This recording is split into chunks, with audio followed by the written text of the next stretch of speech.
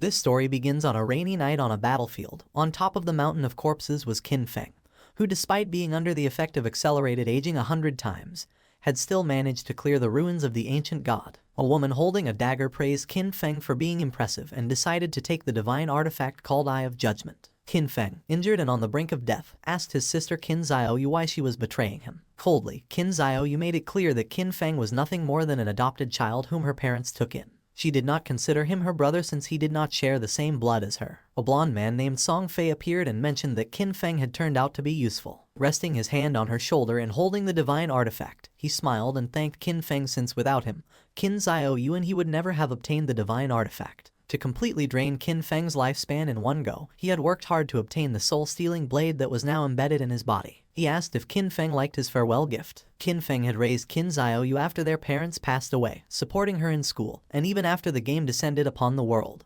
He risked his life countless times for her. But now seeing that she had betrayed him, he realized that he had judged her wrongly. Qin Xiaoyu made it clear that after their parents died, Qin Feng kept meddling in her life, giving her orders and controlling her. Before, when Song Fei and she needed his protection, he was still somewhat useful. But now that they had the divine artifact, the only value he had for them was gone. Song Fei lunged at Qin Feng to end his life, promising that he would take good care of Qin Xiaoyu. As death was approaching, Qin Feng promised not to let them get away with it. Just before he could finish the sentence, Song Fei took his life. In 2025, the God-forsaken game descended where the only currency was lifespan.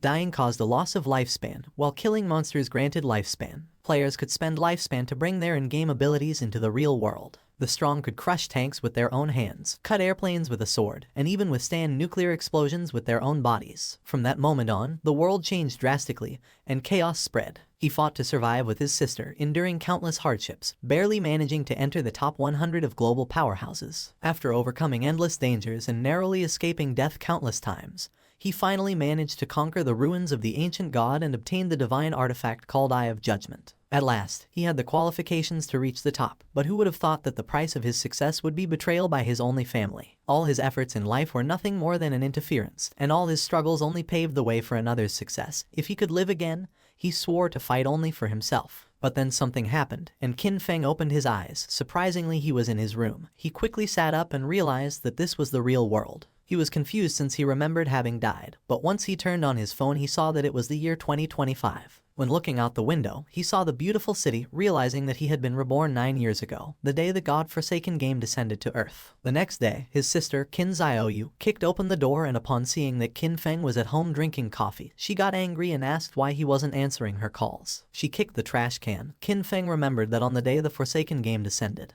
he and Qin Xiaoyu had a big fight over Song Fei. On the wall were the posters of Song Fei. Before the game descended, Song Fei was a somewhat famous underground idol, and Qin Xiaoyu was his obsessed fan. Song Fei seemed glamorous on the surface, but in reality, he was a complete scoundrel who had deceived many of his fans to take their money and take advantage of their bodies. And to prevent Qin Xiaoyu from being scammed, Qin Feng always forbade her from associating with that guy.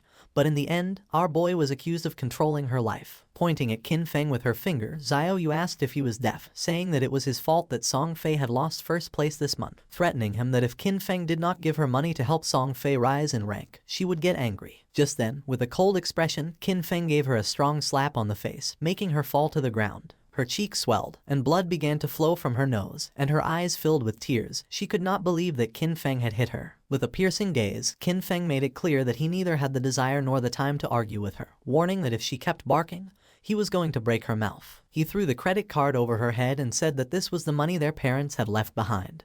And no matter how difficult the situation had been all these years, he had never touched a single cent. For the sake of their parents, he decided not to lower himself to her level, but he made one thing clear: from today on, he did not have a sister like her. Xiaoyu began to cry and could not help but get angry. In his past life, to protect Xiaoyu, Qin Feng lost too many opportunities, too many secret treasures and dungeons that required risky exploration, which he gave up. He took out some sleeping pills, and using water, swallowed them. He was curious, and without this burden, he was going to go far. This time he decided to use his understanding of the game from his past life to get ahead of everyone.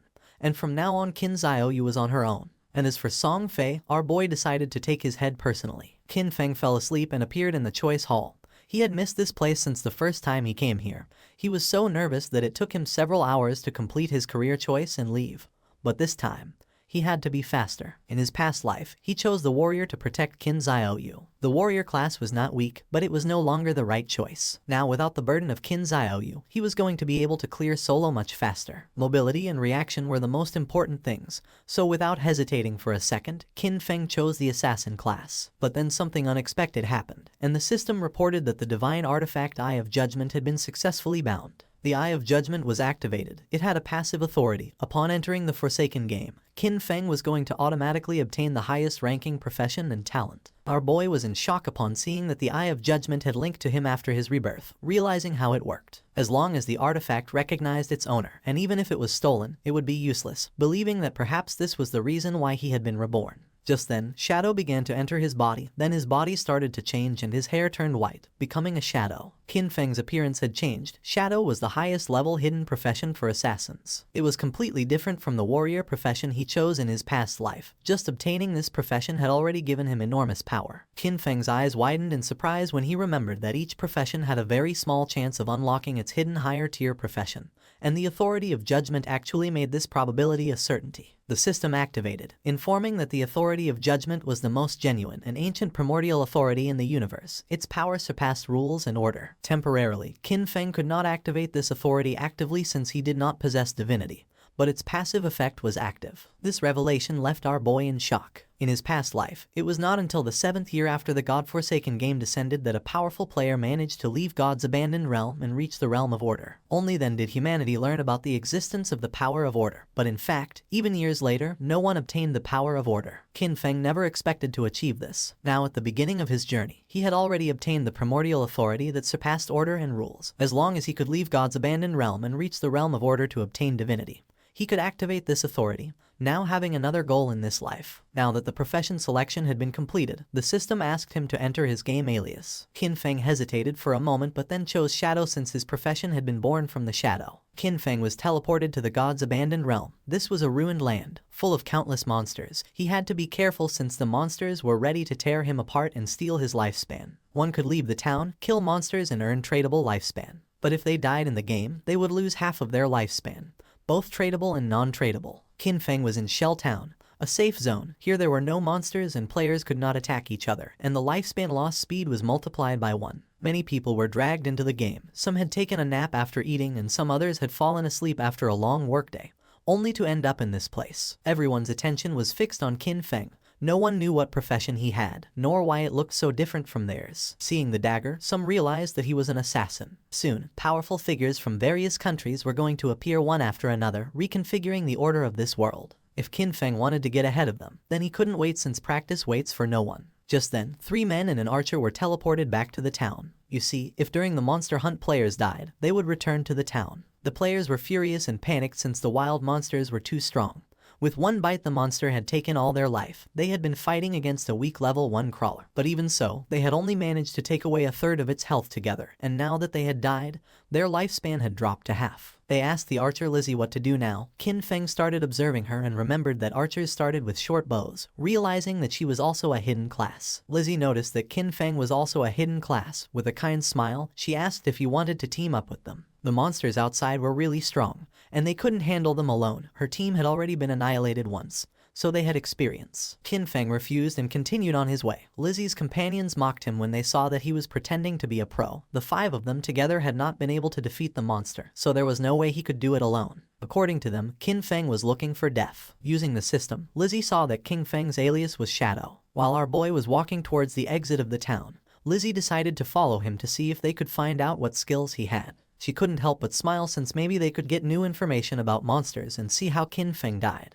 The land abandoned by the gods was a too unsettling and dangerous place. Lizzie and the others began to secretly follow Qin Feng. She did not know why she had ended up here, but with years of experience in online games, she quickly formed a group. However, the first monster they encountered outside of the town annihilated them. She knew that this monster was not an enemy that a level 1 player could defeat. Lizzie's friends were furious since Qin Feng's initial weapon was different from the group's assassin.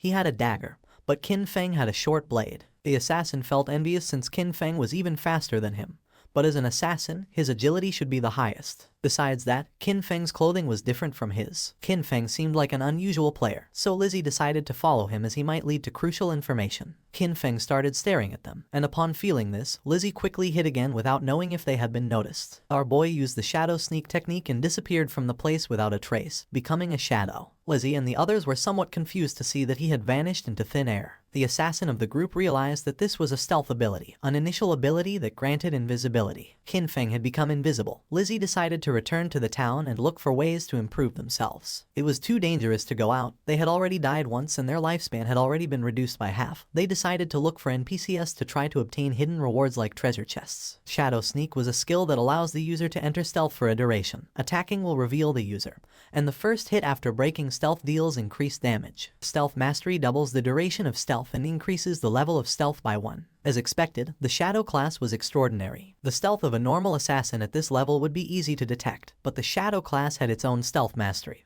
which made it impossible for anyone, even monsters, to notice Qin Feng in the early stages of the game. Our boy couldn't help but think that Lizzie and her friends were naive since the beginner town had nothing that could really improve your strength. It was just a refuge for players. In this forsaken game, weak players were nothing more than prey for monsters. A few seconds later, Qin Feng's stealth came to an end. For now, the duration wasn't very long. Luckily, the cooldown started as soon as he activated stealth. In just a few more seconds, he would be able to disappear again. The status window of Qin Feng appeared. His codename was Shadow, and his class was also Shadow. He had a non-tradable lifespan of 75 years and 0 tradable lifespan, strength of 13 points, constitution of 13 points, agility of 18 points, and spirit of 15 points. All players started with base stats of 10, and the different classes granted additional bonuses. The warrior class he had chosen in his past life only gave him 3 points in strength and constitution. But this time, the Shadow class had granted improvements to all stats, and agility had increased by 8 points. He still had 5 free attribute points to assign. Most players use their points on strength or spirit to increase physical or magical attack power, but that was a big mistake. Without losing a second, Qin Feng assigned the 5 points to agility, now being 23 points. This statistic was key since in the early game, no matter how one allocated their stats, the monsters would always deal overwhelming damage to the players, and the only way to kill monsters without taking damage was to increase agility and boost speed. Then something caught Qin Feng's attention. There was a monster behind a tree. It was a level 1 crawler with a normal grade, but it was evolving. Qin Feng became alert upon noticing that it continued absorbing lifespan.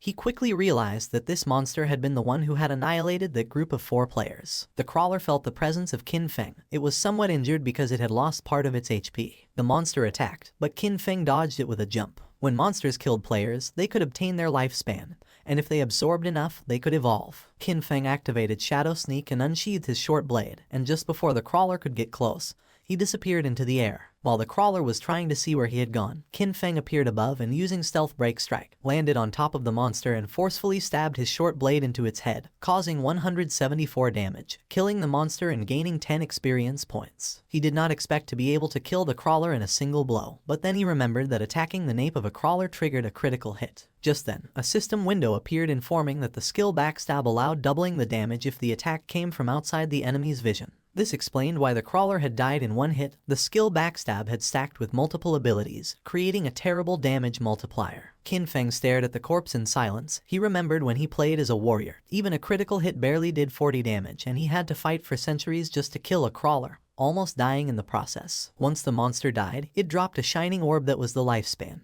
Qin Feng clenched his fist and absorbed the lifespan, gaining 3 days of tradable lifespan, and 54 years and 155 days of non-tradable lifespan. 5 people had died, each losing at least between 20 to 30 years of lifespan, adding up to a total of more than 100 years. But since the crawler had absorbed it first, Qin Feng only obtained 54 years. For now, the non-tradable lifespan was not useful. But at that moment, the authority of the Eye of Judgment was activated, granting Qin Feng the talent called Infinite Evolution. By killing monsters solo, he had the chance to earn evolution points to upgrade skills. Every 24 hours, he would gain 5 evolution points, and defeating a boss class monster alone guaranteed evolution points. Currently, he had 5 points. He had infinite evolution and could improve his skills. In his past life, he had never heard of anything like this, no matter what equipment or skill book monsters dropped.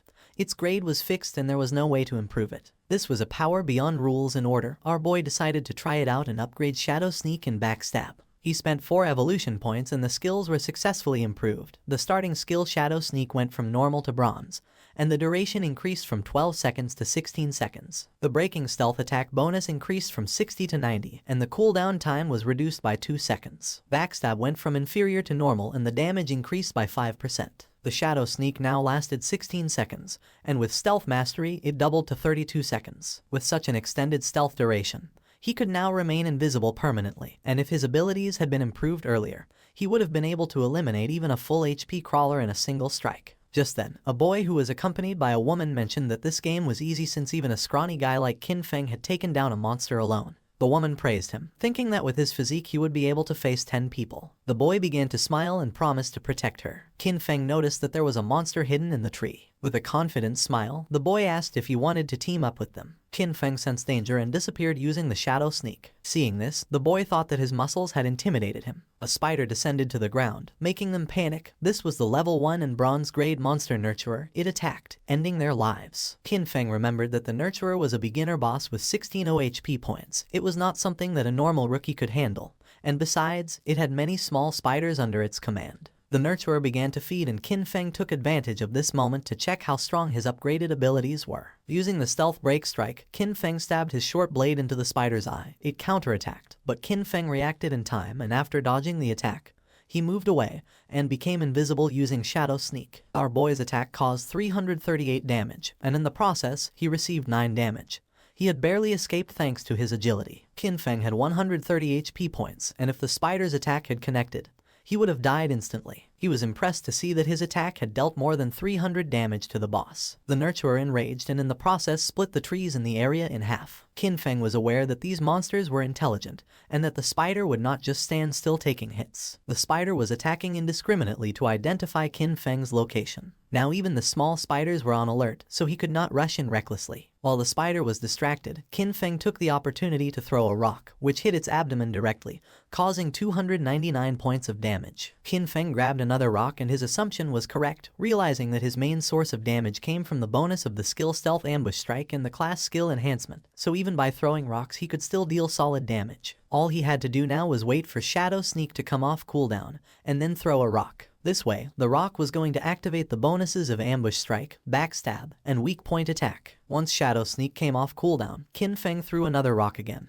dealing 279 points of damage to the spider, and then activated Shadow Sneak again. His plan was simple: stay hidden until Shadow Sneak was off cooldown, and then attack again. At the same time in the town, the leaderboard was updated revealing that the player Shadow had killed the boss nurturer of bronze grade, being the first to reach level 2, rising to the list as number 1. The other players were in shock since most had died to mobs and could not understand how someone had already defeated a boss. Lizzie and the others were speechless upon seeing that Qin Feng had defeated a boss and ascended to level 2, while they could not even handle normal mobs together, believing it must be a system error. The woman and the man who were attacked by the giant spider spawned in the town and were in shock upon seeing that someone had killed that big spider, realizing that Shadow was the boy they had seen earlier in the forest. Back in the forest, the system announced that Qin Feng had killed the boss nurturer, obtaining 300 experience points and 2 evolution points. Additionally, Shell Town's level leaderboard was unlocked, granting our boy 1 reputation point. Qin Feng began to absorb the lifespan of the spider. The moment the big spider died, the small ones scattered, which was a waste. He couldn't help but regret it since he should have killed the small spiders first to gain more experience. He obtained 46 tradable lifespan and a new skill book called Greedy Hand of bronze quality along with a corrosive dagger, which had 35 damage points and 4 agility points. After learning the skill Greedy Hand, Qin Feng could use it on defeated monsters, granting a 20% chance to obtain an additional loot reward. Qin Feng was somewhat surprised as he did not expect a bronze boss to drop this god-tier assassin skill. This skill significantly increased loot acquisition. In the late game, defeating powerful bosses would have a 20% chance of producing extra loot. According to what Qin Feng remembered from his past life, there was a guy in the Godslayer guild who had average combat strength. But just because he had this skill,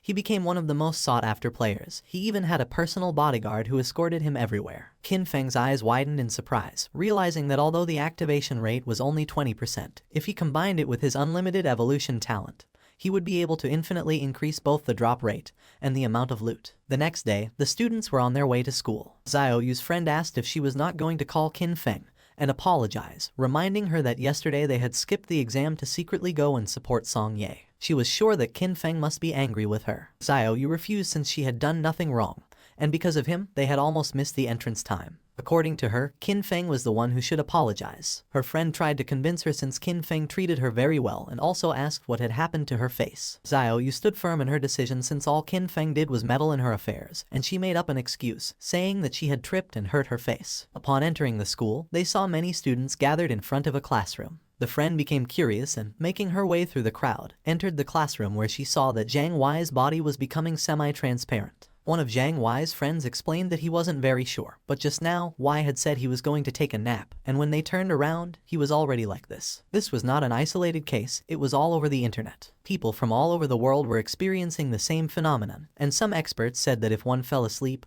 they would enter a semi-transparent state like a ghost, and no one knew why. The friend went on alert and decided to call her parents to warn them and advised Xiao Yu to call her brother to warn him as well just in case. But she refused since she preferred to see him dead rather than contact him. Meanwhile, Qin Feng evolved the new skill Greedy Hand, upgrading it from bronze quality to gold. Now, when looting an enemy, the probability of obtaining an extra piece of loot increased from 20% to 70%.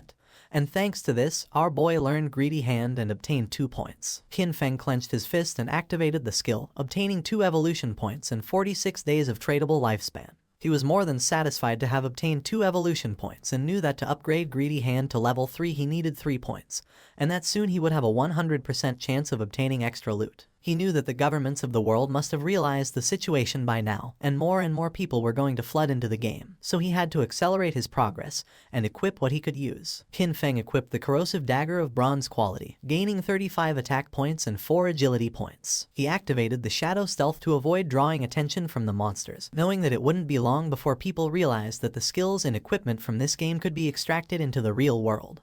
And when that happened, the world would fall into chaos. Extracting skills and equipment required 2 conditions. First, reaching level 10, and second, having enough tradable lifespan. Defeating small monsters took too much time, so he decided to find stronger bosses. While he was walking through the area, he heard someone fighting, and when he went to the cliff, he saw several players fighting against a level 2 sprint predator, bronze grade. Qin Feng was planning to find stronger bosses, and now he had found a sprint predator, being a perfect timing. The monster attacked, but the player carrying a shield and mace blocked the attack without much effort. It was Wang Meng. Qin Feng did not expect to meet him here, realizing that the rumors were true. It was said that when Wang Meng first entered Forsaken Game, he had gathered an entire team of hidden class players. The 6 members of his team were hidden class users. Wang Meng summoned the Holy Barrier, creating a golden barrier to repel the monster. He had the hidden class of Holy Shield Warrior, having twice the basic stats of a normal warrior. And, as if that were not enough, he also had an innate invincibility skill. While the monster was distracted, the mage of the team summoned a fireball which hit directly against the creature's arm. She had the mage class hidden profession called Prophet, which allowed her to inflict double the magical damage of a normal mage and came with an incorporated prophetic fireball. The archer of the team had the hidden profession of the archer class called Sharp-Eyed Shotter, granting the user double the stats of a normal archer, and came with an incorporated rapid shot skill. The priest had the Oracle Priest class, having twice the healing power of a normal priest and a group healing ability. The archer and the mage attacked together, but the monster evaded the attacks without much effort and attacked Wang Meng, forcing him to retreat. The archer panicked upon seeing that the ranged attacks were not hitting, thinking that this boss was too fast. The priest healed Wang Meng, and he decided that the best way to defeat this boss was to keep attacking while the healers took care of healing. Seeing that he planned to wear down the monster's health little by little, Qin Feng thought that Wang Meng was very optimistic, but he knew that he was forgetting the most important thing. This was the wild nature, and if a battle dragged on, other monsters would be attracted. Just then, 2 monsters appeared behind Wang Meng. Qin Feng recognized them as corruptors, regular level 2 monsters covered in dark brown mud, specialized in using ranged attacks. The swordsman of the team rushed towards the monsters and attacked one of them. He had a hidden class that our boy had not seen before. The attack caused 33 points of damage, and the swordsman did not take long to realize that the defense of these monsters was very high. The corruptor vomited mud on the swordsman. It was ground bind and now his movement speed had decreased. The other corruptor began to chase the mage, forcing her to flee with tears in her eyes. But just then, Qin Feng jumped in the blink of an eye, decapitated the monster, causing 441 points of damage, saving the mage and leaving everyone in shock. Our boy's attack was so powerful that he defeated the corruptor in a single blow. The mage became confused, not knowing who had done this and if someone was helping them. With the help of his sword, the swordsman stood up. He was in shock upon seeing that someone had eliminated a level 2 corruptor with a single blow. While on the other hand, for them to defeat a level 1 corruptor they had to join forces for 10 seconds. The corruptor tried to attack, but again, Qin Feng moved like lightning and decapitated the monster. The swordsman began to tremble with fear and asked if Lai Zai had seen who it had been. She panicked and said that she had not seen it. Wang Meng stood up and asked them not to get distracted. Deep down he hoped that Qin Feng was on their side. Now only the sprint predator remained, and our boy was watching from a branch. As a reward for having killed 2 level 2 corruptors, he obtained 40 experience points, 1 evolution point, the skill book called Venom Dart of common quality, and 8 days of tradable lifespan. Qin Feng did not waste a second and evolved Venom Dart as it was a perfect mid-range poison damage skill. Upon evolving it, the skill rose to level 2 and went from common quality to silver. It allowed the user to throw a deadly poison dart with a maximum range of 14 meters, inflicting 120 attack damage points upon impact and applying the status Venom, with a cooldown of 5 seconds. The status Venom inflicted 50% continuous damage per second, lasting for 5 seconds and could not be stacked. The monster attacked again. Wang Meng managed to block the attack with his shield, but in the process, the creature stabbed its sharp limb into his stomach. Wang Meng dropped his shield and mace to the ground, and the monster took advantage to stab him with its other limb, causing him terrible pain. The archer began to tremble with fear. The priest panicked knowing that this was not good since he could not heal fast enough. In a desperate attempt, Wang Meng asked them to flee. Qin Feng shot a dart, which lodged in the head of the sprint predator, causing 845 points of damage. The mage and the archer were in shock upon seeing that the attack had taken half of the boss's HP. Both the monster and Wang Meng began to writhe in pain, and venom started to emerge from the monster's wound until its body collapsed to the ground, causing 324 damage multiple times. Since Qin Feng had inflicted more than 90% of the damage, the loot belonged to him, and for having killed the sprint predator, he obtained 600 experience points, reaching level 3, obtaining 2 evolution points and 55 days of tradable lifespan. He did not expect that the damage over time of the Venom Dart would activate his class's passive ability. With stealth, he could remain invisible and throw darts indefinitely, and now nothing in the early and mid-game could stop him. The loot began to emerge from the monster's corpse. Wang Meng was in shock upon seeing the amount of damage the monster had taken, and several seconds later, the loot disappeared. Wang Meng stood up and thanked Qin Feng for saving them, but our boy made it clear that in the wildlands, one could not trust people so easily, leaving everyone in shock. Wang Meng thanked our boy for the advice and they decided not to bother him while he was checking the loot. He also added that if he ever needed anything, he could come to find him. Qin Feng picked up the loot, realizing that Wang Meng seemed trustworthy. Plus, he had the backing of Daxia's government, which had many resources. Our boy decided to look for a stable sales channel to sell the unused loot. He used Greedy Hand, gaining 3 evolution points and 55 days of tradable lifespan, acquiring Sprint Predator's bronze quality leather greaves. Our boy equipped the leather greaves, obtaining 9 points in physical defense, 5 points in all elemental resistances, along with a 15% cooldown speed. This had been a great loot, since he still had many other class gears and skill books, and once his bag was full, he decided to return to the town and exchange everything for lifespan. His eyes began to shine with confidence since this time his growth was 100 times faster than in his last life. Not far from the area, another team of players was being attacked by more monsters, and seeing that the number of monsters was increasing, they decided it was better to flee. But before they could do so, another much larger monster appeared, and just before the players could escape, the monster attacked with sharp vines, killing them all. The players respawned in the town and couldn't help but feel frustrated since the monsters always appeared in groups and fled when they had low health. It was said that players had to be level 3 to leave the game, but this seemed like an impossible task. Some players thought they needed more people since a team of 3 players was not enough, believing they should form groups of 6 or 10 players. The other player argued that this was not going to work since he had seen a team of 10 be surrounded and wiped out. Plus, too many people were going to attract a boss, and recently, a group of 40 had activated some Curse Master and it had annihilated more than 30 of them in one single strike. Lizzie's team also spawned back in the town. If the players did not reach level 3, they were going to be trapped inside the game forever. They had all ended up here after falling asleep, so in other words, only their consciousness was inside the game, and if they could not get out, their real bodies were going to starve to death. Lizzie was frustrated because she did not know why the game was so difficult. Her friend panicked since they had already died 3 times and their non-tradable lifespan had dropped to less than 10 years, and at this rate, they were going to end up dying in real life. Despite not knowing if it was real or not, Lizzie knew that they could not afford to die again. Upon seeing that Shadow was level 3, she was somewhat confused, realizing that he must have discovered some trick. She knew they needed him to carry them to level 3 in order to escape this game. Clenching her fist, she gave the order to her team to spread the word. They had to get Shadow to help them reach level 3. She was determined to give him 10 million in cash once they returned to reality. The others were in shock, but she knew there was no way Shadow could ignore the 10 million. Back in the forest, our boy took down a level 2 polluter, earning 20 experience points and 1 evolution point. After absorbing the lifespan of the monster, Qin Feng decided that he already had enough evolution points and decided to spend the 5 points he had to evolve Greedy Hand. It improved in quality, going from platinum to emerald, increasing the probability of obtaining extra loot to 160%, and now the extra loot had a 20% probability of being 1 tier higher. Qin Feng was amazed knowing that the effect was insane, realizing that if he kept evolving it, it would reach 100% or even 200%. It was raining, and something caught Qin Feng's attention. It was the monster called Curse Master which was wandering through the forest. This monster was a bronze tier boss and was consuming vital force to advance to a silver tier boss. For Qin Feng, it was normal that this boss had annihilated a team of 40 men. For now, our boy had a full inventory, so even if he killed the monster, he wouldn't be able to pick up the loot, so for now, he decided to mark this place on the map. The boss's evolution took some time, so he thought about emptying his inventory first and coming back later. In the town, the news that someone was offering 10 million for Shadow, the #1 player on the leaderboard, to help them level up quickly had spread everywhere. People were dying, losing lifespan, so the rich had already started looking for a way to escape, meaning that the commoners were doomed. While people were chatting, Qin Feng appeared in the town, leaving everyone in shock. Using the system, he activated the market stall option, making the system announce that he was selling equipment and skills, with the stall available for only 10 minutes. The players were in shock upon seeing that he was wearing 2 pieces of bronze tier gear,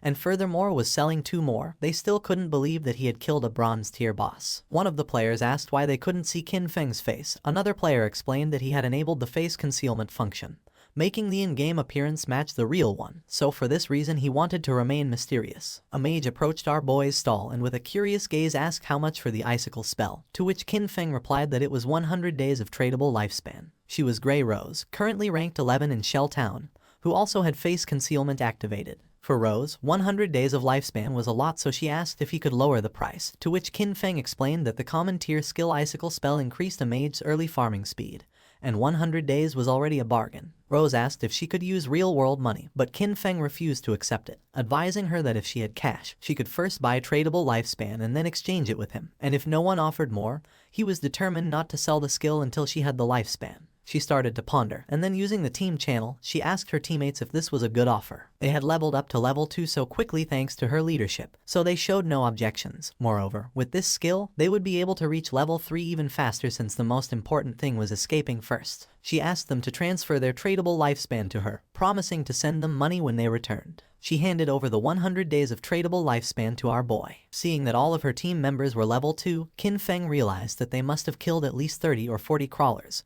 Therefore, their tradable lifespan should be much greater than 100 days. Qin Feng sold the spell, obtaining 100 days of tradable lifespan. Now his tradable lifespan went from 268 days to 368 days. Just then Lizzie appeared and was happy to have found Shadow. With a smile, she gave him an opportunity. In exchange for helping her ascend to level 3, she promised to give him 10 million in money when they returned to the real world. The other players were in shock. She was Jiang Lizzie, and in our boy's past life, she was the leader of a criminal syndicate. Later, her syndicate was annihilated by the country. With a confident smile, she said that her father was the president of Dajiang Industries, and seeing that our boy didn't believe her, she asked him to look her up. According to reports, it was said that she used cash to lure people into selling their lifespan, then kidnapped them for forced labor, and those who had resisted had been murdered in reality. Qin Feng coldly rejected the offer knowing that she was scum. Lizzie admitted that Shadow was strong in this game but revealed that no one knew how the game worked yet, so she advised him to team up with her, and in return, she would make sure he lived in luxury, cars, houses, women, and everything he wanted. Qin Feng did not change his mind and asked her to stop blocking his business. He better than anyone knew that cash was worth nothing.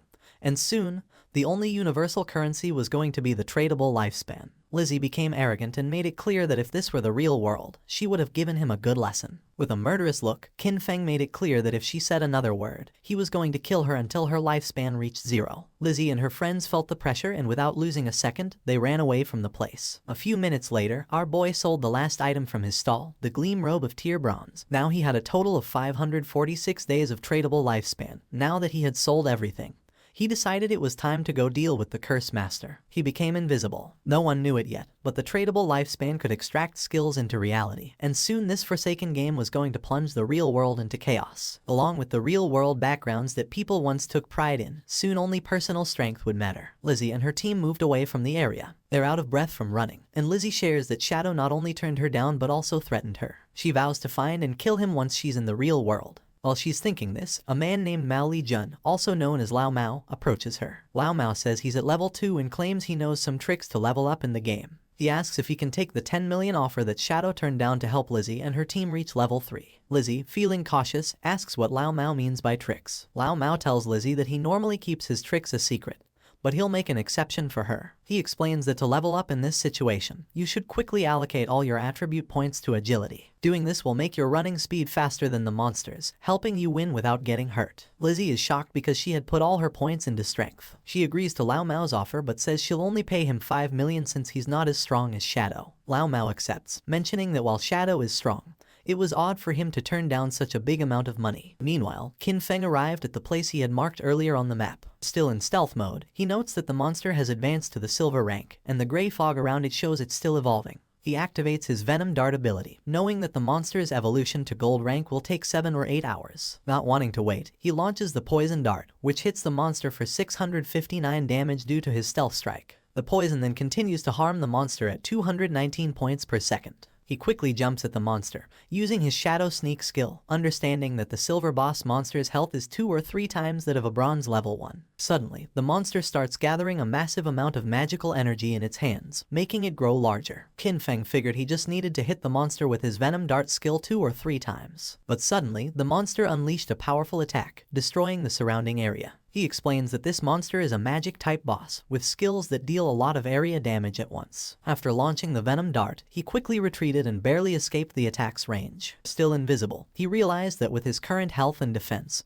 he wouldn't survive if he took the monster's attack directly. As the battle continued, the monster started charging another big attack. Its massive form turned toward him, but he stayed calm, moving carefully across the battlefield while watching his cooldown timer. His hidden shadow ability wasn't ready yet, so he needed to wait for the boss to show a moment of weakness. The plan was simple: wait for the right moment, strike precisely, and disappear before the monster could hit back. Moments later, the creature stumbled, briefly distracted. This was the chance. Without waiting, he moved forward, using his Venom Dart skill. The attack hit perfectly, dealing 659 damage. Almost right away, the venom started working, draining the monster's health by 219 damage per second. Seeing the danger, the monster tried to escape, but Qin Feng wasn't going to let it get away. He followed closely, his eyes focused and determined. The monster was nearly defeated. Its attempt to run away was useless. In a swift movement, Qin Feng vanished and reappeared on the creature's head, slamming it into the ground. The system quickly confirmed his victory. He had defeated the silver-ranked boss. A stream of notifications appeared before him. He gained a total of 1,800 experience points,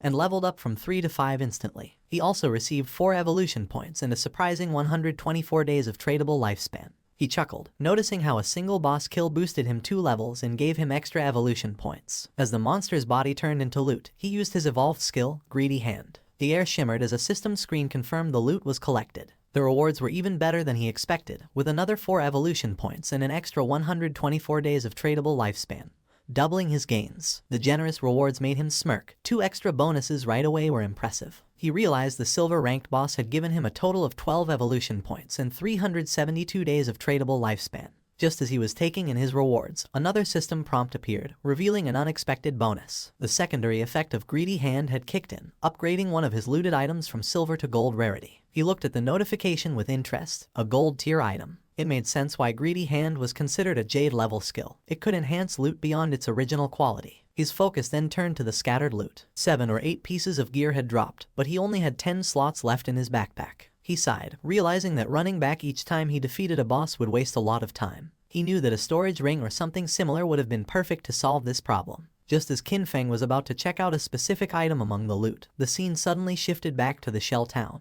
There, the mage from Wang Meng's team appeared in a flash of light, her face showing relief. She was finally back, all thanks to Wang Meng. As the rest of the team followed, they thanked him, admitting that without his leadership, they wouldn't have reached level 3 and returned safely. But Wang Meng brushed off their praise, saying their progress was due to everyone's hard work. The mage, however, couldn't let go of a lingering regret. She sighed, wishing she had managed to add Qin Feng as a friend in the forest. She thought maybe it was because she had been covered in mud at the time. Her teammate reassured her with a playful grin, saying that with her new outfit, she looked great, and surely the mysterious player wouldn't reject her again. As they chatted, a system announcement echoed through the town. The leaderboard had been updated. Shadow had reached level 5. The news shocked the players in town. Someone couldn't believe how Shadow had jumped from level 3 to 5 so quickly. The only explanation was that he must have defeated a powerful boss monster. Another player mentioned that just 10 minutes ago, he saw Shadow casually selling gear in the town square. And now this. Another guy said that his sister had just turned 18, and if Shadow liked her, it would be a big win for their family since having Shadow's help with leveling up would be a game changer. His friends quickly dismissed the idea, reminding him that Shadow wasn't interested in 10 million cash,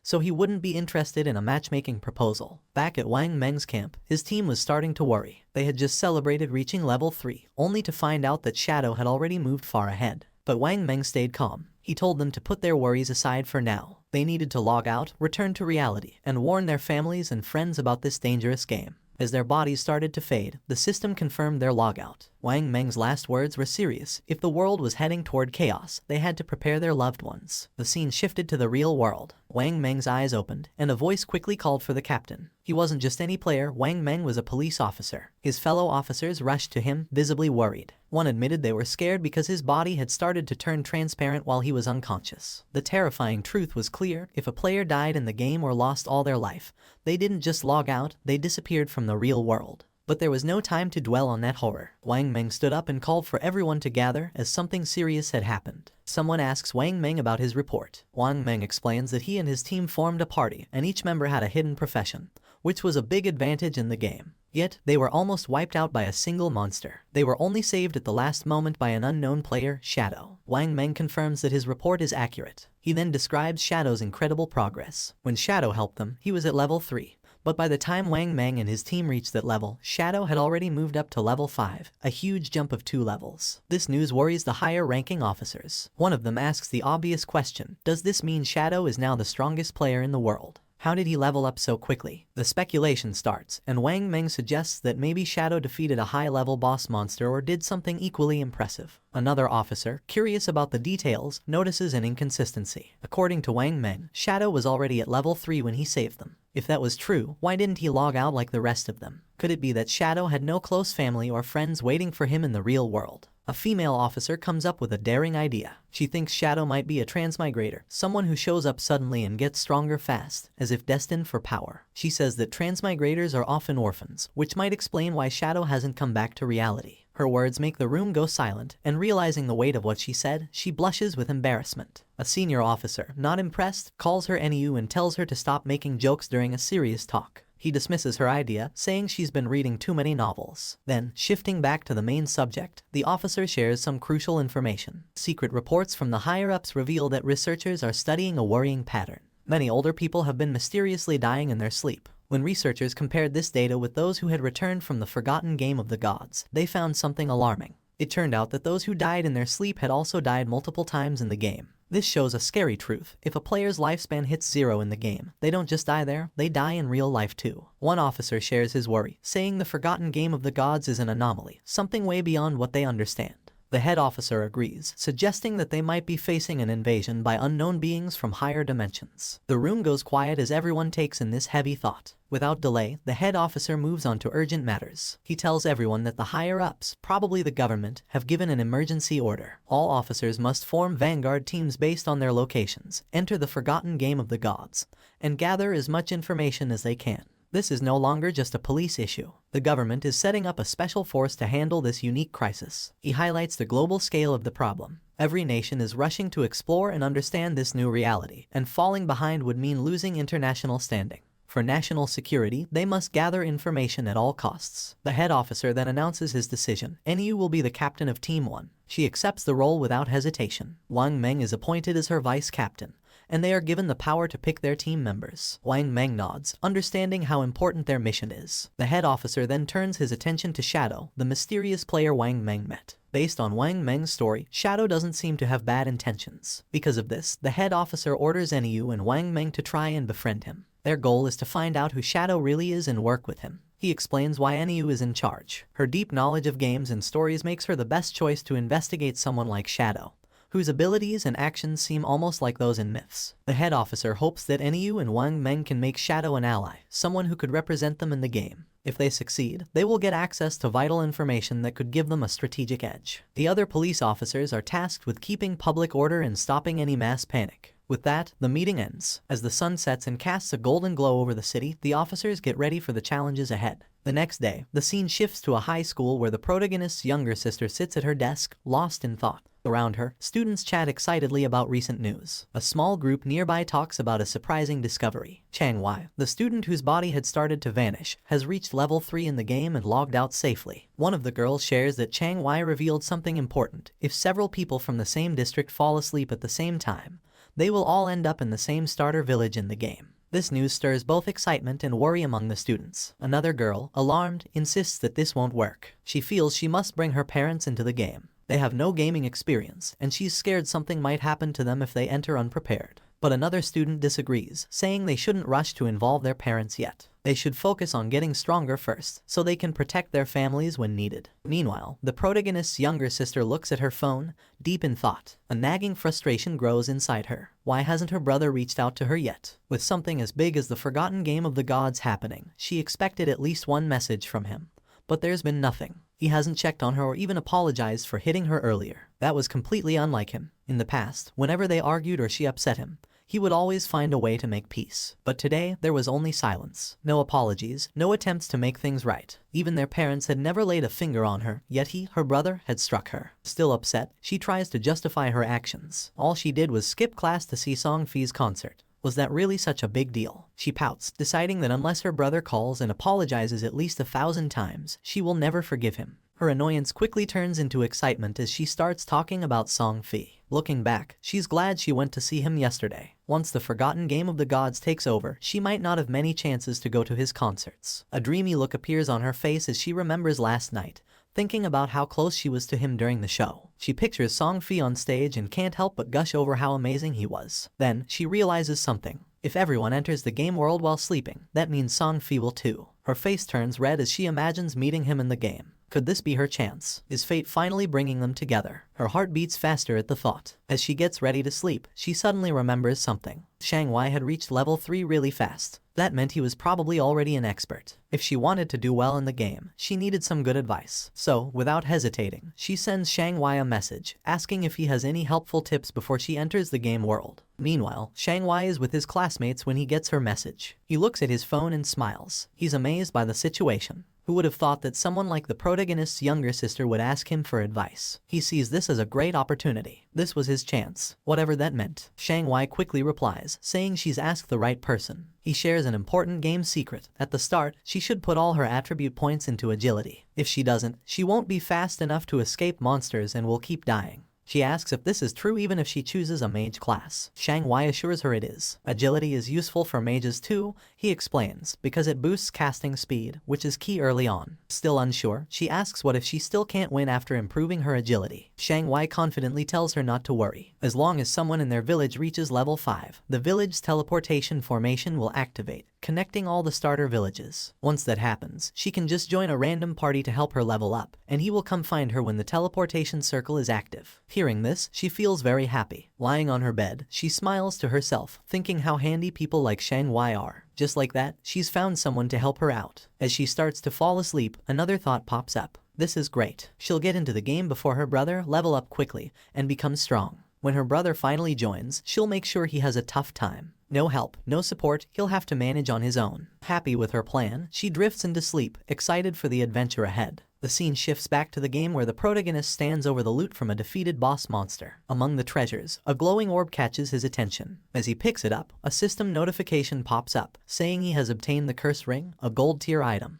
The system then details its attributes. The ring can be used by anyone and gives a boost of 8 points to all attributes. It also increases dark elemental resistance by 26 points and makes weak point attacks 1.5 times stronger. But you need to be at least level 4 to wear it. Looking at the benefits, the protagonist sees that the total boost is 32 points, similar to leveling up 3 times. Plus, the ring's dark resistance will be helpful against many enemies, and the weak point attack boost is a nice bonus. Knowing this, he sees the cursed ring as a valuable item for his journey. Before he can think more about his new item, another system notification shows up, saying he's learned a new skill called Instant Shadow Slash, a silver tier assassin type ability. The system explains how it works. When used, the skill sends out multiple slashes in one direction, reaching up to 15 meters. It also gives temporary invincibility for 5 seconds, hitting all enemies in a 2.1 meter wide path 3 times. Each hit deals 100 damage and counts as a backstab, but it doesn't hit weak points. The skill has a 12-second cooldown. Seeing how useful this ability is, the protagonist knows it's a strong area attack with the bonus of temporary invisibility. He quickly learns the skill. With some evolution points left, he decides to improve one of his key skills, Greedy Hand. The system takes 8 evolution points and upgrades the skill from Jade rank to Diamond rank. The effects of Greedy Hand get a big boost. The chance of getting extra loot from defeated monsters goes up from 160% to 220%. And the chance of that loot being upgraded by 1 level increases from 20% to 40%. Thinking about this upgrade, the protagonist realizes that with this improvement, he'll now get 2 pieces of loot per enemy, making each kill 3 times as rewarding. Not wanting to waste his remaining evolution points, he upgrades Instant Shadow Slash by 3 levels. The system takes 3 evolution points, leaving him with just 1. The skill quickly evolves, moving from silver rank to gold rank, and finally reaching platinum rank. The skill's attack range has expanded, growing from 15 meters to 21 meters, allowing for greater reach. The invisibility now lasts 7 seconds, giving him a bit more time to stay safe. The number of slashes has increased from 3 to 5, hitting all enemies in its wider 3.1 meter path. The cooldown is slightly shorter, going from 12 seconds to 10.43 seconds, which makes it a bit more efficient but still needs careful use. Each strike now deals 200 damage, doubling its previous strength. Every attack counts as a backstab, triggering the backstab skill effect, even though it can't hit weak points. Seeing these upgrades, the protagonist knows that while the cooldown isn't much shorter, the skill's ability to keep him invisible longer can be a big advantage in fights. Looking at the rest of the loot, he quickly sees that most of it isn't useful. But one item stands out, a silver tier warrior skill book, Battle Roar. He knows selling it will give him more tradable lifespan. Just as he finishes checking the loot, he notices something moving. Turning around, he sees 3 huge creatures coming toward him. Without delay, he recognizes them as level 4 limb crawlers, ugly and dangerous monsters. Instead of being scared, he sees this as a great chance to try out his improved skill. He quickly activates Instant Shadow Slash. In a flash, he becomes a blur, launching a series of fast slashes that cut through the creatures with ease. The limb crawlers are torn apart before they can even react. As the dust settles, a system notification pops up, confirming their defeat. The system records his win, giving him 80 experience points and an extra 5 days of tradable lifespan as a reward. Standing in the aftermath, a dark, intimidating aura surrounds the protagonist. He calmly thinks about his new power, realizing that his ability to defeat enemies has greatly improved. He thinks about a strategy, figuring that if he uses his poison dart skill with Instant Shadow Slash, he could win battles before they even start. Checking his tradable lifespan, he sees he has 618 days. But to bring his game skills and gear into the real world, he needs at least 900 days, or about 2.5 years. With that goal in mind, he plans his next steps. First, sell all the valuable items in his inventory. If things go well, he might reach the required lifespan sooner. Once he hits level 10, he can finally connect the virtual and real worlds. The scene shifts to the protagonist heading back to the starter town, invisible thanks to his latent image skill. Moving quietly, he hears a conversation nearby. A man congratulates a woman on reaching level 3 and reminds her of a promise. Watching them, he sees that it's Lizzie and Lao Mao. Their talk reveals a deal they made before. Lao Mao had agreed to help the Lizzie reach level 3 so she could log out of the game, in return for 5 million in cash. Now that she's reached her goal, Lao Mao is expecting his payment. Lizzie reassures him, asking if he really thinks her father's company, Do Young Industry, can't spare such a small amount. She tells him she'll log out and handle the transaction in the real world. Before leaving, she gives Lao Mao her phone number and tells him to contact her after he logs out. She then makes another offer. She wants to buy all of his tradable lifespan, offering 10,000 in cash for each day's worth. Lao Mao eagerly agrees, excited about the money he'll make. With a smug look, he remarks on how foolish King Fen was for turning down Lizzie's offer, saying they can talk more about the deal when they meet in reality. Unseen by them, King Feng moves silently between them, hidden in plain sight. Lao Mao, unaware of King Feng's presence, dismisses the importance of lifespan in the game. He thinks there's no need to worry since he can gather lifespan just as easily as in-game currency. For him, turning game achievements into real-world money is the best strategy, and he feels clever for figuring this out. The scene shifts to the starter town, where King Feng stands in front of the teleportation gate. As he stretches out his hand, the gate glows with bright blue energy. As the light grows stronger, a system window appears, congratulating him for activating the teleportation formation in Shell Town and awarding him one reputation point. The system explains that he can use the teleportation gate once a day for free, but using it more will cost tradable lifespan.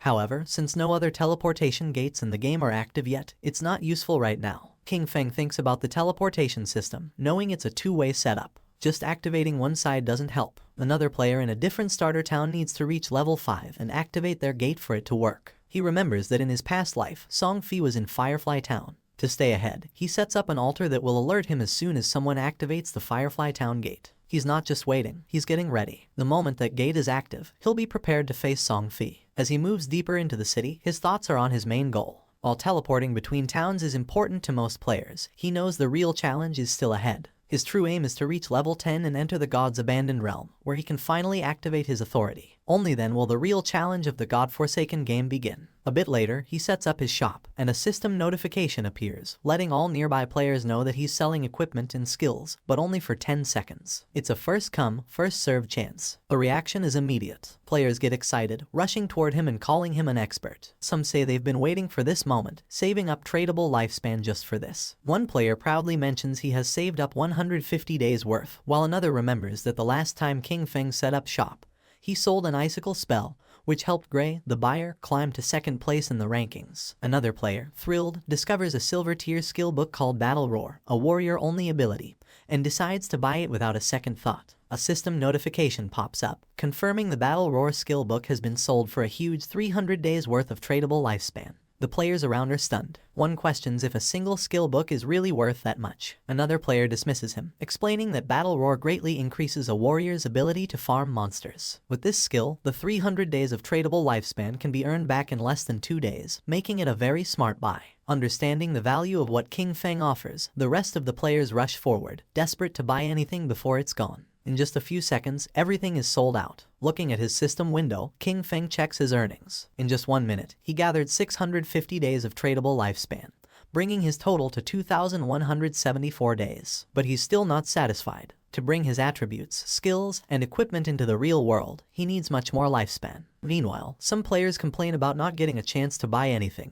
They ask if he'll set up shop here again, and he confirms he will. Suddenly, a female player calls out to him, saying she has a treasure and asks if he's interested in making a deal. As he turns to look, he recognizes her. She's one of Wang Meng's teammates. The system quickly identifies the treasure as a space ring with 12 inventory slots. It adds that the ring doesn't take up King Feng's backpack or equipment slot. King Feng is momentarily taken aback. He knows the true value of the space ring. It's a rare storage item that doesn't use up a ring or backpack slot. Since players can only carry up to 3 storage backpacks, an item like this is invaluable. He understands that while space rings can technically drop from any monster, the chance is incredibly low. The fact that this girl, with her prophet profession, got one so early in the game is amazing. Her luck is incredible. Without delay, he asks for the price of the ring, already figuring out its true worth. In his past life, a 12-slot space ring like this sold for an astounding 3,600 days worth of tradable lifespan. But instead of asking for lifespan, the girl surprises him with her offer. She doesn't want his lifespan at all. Instead, she asks him to add her as a friend and team up with her to defeat a boss monster. King Feng agrees right away,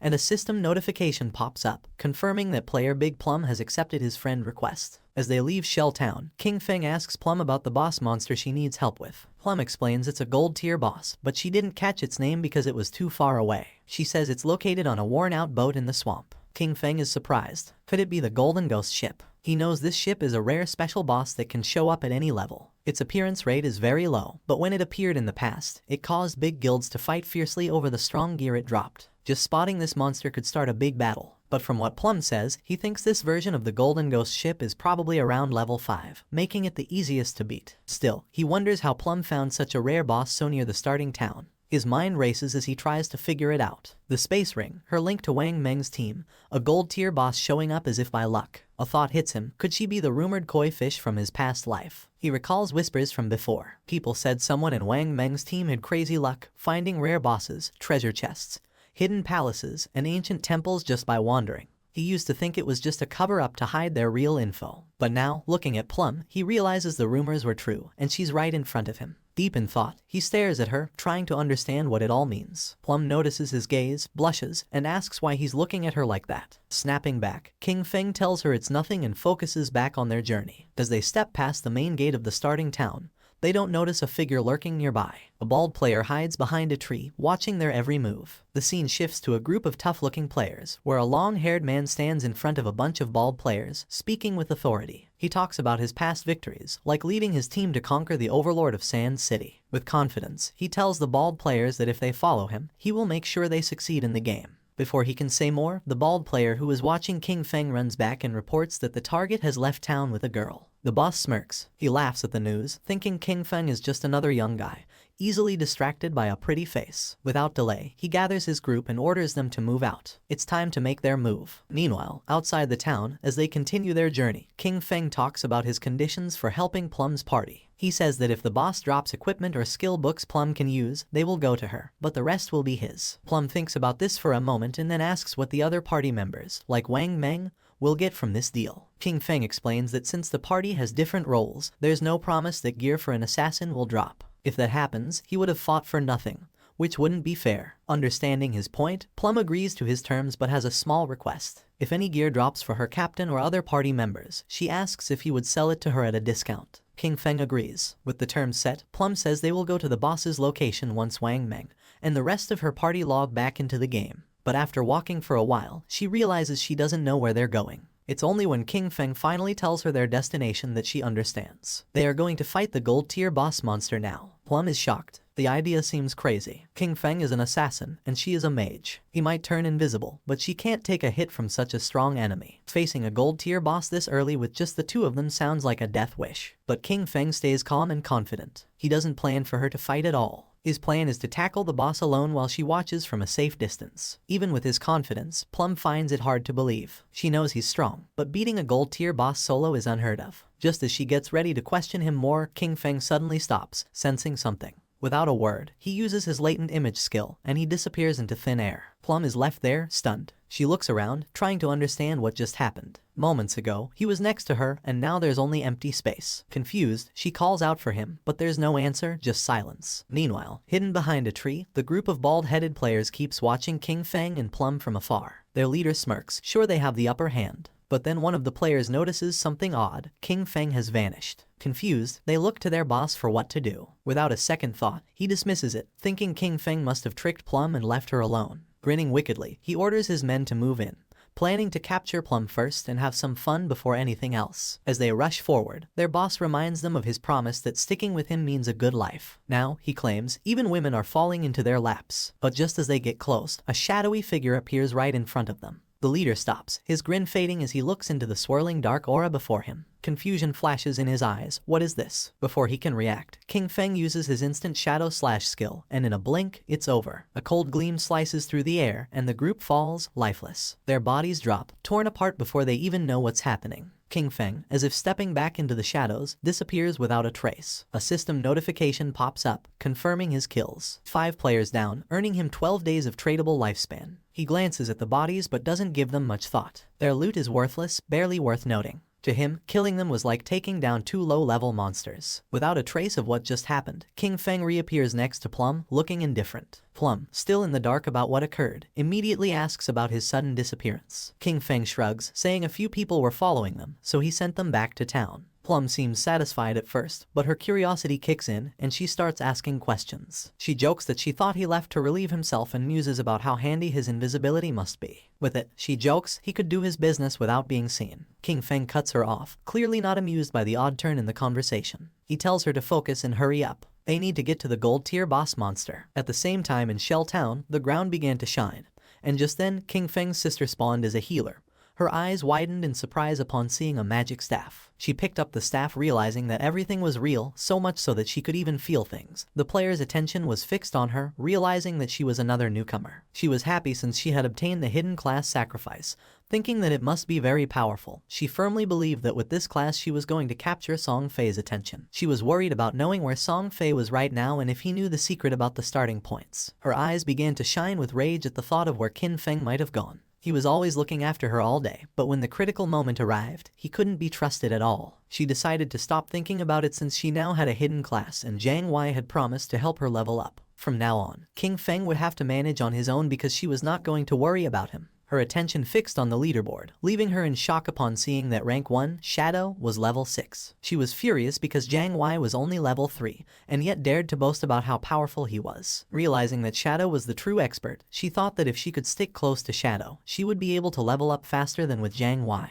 But a question came to her mind: where should she go to find that expert? Not far away, there was a group of players talking. They were worried because they couldn't contact Swaying, the healer of the party. It was Wang Men's team. He knew they didn't have time to wait for him, so he asked if anyone had any ideas. One of them, somewhat concerned, explained that they couldn't kill mobs without a healer. The other player argued that they weren't experts like Shadow, who could farm alone, suggesting finding another healer to party up. While they were trying to find a solution, someone greeted them, and when they turned around, they saw King Feng's sister. For her, this opportunity was perfect. With a smile, she asked if they needed a healer, revealing that she had the hidden class life sacrifice. Meanwhile, in the forest, King Feng and Plum were on top of a cliff with a swamp at the bottom, where they saw the Golden Ghost ship lurking. Using Shadow Sneak, King Feng disappeared into the air, asking Plum to hide and be careful of ambushes while he went to take care of the boss. Plum, somewhat confused, nodded but asked him to be careful. Our boy descended onto the swamp, and a system window appeared informing that due to the influence of Ghost Ship, this area had become a violent domain, with a rate loss of lifespan of 100 times. Doing quick calculation, King Feng realized that at a speed 100 times greater than time, staying here for 15 minutes was equivalent to consuming 1 day of lifespan. For him, this kind of violent temporal domain did not have a great effect. The system detected that the Golden Tier Ghost ship was a level 5 boss, and then something unexpected happened. A timer of 45 minutes and 25 seconds appeared. King Feng was somewhat surprised to see that there was a time limit to defeat special bosses like this, but he felt fortunate since there were still 45 minutes left. It was more than enough time to kill it. Using instant shadow slash, King Feng moved like thunder, attacking the boss with powerful slashes, causing a total of 15-0 damage. While the boss was trying to understand what was happening, King Feng deactivated Shadow Sneak and launched a Venom Dart, which hit the ship's bell directly, activating Critical Hit and Stealth Break Strike. While the poison was causing continuous damage, King Feng distanced himself from the boss. To climb at the Golden Ghost ship, there were some challenging points. First of all, many people did not know what its weakness was and believed it had to be its skeletal body, or the ship. But in reality, the weak point was the ghost fire bell located at the tip of the ship. The boss enraged because when its weakness was attacked, it controlled the surrounding water. The boss prepared a massive AI attack, making pillars made of water emerge. Evading the attacks, King Feng began to approach the boss. The water pillars had abnormally high damage, and early-stage warriors wearing silver armor sets could barely take a hit. He was happy since his shadow class had high agility. Otherwise, he wouldn't have been able to dodge. At that moment, hands emerged from the swamp. Decaying zombies known as ghosts began to surface. King Feng remembered that once the AoE attack ended, the boss would summon 12 decaying water ghosts, each with a silver tier capability. Thanks to Shadow Sneak, the ghosts couldn't sense King Feng's presence as he stood right in their midst. The 12 decaying water ghosts were about to attack savagely, and most parties would be in a frenzy by then. And as if that weren't enough, the Golden Ghost ship would summon a decaying water ghost every 3 minutes. If you weren't fast enough in dealing with them, their numbers would only increase more and more, resulting in total party elimination. But since he had been invisible from the start, they wouldn't be able to detect him. He just needed to find the perfect angle. Using instant shadow slash, he started moving quickly and destroying all the ghosts at once. While our boy was taking care of the monsters, Plump was watching from the cliff. She was trembling and red, realizing that this was the power of the ranked 1 expert, Shadow. To her, he was too powerful since he appeared and disappeared without a trace. In the blink of an eye, he had already taken more than half of the boss's health without even giving it a chance to counterattack. But to her surprise, King Feng communicated with her through chat and, calling her by the nickname Little Black, revealed that he was going to die in a while, leaving her in shock. With a confident expression, King Feng said that there was nothing to worry about and the only thing she had to do was wait for him to revive. Plump panicked as she thought our boy had the advantage, and also asked who Little Black was. Calmly, King Feng asked if she wasn't Little Black. She explained that her nickname was Big Plum and not Little Black, which sounded like a dog's name. Someone stomped on the ground forcefully. It was the man our boy had killed before. This time he had brought his entire team and was furious for having been careless. In his glory days, he used to kill legends one after another, but now he was being bullied by a little girl. One of his men appeared running with good news. He had found the girl on the cliff, revealing that Shadow's bastard was challenging the boss alone at the bottom of the cliff. The leader was filled with determination and thought they could kill him since this time he had brought his entire team. In the swamp, the boss was furious and the ship's bell was shining. King Feng was in stage 4 and the most difficult to deal with. The boss raised the ore, creating powerful waves. When it was at half health, it launched massive AOS Soul Surge. The waves started traveling through the swamp, making Plump's eyes expand in fear. The Soul Surge disabled our boy's invisibility skill, and something started emerging under his feet. In the next second, a powerful giant pillar of water trapped his body, taking away 1059 points of damage. The system confirmed his death. Our boy lost 326 years of non-tradable lifespan and 1087 days of tradable lifespan. The leader, who was on the cliff, was pleased thinking that King Feng had become arrogant after being called an expert several times. To him, our boy was a fool for believing he could challenge a gold boss alone. Seeing King Feng's lifespan lying on the ground, he and his men started running like mad towards it. They didn't know Shadow was so rich, realizing that such a large orb of light must contain at least 100 days of lifespan. They decided to kill the boss now that it had low health, believing that at the same time they could collect our boy's lifespan. But once they took another step, they appeared in the sky. The leader was confused, not knowing what was happening. He and his men were teleported back to Shell Town. They felt frustrated without knowing why this boss was so powerful, and how the player Shadow had attacked it until leaving it at half health. Some were furious since just after entering the swamp, the boss had instantly killed them with the water pillar, not to mention that the swamp was full of small mobs. For them, there was no way to fight this. The leader gritted his teeth and refused to believe this. They had suffered great losses, so he gave the order to his men to follow him as he wanted to try again. At the same time, someone jumped. It was Kin Feng who had already returned to the swamp. He felt somewhat confused upon seeing so much lifespan dropped on the ground. Using the chat, he informed Little Black that he was already back and also asked why there were so many lifespan light orbs. Little Black was somewhat surprised to see how quickly he had returned, explaining that the lifespan belonged to a group of people who had charged noisily against the boss, only to be wiped out by the water pillar. Kin Feng couldn't help but smile upon seeing that they had overestimated their own strength, but then he remembered that in his past life, he had also suffered a lot because of Ghost Ship. The boss was still roaming around the area. King Feng began to observe it, knowing that the Golden Ghost ship was only going to use the immobilization skill once, so the rest of its health was very easy to handle. When it received damage while below half health, there was a fixed probability that it would disappear and reappear far away, making it very difficult for normal players to kill it. Without wasting another second, King Feng launched a poison dart, which hit the ship's bell directly. The boss became enraged and began to summon another attack. Seeing this, King Feng used Shadow Sneak and became invisible. After carefully observing the boss's movements, King Feng used Instant Shadow Slash and attacked quickly since he had long seen through its movement patterns. The leader and his men arrived at the cliff again. One of them informed his boss that King Feng was fighting against the boss again. Upon hearing this, he decided to find an opportunity to take down both. Seeing that the group of idiots had returned to cause trouble again, Little Black got angry. Shadow was about to kill the boss, so she decided not to let these bastards get away with it. She gripped the magic staff tightly and concentrated. Making thunder appear, a thunderbolt emerged from the magic staff, falling on the men, charring their bodies and leaving the others in shock. The leader, somewhat furious, asked who was attacking him. One of his men began to point at Little Black with his finger, informing that it had been her. He picked up his axe from the ground and gave the order to his men to kill her. Seeing this, Little Black's eyes filled with fear. She started running, asking for help. The leader and his men began chasing her, swearing to kill her. Not far from the area, a man who was hiding behind a tree began to observe them. He was not alone. There was another man behind him. Upon noticing that Little Black and the others were approaching, they hid again behind the tree. Back at the swamp, King Feng distanced himself from the boss, his gaze fixed on it, realizing that it was almost dead. But it was as he had expected. Despite being only a level 5 boss, the Golden Ghost ship was difficult to kill alone. He knew that his damage was very low. The battle had taken too long, attracting many people to spectate. Noticing that there were people on the cliff, he realized they were those who had just died. Additionally, he noticed that there was also a group beside the swamp waiting for him to kill the boss before killing him and seizing his loot. The poison started to take effect on the boss, making its eyes start to shine, and not many after, its body started to disappear. The system announced the death of the Golden Ghost ship of gold grade, granting King Feng as a reward 48 experience points.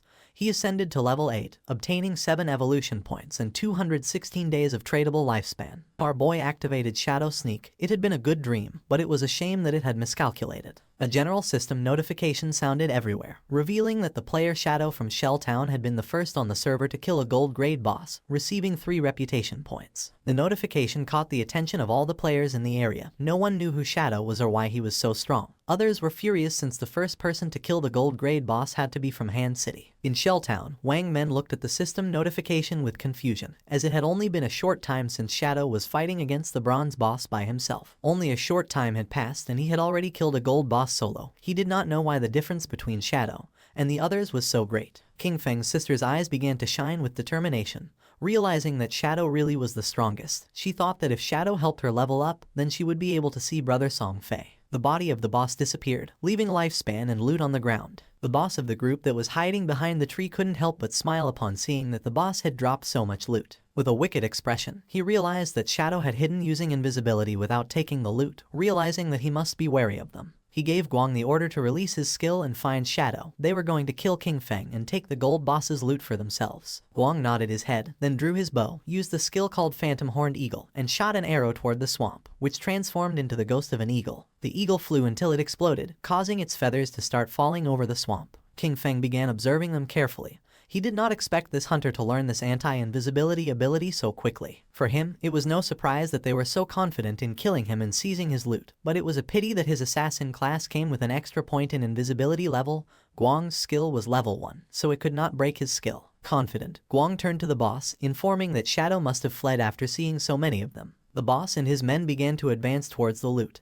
Deciding to protect the loot first, he asked his men not to be careless and to prepare for battle at any moment. The ownership of the boss's loot was 5 minutes. After the time ended, the loot was going to be theirs. A proud smile appeared on their faces, but just then, Shadow began to emerge, making their eyes widen in fear. Just before they could react, King Feng moved like thunder, taking everyone down. Now that the atmosphere was quieter, King Feng's attention focused on the loot. But then a question came to his mind: where had Little Black gone? He decided to forget about it and find her later. For now, he had enough evolution points to upgrade Greedy Hand, so he decided to upgrade the skill before obtaining the loot. Greedy Hand went from being diamond quality to epic. It could be used on monster corpses, having a 220% to 300% probability of obtaining an extra loot drop.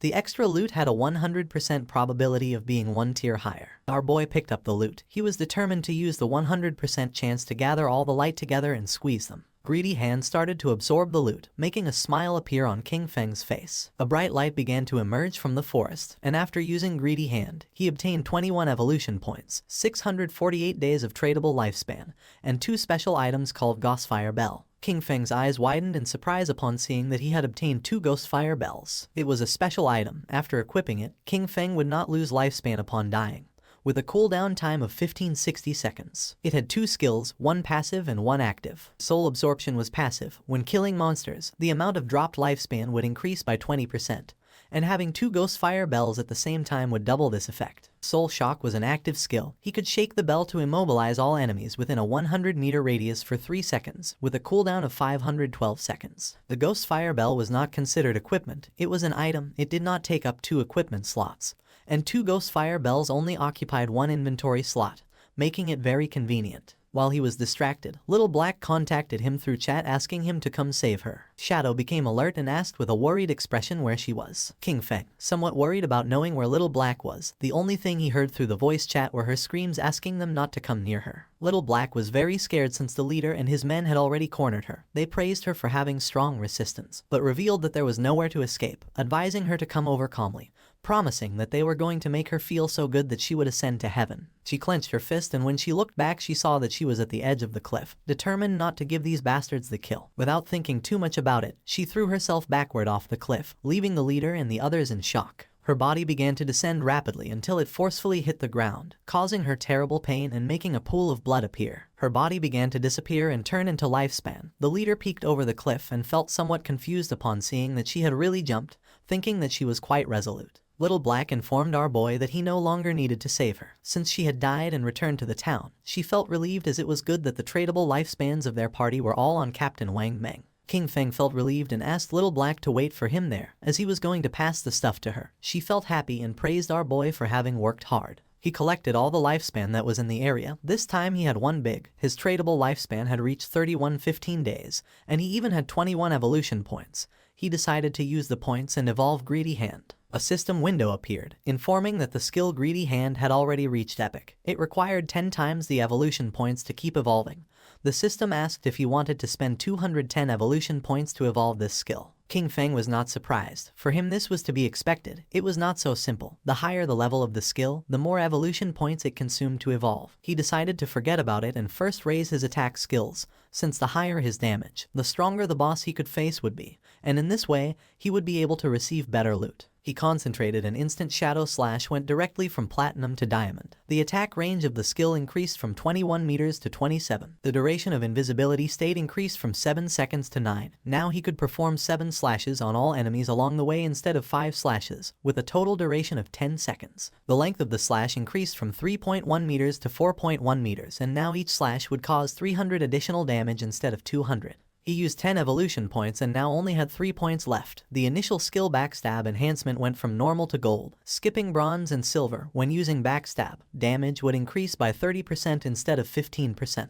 King Feng was happy since after evolving instant Shadow Slash twice, its damage had doubled. Even if he was not in stealth mode, and without breaking the stealth, he could inflict 3,000 points of damage. And if the stealth was broken and backstab was performed, the total damage of 7 slashes could reach between 6,000 and 7,000. Using the system window, our boy started analyzing his skills. He remembered that the gold tier boss dropped from 2 to 4 silver equipment, with a small chance of dropping gold equipment. Now, due to the effects of Greedy Hand, he had received 11 gold equipment and skill books, 2 platinum equipment, and 1 platinum skill book. This loot was not bad at all since 3 of them could be used by assassin types. Among the equipment was the Ghost Ship Dual Blades of Platinum, an assassin class weapon with a damage of 136 points, agility of 22 points, attack speed of 24%, armor penetration of 17 points. The requirement to use this weapon was to be level 5. The unique effect of this weapon was that each normal attack would inflict damage twice. King Feng equipped the 2 daggers. The effect was not very useful, since basically he always used his skills to deal damage. But the base attack of this weapon was quite high, and it also had 22 agility points. The attack speed was also going to increase the skill casting speed, reducing the recovery time, so it was not totally useless. And as for the armor-piercing properties, the benefits were also quite high. Then, our boy equipped the Ghost Fire Leather Armor of Gold Tier, with a physical defense of 25 points. Fire element resistance of 50 points, damage block of 14 points, granting 419 health points, and the requirement to use this equipment was to be level 5. He was amazed since leveling up had not increased his constitution. His current health was 350 points, and this equipment had actually added 419 health points directly. When he put this on, most players now wouldn't even be able to break his defense. Using the system, he decided to make his defensive equipment invisible, and use the starting appearance of the assassin class. This way, others wouldn't be able to see his equipment with their eyes and would have to enter the game interface to check. This wasn't over yet since there was still one last piece left. Upon checking the inventory, he saw that it was a skill book. It was called Ghost Shadow Blur of Gold Tier, an assassin class skill. It had a passive, it granted 15% dodge rate, and dodge activation granted immunity to all damage. King Feng was happy to have finally obtained an assassin survival skill, but then he remembered that this skill was very weak because it was very difficult to increase the dodge rate in this game. And if one spent effort to raise the dodge rate, the other attributes would be low. And if the dodge was not activated, it would be very dangerous. Our boy's body began to shine since he was different from the rest. He could evolve skills infinitely. While increasing the dodge rate, he would not sacrifice other attributes, so there were only benefits for him. King Feng started to move away from the area and decided it was time to return. The remaining loot consisted of warrior, priest, and archer items. He could sell them to Wang Meng with a 10% discount, and although they couldn't afford them now, he was sure that with Wang Meng's personality, he would sell them on credit. This great upgrade was all thanks to Little Black. Without this koi, he wouldn't have been able to find a level 5 ghost ship to attack, so he decided to thank her. King Feng passed by a tree and just at that moment, the leader, who was furious, and his men appeared. King Feng noticed them, and they did too, and their faces turned pale. With eyes full of fear, they started running upon seeing Shadow. As expected, King Feng was not going to let them escape, so he used Shadow Stealth, and while the skill was activating, he let out a sigh. Just before they could take another step, Qin Feng moved like thunder and finished off all the subordinates. Upon seeing this, the leader panicked and ran with all his strength, but Qin Feng was not going to allow this. Our boy appeared in front of him and deactivated the invisibility skill. The leader's face touched Qin Feng's,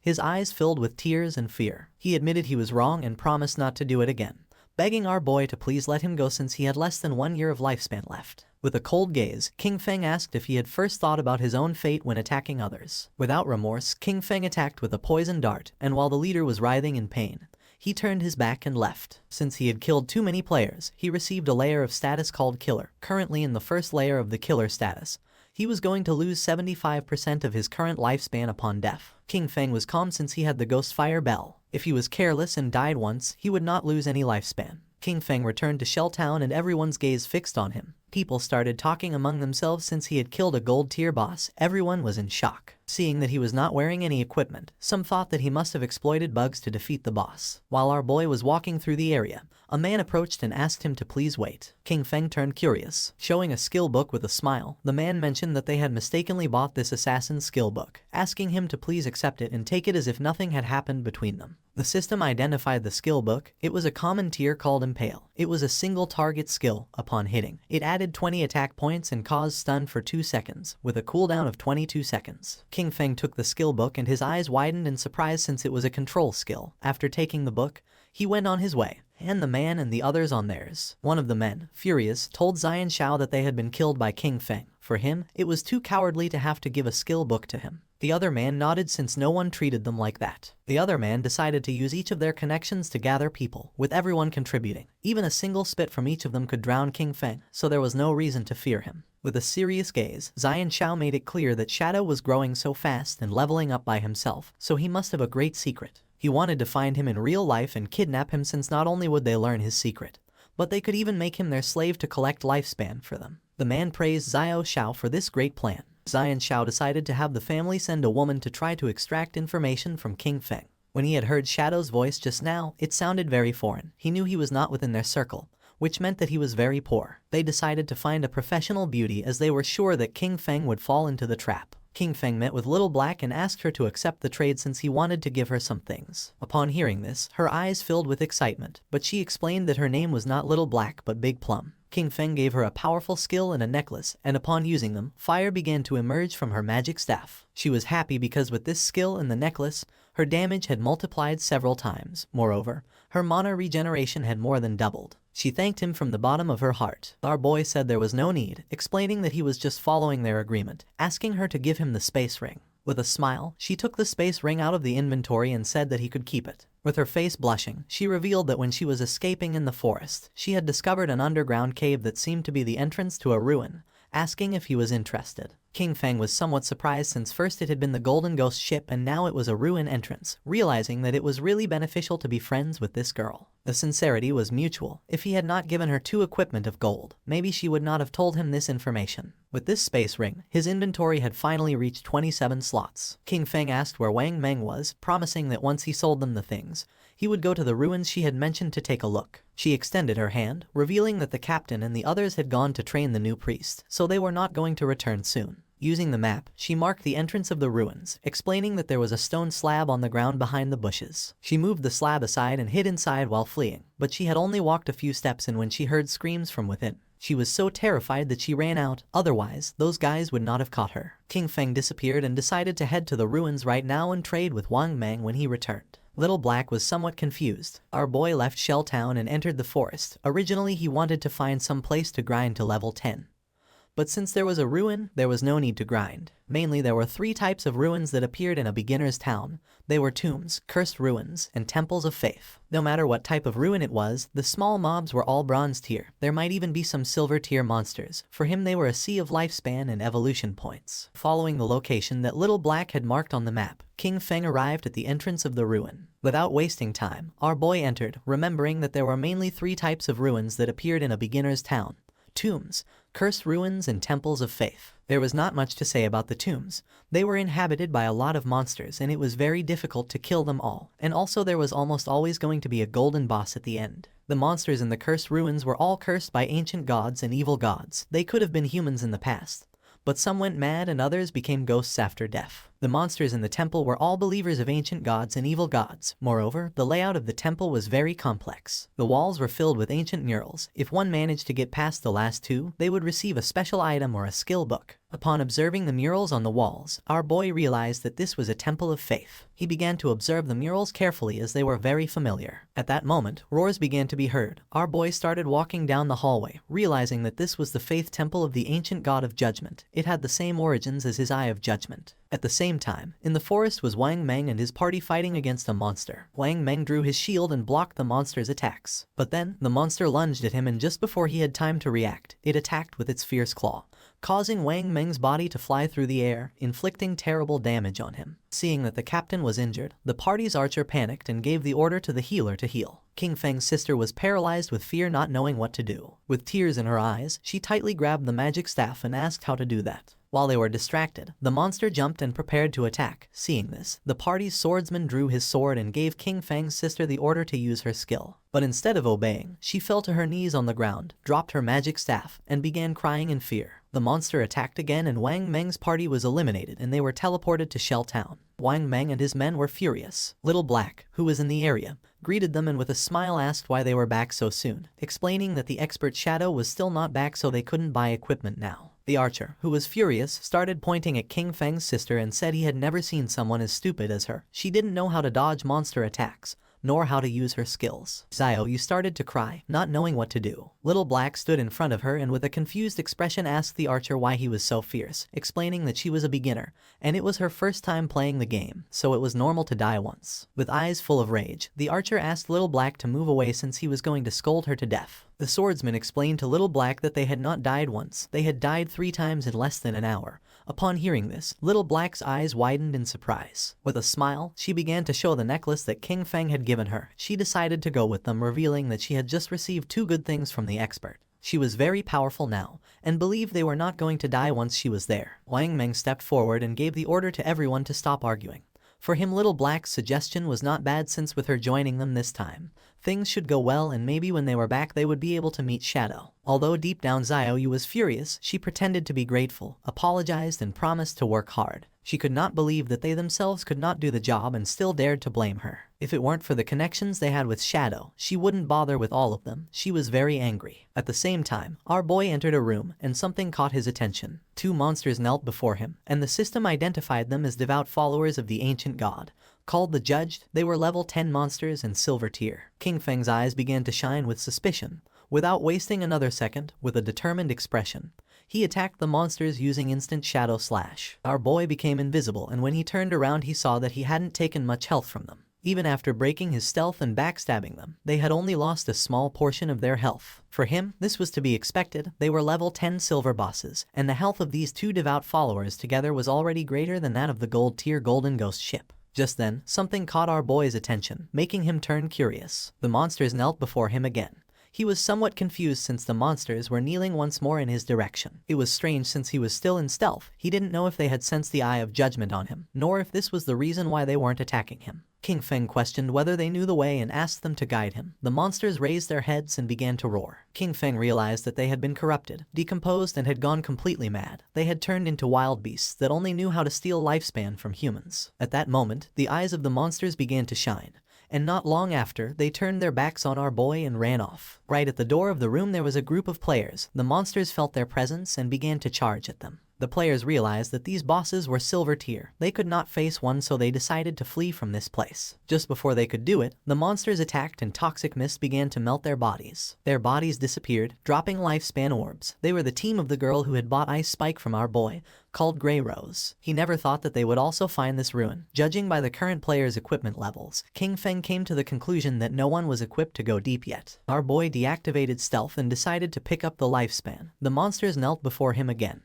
These guys had lost more than 100 days of tradable lifespan, and our boy didn't expect them to be rich. Our boy returned to the room and started searching. Several minutes passed, and after searching around, he hadn't found anything. There were no traps or treasures, so he came to the conclusion that there were only 2 silver mini-bosses. His eyes began to shine with rage and he decided to forget it. Without hesitating for a second, he attacked using the poison darts, which embedded themselves in the heads of the monsters. As a reward for having killed 2 silver tier bosses, he obtained 4,000 experience points and ascended to level 9.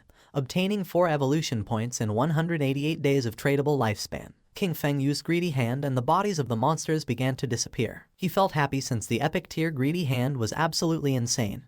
He got 32 evolution points, 1504 days of tradable lifespan, 4 gold tier items and 10 silver tier items. He extended his hand, making a pendant appear. He was happy since he had obtained a gold tier item for assassins. It was the Pendant of the Faithful, an assassin class accessory. It was going to grant 15 agility points and 20% cooldown reduction, with the unique effect of summoning a silver tier devout follower to fight for you with a cooldown of 6,000 seconds. King Feng clenched his fist. This necklace had good stats. The 20% cooldown reduction was going to lower the cooldown of his stealth skill from 22 seconds to 19. The cooldown of poison darts dropped from 4.35 seconds to 3.75 seconds. That of instant shadow slash went from 10 seconds to 8. Grinding had become much more efficient, since all his other gear required being above level 8. No one else could use this yet, so he decided to keep it for now and sell it later. Just when King Feng was about to leave, the ground started moving. Our boy became somewhat curious, and when he turned around, a small pillar emerged. His eyes began to shine with joy, since after eliminating all the monsters, the mechanism had been activated. King Feng examined the pillar carefully, realizing that it was a hidden mechanism. Not long after, the mechanism of the pillar was activated, and a platform appeared under our boy's feet. A door that was on the ground opened, and little by little the platform began to descend. It was a lift. Once the platform descended several meters, the door began to close. Several minutes later, it stopped. King Feng felt as if he had descended 300 or 400 meters. This place was dark and seemed gloomy. King Feng's attention was fixed on it. Thanks to his knowledge, he realized that this was the maze hidden beneath the temple. He knew there was a certain chance that a hidden maze would appear in the ruins. He had explored many of them in his previous life, so he knew there were countless traps in the maze. But as long as there were people acting as cannon fodder, there was no danger in exploring them, only that it would take a lot of time. With a confident gaze, he took out the pendant. With his current attributes, if he activated any trap, he would die. But luckily he had this thing, which allowed him to summon a silver tier devout follower to fight for him. He extended his hand and used the power of the pendant to summon a devout follower, making a zombie appear on the ground. Pointing toward the hallway of the maze, our boy gave it the order to go scout. The devout follower stood up and began walking toward the hallway. King Feng crossed his arms and couldn't help but feel happy since it was easy to explore with a lackey scouting ahead. But there was still a chance of danger, so he decided to evolve his dodge passive first just in case. He used 11 evolution points and his ghost shadow blur went from gold tier to epic tier, increasing passive dodge rate from 15% to 75%. Now dodge activation was going to grant immunity to all damage. 75% dodge rate was already very high. He had just enough remaining points to evolve Instant Shadow Slash to Epic Tier. Using 13 evolution points, King Feng evolved his Instant Shadow Slash from Diamond Tier to Epic. The range increased up to 30 meters and the duration up to 12 seconds. Now he could perform 9 slashes instead of 7 with a cooldown time of 8.8 seconds. The width of the slashes increased up to 5 meters and the damage increased from 300 points to 400. King Feng's eyes began to shine since to evolve from Epic to Legendary it required 10 times the evolution points. The higher the starting tier of an item, the more profitable it was to evolve it. For example, if a skill was of epic tier at the beginning, evolution to legendary tier was the first evolution, so it only required the base evolution point of 1. Since the target for evolution was legendary tier, it required 10 times the points, and 1 times 10 were 10 points. This also meant that if he only obtained an epic skill, he could quickly evolve it to legendary tier, then mythical tier, ancient tier, and immortal tier. But if a skill was normal tier at the beginning, then to evolve it to epic tier, it would need to be evolved 7 times. And by the time it reached the 10 times point, it would need hundreds of points. But the good thing was that, no matter in which tier the skill started, he could spend very few points to evolve it to epic tier. In other words, from now on, all his skills were going to be at least epic tier. He had 11 evolution points remaining, and he could only evolve the starter skill, Shadow Sneak. He used 8 points and the skill went from silver tier to platinum. The duration of the skill increased from 16 seconds to 24, and the attack that broke stealth increased by 90 going from 120 to 50. Cooldown went from 26 to 22 seconds. He had the attribute that reduced the cooldown speed by 35%, and for this reason, the final cooldown for Shadow Sneak was 16.3 seconds. The cooldown was still too long, and the stealth breaking attack was a bit low. He knew he needed to swap this skill in the future. While walking through the hallway, the devout follower stepped on a slab, activating a trap, and then a giant rock fell on top of it, crushing its body. Its body transformed into light. Now that the summon had died, he decided to wait for the cooldown before resummoning. This maze was complex and dangerous. He could only do this to explore slowly, and hope to find good things when the time came. In the upper layer of the temple, a man carrying a shield and a hooded woman peeked their heads through the door. The man informed his captain, Grey Rose, that the monsters had disappeared. Upon hearing this, Grey Rose couldn't help but feel somewhat surprised. They entered the room, and Grey Rose noticed that their lifespan had also disappeared, knowing that someone must have killed those monsters and taken their lifespan.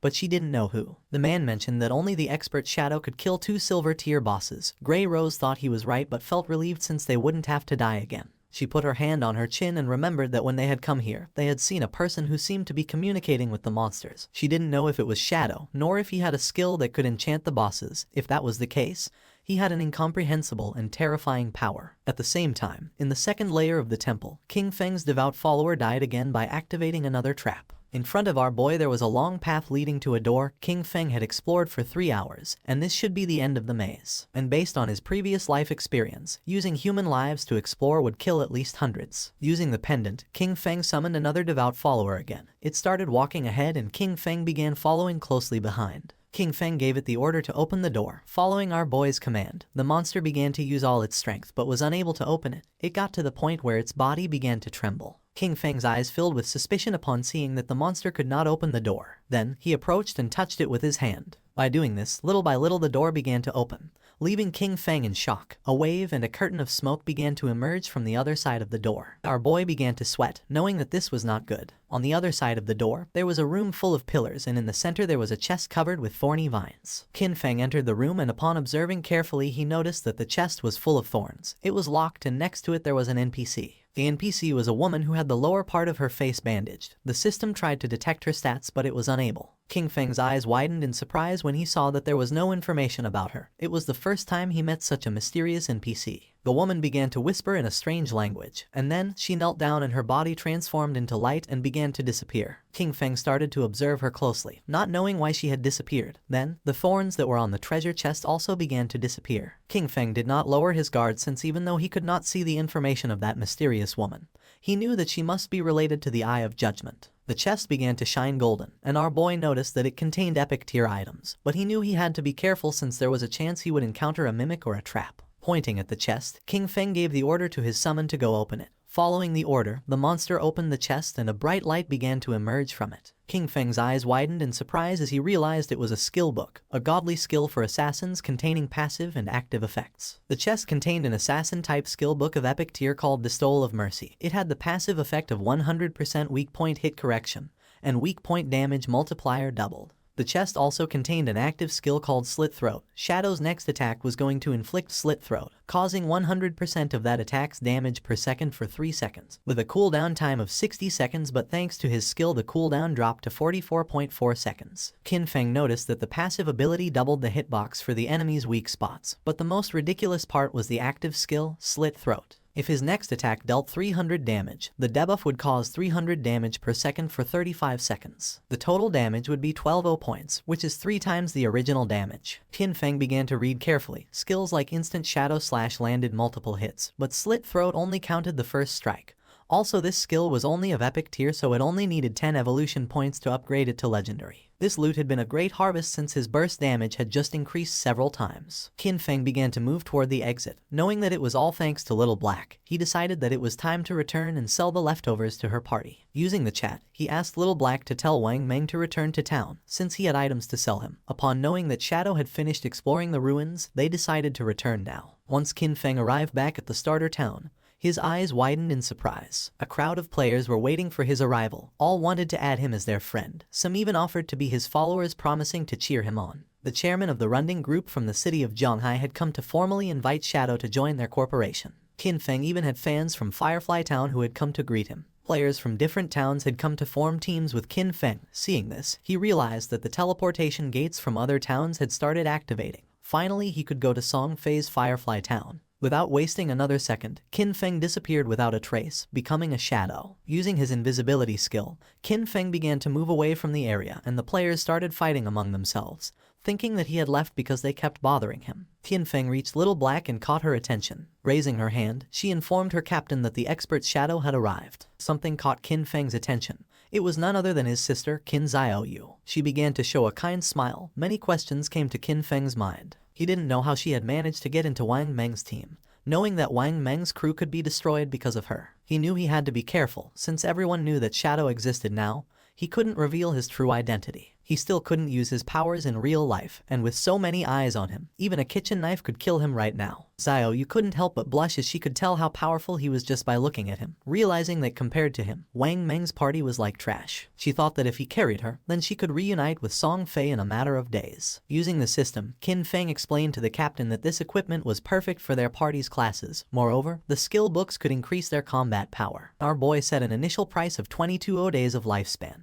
For Wang Meng this was very expensive, since they were all silver and gold tier. For now they could not afford it. Qin Feng said that there was no problem since they could pay him later. Wang Meng was sincere and thanked him, not knowing how to repay him for helping them. If ever Qin Feng needed them in the future, he only had to say the word and they would do their best to help him. The swordsman of the party put on a golden helmet. According to him, Shadow was awesome. He could not believe that he was getting gold tier equipment so soon. Wang Meng also equipped the equipment, obtaining a gold tier skill, with which his DPS had tripled. He could not avoid crying since Shadow even let them buy on credit, realizing that he trusted them. Wang Meng began to inspect his inventory but did not find anything for priests, leaving Xiaoyu somewhat confused. The archer was furious since she was lucky to leech EXP from them. Xiaoyu approached Qin Feng and introduced herself as the priest of Wang Meng's party and asked if he had any equipment for her. The system informed our boy that the player, Little Graceful, wanted to add him as a friend. Xiaoyu's eyes widened in surprise. Qin Feng began to stare at her with a cold gaze and disappeared without a trace, leaving poor Xiaoyu in shock. With a confused expression, she asked where Shadow had gone. Wang Meng explained to her that he probably just hadn't gotten any priest drops this time, and that maybe next time he would bring items for her. The archer revealed the harsh truth. Qin Feng had intentionally ignored her. For Little Black, Shadow was very cool as he appeared and disappeared like a dragon. Qin Feng walked away from them, knowing that he currently had a gold tier priest staff in his bag,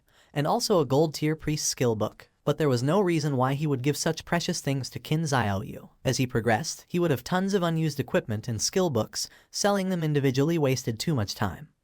But Wang Meng's backing with the authorities was perfect for bulk buying of him. He could not allow Xiaoyu to affect his cooperation with the authorities. He needed to quickly find a priest for Wang Meng's team to replace her. His eyes began to shine with seriousness when he thought that he needed to find Little Zhu quickly. Hu Yixu, the former manager of the Godslayer Guild in his past life, she was a hidden class priest called White Avian Priestess, which came with a white bird that could heal and apply buffs. She was the only priest he knew who could defeat epic tier bosses alone. She was his powerful ally, and compared to her, Qin Xiaoyu was complete trash. Qin Feng activated the gate, remembering that Little Zhu was also from Firefly Town.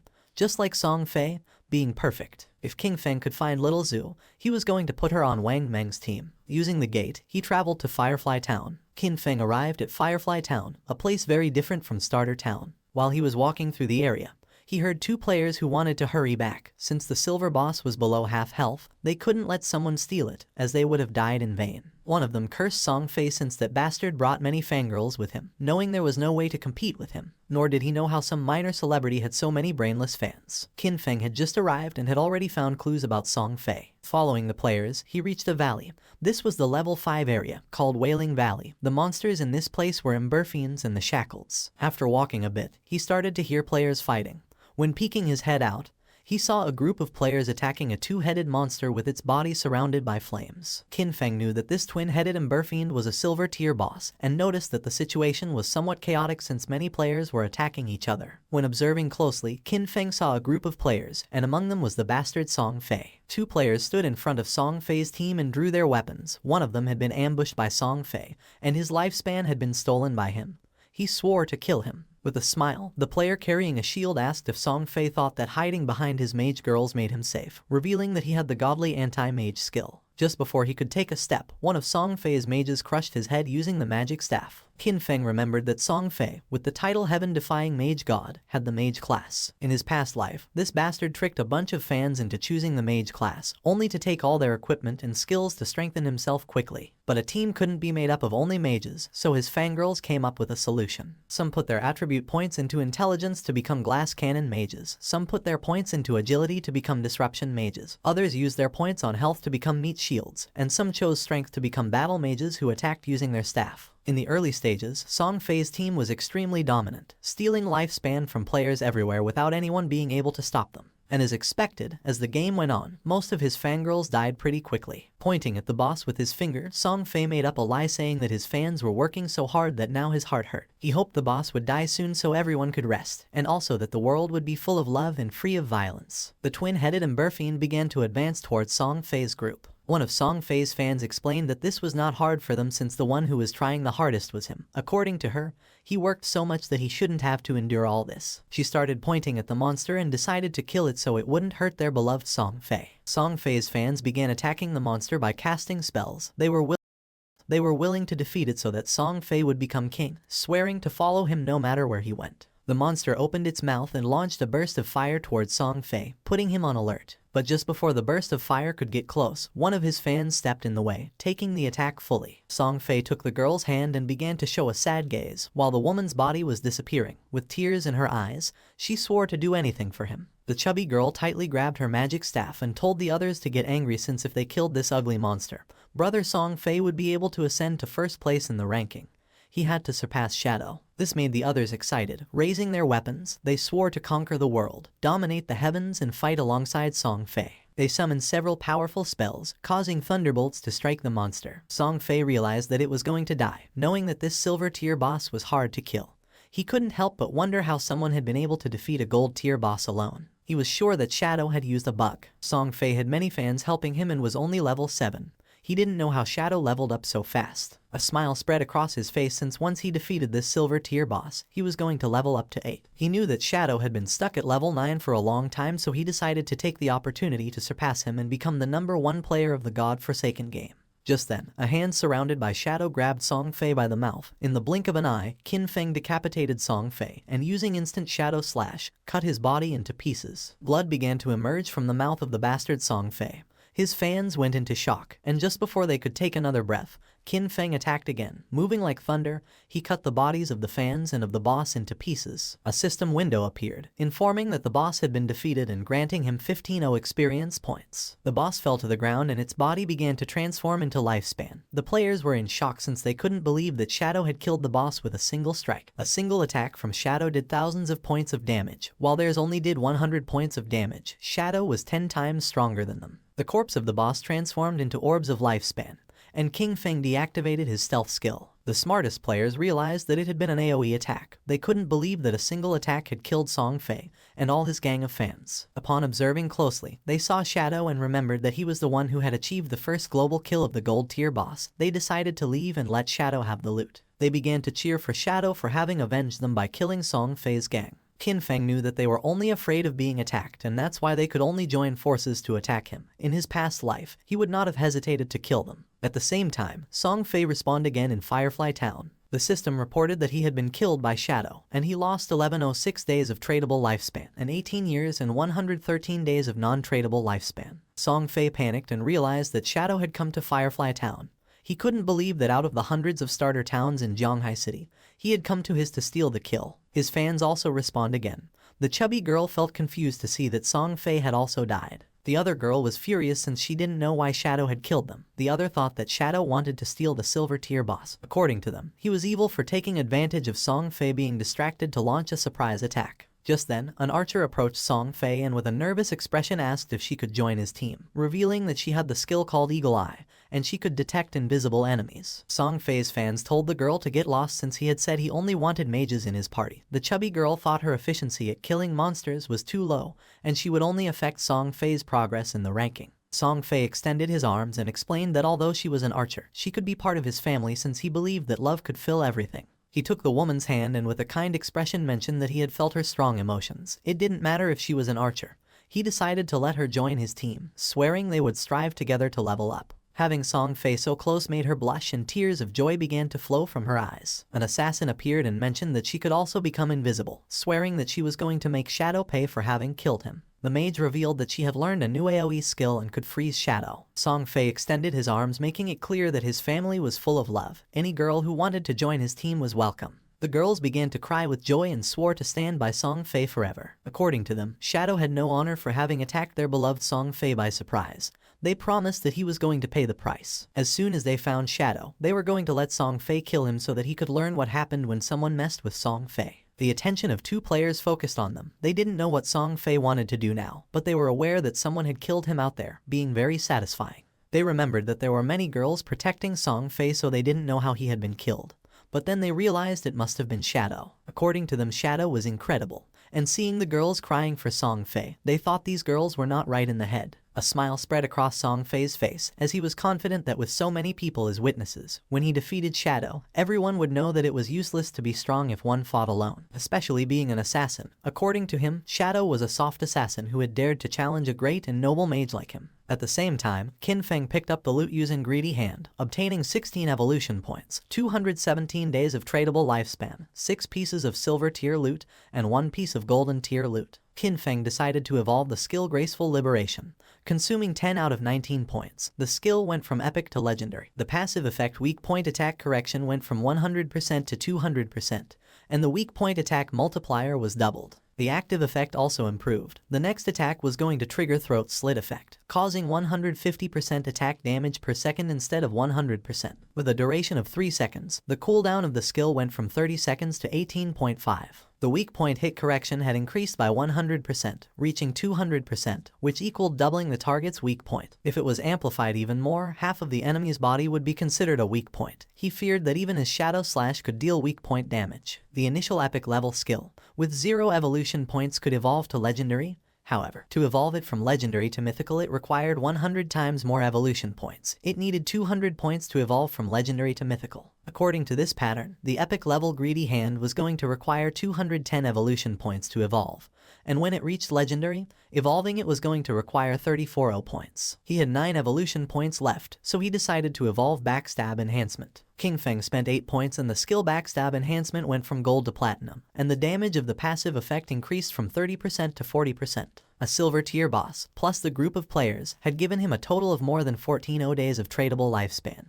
His mission had been fulfilled, so he decided it was time to return. While Qin Feng was distracted, a girl tried to attack him by surprise. She intended to kill him. Shadow began to observe her in silence and dodged the attack without much effort. The girl attacked again, but he evaded it again without problems. The girl was in shock to see that he could dodge all her attacks. Without wasting any more time, she used stealth and disappeared. Just then, Song Fei's fans appeared on top of the cliff. They had cornered him and swore to avenge Song Fei. The mages of Song Fei raised their magic staffs, and the archer who had just joined the team began to aim her bow at Qin Feng.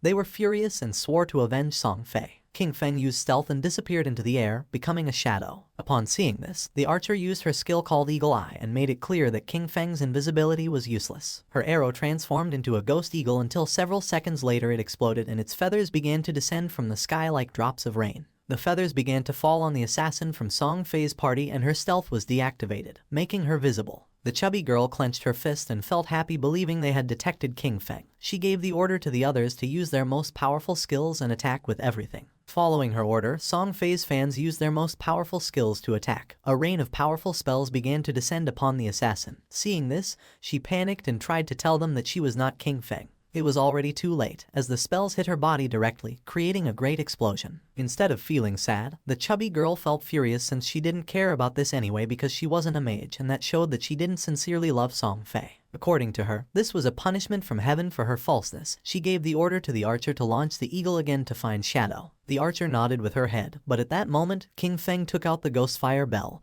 and started shaking it, activating its active effect called Soul Attack, which could immobilize all enemies within a range of 100 meters for 3 seconds, with a cooldown of 521 seconds. Just before the archer could use her skill called Eagle Eye again, an aura appeared around her body and those of her friends, leaving them immobile. Seeing this, they felt confused. Just before they could take another breath, Qin Feng appeared and using Instant Slash, attacked like thunder, cutting their bodies into pieces without even giving them a chance to react. Song Fei, who was hiding behind the corner, peeked his head out and felt confused, not knowing what was happening or why they had suddenly died. At first he thought the culprit was Shadow, but then dismissed this idea since if he had made a move, he would have revealed himself. Qin Feng, who was invisible, approached him and with an arrogant gaze made it clear that his death was near. Upon hearing Shadow's voice, Song Fei's eyes widened in fear and surprise, making him tremble. Without losing another second, he activated his magic shield, causing a powerful shield to appear around him. But to his surprise, Qin Feng launched a poison dart which passed through Song Fei's shield without much trouble, breaking it into pieces. The dart hit him squarely on the forehead, making the bastard Song Fei fall to the ground and start screaming in agony. Song Fei's body transformed into orbs of lifespan.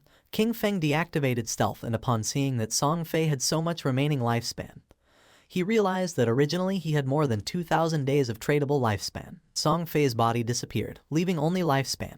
King Feng began to observe it and felt somewhat confused since he didn't know why his fans had no tradable lifespan, realizing that they had given all their lifespan to Song Fei. A lot of time had already passed and there were still people thinking that the godforsaken game was just a game. The crazy fans were truly terrifying. For our boy it was a shame since the tradable lifespan added up in total to several hundreds of years, and now it was only going to go to the nearby monsters. Back in Firefly Town, Song Fei and his fans respawned again. Song Fei was furious since out of more than 2,000 days of tradable lifespan now he only had 500 left. With a confused gaze he asked the archer why she hadn't been able to find King Feng using her detection skill. She explained that she had indeed used the skill, but the only thing she had found was their assassin sister. The chubby girl mentioned that she could see there was stealth level in her attribute panel. She didn't know if Shadow's stealth level was higher than they expected. The archer revealed that her eagle eye skill had a counter stealth level of 1, so she could only see targets with a level 1 stealth. If the opponent had a higher stealth level, she couldn't detect them. Song Fei felt frustrated since Shadow attacked and disappeared without leaving a trace.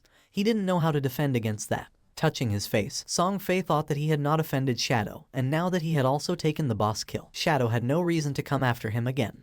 But then he thought maybe Shadow was jealous of his unparalleled beauty, and was going to come kill him again. Song Fei's fans raised their weapons and decided for everyone's safety to level up somewhere else. Wherever Song Fei wanted to go, they swore to follow him. Not long after, King Feng also returned to Firefly Town. After searching for a while, he thought this was strange since Song Fei and the others had left. He didn't know if they had gone to another town or logged off. Deactivating stealth, our boy asked a player who was in the area if he knew where Song Fei and the others had gone. Upon seeing Shadow, the man couldn't help but feel afraid. Pointing to one side, the man revealed that Song Fei and his fans had gone in that direction. He begged Shadow to please kill Song Fei.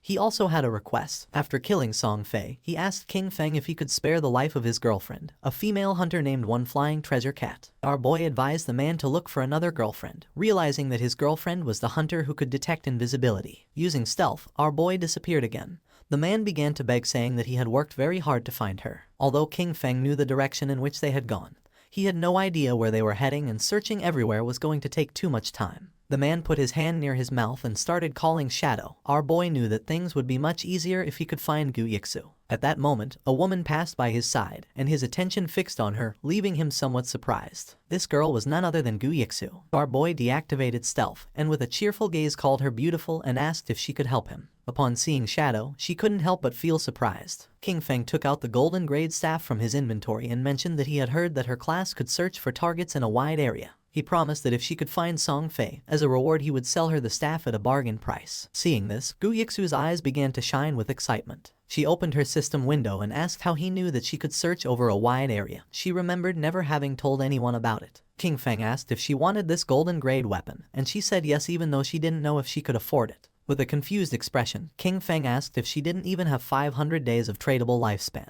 revealing that the original price was at least 700 or 800 days. Upon checking her system window, she realized that she did have 700 days to buy the staff. Hearing this, our boy made a deal with her and handed over the staff. A system window appeared to confirm that the transaction had been successful. She took the staff and started drooling. Our boy gave her a gentle tap on the cheek so she'd stop drooling, asking her to hurry up. Upon hearing this, she blushed and nodded with a smile. Using the new staff, she began to use her powers and concentrated. Even though it was the first time she met Shadow, he gave her a strangely familiar feeling. Her owl began to fly around her, and she asked if Shadow wasn't afraid that she would take things and leave without helping him. With a serene expression, our boy asked if she didn't hate Song Fei. Seeing that he knew that she hated Song Fei, Gu Yixu's eyes widened in surprise. She didn't know if Shadow could be a friend of hers in real life, but his voice didn't seem like it. King Feng started to smile and decided that she should guess. She raised her hand and the owl began to fly. She was too lazy to guess. Just then, her eyes widened in surprise. The owl began to fly over the town, and in the distance in the middle of the canyons she saw Song Fei and his fans. Her owl finally found where Song Fei was hiding in the rocky canyons and quickly told King Feng the place. She also told him to hurry because Song Fei and his friends might leave before he got there. The owl could fly fast, but following them for too long could make it really tired. Shadow, ready to go, told her not to worry because he'd be there super quick. Right then, King Feng took off like a shot, zooming over rocks and through rough spots without slowing down. But then, the owl stopped flying. That made King Feng stop too, because it meant something was messing with their tracking. He looked around and saw a tree with a weird sign on it. Wanting to know more, he got in touch with Yu again, and she had the owl check the area. Soon, the owl found 2 more trees with the same signs. One was 100 meters ahead, and another was 100 meters to the left. King Feng went up to each tree, touching the symbols very carefully. When he touched all 3 with a bit of his energy, a bright light connected them. Then, the ground in the middle started shining, and suddenly, a treasure chest with a bright green light and golden glow appeared. Feng was shocked. A treasure like this in a simple place like Firefly Town. He could hardly believe it. These treasures, left by ancient gods, were super rare and could pop up anywhere. Some brought monsters, some unleashed swarms of beasts, and some, like this one, had incredible treasures. Yu, watching through her owl, couldn't believe it either. That green chest could be worth 1,000 days of someone's lifespan, or over 10 million in real money. King Feng couldn't help but admire Yu's quick thinking. Back in his previous life, a year of someone's lifespan was worth 10,000 at the start, but it quickly jumped to 50,000 by the second day. Yu, still intrigued, started to take note of the symbols for later. A smart look was in her eyes. There was no telling what secrets her skills in tracking could uncover. Then, King Feng went ahead and opened the chest. Inside, there was a skill book with a dark aura called Curse of the Blossoms, a powerful emerald-level ability. This skill let cursed flowers grow from a defeated enemy, making their tradable lifespan drop to 0. It didn't have a cooldown period, but it had to be used within 15 seconds after someone died. Feng remembered how dangerous this spell was in his previous life. Every enemy he defeated could turn into an advantage. If he managed to defeat Song Fei again and watched over the body for a short time, he could take everything from him. A sinister smile appeared on his face. This time, Song Fei wouldn't just be defeated, he would be completely drained. As King Feng hurried toward his target, the scene changed. Somewhere far away in a canyon, Song Fei's biggest fans were busy fighting a boss, hitting it hard while Song Fei stayed back, waiting to land the last blow. Song Fei was overconfident, sure that King Feng wouldn't chase them this far, especially since King Feng had already beaten a silver-level boss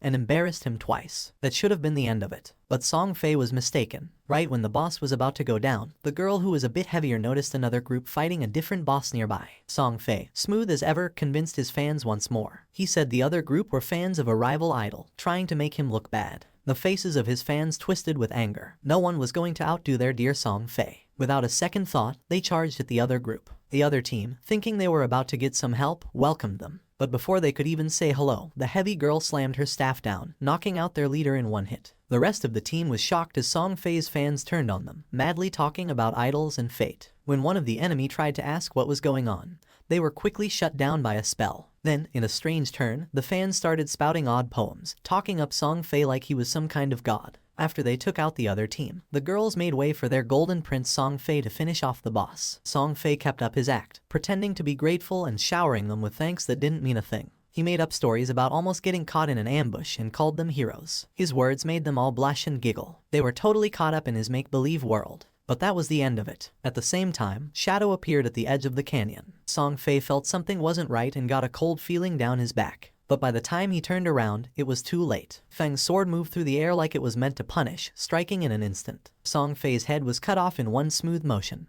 and his body fell to the ground. This time, Shadow didn't just leave after the deed was done. He knelt down next to Song Fei's body and used the Curse of the Blossoms. A big red flower grew right out of Song Fei's chest, its petals moving like they were alive, sucking away the tradable lifespan from the young troublemaker. The fangirls watched in shock, not able to make sense of what was happening right in front of them. Then, the scene changed, and Song Fei was back at Firefly Town's portal, feeling confused and annoyed, still not getting why Shadow was always after him. In his confused way of thinking, he decided it must be jealousy. Maybe Shadow was upset about all the attention from the fangirls, or perhaps one of those girls was someone Shadow had feelings for. Song Fei convinced himself that Shadow's constant showing up in Firefly Town was part of some complex revenge scheme. While he was lost in his wild guesses, a system alert popped up, scaring him with the news that his tradable lifespan was going down fast, much more quickly than just from dying. At first, he thought it was some kind of penalty for dying too much, but before he could really figure it out, his fan club started showing up at the portal as well. A heavier mage girl was among them, out of breath, telling Song Fei about the creepy red flower that grew from his body, clearly taking away something important. Song Fei quickly figured it out. The cursed flower and his disappearing lifespan were Shadow's doing, thanks to a scary new ability. The realization hit him hard, and he suddenly ordered his fans to log off. He knew if they kept losing to Shadow, their tradable lifespan could drop to 0, which meant actual death. Still acting the leader, he called them his family, promising to step into the real world to extend their lifespan, and come back with new gear bought with the lifespan they had saved up. The girls, still totally under Song Fei's spell, were all in, imagining their big return to beat Shadow with new power. Even as Song Fei disappeared from the game, anger and frustration warped his face. He wasn't ready to see this as a loss. After working for 2.5 years to get to where he was, he couldn't stand the thought of being taken down by some unknown player. In his mind, with enough money, he could crush any obstacle. He just needed some time. Back where the fight had happened, red flowers were everywhere, each one growing from a fallen player, quietly taking away the tradable lifespan from Song Fei's fans. With Shadow's relentless attacks, his rank as a killer had jumped to level 4, making the loss of tradable lifespan upon death a staggering 96.8%.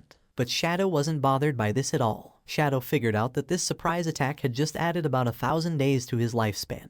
All thanks to Song Fei and his misguided followers. They had done the hard work of defeating monsters only to end up giving their gains to him. But the bounty didn't last forever. The flowers started to fade, and the energy stopped flowing. Shadow realized that the players had logged off to avoid losing more of their lifespan. Above, the white owl kept flying in silence. Yui had watched the whole thing, and even she was taken aback by such a show of strength. Seeing what the top player could really do was something else. When Shadow asked Yui if Song Fei had really logged off, she nodded, saying the whole group had disappeared to save themselves some time. Shadow told her calmly to keep an eye out and to let him know if Song Fei ever came back. When she wondered if her job was over, Shadow said to stay on it a bit longer. He had just gotten a golden tier priest skill called Sword of Divine Judgment, and her interest was immediately piqued. She really wanted that skill. Seeing her interest, Shadow made her an offer. He'd trade the skill for 500 days of her lifespan, but he'd cut the price in half if she agreed to one thing. Yui's eyes narrowed, and she quickly said she wasn't going to trade her dignity, which caught Shadow off guard. He hurried to explain she had the wrong idea. He just wanted her to join his team as their main healer. She relaxed and laughed, agreeing right away, but warned him she'd hold him responsible if the team was a disaster. Shadow reassured her they were a solid group and decided to get in touch with them immediately. Then the story moves to a different part of the game world, where Wang Mang was feeling proud after defeating a poisonous monster,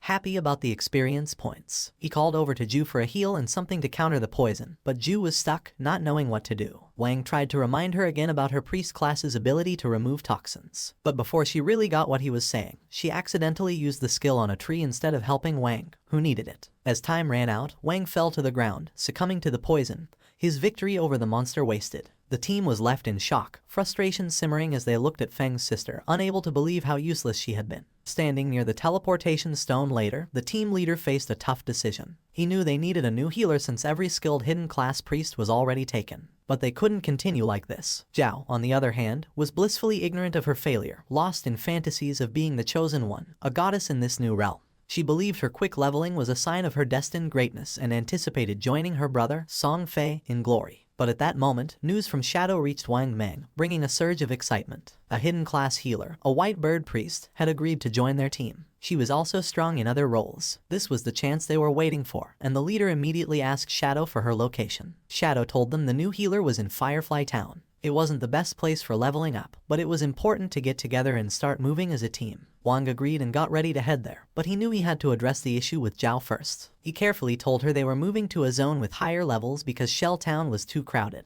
He said it in a way that made it seem like her low level was the only issue, to avoid hurting her feelings. But before she could respond, the whole team took off, clearly happy to leave behind a healer who couldn't actually heal. Zhao didn't seem bothered, though. She saw their leaving as a good thing, thinking they weren't strong enough for her anyway. She decided she'd find Shadow and make him help her level up. Meanwhile, Wang Mang made it to Firefly Town and found Shadow and Yu. Right away, he gave them the lifespan he'd gotten from their last fight, ready to settle up and get going with the new team setup. As they moved forward, Wang realized just how challenging it was to keep up in this game. While making plans, he brought up a new ally, a captain named Yu. Hearing that name made Shadow stop dead in his tracks, his thoughts racing. That name wasn't just random. Then, suddenly, she showed up, greeting them with a cheerful wave. Yu caught the attention of both men right away. Shadow was in disbelief. The woman standing before them was the Yu, also known as Justice Execution, the only one in the game with the Dragon Swordsman hidden class. In Shadow's previous life, she was in the top 20 players worldwide and played a crucial role for the country's official forces. She was a national hero, respected and feared. And there she was, showing up early,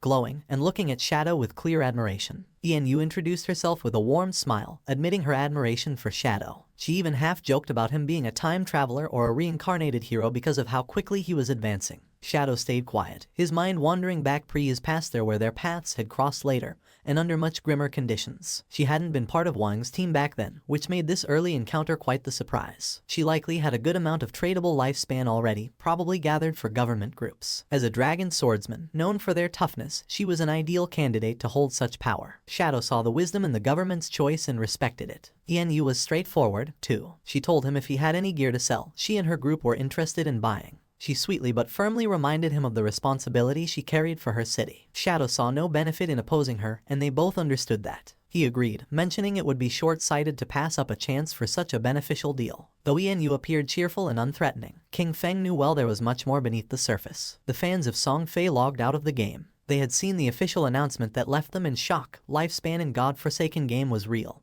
and if it reached 0, one would die in the real world. The archer was furious since she realized this wasn't just a game. She had given all her tradable lifespan to Song Fei. Some of them only had a few days of lifespan left. The assassin had killed several players and had the assassin's stat, and dying one more time was going to make her lose double the lifespan. They were in shock. They couldn't believe how it was possible that dying 3 times cost so much lifespan. The chubby girl began to read the messages and her face filled with sweat. She realized, cursing to herself, that in the game, as a tank mage, she had always charged at the front. She had killed many people and died many times, so now she only had 1 day of lifespan left. If it reached 0, she was going to die. Just then, something caught her attention. Brother Song Fei was buying lifespan. That was great. She decided to go find Brother Song Fei, thinking that he would definitely help her. Quickly, she changed clothes and thought about putting on Brother Song Fei's support outfit from head to toe, thinking that it was great, and that she was going to find Brother Song Fei, who would definitely help her. She even mentioned Brother Song Fei's latest release, the Song Fei Ultra Thin Anti-Side Leak. She dressed in Song Fei's merchandise, and without wasting a second, she left her house and started heading to the concert. Not far away, there were some apartments. Qin Feng's sister also logged out of the game. She didn't know if she was in the real world since now it was hard for her to tell the difference. She turned on her phone and couldn't help but smile when seeing that. At that rate, 1 day of lifespan could be sold for 15,000. With the 200 days she had left, she could become a millionaire. But then, she went into shock when she saw that Shadow had killed Song Fei 3 times. She couldn't help but cry from sadness and fury, since she remembered that they had told her that if her lifespan reached 0 in the game, she would truly die in real life. Even having 100 years of non-tradable lifespan, dying 3 times had left her with barely 12 years remaining.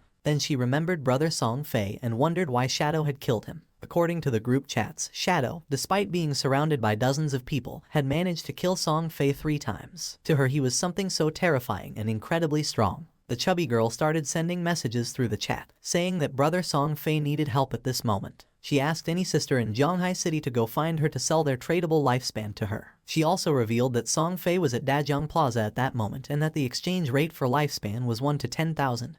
This was the perfect opportunity to get rich and help brother at the same time. King Feng's sister put on her clothes. She couldn't believe that Brother Song Fei was in Dajiang Plaza, not far from her. She thought she couldn't just stand by and watch his lifespan run out. She had to go help Brother Song Fei. Thanks to that Shadow and the others, she had managed to save more than 200 days of tradable lifespan, just enough to help Brother Song Fei. Without wasting any more time, she decided to go to Dajiang Plaza. At the same time in the game, our boy slaughtered several monsters without much difficulty. A system window appeared, informing him he had reached level 10. His attributes had increased by 2, and he had gained 5 free attribute points. He had unlocked class promotion. In addition, as the first player to reach level 10 in the Zhonghai City area, he had earned 7 reputation points. As the first player in the Great Xia Kingdom area, he had earned 14 reputation points, and as the first player worldwide to reach level 10, he had earned 21 reputation points. The window also revealed that the teleportation function to the continent of Forgotten Gods would be unlocked when there were 7 level 10 players in the Zhonghai City area. The system revealed in all towns that Shadow had reached level 10. People were in shock and commented with amazement. They said that, as expected, it was Shadow again. He had gotten the first kill of a gold tier monster and was the first player worldwide to reach level 10.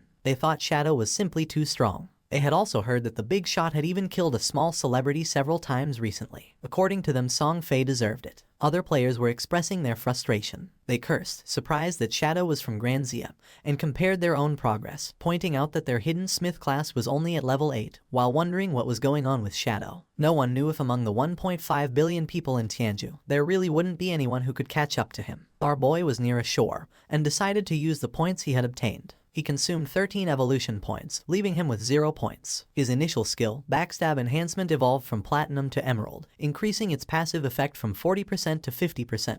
Even though his tradable lifespan was just a little over 7,000 days, he realized it wasn't enough. He knew that to leave Starter Town, they needed to gather 7 level 10 players to activate the teleportation portal to the continent of the Forsaken Gods. But since the highest level at that moment was only 7, they would have to wait a bit before it became possible. He decided to go back to the real world to take care of a matter. His figure disappeared with the sand, and several seconds later, he opened his eyes in the real world and the system asked him, "Do you want to consume tradable lifespan to transfer your skills to reality?" Without losing a second, Qin Feng accepted. When the system asked what skill he wanted to extract to the real world, he stood up and decided to extract his class. The system then consumed 1,000 days of tradable lifespan and completed the extraction. He gained the shadow, its passive was activated, and his attributes increased: strength by 3, constitution by 3, agility by 8, and spirit by 5. Then, he decided to extract level 2. The system informed him that he had successfully extracted level X2, consuming 2,000 days of tradable lifespan in the process. His level in reality immediately increased to level 3, and his stats received a boost: strength plus 4,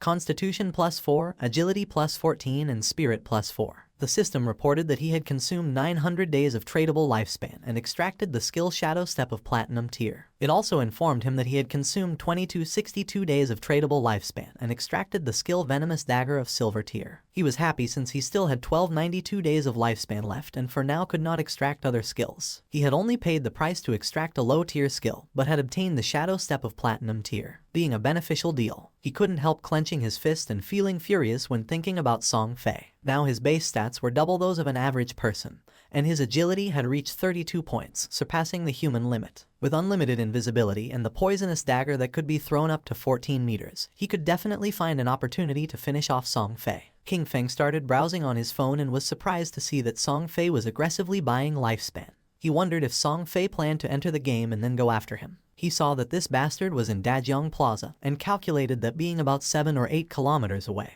at his current speed he could get there in just over 10 minutes. Just then, his hand began to tremble upon seeing a message from Hu Qibin, the arrogant and powerful company supervisor. Hu Qinbin was furious upon seeing that after growing wings, Qin Feng wasn't even answering the phone. She knew that the young lady had taken an interest in him and this was his big chance. She couldn't believe he didn't want to cooperate. Qin Feng decided to block Hu Qibin, and while he was walking, he threw the phone and began to turn invisible, thinking that those people would soon realize what the true Forsaken Gods game really was. After a few hours, at Dajiang Square the Song Fei concert was taking place, which was full of girls. Among them was also King Feng's sister. On stage was Song Fei sitting next to a blonde woman. With a smile, she mentioned that she had heard he had been killed 3 times by Shadow in the game. She told him not to worry because she was already sending people to investigate Shadow's true identity. With a curious look, Song Fei asked how the investigation was going, and she revealed that she had already sent someone to Firefly Town to make contact with him. They would offer him an amount he couldn't refuse. When he came into the real world to collect the money, they would catch him, and when they did, they would make sure brother Song Fei could vent his anger properly. Upon hearing this, Song Fei couldn't help but smile and asked her to make sure to let him know when the time came. Then he asked if she had heard that her Dajiang Corporation had already used that method to control several players and make them work for free for her. Hu Qibin couldn't help but laugh, since according to her, they were all idiots, so weak that they couldn't accumulate much lifespan.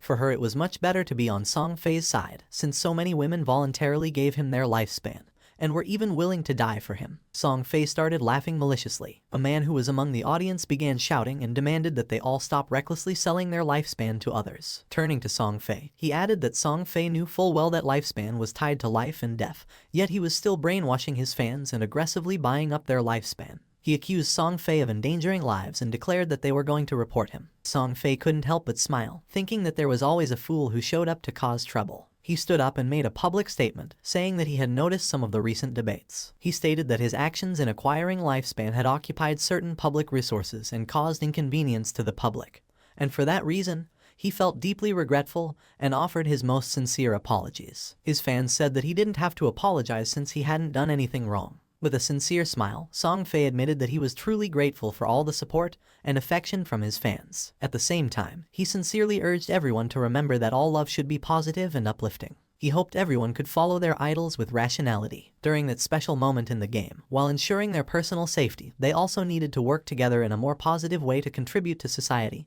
and bring positive energy. With his face full of tears, he explained that while the entire nation was being affected by the game, he had been actively cooperating with the authorities and working hard within the game. That was the reason why he had used his personal wealth to acquire lifespan, hoping to become a quality idol in the game, someone worthy of liking. He had done this to give back to his fans, hoping that everyone could gain something outside of the game and live a happy, peaceful, and safe life and work together for a better tomorrow. But he never expected that it would cause so many problems for everyone. His words made all his fans unable to avoid crying. He apologized to everyone for having caused them trouble. This made everyone feel sad.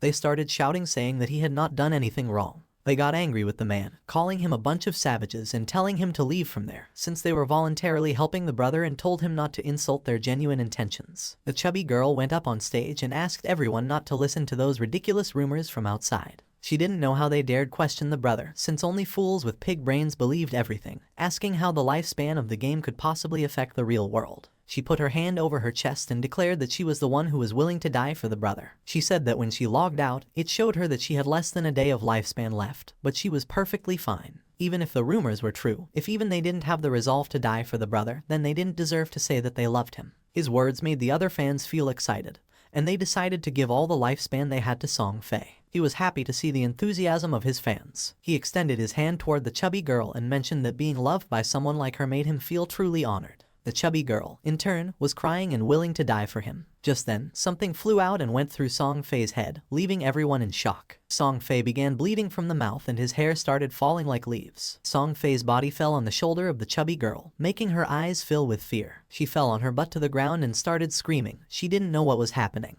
Once it was revealed that Song Fei was dead, all his fans panicked. The guards began to escort Hu Kibin, and she couldn't help but cry and scream. She said that she had seen it, that when Song Fei died in the game, his body was surrounded by an orb of lifespan, and that they should leave immediately. She knew that the person who killed Song Fei clearly did it using a skill from the game. She wondered, horrified, if the skills from that game could really be used in the real world, and how that was possible. She thought about the actions, killing Song Fei instantly, becoming invisible and collecting lifespan, and concluded that the only person who could do that was Shadow. Just then, a dart pierced her head as well, killing her instantly and leaving the guards in shock. Among the crowd was King Feng. It was already dusk, and the news announced the tragic death of superstar Song Fei in Dajong Plaza. It was also reported that his most devoted fans had sacrificed all the lifespan they had left, falling dead next to Song Fei's corpse, and the police investigation had revealed that his death was due to supernatural abilities. The faces of King Feng's sister and her friend were full of tears and fear. She was sad since she still couldn't believe that just the day before they had gone to see Song Fei's concert,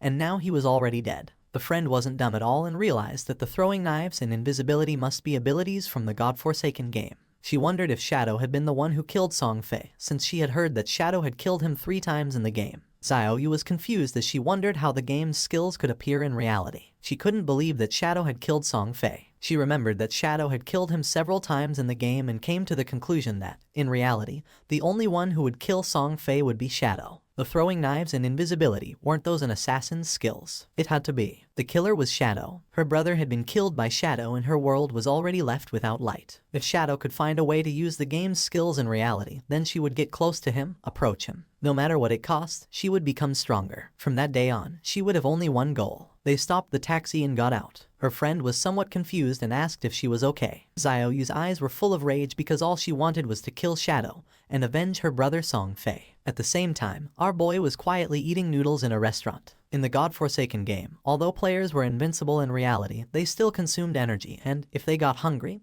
they still needed to eat. Just then, his phone started ringing, and when he unlocked it he saw that he had a message. Someone informed him that Fat Hu was furious. He had blocked his phone and WeChat, and if King Feng didn't go soon, he would be expelled and wouldn't receive his salary for that month. The message was from Yang Xiaoya, whom he considered a good girl, although quite delicate and often bullied. In his previous life, she had also been a member of his Jan Shen guild. King Feng asked her not to worry about him or the job but to focus on leveling up in the game. She was confused since she asked King Feng if he had played the game. She had heard that it was very difficult and that the lifespan of many people was almost exhausted. Our boy explained that, whatever her profession was, she simply had to focus on improving agility at the beginning. She decided to listen to him, but mentioned that she had heard that the lifespan produced in the game was really expensive at this moment. Then, she asked Qin Feng how his progress was going and how much he had earned. Our boy replied not much, since he had almost spent it all. He knew that Fat Hu was a lackey, and that the real problem was his boss behind him, Kayan Shishi. She was the daughter of the president of Kayan Group, and the company for which he used to work belonged to said group. This young woman did nothing all day except look at men. She had gone into a hotel with 6 middle-aged foreign men,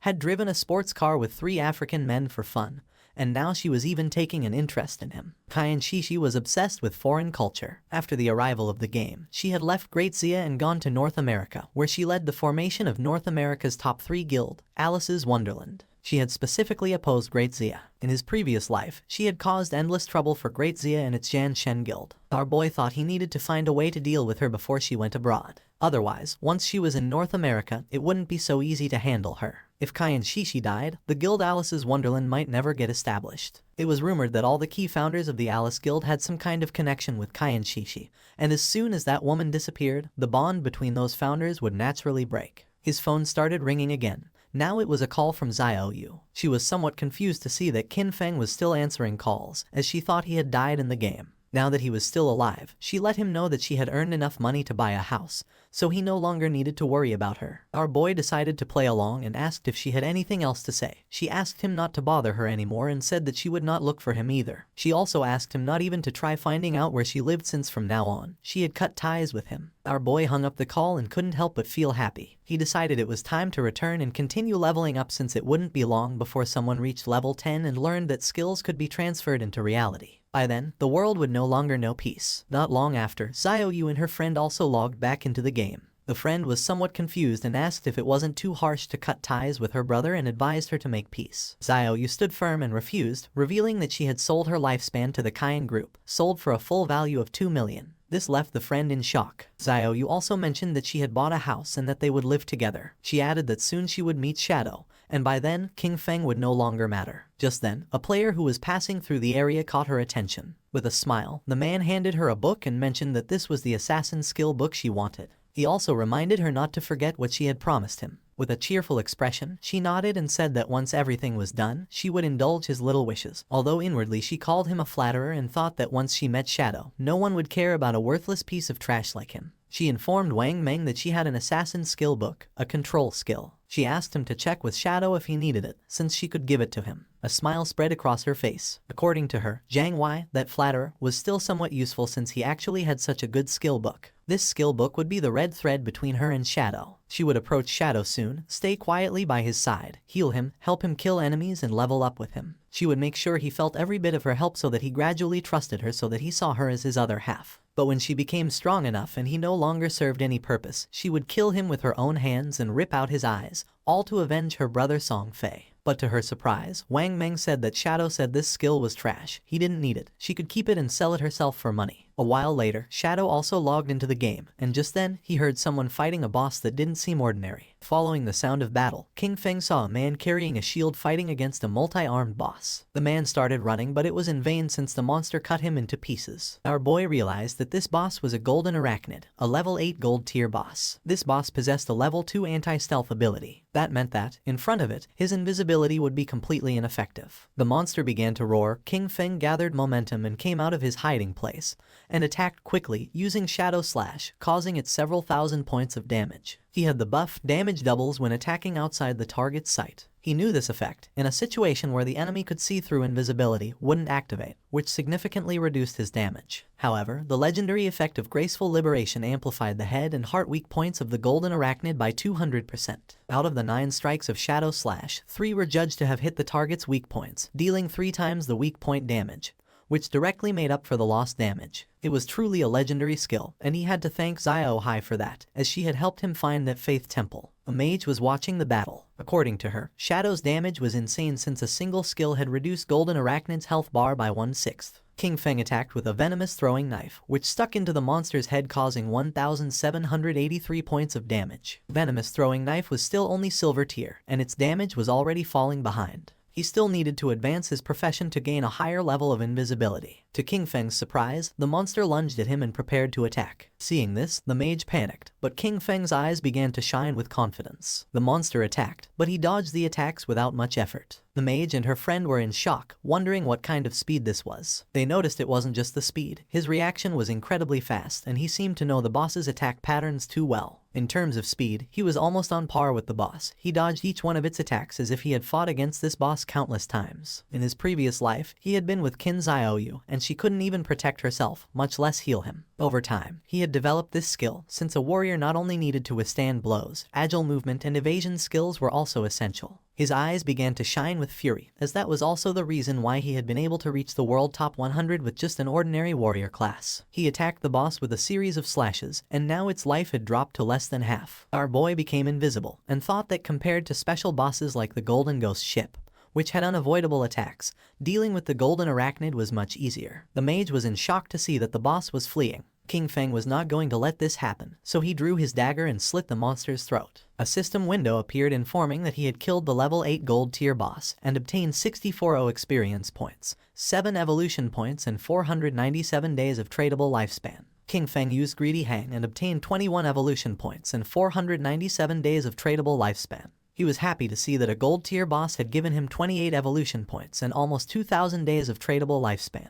But to his surprise, another system window appeared, granting him the Blacklight Shield, an assassin skill. Its active effect converted all dodge rate into a damage-reducing shield for 8 seconds, had a cooldown of 60 seconds, and required level 8. The conversion rate detailed that every 20% dodge rate converted into 1 layer of damage reduction shield. The shield would disappear or the dodge rate would return to normal once the duration ended or the shield was broken. He couldn't believe that a skill book like this had dropped. He considered that, combined with the 75% dodge chance from the epic skill Phantom Blur, Blacklight Shield could provide 3 layers of a damage reduction shield, and with this skill, he could take down many bosses without taking any damage. He spent a total of 6 evolution points. As a result, the Blacklight Shield was upgraded from Platinum to Epic tier. Its duration increased progressively from 8 to 10, then to 12, and finally to 14 seconds. Furthermore, its conversion rate improved, so now every 10% of dodge chance was converted into 1 layer of damage reduction shield, an improvement from the initial 20%, then 15%, and then 12%. He was happy since he now had 7 layers of damage reduction shield. With this, he could even explore many high-level areas ahead of time. He still had 22 evolution points left, so he also decided to evolve the venomous throwing knife to increase its damage. He spent 16 evolution points, and the venomous throwing knife of silver tier evolved into emerald tier. Its maximum range increased from 14 to 17 meters. The continuous damage had no weak point bonus, lasted for 5 seconds, and could not stack. The additional damage on hit increased from 120 to 240 attack, and the venom now dealt 80% of attack per second, instead of the previous 50%. He was aware that evolving venomous throwing knife 3 times had at least doubled its damage. With a base cooldown of only 5 seconds, it could continuously output damage, making it no weaker than Shadow Slash, and he had gotten 2 assassin class gear pieces, so he would equip them right away. He also obtained the Agile Ring of Platinum tier, an assassin class accessory that provided plus 20 agility, plus 20% movement speed, plus 20% attack speed, and plus 20% cooldown speed, with an equipment requirement of level 8. Additionally, he got the heavy red leather gloves of gold tier, an assassin class armor that provided plus 18 physical defense, plus 15 to all elemental resistances, plus 12 constitution, and plus 588 HP, with an equipment requirement of level 6. With these 2 pieces of equipment, his cooldown speed was now at 55%. What used to be a 12-second cooldown for Shadow Slash was now only 7.7 seconds. Plus, he had increased 51 points of Constitution, 106 points of physical defense, and 17 points of HP. It was not bad at all. Now, his stats allowed him to tank 3 attacks from the Golden Arachnid without dying. Combined with Blacklight Shield, his survivability had greatly improved. The mage and the others went out and praised Shadow, saying that the boss had been nothing to him. They couldn't believe he had defeated it alone. Then, the mage asked him if he had any equipment or skill that she could use, adding that she would buy them. Our guy revealed that for a mage, he had a gold tier skill book, Frostball Bounce, a group skill that released ice balls, bouncing up to 10 times, priced at 800 days for a one-time purchase. The mage thought that 800 days was a bit expensive, as she had seen someone sell a level 5 gold tier skill book for just 400 days earlier. With a serious gaze, he made it clear that this Frostball Bounce was a level 7 skill book, which had over 40% higher damage than a level 5, so 800 days wasn't expensive at all. The mage did not hesitate and made a deal with King Feng and decided to buy it for 800 days. The system window confirmed that the transaction had been completed. Our boy started to become invisible. At this moment, there was no boss in the initial stages that could threaten him. He decided to go back to the town to post a message, gathering information about the locations of silver and golden tier bosses. This way, he would have a constant flow of bosses to hunt, and his leveling speed would be maximized. Wang Meng informed him that Xiaoyu, the priestess from his team, wanted to send him a skill book. He found it interesting and wondered what kind of skill book it would be. King Feng was somewhat surprised to see that Xiao Yu wanted to send him a skill book. Moreover, it was one of bronze tier. He wondered what it could be, but even so, he decided he should take a look at it. King Feng wasn't stupid at all and knew that now everyone speculated that he had killed Song Fei, and right after that she was trying to send him a skill book. He decided to reject her offer while wondering if she was trying to associate with him or if she was trying to avenge Song Fei, or maybe both things. Wang Meng informed her that Shadow said her skill book was trash, he didn't need it, and she could keep it and sell it for money. King Feng asked Wang Meng to go to the town since he had something to sell him and to prepare some lifespan. With a serious look, Wang Meng decided to ask him a question, and our boy asked what he meant and if he was asking whether he had been the one who killed someone. Then, he revealed that he had been the one who killed them. For King Feng, Wang Meng was his friend, so he knew that during the time Song Fei had been murdered, Shadow had been disconnected the whole time. The motive and timing of the crime matched perfectly. Since Wang Meng had asked this, it meant that the authorities had already deciphered most of it. King Feng asked if Wang Meng was trying to arrest him, as he knew that in 2 hours other players would reach level 10 and the ability to transfer powers to reality would no longer be a secret. He considered it the perfect opportunity to see how the Daxia government would react to this and would take it as a test. King Feng returned to Firefly Town and reunited with Wang Meng and the others. Enyu asked if he was really admitting to having killed Song Fei. King Feng nodded. With a smile, Enyu mentioned that King Feng was, in fact, the main suspect. However, they also knew that Song Fei and Zhonglai had harbored malicious intentions toward him, and that Dajiang Industries had captured and abused many players, forcing them to work. Strictly speaking, killing those two had been an act of self-defense. King Feng realized that since they couldn't uncover his true identity, they had chosen to maintain a temporary cooperation with him. He reflected that in his previous life, by working with the officials, his record had been spotless. However, this time he had directly killed Song Fei and Zhonglai, which might cause some changes. He was eager to see how much his rebirth could alter that doomed era of games. For now, he considered selling the platinum tier equipment he didn't use. Since they were backed by the authorities, they would accept equipment and skill books of any class, and most importantly, they possessed enough resources for the transaction to be worthwhile. Our boy opened the system window. Upon seeing what it contained, the others couldn't believe that he possessed platinum tier equipment and skill books. They exclaimed in astonishment, wondering if Shadow had just achieved the first kill of a platinum grade boss. However, they immediately dismissed that possibility, as there had been no global announcement about it. Our boy mentioned that his luck had been decent. He had found a few treasure chests, and Xiao Zhu could confirm it. Even he himself had obtained an emerald tier skill book. The mage confirmed that she herself had seen King Feng open that emerald chest. Little Black couldn't help but feel jealous upon noticing that King Feng called her Xiao Zhu, but when it came to her, he simply said you. Our boy decided to call her Little Blackie instead of Little Black, and this made her angry and she asked him to better call her Little Black. Wang Meng let out a sigh, since according to him, people really couldn't be compared with each other. And you felt jealous since it was true that they had barely managed to defeat a silver grade boss, while Shadow casually opened platinum and emerald tier chests. King Feng revealed the prices of the items. The platinum grade archer skill book at a fixed price of 2,500 days. The platinum grade berserker weapon at 1,500 days. The platinum grade mage skill book at 3,000 days. And the gold equipment and skill book package at 8,000 days. Including the remaining platinum equipment and skill books, which totaled 25 items.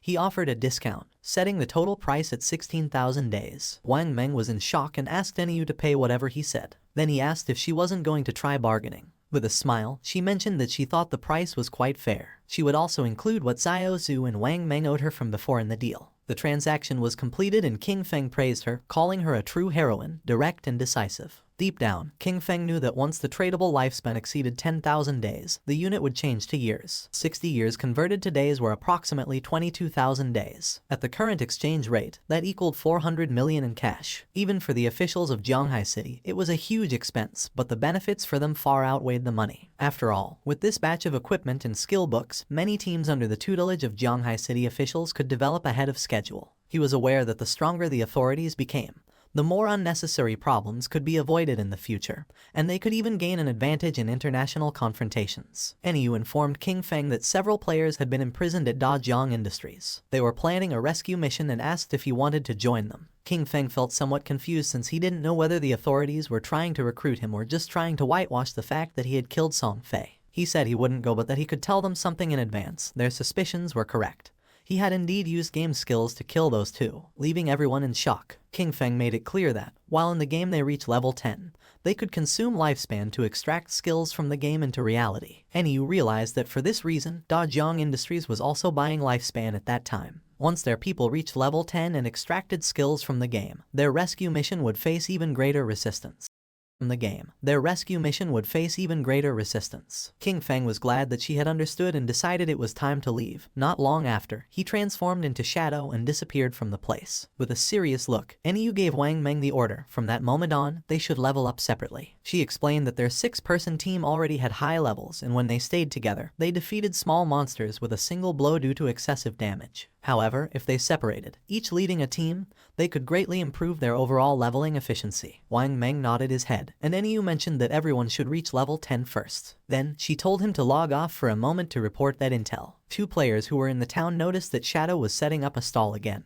But this time he wasn't selling, he was buying. A system window appeared and announced that Shadow was buying silver boss coordinates for 30 days, and gold boss coordinates for 100 days. Upon seeing this, one of the men nearby couldn't help but smile. He approached our boy and informed him that his young lady had said that as long as he was willing to help her level up, she would give him 300 million, plus shares in Dajiang Industries. The man added that such an opportunity rarely came along in life and advised him to take advantage of it. The other players noticed that the man still hadn't disconnected. He probably didn't know that Shadow had killed Song Fei and the young woman from Dajiang Industries in real life. Some couldn't believe that the girl from Dajiang Industries had also been eliminated. They had seen that girl and thought it was a waste. The man's face filled with rage as he remembered that the girl had brought it upon herself. She had initially planned to capture Shadow in real life to force him to do illegal work, but she was killed on the spot. With a shock, he realized that Zhang Lai was dead. He recalled how, at first, Zhang Lai had offered 10 million for Shadow to help her level up. Shadow refused, so he, seeing the money, rushed to help her. He thought he could get a huge payment of 5 million, but when it came time to collect the money in real life, they knocked him out. When he woke up, he found himself locked in an unknown basement. They whipped and abused him every day, forcing him to earn lifespan for them in the game and lure more people in. He never expected that Zhang Lai had already been killed by Shadow. With a bitter laugh, he thought that hateful woman got what she deserved with a good death. He used to mock Shadow for being stupid, but it turned out the real fool was him. Upon seeing his expression, King Feng realized that he must have helped her tie up quite a few people. The man got nervous and refused, then mentioned that he had been forced to do it and decided to leave. King Feng knew this guy was trash and decided to let the officers take care of him. 2 players approached King Feng and revealed that they had the coordinates for a silver boss, offering them for 30 days, and proposed closing the deal. Someone arrived in the city and everyone's attention turned to them, realizing it was Ace of Spades. It was said that she was Kayan Shishi, the heiress of the Kayan group in reality. They warned each other to stay away from her since she had killed quite a few players, and to be careful because she might try to steal their lifespan. Qiang Shishi logged into the game along with her men. She couldn't help but smile, since she didn't think the game was anything special. You only needed to spend money to buy a lot of equipment and skills. As long as her combat power was ahead of other players, when she found someone with lifespan, she would kill them and take it. She was furious since that damn game had delayed her flight. At that moment, she should have been in North America, enjoying pleasures with Big Dick and Max Fackle, surrendering herself to lust and passion.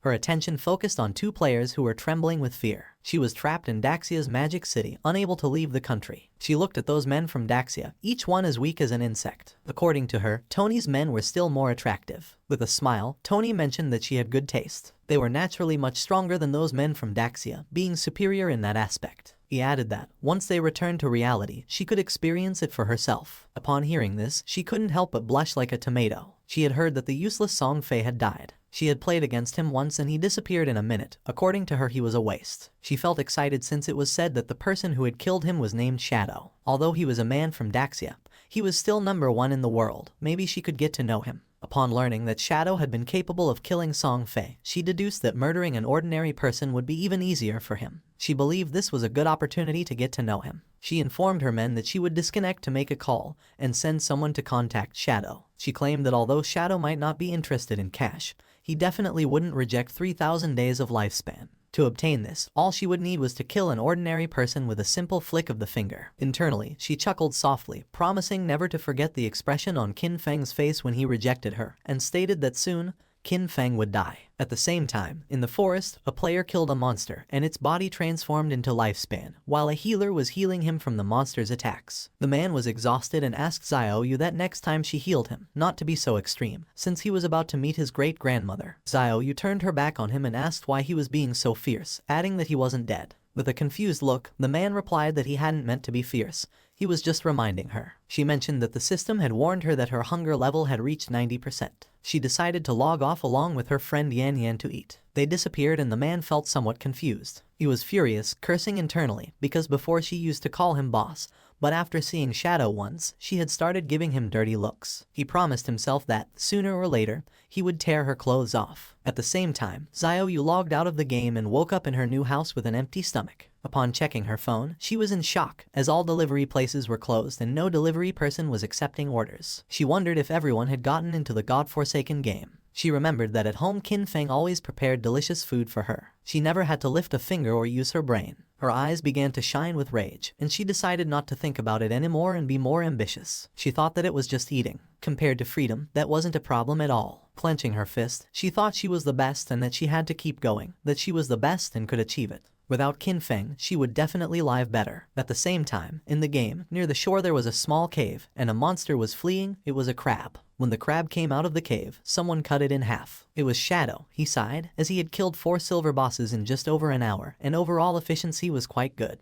Each boss granted 16 evolution points. The crab's corpse transformed into lifespan. On average, each silver level boss yielded 3,500 days of tradable lifespan. Thanks to this, all his equipment was now gold tier or higher. He couldn't help but smile, as his cooldown speed had increased from 55% to 75%.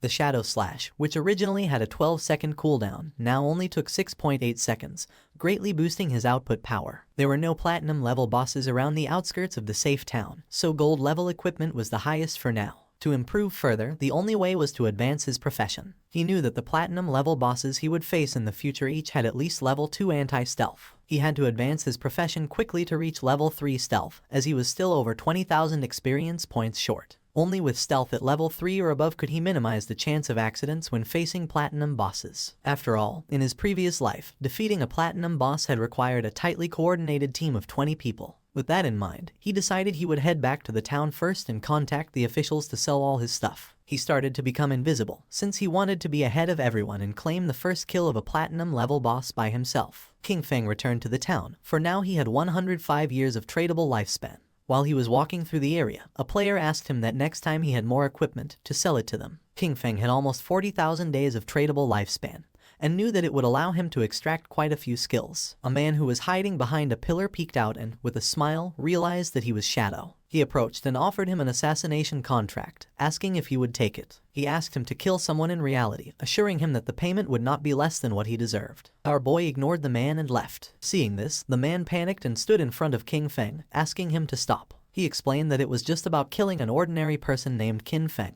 He would give Shadow the address. He argued that since he had even killed Song Fei, this should be easy for him and asked him not to reject free money. With a cold gaze, our boy was in shock and asked if Qin Feng had provoked him and if he wanted to kill him. He told the man not to worry about that. With an arrogant smile, the man made it clear that the payment would not be small. If he completed the task, he would get 3,000 tradable lifespan days. Qin Feng was pleased, realizing that 3,000 days, which at current prices was about 50 million, was an interesting offer. He wondered who wanted to kill him, as he hadn't met this person in real life, nor were they any player he knew in his previous life. It seemed like they were just a messenger. The real person wanting to kill Qin Feng was someone else. He recalled that in his previous life, his grudges with others had also surfaced in the later stages of the God-forsaken game. The man couldn't help but smile since this was a tempting offer. Qin Feng knew that being the target so soon must be due to grudges prior to the game's arrival. Only someone who held a grudge would be willing to pay such a high price. He couldn't help but wonder if it was Cayenne Shishi. Qin Feng knew better than anyone that she had both the motive and the means to hire someone to kill Qin Feng. However, with the financial power of the Cayenne group, if they had really wanted to kill him, they could have done it before the game arrived. So this contract must have other intentions. He feared that her main goal was to get familiar with Shadow. As for getting rid of Qin Feng, that was probably just a side effect, since Qin Feng had once rejected her invitation for fun. He laughed internally, thinking it was interesting.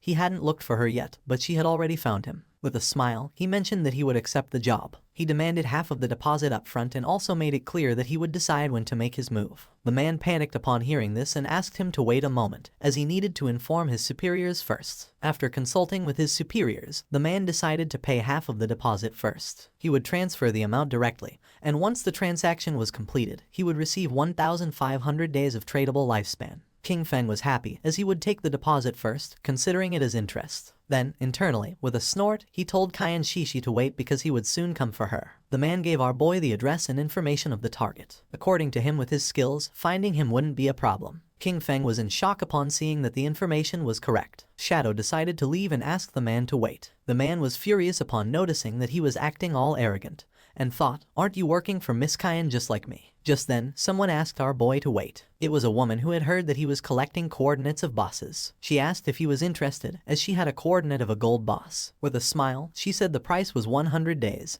He could pay after seeing the boss. King Feng thought this was good and decided to go with her. The woman asked him to follow her, and mentioned that the place was a bit far north of the city. King Feng asked what the name of the boss was, and the woman said it was called the Plague Enveloper. Upon noticing that she knew the name of the boss, he asked if she had really seen it. She didn't know if he could handle it alone and if he wanted to take a healer, warning that the boss had area toxic damage. Our guy refused and decided to go without a healer. King Feng was aware that the Plague Enveloper was indeed a golden level boss. This boss had a poisonous aura. As long as one stayed within its range, they would continuously lose health every second. Therefore, to deal with this boss, one had to kill it as fast as possible. For him, at that moment, it was just a matter of using a few skills. Not long after, the woman took King Feng to a cave and mentioned that the boss was inside. She added that her team had eliminated all the monsters, but they had not been able to defeat the boss. She decided to guide Shadow inside. They entered the cave and the woman began to point at a tree which was in the middle of a swamp full of poisonous aura, and revealed that there was the boss. Seeing that she hadn't deceived him, King Feng decided to give her the lifespan, and a system window appeared confirming that the transaction had been successful. He had traded 100 days of tradable lifespan. He remembered that this kind of poison damage could be evaded. In this case, his Ghost Blur's 75% evasion would be really useful. With her face full of sweat, the woman mentioned that there was something she needed to remind him. In reality, it was a trap. As soon as he started fighting, someone would come to kill him. She remembered that they had level 2 anti-stealth items. For King Feng this didn't matter much, but the woman revealed that they had told her to pretend to stop them as part of the plan and to use that opportunity to get close to him. In the end, they wanted her to find a way to discover his real-life information. Our boy began staring at her. He was disappointed upon seeing their plan. The woman blushed and, with a nervous expression, said that she had also been forced. She wanted to tell him the truth so he could go after the one behind everything. Since they were blackmailing her in real life, she wished for their death as much as he did. When King Feng asked who was forcing her, she revealed that it was Dongfeng Xian. She explained that in the game, his ID was Xianian, and he said that King Feng had killed him once. Upon hearing this, our guy couldn't help but wonder if it was Dongfeng Xian, the one who had first tried to steal his Golden Ghost ship boss. The same guy later sent him a skill book asking for forgiveness. The woman panicked and remembered that he had been able to kill Song Fei, so she believed he could also take down Dongfeng Xian. She was putting all her cards on the table with him and begged him not to betray her. The best thing, she emphasized, would be for him to eliminate Dongfeng Xian or else she would be doomed. According to King Feng, they had really come up with a childish plan. He had never heard of that guy in his past life and considered that he was probably eliminated early. King Feng decided to start by killing the boss, since he knew he could massacre a passing dog. King Feng became invisible and jumped off the cliff, asking her to go along with their plan. She should let her people get close, and he promised to take care of the rest. The woman panicked and thought everything was lost. They were doomed. According to her, Shadow was surely going to die. She remembered that previously Dongfeng Xian had led 3 teams, 18 people in total, to fight against that boss, but they had been annihilated in half a minute. While King Feng was descending upon the boss, she revealed that the continuous poison damage was too high. They hadn't even managed to reduce the boss's health by 5%.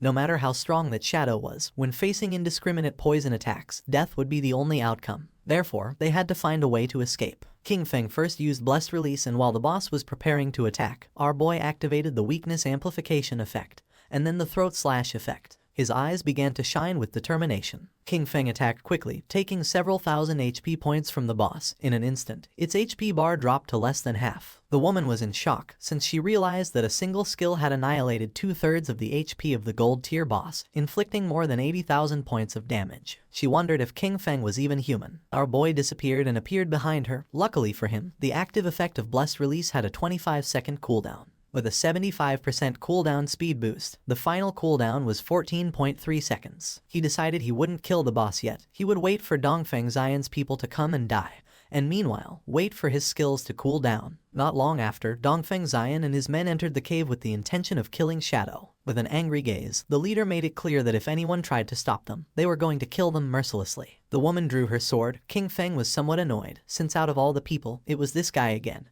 and now he was also involved with Dongfeng Xian. He wondered if their plan, which consisted of Snowy pretending to block this group, would really work. He didn't know if Snowy's combat power was really that strong. More than 10 people were rushing in, and he wasn't very sure if she could really stop them. Snowy used her powers and summoned a golden shield. Seeing this, Shadow understood why they had chosen her to act. With this defense, there really weren't many who could break through it in the early stages of the game. The men began to attack the shield. King Feng knew that she had encountered an ancient god's blessing in the wild and had gotten a golden level treasure chest. His eyes began to shine with seriousness, and using instant shadow, King Feng attacked quickly, cutting their bodies into pieces. With eyes shining with rage, King Feng used the skill Blooming Curse and the corpses of the men transformed into flowers. Snowy was in shock since, according to her, it was terrifying. A single skill had killed so many people, and she wondered what those crimson flowers were. Fortunately, she hadn't listened to Dongfeng Xian, or otherwise she would have died miserably like Song Fei and the others. She asked Shadow to add her as a friend, promising that if she had the chance,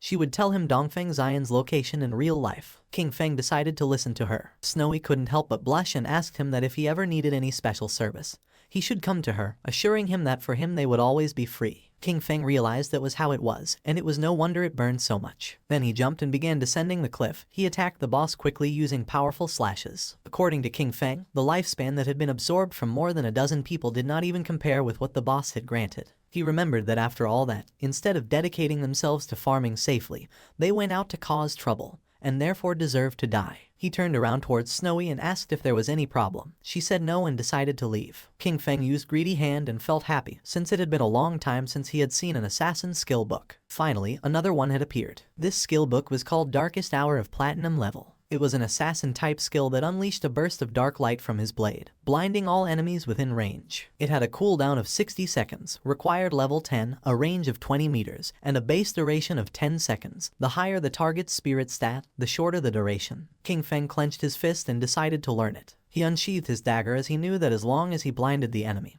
he could still trigger double damage even if he wasn't in stealth. With this, no matter how high the boss's anti-stealth level was, it wouldn't affect his damage output. This dagger was the Plague Blade. It was an assassin-type weapon that granted 216 attack points and 42 agility points. Furthermore, it increased the weak point attack multiplier by 0.3. The equipment requirement was level 10, and all of its attacks inflicted a poison that detonated after 3 seconds, dealing 50% of the original attack's damage. King Feng decided to leave the cave, as he considered it had been another excellent and profitable day. He had already accumulated 98 evolution points and would soon be able to evolve his epic grade Greedy Hand to legendary. He left the cave and the small monsters were frightened. He realized that he only needed a little more than 10,000 EXP for his class advancement, so he decided to go farm monsters directly. King Feng began to massacre all the monsters he saw, causing the others to start fleeing in terror. But King Feng was not going to let this happen, so in the blink of an eye, he finished them all. He couldn't help but smile since he could finally advance his class. Golden energy appeared around his body, and a system notification informed him that his shadow class had advanced. His current tier changed from tier 0 to tier 1. The class attribute bonuses also increased. Strength went from 3 to 9,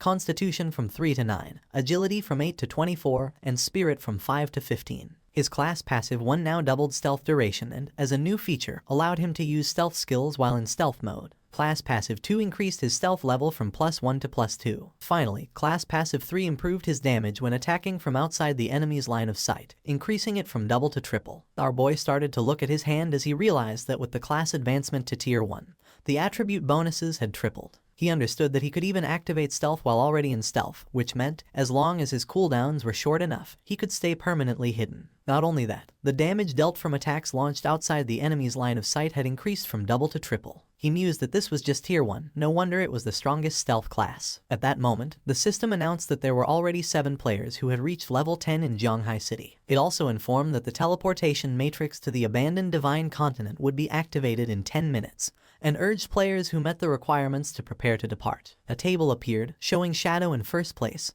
followed in second place by Grey Rose. In third place were Snowy Day, Black Elf Doll Lai Zai, and Wang Meng. Finally, in 4th place were Huaiyu and Yuhan. King Feng noticed that it was already 8:30 p.m. He had not expected so many players in Zhanghai City to have reached level 10. The ranking table was full of familiar faces, and he remembered that the last time, at the same hour, that table had been completely occupied by foreign players. His eyes began to shine with seriousness upon realizing that the impact of having sold so much equipment and skill books had begun to manifest. He thought that maybe the world order from the previous time would change, and he was really hoping it would. In reality, it was already night, and the police had arrested several men. One of them reported that all main members of the Dajiang Industrial Criminal Group had been arrested. However, he added that 3 key members were still inside the game, with their bodies in a state of non-existence, which made their capture impossible. They were waiting for further instructions from the commander. The commander praised his comrades for their good work and ordered them to inform Yu, assigning them the task of finding a way to force the suspects to disconnect. He told his companion that this method was effective, since even if the criminals hid in safe towns where they could not be attacked,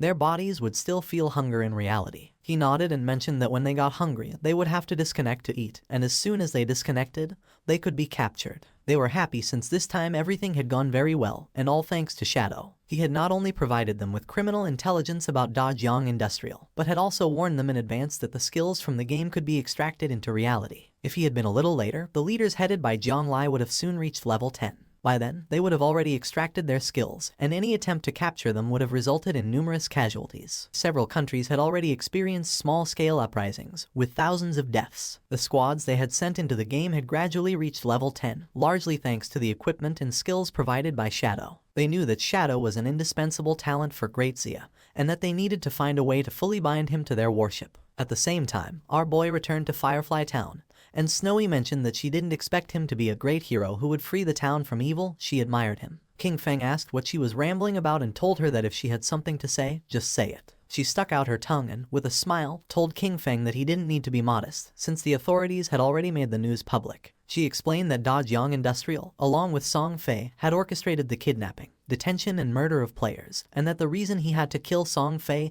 and Jiang Lai was under official orders. King Feng remained silent. He could not believe that the authorities were clearing his name, and he could not help but think that, surely, they were doing it to facilitate future cooperation with him. When King Feng asked if she had already discovered Dongfeng Xian's location in the real world, she mentioned that he had not yet disconnected and asked him to wait a little longer, assuring him that she would send him the information as soon as she obtained it. King Feng began to walk through the city. He considered that everything else could wait. The urgent task was to head first to the Divine Abandoned Continent. He noticed that quite a few people were already using the teleportation arrays of the town.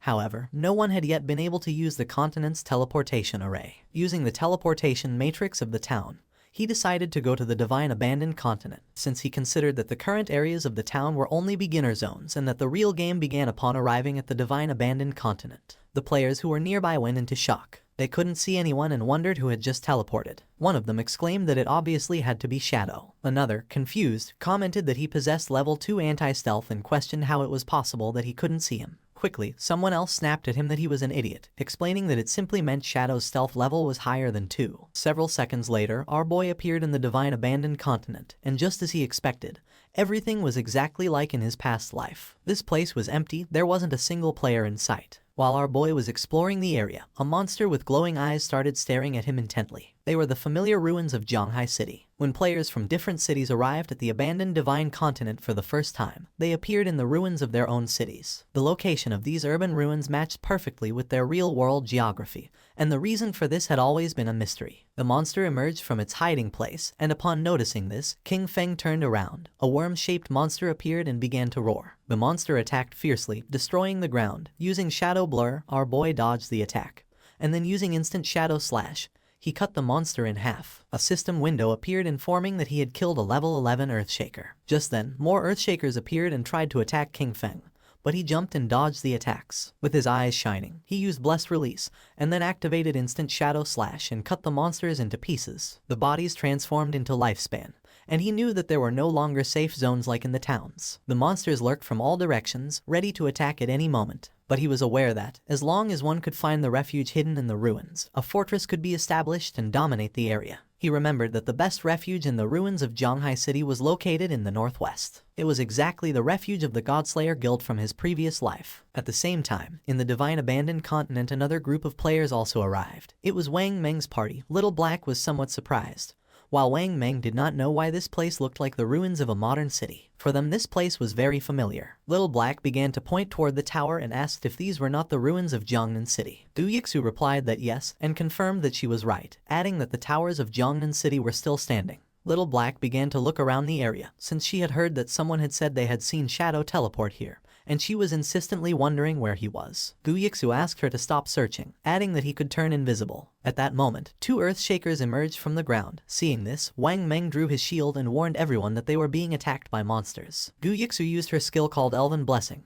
The monsters attacked quickly, but Wang Meng blocked the attack using the shield, and thanks to her enhancement he was able to withstand the attacks. Du Yixu asked Wang Meng to be careful, warning him that the ordinary monsters hit harder than the silver tier bosses around the starting town. The party's archer used the skill called Binding Shot and shot an arrow toward the monsters. In the blink of an eye, the arrow created energy ropes which wrapped around the bodies of the monsters. With a smile, he mentioned that these monsters were vulnerable to control, and therefore he would keep them immobilized and unleash all his damage to finish them off. Little Black raised her magic staff into the air and summoned a prophetic fireball. 2 flames of fire struck against the monsters. The Earthshakers died and their bodies began turning into lifespun. Wang Meng asked Xiaoxu to send her owl to fly high and explore the surrounding terrain. She nodded and her owl began flying around the area. She reported that there were monsters everywhere, a lot of them, and that the noise from the previous fight had already attracted some in their direction, which were heading directly towards them. She added that she didn't see any nearby safe zone and asked the captain what to do now. Wang Meng was in shock upon seeing that there was no nearby safe zone. The archer panicked, wondering what kind of lousy continent this was and how it had suddenly turned into a survival game. Little Black asked Xiao Zhu to try to find Shadow, explaining that he had arrived about 10 minutes before them and shouldn't be far away, and assured that if they found him, they would be safe. At the beginning, she couldn't see any human figure nearby, but then she started to see Lifespan. She observed a huge cluster of bright lights toward the northwest and realized that those were the rewards from the defeated monsters. She deduced that it must be Shadow's work, who probably had a full inventory and that's why he hadn't picked up the loot. More monsters emerged from the ground and began to charge towards them, and Yu started to run and asked everyone to hurry up. Now that Shadow had cleared all the monsters from that place, it was safe, and if they followed the glow of the rewards, they would find him. The captain asked everyone to stay alert, maintain formation and not fall behind, adding that they would fight while retreating. At the same time, not far away, more Earthshakers emerged and prepared to attack. But someone moved quickly and cut their bodies into pieces. It was Shadow. He knew that even without the active effect of Graceful Release, the total damage of Shadow Slash could still reach 20 to 30,000, which meant an instant kill against those mobs. That place was, for him, basically a farming paradise. A few minutes later, he arrived at the hideout. He began to observe the place, as he knew that beneath those ruins lay a massive underground palace, which had taken a long time to be discovered in his previous life. That subterranean palace alone had over 1,000 resting rooms and dozens of large halls. It was the largest hideout in Zhanghai City and the base of his guild, Godslayer. Before being taken over, the hideout had been like a dungeon filled with numerous traps and monsters, as well as a guardian boss. The larger the hideout, the stronger its guardian was. He entered the hideout and remembered that in his previous life, after founding the Godslayer guild, he had gathered 3 squads, 18 elite members in total. All of them had reached level 15 and were fully equipped to the teeth. Even then, they barely managed to conquer this palace. He began to descend down the stairs toward the bottom of the ruins. A system window confirmed his arrival at the hideout. This place was full of monsters and was known as the land of soul purification. His eyes began to shine with confidence since he knew that being alone he was going to be able to conquer this place. A system window appeared informing that if he defeated the area guardian, he could claim ownership of that region. The monster's attention fixed on King Feng, and they all lunged at him. Our boy remained calm and drew his dagger, realizing he was facing a level 12 gold tier mob, an elemental spirit. Just before the monsters could attack, King Feng used his skill called Darkest Hour, and then used Shadow Flash Slash and massacred the monsters in the blink of an eye. King Feng began to move quickly and started cutting into pieces all the monsters he encountered, making their bodies turn into lifespan. He could not help but feel joyful since, as long as the enemies were blinded, all his attacks would receive a damage increase. Even his basic attacks were enough to finish off those level 12 monsters in one hit. Despite the fact that the 15 monsters in the hall had been eliminated, the soul cleansing grounds, however, still contained dozens of halls and thousands of small rooms. A slight smile appeared on his face. It was, indeed, a massive task. He began to carefully observe the lifespan,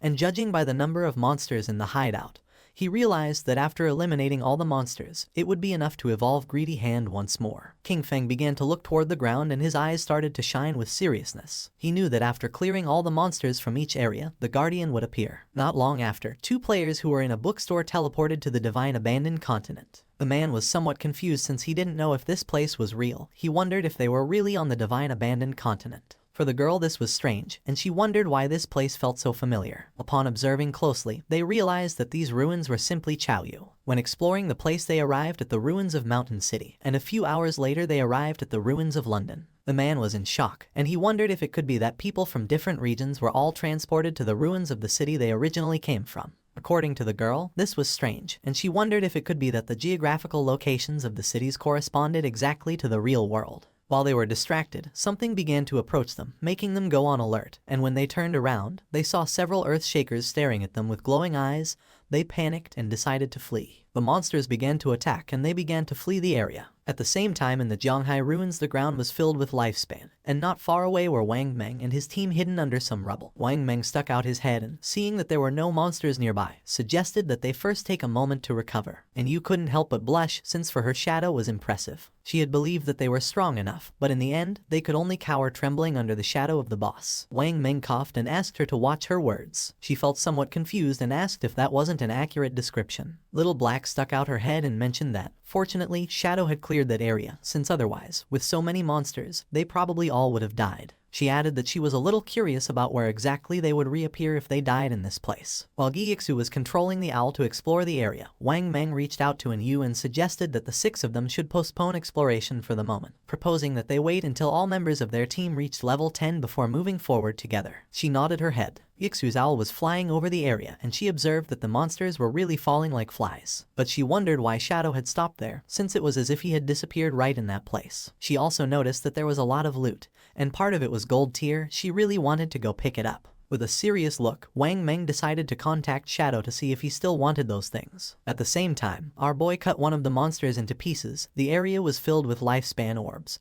He felt relieved, as he had finally cleared all the mobs. He had cleaned more than 40 halls and more than 1,000 small rooms, taking down over 400 monsters. He had also defeated 4 bronze tier bosses and 2 silver tier ones, which had granted him more than 80,000 experience points and had raised his evolution points to an impressive 205. He began to walk, knowing that he only needed 5 points to evolve Greedy Hand. Wang Meng contacted Shadow and mentioned that they had noticed he had left some loot from the monsters he had killed, and proposed if they could collect it and pay him in lifespan according to its value. Upon hearing this, our boy realized that it seemed Wang Meng and his official squad had also arrived. He did not refuse and decided to let them collect the loot, adding that he would contact them later, as he had a batch of equipment to sell. Wang Meng thanked him and said they would wait for him at coordinates 89,554, 66,666, inside the ruins shelter. At that moment, electricity began to manifest. King Feng's attention was fixed on it. It began to move quickly toward our boy. King Feng realized that the Guardian had appeared. A knight made of electricity appeared in front of him called Soul Purifier of Tier Platinum, according to the system window. Its description indicated that it was the Guardian of the Soul Purifier's domain, and that by defeating it, he would become the master of the Soul Purifier's domain. Our boy began to think, knowing that the highest level monsters in the city ruins were level 15. This Soul Purifier, Faisal, was already the highest level monster within the city ruins and also the highest grade boss. If he remembered correctly, this boss had a total of 750,000 HP and 3 phases. Using instant shadow slash, King Feng decided to take the first step and attack, but the attack didn't have much effect. King Feng attacked using throat slash. This time the attack took a bit of HP from the boss. It raised its hand and summoned a spear of electricity. A rain of spears began to descend from the sky towards Shadow, but he started moving quickly and dodged the attacks. While dodging the attacks, he realized that if he were hit by those lightning attacks, with his current defense and lightning resistance, death was certain. He knew that any skill or attack from a platinum level boss or higher had hit correction. With his current evasion rate of 75%, normal monsters only had about a 25% chance to hit him, but the Soul Purifier's attacks hit him with at least a 50% probability. However, his agility attribute had already reached 182 points, and at maximum speed, his running speed exceeded 40 meters per second. Therefore, as long as he paid close attention, he could easily dodge before the lightning struck him completely. His eyes began to shine with rage because last time, he had barely survived with his guild, relying on the priest's shield and luck. He attacked with all his strength since this time he would give the boss no chance. The boss had already lost a quarter of its HP, as the throat-cutting damage from Graceful Release, combined with Shadow Slash and the burst from Plague Blade, had directly taken off 250,000 HP from it. He knew that next, the boss would enter the second phase. The boss began to summon balls of electricity, and King Feng knew that the Soul Purifier would enter an invincible state, continuously generating lightning orbs and bolts. He was aware that in this phase, the priority was to destroy the 3 lightning orbs first, or else the boss would go into a frenzy. King Feng began to remember his past. In the previous life, his team had once been annihilated under the frantic damage of the boss. After that, Qin Xiaoyu had thrown a huge tantrum and had flatly refused to continue fighting. So, for the second attempt, he hadn't taken her and they had cleared it in one go. Using venomous flying darts, he attacked the orbs, knowing that each time a lightning orb was destroyed, it would receive corresponding damage, and that once all 3 orbs were destroyed, it would enter the 3rd phase. King Feng threw another dart, which hit the 3rd orb, causing the boss's HP to drop below half. Its eyes began to shine with rage. It extended its hand and electricity started spreading through the area. King Feng remained calm because he knew that in the 3rd phase, the Spirit Purifier continuously unleashed wide-area lightning attacks. He remembered that last time, the guild had equipped all participating members with full sets of lightning resistance gear in addition to 4 priest and healing shields, barely managing to survive it. King Feng jumped and a barrier appeared around his body, since this time there was no need for all that trouble. He used Graceful Release and Black Light Shield. With the continuous lightning on the ground, he decided to attack from the air. Upon noticing that there were continuous lightning strikes on the ground, he decided to attack from the air. King Feng used Graceful Release and the Black Light Shield, then his eyes began to shine with determination. Using Shadow Slash, our boy attacked quickly, cutting off the boss's head. After defeating it, King Feng landed on the ground. A system window notified that he had killed the Soul Cleanser Faisal of Platinum tier. As a reward, he reached level 11. His 4 main attributes increased by 4 points and he obtained 10 free attribute points. Additionally, he gained 20 evolution points and 1,520 days of tradable lifespan. Our boy was somewhat happy. He had achieved the world's first kill of a platinum tier boss, for which he earned 10 reputation points. Additionally, he had become the master of the sanctified grounds. The ground was full of lifespan and, according to King Feng's knowledge, the hideout he had just obtained had an importance that transcended the game. He knew that a hideout not only provided shelter and storage functions, but more crucially, it could be extracted into the real world. This was vital because, when the game descended, real-world weapons began to corrode. The most powerful ones, especially nuclear bombs, became useless from day one. Planes and tanks would barely function for another month or 2 before turning into scrap. In other words, all future battles in reality would depend entirely on skills extracted from the game. Once a hideout was brought into the real world, it could activate a magical defensive barrier and become an absolutely safe refuge. King Feng began to think in silence, and then started to move away from the area, remembering that in his previous life, his guild Godslayer had used this same place as their base to continuously grow. And although he kept many joyful memories of that time,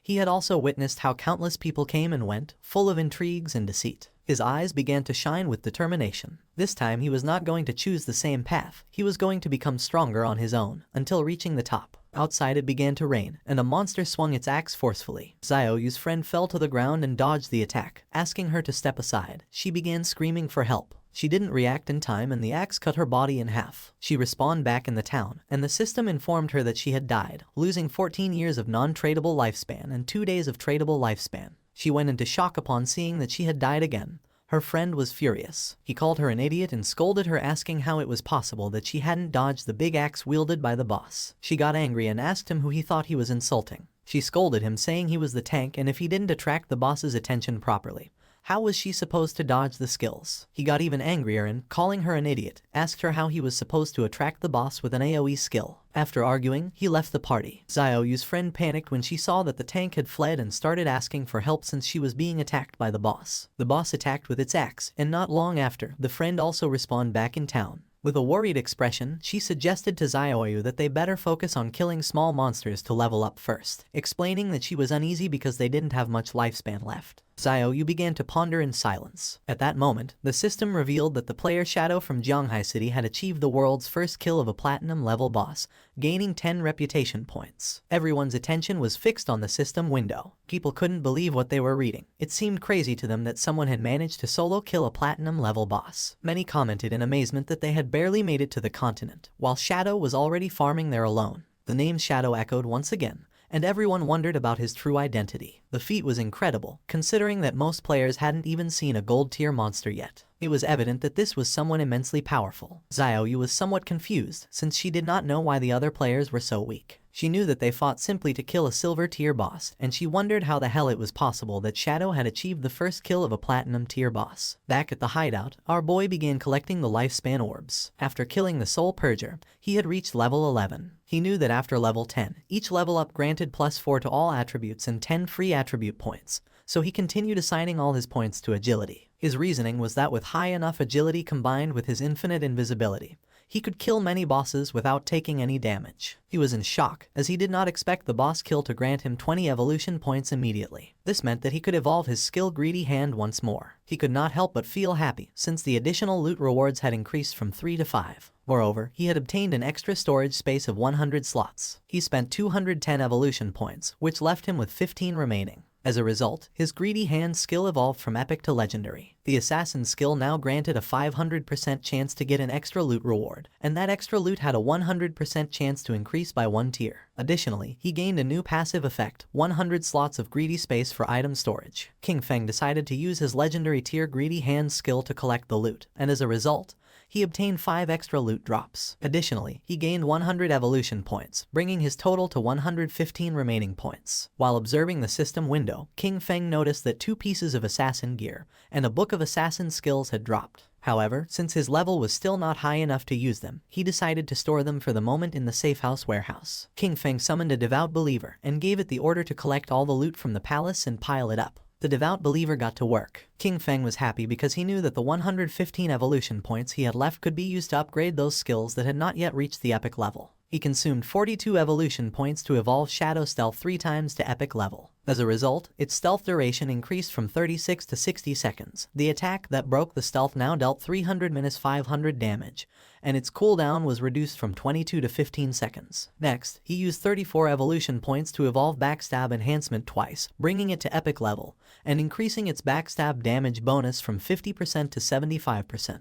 He then consumed 6 evolution points to evolve Darkest Moment through Platinum, Emerald, and Diamond to reach Epic. The ability now unleashed a burst of dark light that blinded all enemies within its expanded range of 50 meters. Its base duration increased to 16 seconds, though it would be shorter against targets with a higher spirit attribute. Finally, he spent 33 evolution points to evolve Bloom Curse 3 times to the legendary level. The skill could now be used on player corpses within 60 seconds of their death and gain new effects. It could simultaneously absorb 50% of the target's remaining non-tradable lifespan, and also absorb scattered non-tradable lifespan light spheres. Any corpse drained by Bloom Curse would cease to exist. His eyes widened in surprise upon realizing it could absorb the non-tradable lifespan orbs. He remembered that in many high-level areas and in the rage zones of special bosses, the lifespan was depleted at a speed hundreds or thousands of times faster, and this consumption affected first the non-tradable lifespan. Snowy contacted King Feng and congratulated him on the first kill of the platinum level boss. She also revealed that she had good news. The Eastern Sage had just logged off. She mentioned that she had heard that his clan was gathering at the Jiangnan Hotel, and apparently, they had bought a large amount of lifespan with the intention of turning it into combat power within the game. While the devout believer was piling up the loot, King Feng praised her. However, she replied that there was no need to thank her, since that was what she was supposed to do. She revealed that he had to defeat Eastern Sage without fail, or else she would be doomed. King Feng asked her not to worry and began storing the loot. He realized that all the items fit and he still had half of the space left. Thinking about how truly useful the 100-slot backpack was, he decided to go look for Wang Meng and sell everything to them. Upon seeing that Shadow had returned, Anyu's and Little Black's eyes widened with joy. Anyu got excited and started running toward him.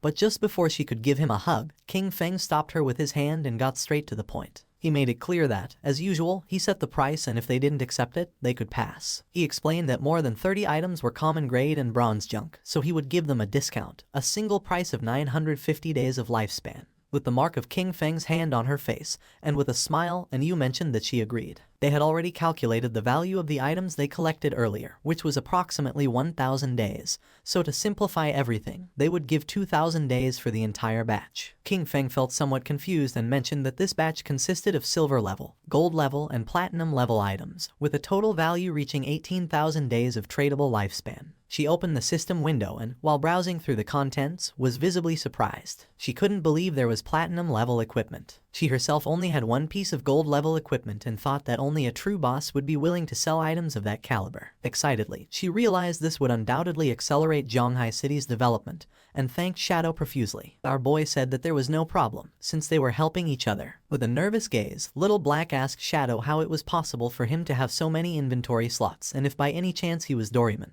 King Feng explained that their bags were probably already full and, as a friendly reminder, pointed out to her that under the statue in the center of the city ruins, there was a staircase leading to a teleportation portal back to the starting town. King Feng began to walk away from them and made it clear that if they wanted to return, the first time would cost them 500 days of lifespan. He warned them that although returning again would not have any cost, they should think about it themselves. That said, he left, and Yu began to point at King Feng, and with a smile she mentioned that she had told them so. She revealed that Shadow was a reborn player, because otherwise, it would be impossible for him to know such hidden information. Seeing her attitude, Wang Meng felt somewhat confused and asked Captain N to please not behave that way, as she was scaring him a little. She began to blush and asked them what they would think if she tried to flirt with Shadow. Once King Feng moved away from the area, the system asked him if he wanted to consume tradable lifespan to extract a skill into the real world. He decided to activate the level synchronization and class advancement synchronization. The system informed that he had consumed 27,000 days of lifespan, and that the level synchronization and class advancement synchronization were completed.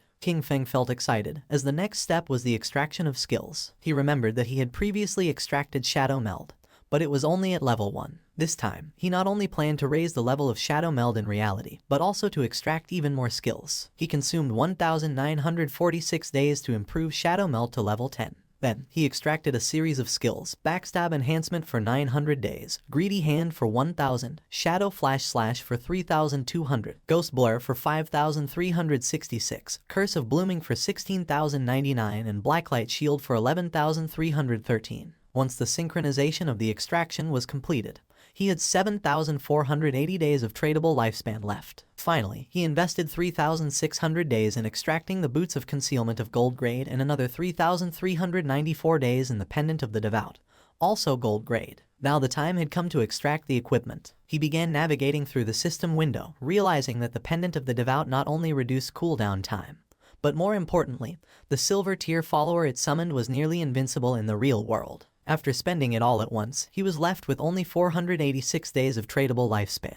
But now his strength in reality was almost on par with what he had in the game. He began to disappear without a trace, knowing that he still needed to gain more lifespan. He had to make sure that by the next logout, he could achieve full synchronization. Several minutes later, with the body releasing Shadow, King Feng woke up in the real world. He began to think silently. Now that Kai and Shishi knew his address, he considered that, for safety, it was best to leave this place for the moment. He knew that extracting the Sanctuary of Soul Purification required more than 1,300 years of lifespan, so for now, he would have to find a temporary place to stay. With eyes shining with seriousness, King Feng decided to use Greedy Hand and absorbed everything that was in his room. Everything disappeared without a trace. He was happy, since the storage space of Greedy Hand was really useful, and all his things fit perfectly inside. Jumping up, he climbed onto the window. Then, he took out his phone and realized that Dongfeng Zion was at the Jiangnan Hotel, about 15 kilometers from that neighborhood. He began to look toward the ground and then, making himself invisible, descended from his apartment to the ground. He calculated that, at his current speed, he could get there in 10 minutes. Our boy began to move quickly through the night toward the Jiangnan Hotel. Several minutes later, he arrived at the place. Inside there were several men having dinner, and one of them mentioned that, given the current situation, the various skills and the lifespan of the game could affect the real world. He considered this a great opportunity for his Dongfeng family and praised Zioner for having done a good job by initially establishing a faction within the game. With a smile, Zioner replied that everything was what he should do. With a cheerful look, the grandfather said that he was very pleased with Zioner's progress. He explained that this time they had bought a large amount of exchangeable lifespan, all in order to acquire equipment and skill books. The goal was for the main members of their family to reach level 10 as quickly as possible, thus gaining an initial advantage to then use it and expand the family's influence in the real world. With this dual development, their Dongfeng family would surely become a dominant power, and even the dream of establishing a millennial family and dynasty would cease to be just a dream. Zioner began staring silently at his grandfather, and then his eyes began to shine with malice. In his mind, he thought with contempt about that damn old relic, who already having one foot in the grave still clung to the position of clan leader, dreaming of immortality. His plan was to trap Shadow, force him to reveal his secrets, and then make him earn lifespan for him. Once he became number 1 on the ranking list, he would make sure they all died. The grandfather asked him how the plan to deal with Shadow was going. With a smile, Zioner asked his grandfather not to worry. He assured him that he had already found a trustworthy woman to discover Shadow's identity,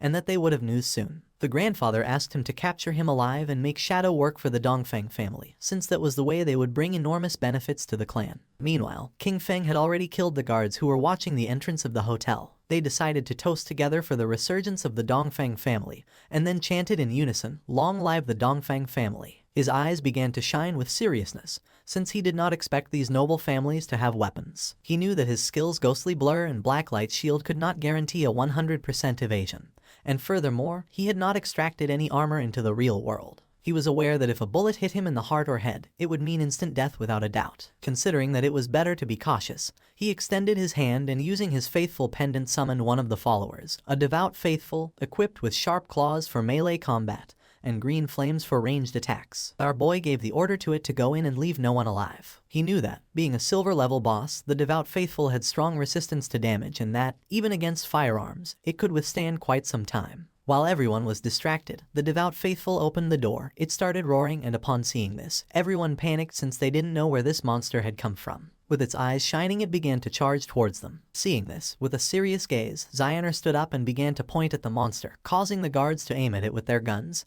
He could not believe that it was a monster from the game and quickly ordered them to shoot. The bullets impacted against its head, but they did not have much effect. It swung its arm forcefully, killing one of the guards. It stabbed its sharp claw into the chest of the other guard. While it was attacking the guests, Xioner couldn't help but sweat and feel fear. The monster began to attack his grandfather, who panicked and started calling for help. Without losing a second, instead of helping, Xioner started running. He did not look back, knowing that he had to get out of here quickly, because as long as he managed to escape and enter the game, he would be safe. His eyes were full of fear, and he thought that as long as he managed to reach level 10 in the game, extract his skills into the real world and then return, nothing could threaten him. At that moment, he saw King Feng standing at the entrance of the hotel, and just before he could take another breath, our boy attacked quickly, making Xioner's head fly through the air. While blood was emerging from his neck, King Feng turned his back and began to walk away. Xioner's eyes were full of confusion. He did not know what was happening. Not long after, flowers began to emerge from his body. King Feng began to observe them carefully, and the system revealed to him that he had absorbed 27,000 days of tradable lifespan, and 482 years of non-tradable lifespan. His eyes began to shine with joy, as it had been a truly great loot. Xioner's corpse turned into flowers, and King Feng was happy, since this time, the skill Blooming Curse had truly proven its worth. It had not only erased all corpses and traces of blood, but also extracted every last drop of lifespan from Xioner. As a result, his non-tradable lifespan had accumulated up to 2,327 years. Thanks to this, he would no longer feel so much pressure in the future when entering the rage zones. Not long after, someone shouted alarmed, urging others to call the police, as gunshots and screams had just been heard coming from the private room. King Feng became serious, and just at that moment, several police officers began to run toward the room, remembering that this was the room where the Dongfeng family was having their meeting. They were sure there had been a shooting, but upon arriving at the room they went into shock. Since there was no corpse, it seemed impossible to them that there were no victims. The situation was incredibly strange. One of the police officers felt somewhat confused. As this private room was a complete mess, it was evident that a violent fight had taken place here. What he didn't understand was why there wasn't a single person in the place. Immediately, he asked his companions if any of them had seen someone leave the hotel. According to them, this was strange. The question everyone was asking was where the entire Dongfeng family had gone. It was as if they had completely disappeared, and they thought it best to call the investigation unit. Meanwhile, King Feng had already left the hotel. King Feng began to move away from the hotel. His next target was the Cayenne Corporation. However, its main headquarters had already moved to North America before the game descended. At this moment, only the CEO's daughter, Cayenne Shishi, was trapped in the Demon City area, and he needed to eliminate her before she left the country. The distance from Zhonghai City to Demon City was nearly 300 kilometers. If he traveled on foot, it would take him 2 or 3 hours, and that was too much of a waste of time. King Feng got ready to sleep, knowing that he needed to find a way to get a mount. Our boy returned to the godforsaken game and stood up upon realizing that there were still some silver and gold tier bosses left in the ruins, and decided to go farm them. Captain Anu contacted Shadow and informed him with great enthusiasm that she had excellent news. She explained that Xiao Hai had just found the entrance to a tomb, but a gold-tier vengeful spirit was guarding it and they couldn't defeat it. King Feng was somewhat surprised to hear this and asked how she had found the entrance to a tomb. Captain and Yu revealed that, on their way back to the starting city, they had taken a slight detour to avoid some small monsters. While walking, they suddenly noticed that someone was missing. After searching for a while, they finally discovered that Xiao Hai had fallen into a pit. It was a special tomb area where team chat did not work. By following him into the pit, they saw a level 12 gold boss that began chasing them. Luckily, they ran fast enough to escape. She informed him that they were now back in Shell Town and that if he wanted to go to the tomb, she could give him the coordinates. King Feng knew that a true lucky charm was indeed a lucky charm. That someone could find a tomb just by taking one wrong step while walking through the ruins of the city was an incredible coincidence. He was aware that tombs, like faith temples and curse ruins, were wild random events and very rare. He asked the captain to give him the coordinates, and Yu sent him the coordinates revealing that the tomb was near the ruins of Shell Town. King Feng thanked her and mentioned that if he obtained something he couldn't use, he would sell it to them without hesitation. He couldn't help but think about how truly clever Yu was. King Feng's attention was fixed on a well. He was somewhat confused to see this and wondered if this was really the access point. With such a large well, it seemed incredible to him that someone could simply fall in by accident while walking. Without a doubt, that girl, Zio Hai, was truly unique. Without hesitating for even a second, King Feng jumped into the well, and a system window welcomed him, announcing his arrival at the Tomb of Resentment, and notifying him that his long-range communication would be blocked. King Feng landed at the bottom and began to walk down the corridor. At that moment, a giant monster appeared before him, the Wailing Spirit, a level 12 creature of gold rank. King Feng began to observe the boss in silence. He had never encountered this Wailing Spirit in his previous life, but judging by its form, he deduced that it must have an extremely high attack power and a wide attack range, definitely being a type of physical damage. This explained why Yu and the others had fled in panic. The equipment and skill books he had sold them did not increase their defense much. He estimated that Wang Meng, being a holy shield warrior with about 5,000 HP at this moment, would probably lose at least half of his health with a single hit from this boss. King Feng began to observe the boss in silence, aware that if it hit him with its axe, death would be inevitable. Combining the skills Blessed Release and Instant Shadow Slash, King Feng attacked quickly, cutting off the monster's arms. He knew that this boss had very high defense, and the damage of Instant Shadow Slash was only 80% of normal. But this didn't matter, since the creature wouldn't be able to withstand the subsequent damage from throat slitting of the skill Blessed Release. At that moment, the monster's arms started moving toward King Feng, making him panic. Not long after, it exploded, but King Feng reacted in time and jumped away from the area. He was somewhat surprised. It was a corpse explosion. He acknowledged that he had been careless by not dodging it and, fortunately, his skill Ghost Blur had activated. Otherwise, he would already be dead. The boss's corpse transformed into Lifespan. King Feng remembered that in his previous life, something similar had happened once. They had killed an unknown boss. A team member had approached excitedly to loot the corpse, but it exploded and annihilated him instantly. Some teams had even been annihilated by boss corpse explosions, although this mainly happened with platinum level bosses and above. He did not expect a gold level boss in this tomb to self-destruct in that way. Using Greedy Hand, he picked up the loot. A series of system notifications informed him that, for having killed the resentful ghost, a gold level boss, he had gained 10 days of tradable lifespan and 20 evolution points. Additionally, he obtained the skill book Night Ring Blades of platinum level. Thanks to the use of Greedy Hand, he got an additional 63 days of tradable lifespan, and the resentful leather armor of platinum tier. He was somewhat surprised because he had obtained a piece of equipment and a skill book that he could actually use. According to the system, the Dark Night Ring Blade was a platinum tier assassin skill. It imbued the blade with dark power, dealing dark elemental damage to all enemies within a 5-meter radius and adding 500 points of dark elemental attack. Its cooldown was 10 seconds, reduced to 5.7, and the required level to use it was 11. King Feng was happy, as this was exactly the elemental damage skill he needed for the assassin class. Since the shadow class had higher spirit attributes than strength, its magic attack power surpassed physical. This perfectly explained why elemental skills like Dark Night Ring Blade suited him so well, and he understood that he should focus more on enhancing his spirit stats to maximize this type of damage. He had 9 points in strength, 9 in constitution, 24 in agility, and 15 in spirit. Phew. King Feng decided to advance the skill to epic level to see the result. Immediately, he consumed 6 evolution points, leaving him with 36 remaining.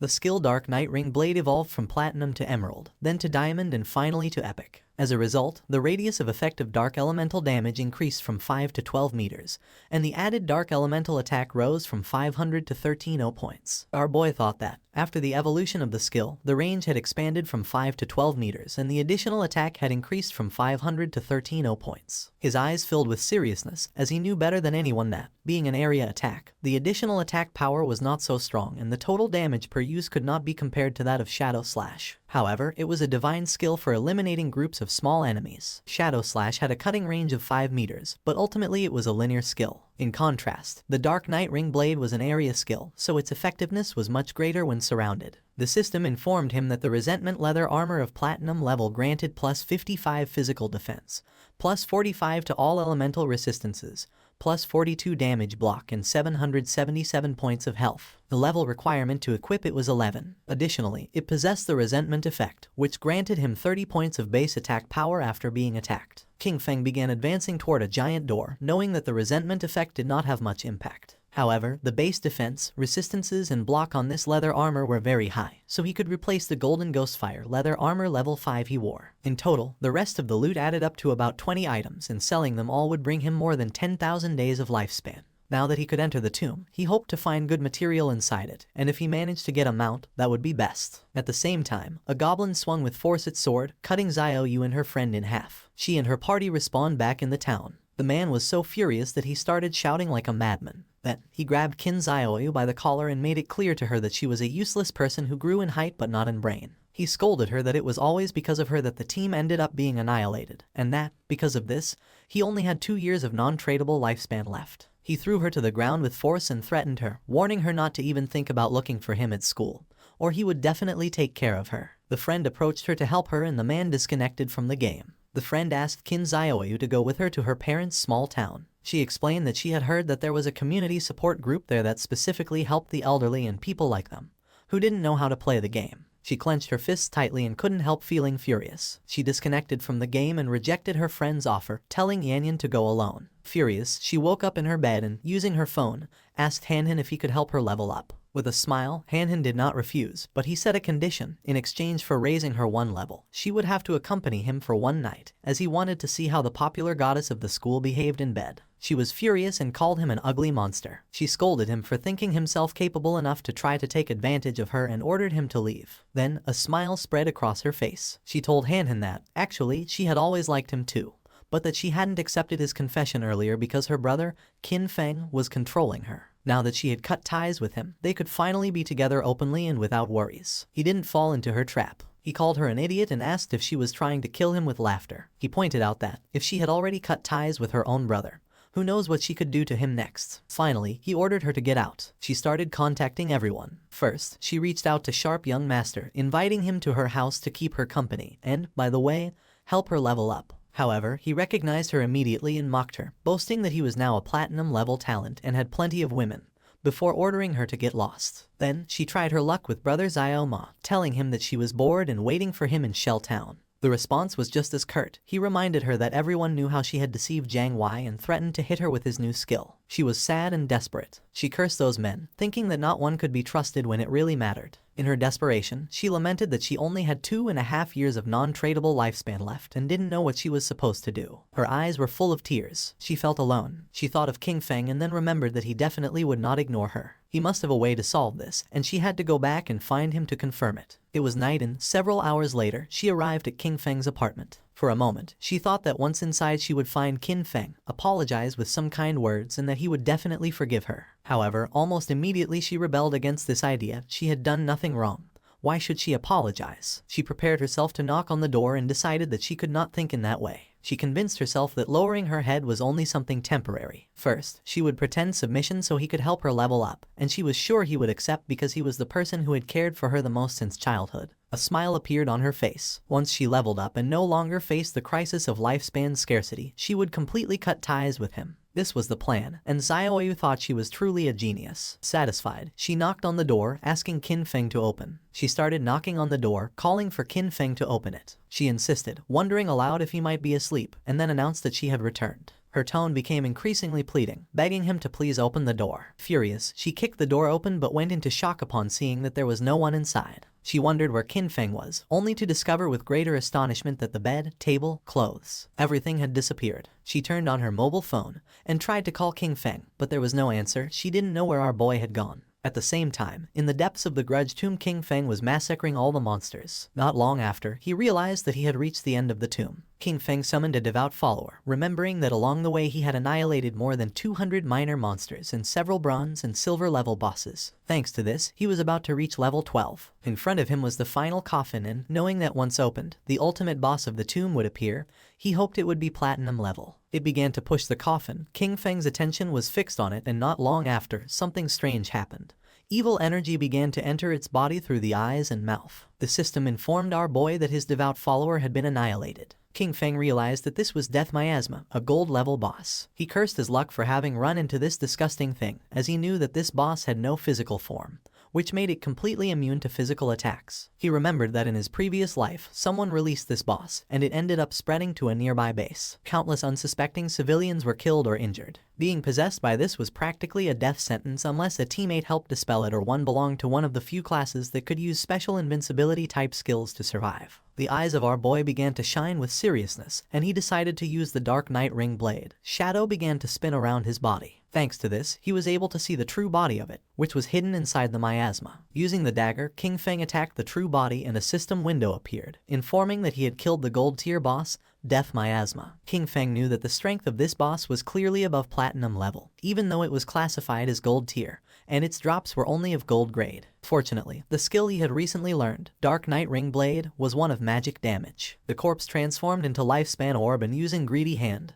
King Feng picked up the loot. He sighed. After all the effort it had taken to clear this tomb, he hoped that it would drop gold tier loot. King Feng obtained the rare item called Mount Bell. He was in shock upon seeing this. Our boy was happy since the boss had really dropped a mount. This showed him that Lin Liu's famous Koi luck was not just a simple rumor, it was a completely real fact. According to the system description, the Mount Bell, Ghost Night Wolf, served to summon a level 11 Ghost Night Wolf. This creature could assist in battle and also be mounted, requiring the user to have a minimum level of 11 to use it. King Feng remembered that the Ghost Night Wolf was one of the fastest mounts that could be obtained in the early stages of the game. The Ghost Night Wolf was level 11, and its grade was gold. It possessed 148 strength, 155 constitution, 135 spirit, and an impressive 191 agility. The mount would gain experience alongside its owner, growing stronger over time. However, if its bell were traded, the creature's level would reset to its initial state. Its abilities were also noteworthy. Dash. When mounted, it increased movement speed by 245%.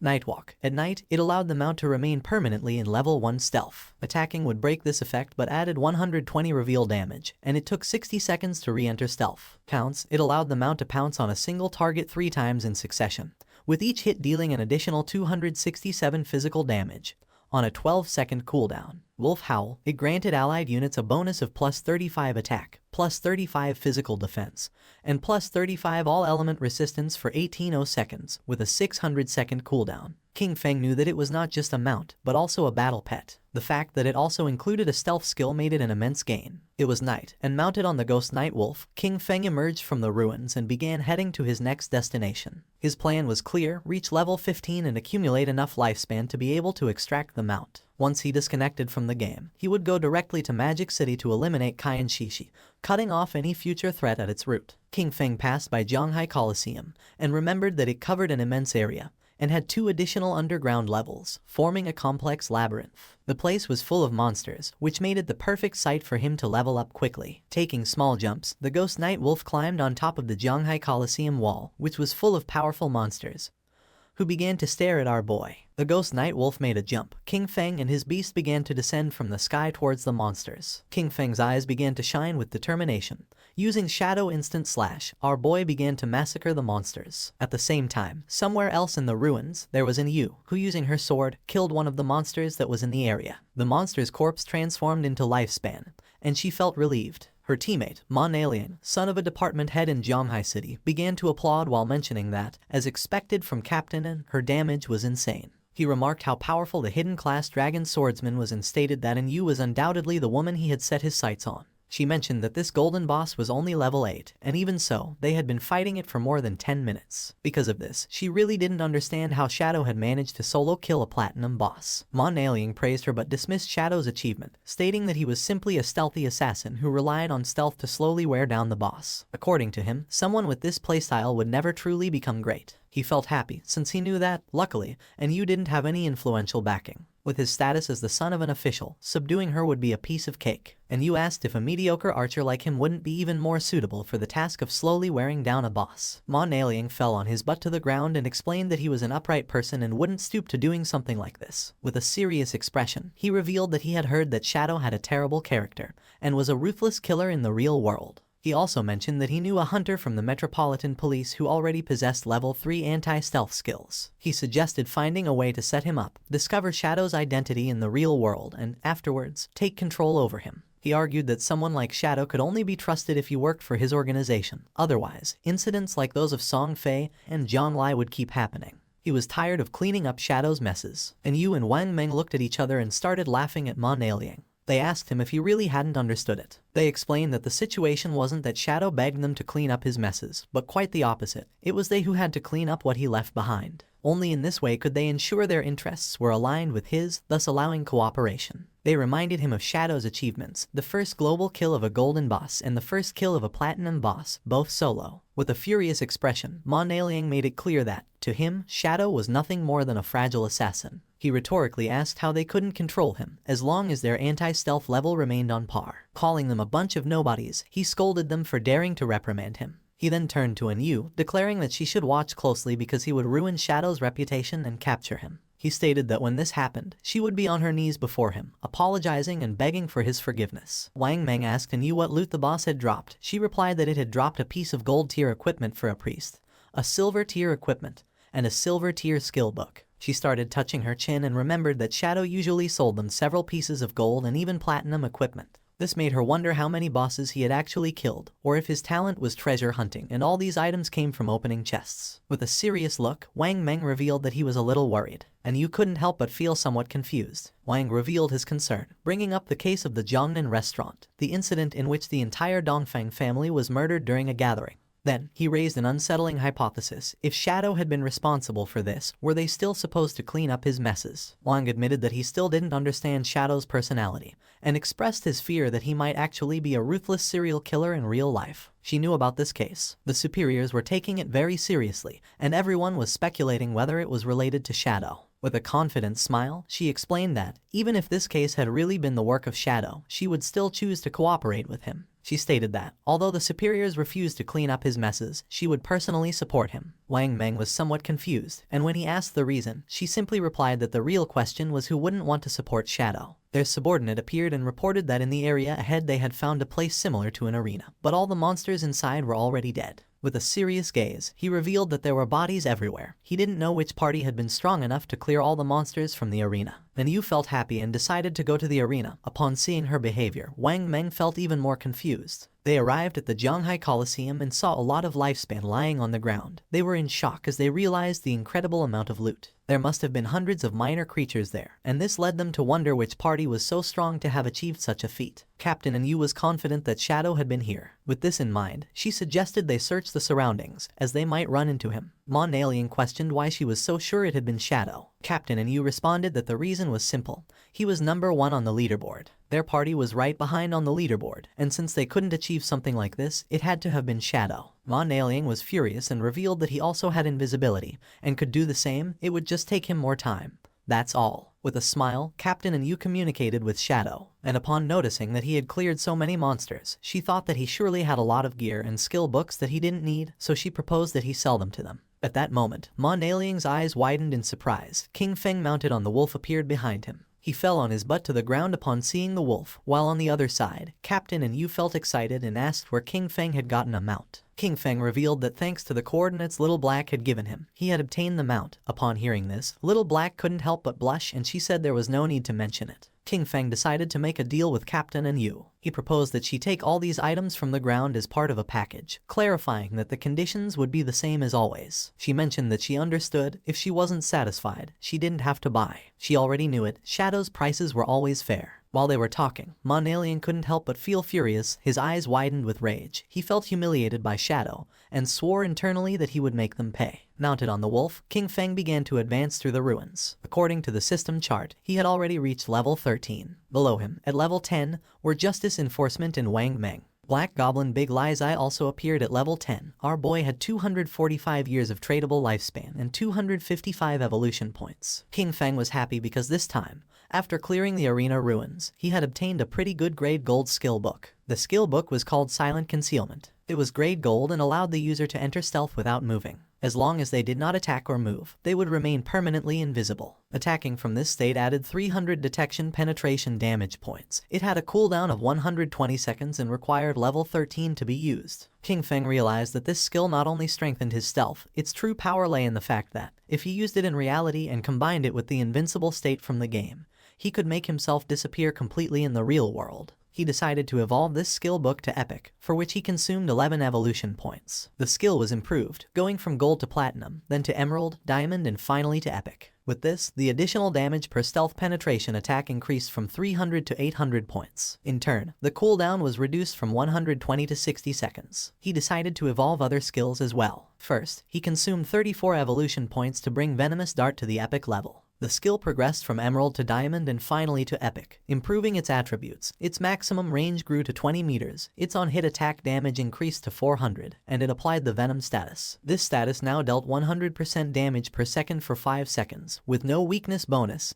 and did not stack. Next, he invested an impressive 200 evolution points to elevate Graceful Release to the mythic level. Evolving from legendary to mythic, its weakness attack bonus soared to plus 300%, and its weakness attack multiplier was doubled, while its level remained at 5. Its active use now applied the Throat Slash effect, dealing 200% of the attack's damage per second for 3 seconds, and its cooldown was slashed to just 15 seconds, or 9.7 with his bonuses. King Feng was happy since the mythic level skills were truly powerful. Now, except for some special monsters, each of his attacks was a hit to a weak point. He took out the necklace and began to observe it carefully, and decided that it was time to evolve it. It was the Deceiver's Pendant of Platinum Grade, an accessory for assassins that granted 45 points of physical attack, 20 of strength, and 20 of constitution. Its equipment requirement was to be level 13 and also had a unique effect that added 1 point to stealth level. By combining his skills and equipment, he realized that he now possessed a stealth level 4. He was convinced that, at this stage, no one could detect him. In addition, there was the item Shadow Veil. Thanks to it, his evasion rate had directly reached an impressive 83%. It was the gold tier Shadow Veil, an assassin-type equipment. It granted 5 points of constitution, 5 of spirit, and a 32% evasion rate. At that moment, a small explosion occurred. King Feng decided to stop to find out what was happening. And when he turned around, something began to emerge. It was a giant boss who had chains as arms and 2 sharp blades as hands. King Feng realized that it was the Steel Saintess and wondered who would be crazy enough to have unleashed this boss. King Feng remembered that in his previous life, she had appeared in the ruins of Zhanghai City, where more than 1,000 people tried to hunt her down, which resulted in more than 4,000 deaths in total. In fact, she was the guardian of the sanctuary called Church Sanctuary, the second largest refuge in the Zhanghai ruins. His original plan had been to deal with Qian Shishi first before facing this boss, but since she had appeared there, he decided to face her. Jumping up, the wolf climbed on top of a building. The boss began spinning her arms and massacring nearby players. She killed one of the players, and upon seeing this, the others realized that she was very strong. Just before they had time to react, she swung her blade-made arms with force and began to kill the other players. King Feng, upon seeing that the players wanted to face the Steel Saintess, knew that they were greatly overestimating their own abilities. A player who was mounted on a tiger began to fight against the boss, and King Feng noticed that he was Dong Wuming,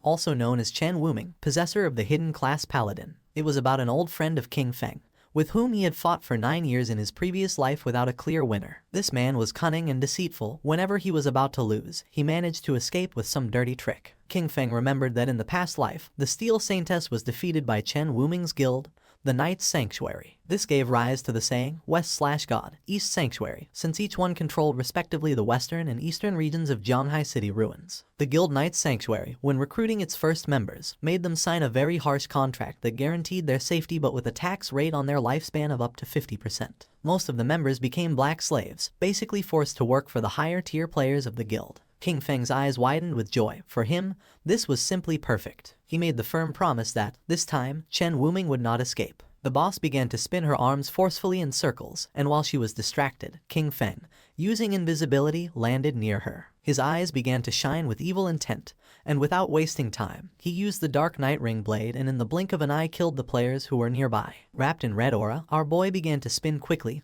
killing all the players. Upon seeing this, Chen Wuming was in shock. Upon realizing it was Shadow, He asked why he was killing his people, stating that they had no grudge against him. King Feng appeared behind him and, with a murderous gaze, replied that it was because he didn't eat beef. Upon hearing this, Chen Wuming's eyes widened in fear. With a cold and arrogant expression, using instant shadow slash, King Feng killed Chen Wuming. Then, he extended his hand and used the skill Blooming Curse. Not long after, the players respawned back in their town. Chen Wuming was furious since he didn't know what Shadow not eating beef had to do with them. His subordinate panicked since his lifespan had reached 0. Chen Wuming knew this must be the work of a skill from Shadow. He decided they would gather their people to counterattack. But first they would move to another place to level up and thus recover the lost lifespan. Among them was also Xiao Yu. She couldn't help but cry while wondering why Shadow was attacking her directly.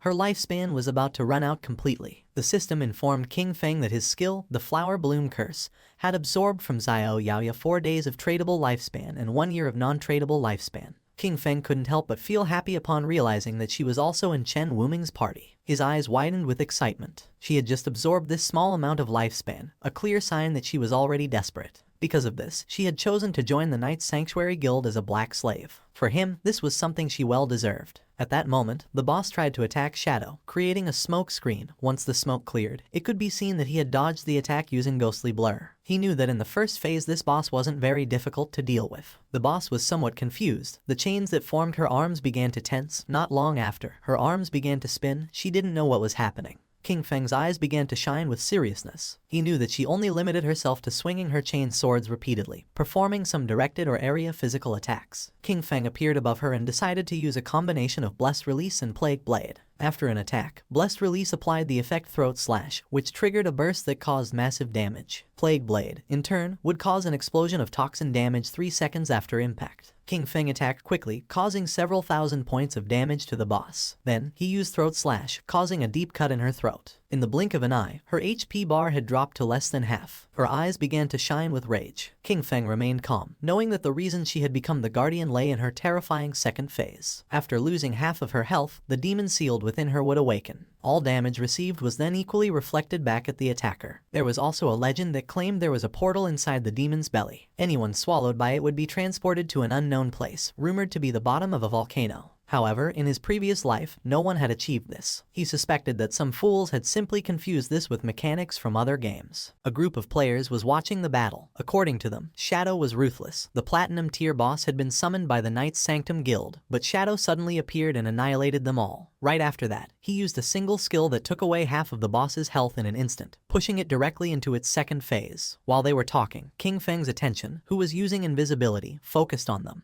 His eyes began to shine with seriousness. He was aware that the Steel Saintess had a weakness in her second phase. When she launched an attack, the damage reflection effect disappeared momentarily. This meant that if he attacked right when she did, he could avoid receiving the reflected damage. However, the problem was his skills like Shadow Slash, Throat Cut, Plague Blade, and Poison Dagger, since they all inflicted damage over time. If he used any of them, he would still receive the reflected damage, and at his current level of development, this would kill him instantly. Thinking about this, he considered the players who had been spying on him from the cliff. He decided to use them. One of the players asked the others to step aside because he wanted to see what was happening. This man was known as Anquan. Upon seeing him, the others couldn't help but feel happy. Anquan's subordinate explained that they had been watching for a long time and had already memorized all of the boss's skills. She only had a few. With a smile, the girl extended her hands and revealed that after the boss's life dropped below half, she suddenly stopped. Her body had changed a bit, giving hints that she was gaining new skills, and just when the boss entered her second phase, Shadow also disappeared.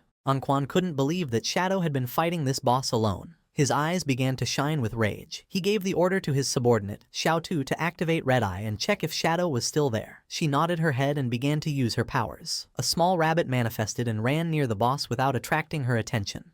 Then, she revealed that she couldn't find Shadow's location and thought he had probably left. Upon seeing that her level 3 anti-stealth could not find Shadow, Anquan realized that this meant he had definitely left, as he considered it impossible for him to have a level 4 invisibility. Anquan jumped and got down from the building, making Xiao Tu feel somewhat confused. Anquan asked her to keep a close watch and alert him immediately if Shadow returned. She nodded her head. Anquan descended to the ground and drew his swords. His eyes began to shine with joy and a confident smile spread across his face. According to the other players, he was looking for death by trying to fight a Platinum tier boss alone. However, one of them recognized him. He had seen him in the starting town defeat a Gold tier boss without receiving a single scratch. It was revealed that his class was Soul Warrior, which granted him 100% dodge when rolling, and he was the famous player known as Safety First. It was also rumored that he had been a top-level global streamer in Souls-type games, with ultra-fast reflexes. The boss's attention focused on him. She attacked using her sharp blade-like arms. Luckily, Anquan reacted in time and slid across the ground, narrowly dodging the attack. The boss grew arms made of energy, and when she tried to crush Anquan, he rolled again, dodging the attack once more. When the boss tried to catch Anquan, he rolled again and moved away from her. His subordinates began to praise him, amazed by his incredible skill and the calmness with which he dodged. They highlighted his discipline in not letting himself be carried away by the greed of an extra hit, considering his performance simply brilliant. With a smile, one of them mentioned that he was truly amazing, perfectly dodging each attack from the boss. This seemed incredible. He even saw multiple slash effects flashing over the boss's body, which led him to wonder if the Soul Warrior class was really that powerful. With a curious expression, the black-haired woman explained that Anquan, by rolling, activated the special passive or counterattack mechanic of the Soul Warrior. Each dodge or roll counterattacked, dealing damage to the boss. Because of this, every time he dodged perfectly, he was actually hitting the boss simultaneously, draining her life. This was why the boss's HP decreased every time he rolled. With a smile, Xiao Tu made it clear that the perfect dodge was only the foundation. What truly set Anquan apart was his devastating offense. His attacks struck with force and precision, turning defense into an unrelenting assault. His skill combo and timing made him not only untouchable but also lethal. Defense kept him alive, but it was his offense that ended fights quickly. The boss was desperately trying to catch Anquan. Xiao Tu's eyes began to shine with confidence when she revealed that if the dodge successfully activated during the roll, Anquan's next attack would ignore 50% of the boss's defense. Anquan turned around and decided to face the boss, and blue energy began to emerge from his body. Upon seeing this, his subordinates realized that this striking effect meant that the blow would definitely deal 4-digit damage. Anquan's eyes began to shine with excitement. Just before the boss could react, he unleashed the powerful strike he had prepared. His movement was a graceful dance, a single blow split into 3 shadows, swift and fierce like shooting stars. With absolute mastery, he precisely swung his swords through the gaps in the boss, causing deep cuts. In the blink of an eye, her HP bar dropped to less than half. His subordinates began to applaud upon realizing that, before they noticed it, the boss only had a third of her life left. Anquan turned his back on the boss and a confident smile spread across his face, but at that moment, someone attacked with powerful slashes, causing him more than 34,000 points of damage, killing him instantly. His subordinates couldn't help but panic. They couldn't understand why he had died, since they were sure he had dodged all the attacks. They were even more puzzled because, although their skills hit the boss, her health did not decrease with the blow, despite having seen it drop drastically moments before. Not far away stood our boy. He began to silently observe Anquan's lifespan orbs and thanked him. Anquan's constant showboating had caused the boss to use many of her moves. King Feng's eyes began to shine with joy, as during this time, he had been constantly attacking, finally reducing the boss's life to a third. The flashy moves of the Soul Warrior had inflicted decent damage, but in the end, he had caused his own death. Due to the traits of his class, it was simply impossible for him to defeat the Steel Maiden. When he rolled, he couldn't attack, and when he attacked, he suffered reflected damage. This was a true curse. The boss began to turn around, and King Feng's attention fixed on her. He knew this wasn't good. With her health so low, the boss was trying to return to the church sanctuary. If she managed to get there, she would fully recover, making all previous efforts useless. King Feng began silently observing Anquan's subordinates, and then his eyes started shining with seriousness. He realized that the Soul Warrior's death had scared these people and doubted they would attack the boss again. However, if the boss didn't make a move, her damage reflection effect wouldn't disappear. It was time to get serious. Our boy landed in front of her, knowing that he couldn't allow her to return to the sanctuary. Upon seeing our boy, the other players were somewhat surprised. To them, Anquan was just a clown. Shadow was the real boss. It seemed terrifying to think that all the cuts the boss had suffered moments before had been his doing. Xiao Tu couldn't believe it. Her level 3 anti-invisibility hadn't detected Shadow's presence, which could only mean that Shadow's invisibility was level 4 or higher. The gaze of one of them fixed on the lifespan orbs of Anquan, and his mouth watered upon realizing that the loot of the Soul Warrior was still on the battlefield. He decided to find a way to recover it. With eyes shining with determination, our boy used his skill Blacklight Shield, making a golden shield appear around him. This skill created a 10-layer shield, each one capable of blocking 1 instance of damage. The boss's attention focused on King Feng and her arms transformed back into blades. She attacked, and King Feng realized that this was the moment he had been waiting for. Using instant shadow slash, King Feng attacked with quick slashes. He began to stare at the boss. Now his black light shield had 7 layers left. He remembered that, out of the 9 strikes of instant shadow slash, the last 3 had hit the boss during her damage counterattack phase, right after her attack ended. If it hadn't been for the black light shield blocking those 3 hits, he would already be dead. The boss began to concentrate energy in her abdomen, and then she jumped and started to release purple flames. Our guy stepped back. Now he had no layers left of his blacklight shield. The boss began to stare at him with eyes shining with evil. King Feng realized that the damage from the flamethrower was coming too frequently. Despite having a dodge rate over 80%, this had instantly destroyed all 7 layers of the shield. If he had been just half a second slower, they would have killed him instantly. While he was distracted, one of the players tried to take Anquan's loot, but our guy noticed and threw a poison dart which stuck in his forehead. The player was eliminated. King Feng made it clear that he wasn't going to let anyone steal the loot from him. The system informed our boy that he had obtained 612 days of tradable lifespan, and 67 years of non-tradable lifespan from Safety First. Additionally, Blossom Curse had absorbed 355 days of tradable lifespan, and 20 years of non-tradable lifespan from Clean Hands and Feet. King Feng was somewhat surprised, since Safety First had a really large amount of lifespan, which probably meant that he had never died. This seemed interesting to him, so he decided not to use Blossom Curse on him.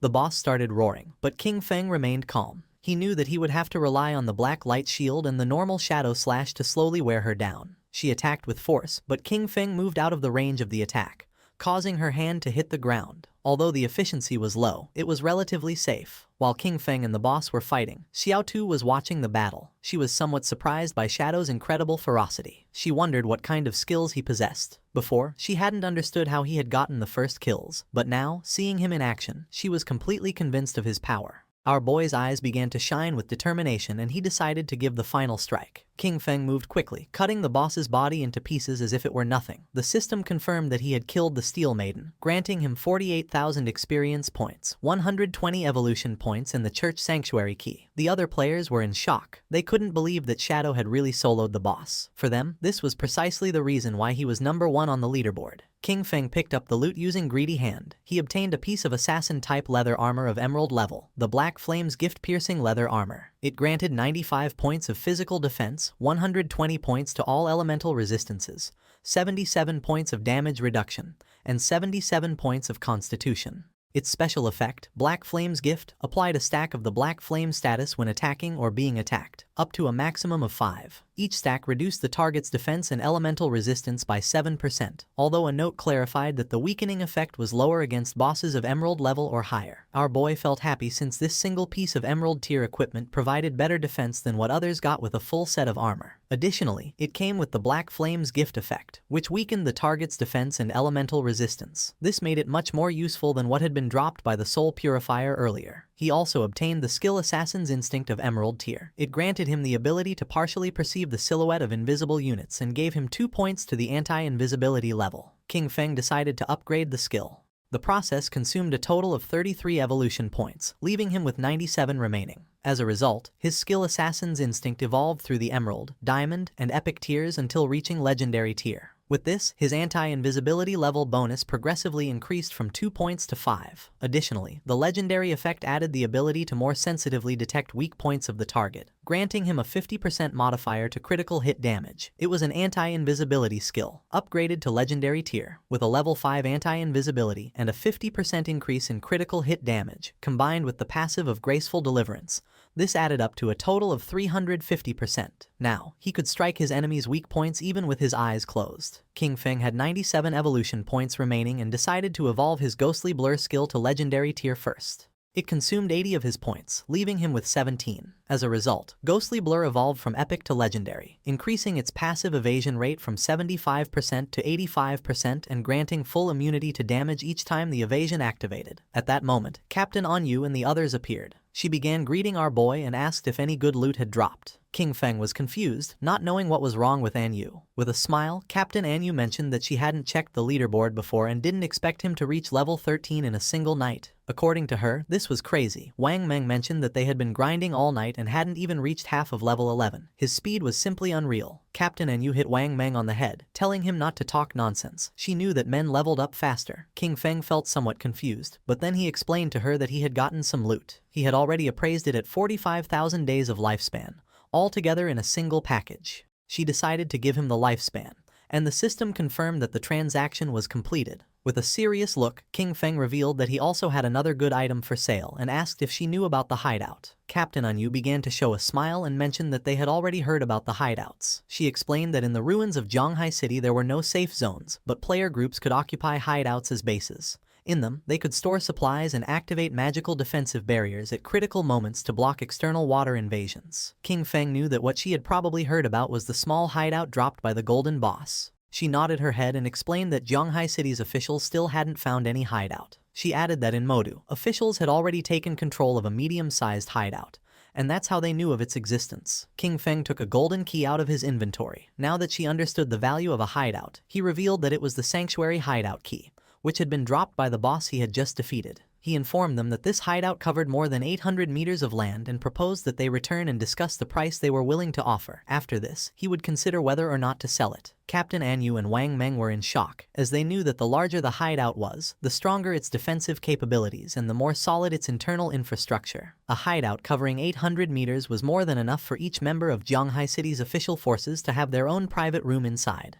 She extended her hand and, with a curious look, asked how much he planned to sell such a large hideout for. King Feng decided to go back and discuss it first, to see what price they could offer. He knew that in his previous life, this hideout could be sold for 2,000 years of lifespan. If he managed to sell it to the government, this, combined with the lifespan he already possessed, would be enough to extract all his gear, skills, and levels into the real world. With a nervous expression, Captain Anyu accepted his proposal and assured him that she would immediately report it to her superiors. Then, she said there was something else and asked for his help. They had just received news that 7 gold-tier bosses had appeared together in Dark Moon Town, where many people had already died. Because of this, they were willing to offer 10 years of lifespan if Shadow intervened to eliminate them. Upon hearing this, our guy mentioned that 7 gold-tier bosses didn't seem like a big problem. He considered that even if they were grouped together, the official forces should be able to eliminate them with some time. Therefore, he deduced that if they had come asking for his help, there must be something particularly problematic about them. She began giving a thumbs-up gesture, impressed by his insight. She confirmed that he was right. She explained that they had managed to isolate and kill one of the 7 bosses,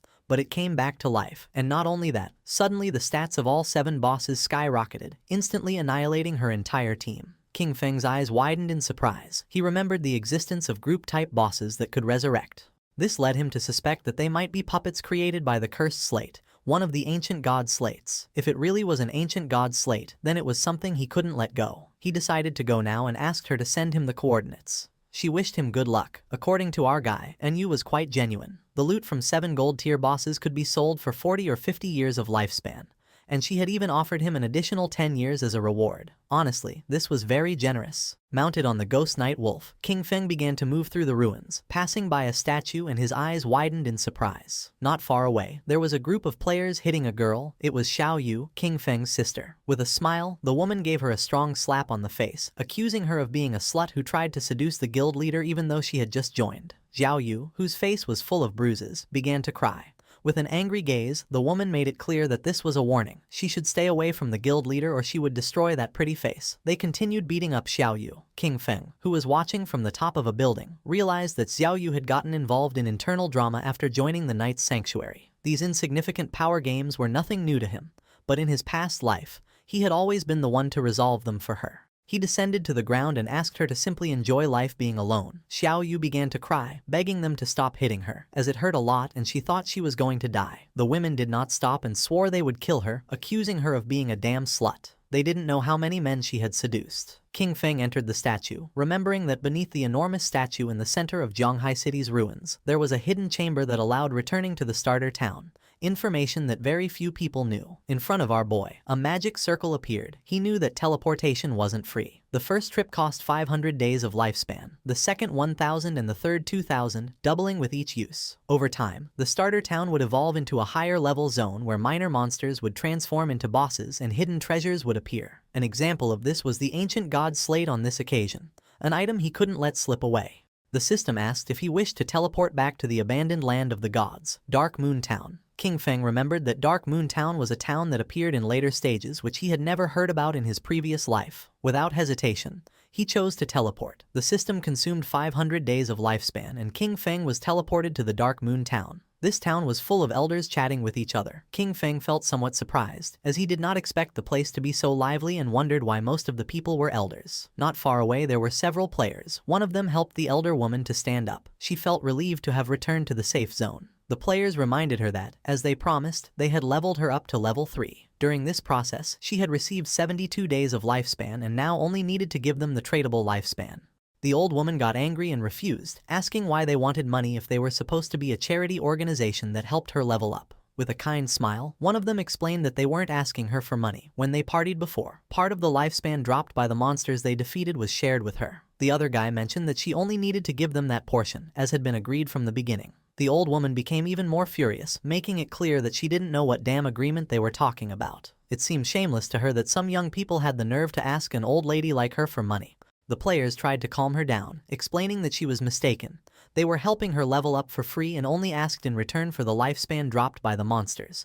They clarified that unless she formed a party with them, the lifespan would not be shared with her, and she would not gain the same experience. The old woman asked them not to touch her and began screaming for help, accusing people from the Manhwa River Guild of harassing her. Just then, someone grabbed her from behind and threw her to the ground, leaving both her and the players somewhat confused. It was King Feng. He grabbed her by the neck and with a murderous gaze, drew his dagger. Without hesitating for a second, our boy finished her off. Upon noticing this, the two players couldn't help but feel somewhat confused and went into shock. Lifespan orbs appeared on the ground. Our boy mentioned that her lifespan was on the ground and now they could take it for themselves. The players began to celebrate and wanted to know which expert had just intervened to help. King Feng said he was just doing a small favor. He turned his back on them and started walking away.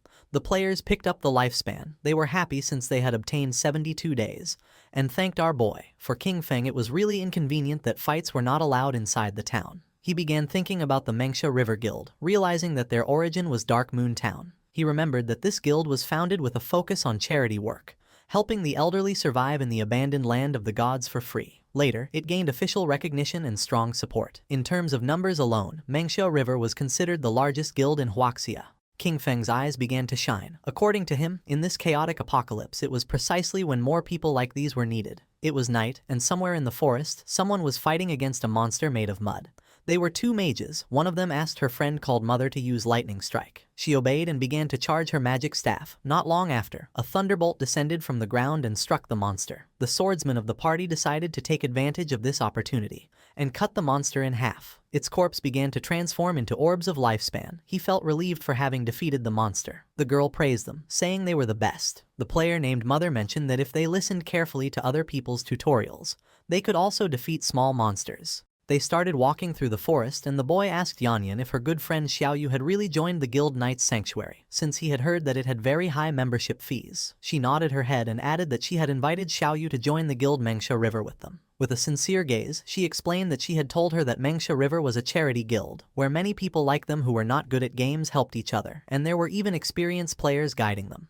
But she didn't want to join. The other player remembered that Xiaoyu was already level 10, since she had been leveled up by people from Knight's Sanctuary. She added that she had heard that this guild's membership contract bound its members for 3 years. Once signed, they became their slaves during all that time.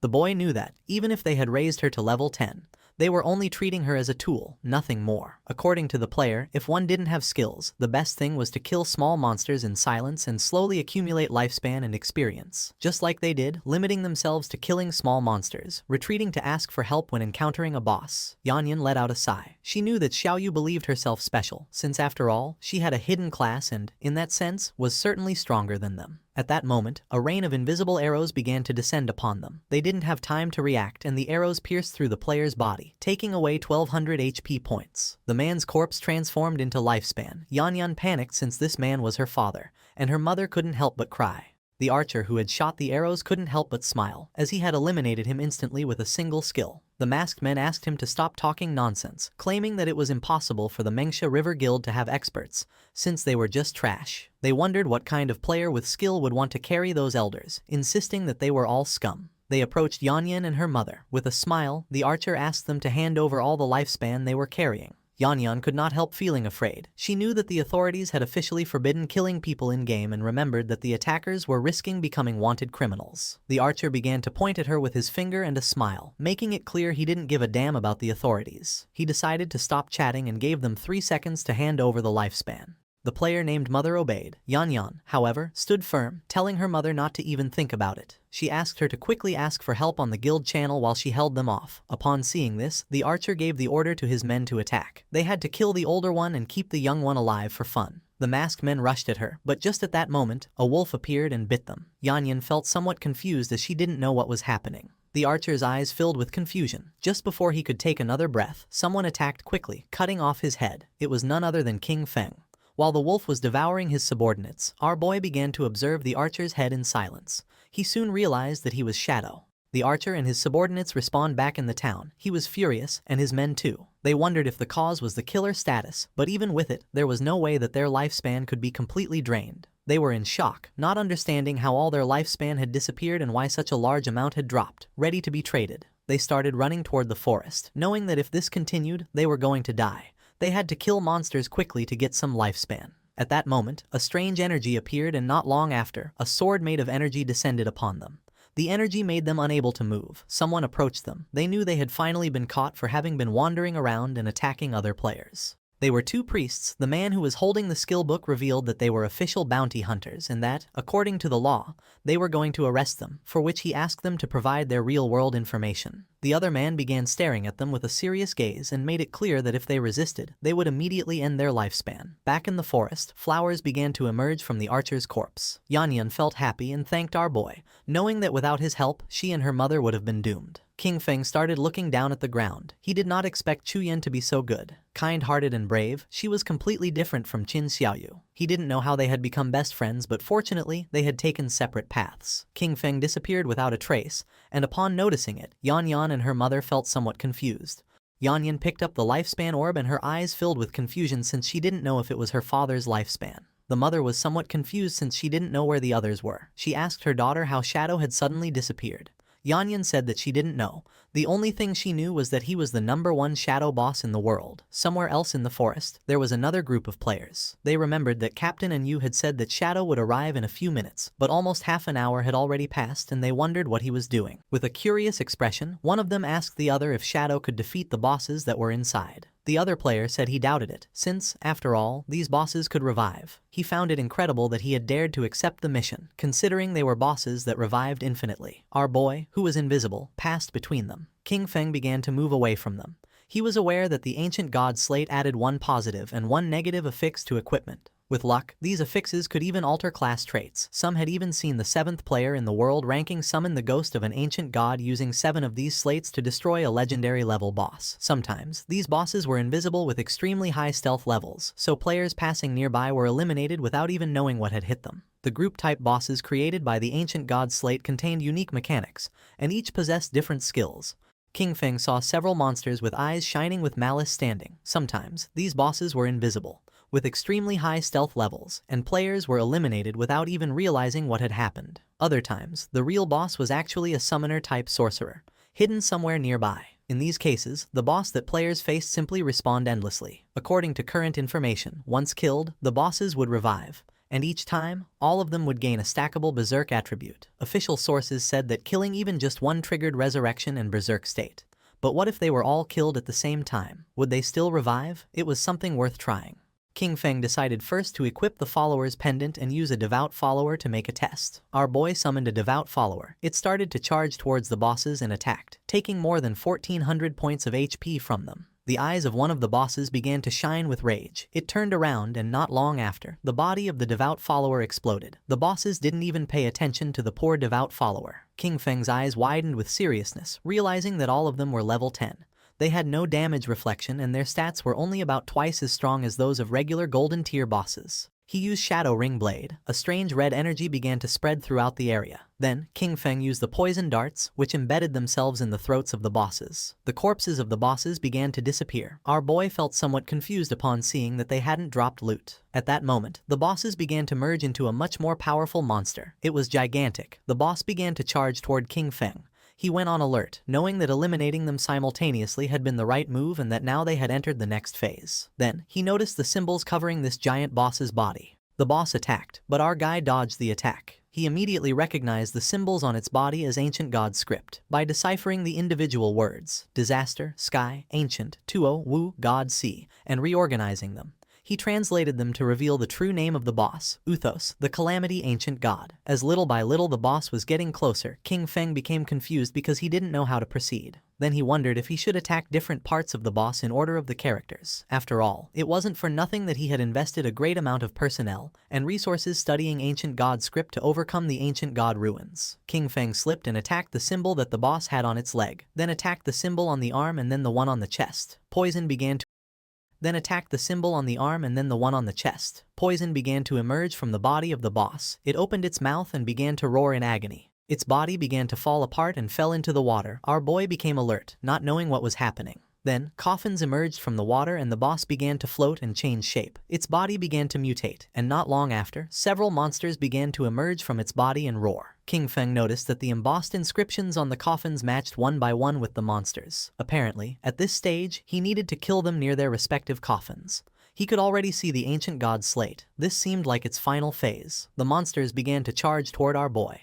He stood firm and his eyes began to shine with determination. Crows began to fly over the area where our boy was fighting against the Ancient God's slate. The attention of all nearby players focused on them. They felt somewhat confused and curious, as they didn't know if what they were sensing was an earthquake or if the movement in the valley meant that the boss was going berserk. Because of this, they decided to go take a look. With a curious look, the mage of the team asked where the hell Shadow was. According to her friend, there was no way he could defeat this boss, so he probably wouldn't come at all. The eyes of the swordsman of the party widened in surprise, asking his friends to come take a look. The place was empty. There was no trace of either King Feng or the boss, leaving the players in shock. They began to walk around the place and noticed that the ground was cracking, wondering if the earthquake had just killed the boss or what was happening. Captain Anyu communicated with them and asked them to retreat, since Shadow had already taken care of the boss. The eyes of the players filled with surprise and confusion. They could not believe that Shadow had defeated the boss alone. The coffins were empty and the chains were broken. They remembered that just a moment ago they still doubted that Shadow could defeat those 7 bosses. Now, barely 10 minutes later, all of them had disappeared without them noticing the arrival of King Feng.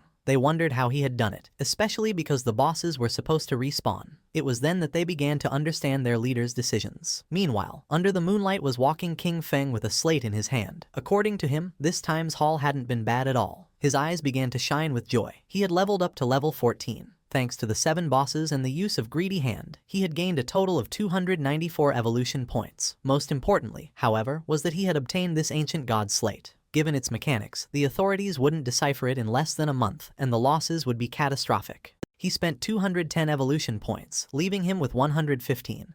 His skill Shadow Flash / evolved from epic to legendary. The improvements were substantial. The blink range increased to 40 meters, stealth duration to 15 seconds, and cooldown was reduced to 8.8 seconds. The skill now inflicted 9 slashes in a wider area of 6 meters, and each hit added 700 attack power. However, the most impactful change was a completely new effect. Each slash now granted him a shield equal to 100% of his maximum HP. Stackable up to 9 times and lasting for 60 seconds. Our boy was confident and couldn't help but feel cheerful, since from now on, if the 9 slashes of Shadow Flash / hit, his effective HP would become 10 times greater. His margin for error had just skyrocketed. He turned invisible and began to walk through the area, knowing that, at his current leveling pace, he would reach level 15 in another 5 hours. Then, it would be time to head toward Magic City. Several hours later, our boy arrived at the ruins, where the women were still beating up Xiaoyu. They were willing to beat her to death. King Feng was somewhat surprised to see that they were still fighting. These women were quite ruthless. The white-haired woman began to stretch her arms to rest a little. She was exhausted and complained that her back and waist hurt. The friend was somewhat furious, as her hand was swollen from so much hitting,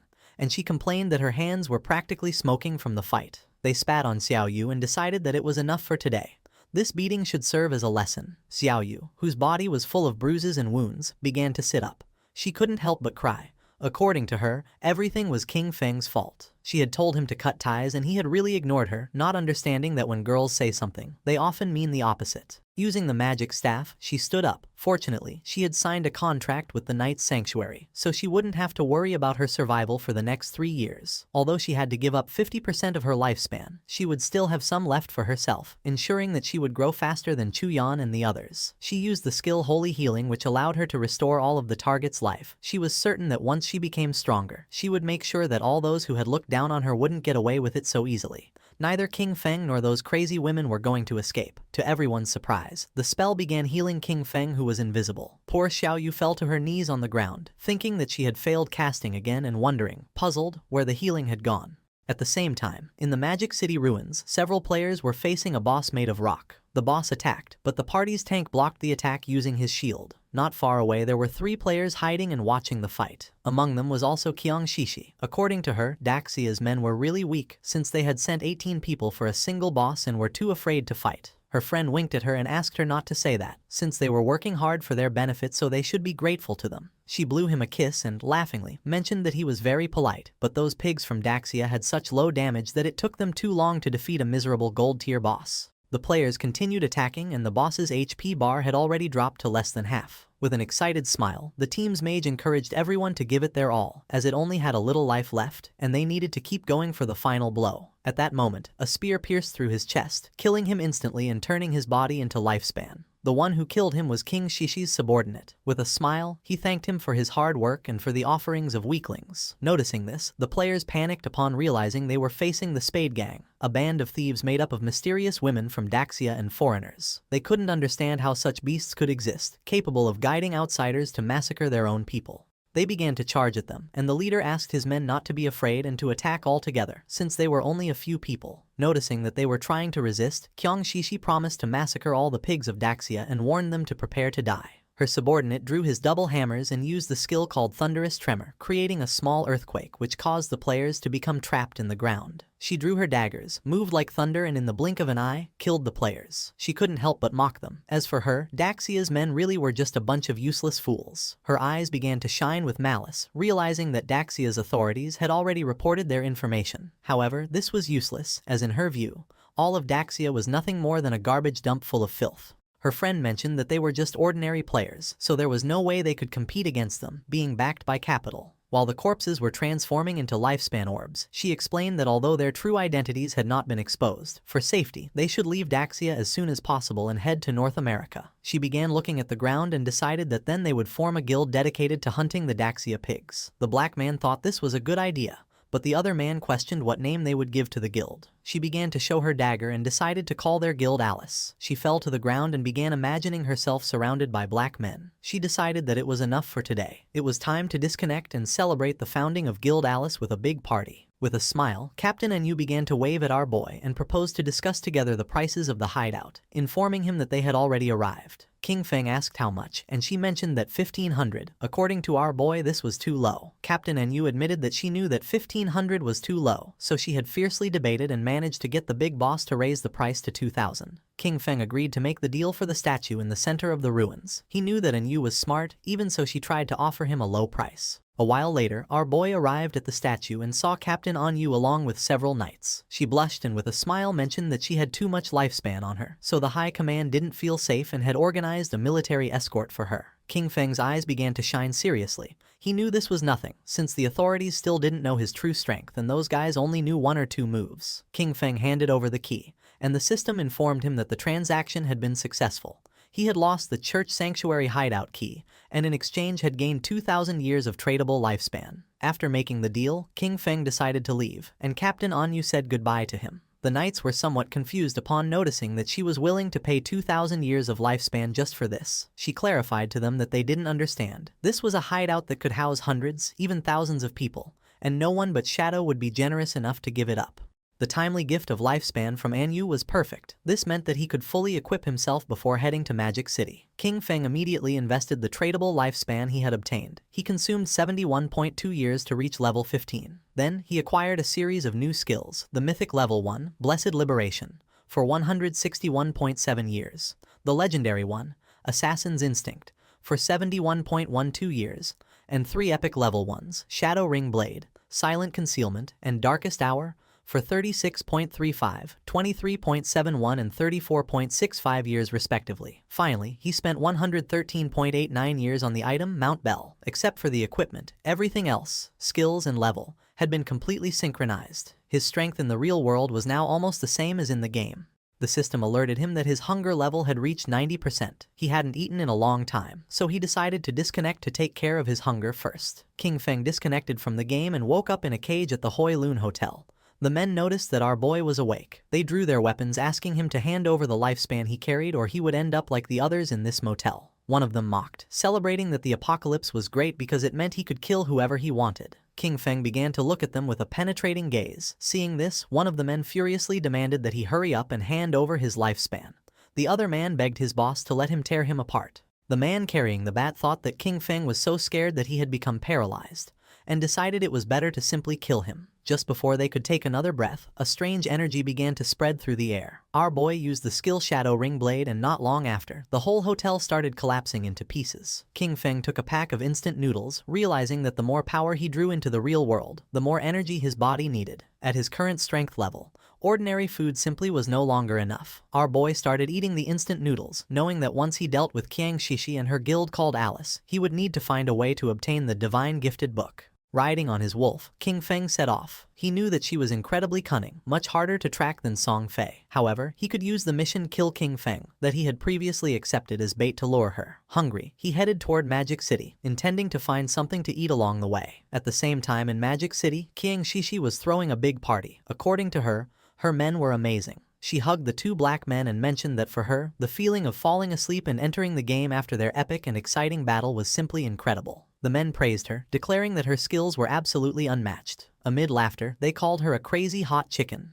One of her subordinates informed her that Shadow had just sent a message. Qin Feng was already dead. He told her to meet in Magic City in the real world. He would bring her Qin Feng's head and then collect the final payment. She knew that meeting with Shadow in real life was too risky. She mentioned that it wasn't necessary to meet in person and simply asked him to send a photo. Her subordinate explained that Shadow didn't use a phone because he was afraid of being tracked by the authorities. She couldn't help but smile upon noticing that Shadow was also hostile toward the authorities. Lately, their persecution had become more intense, and if they could take advantage of the opportunity to lure Shadow into Alice, the Daxia pigs would no longer be a threat. Because of this, she decided to stage a small play to test the waters and see which side Shadow was really on. She decided that she wanted to meet with Shadow first in the game, and sent him the coordinates. She went to the ruins and called Skywalker. She addressed him with affectionate words, asking if he was there and expressing that she missed him. Then, she asked him for a favor, mentioning that she needed his help with a living one. King Feng was sitting and meditating. He was using silent concealment, a skill that allowed him to enter stealth permanently while remaining completely motionless. Noticing that she wanted to meet in the game, King Feng thought that Qiang Shishi was really clever. These coordinates, Spectre Academy, were not far from him.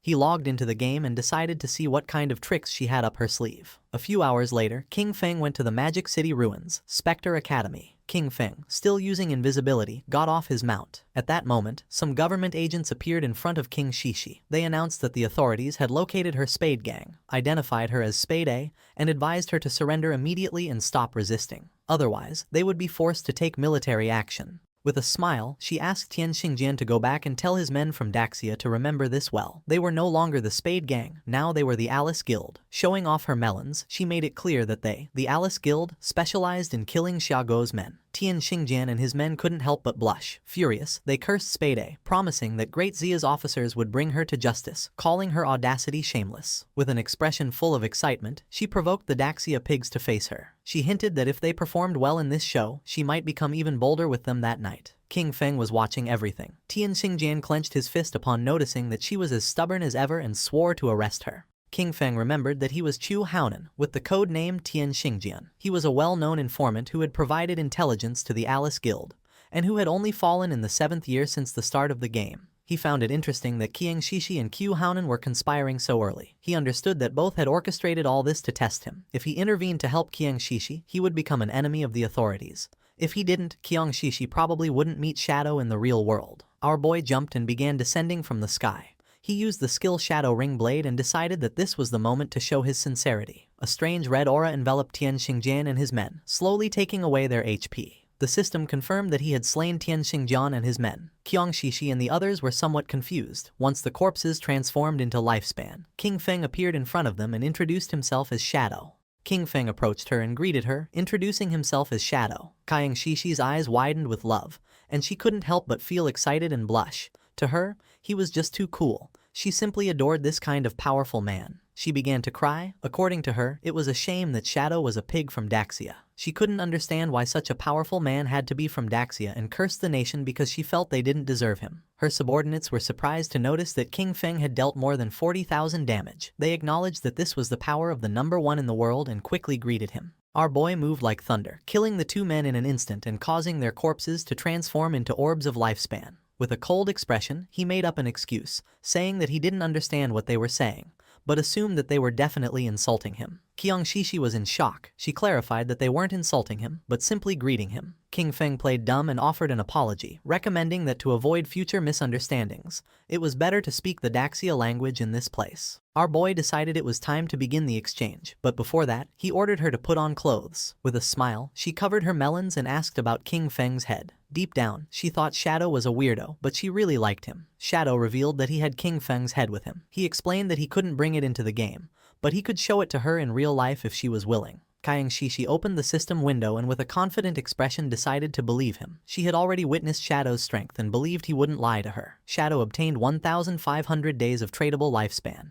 Our boy decided it was time to leave, but she asked him to wait. With a smile, she proposed a long-term collaboration, arguing that he had the skills and she had the money. She informed him that she had a new assassination target and, if he was interested, invited him to her house that very night. Sticking out her tongue and blushing like a tomato, she promised that she would fulfill anything he needed. Our boy became somewhat curious and asked who the assassination target was and what the payment would be. As she was logging off from the game, she suggested they meet in person to talk. She assured him that the payment would be several times more generous than this time and that she would wait for him that night at Magic City's port. King Feng became serious, wondering if her place at the port could be her yacht. At the same time, not far from the statue, Tian Xingjian and his men respond. He was furious, cursing Shadow, as he knew that he would definitely betray the authorities. However, for him this was a success. Qiang Shishi had managed to ally with Shadow. He realized that the idiots in Zhonghai City should be held responsible for their constant conflict with Shadow. Next, he ordered Lin Qingyu to guide everyone to collect their lifespan first, as there might be action soon. Lin Qingyao, a woman with white hair, nodded her head. Her nickname in the game was Late Night Drizzle. She considered the possibility that Shadow really had allied with Spade.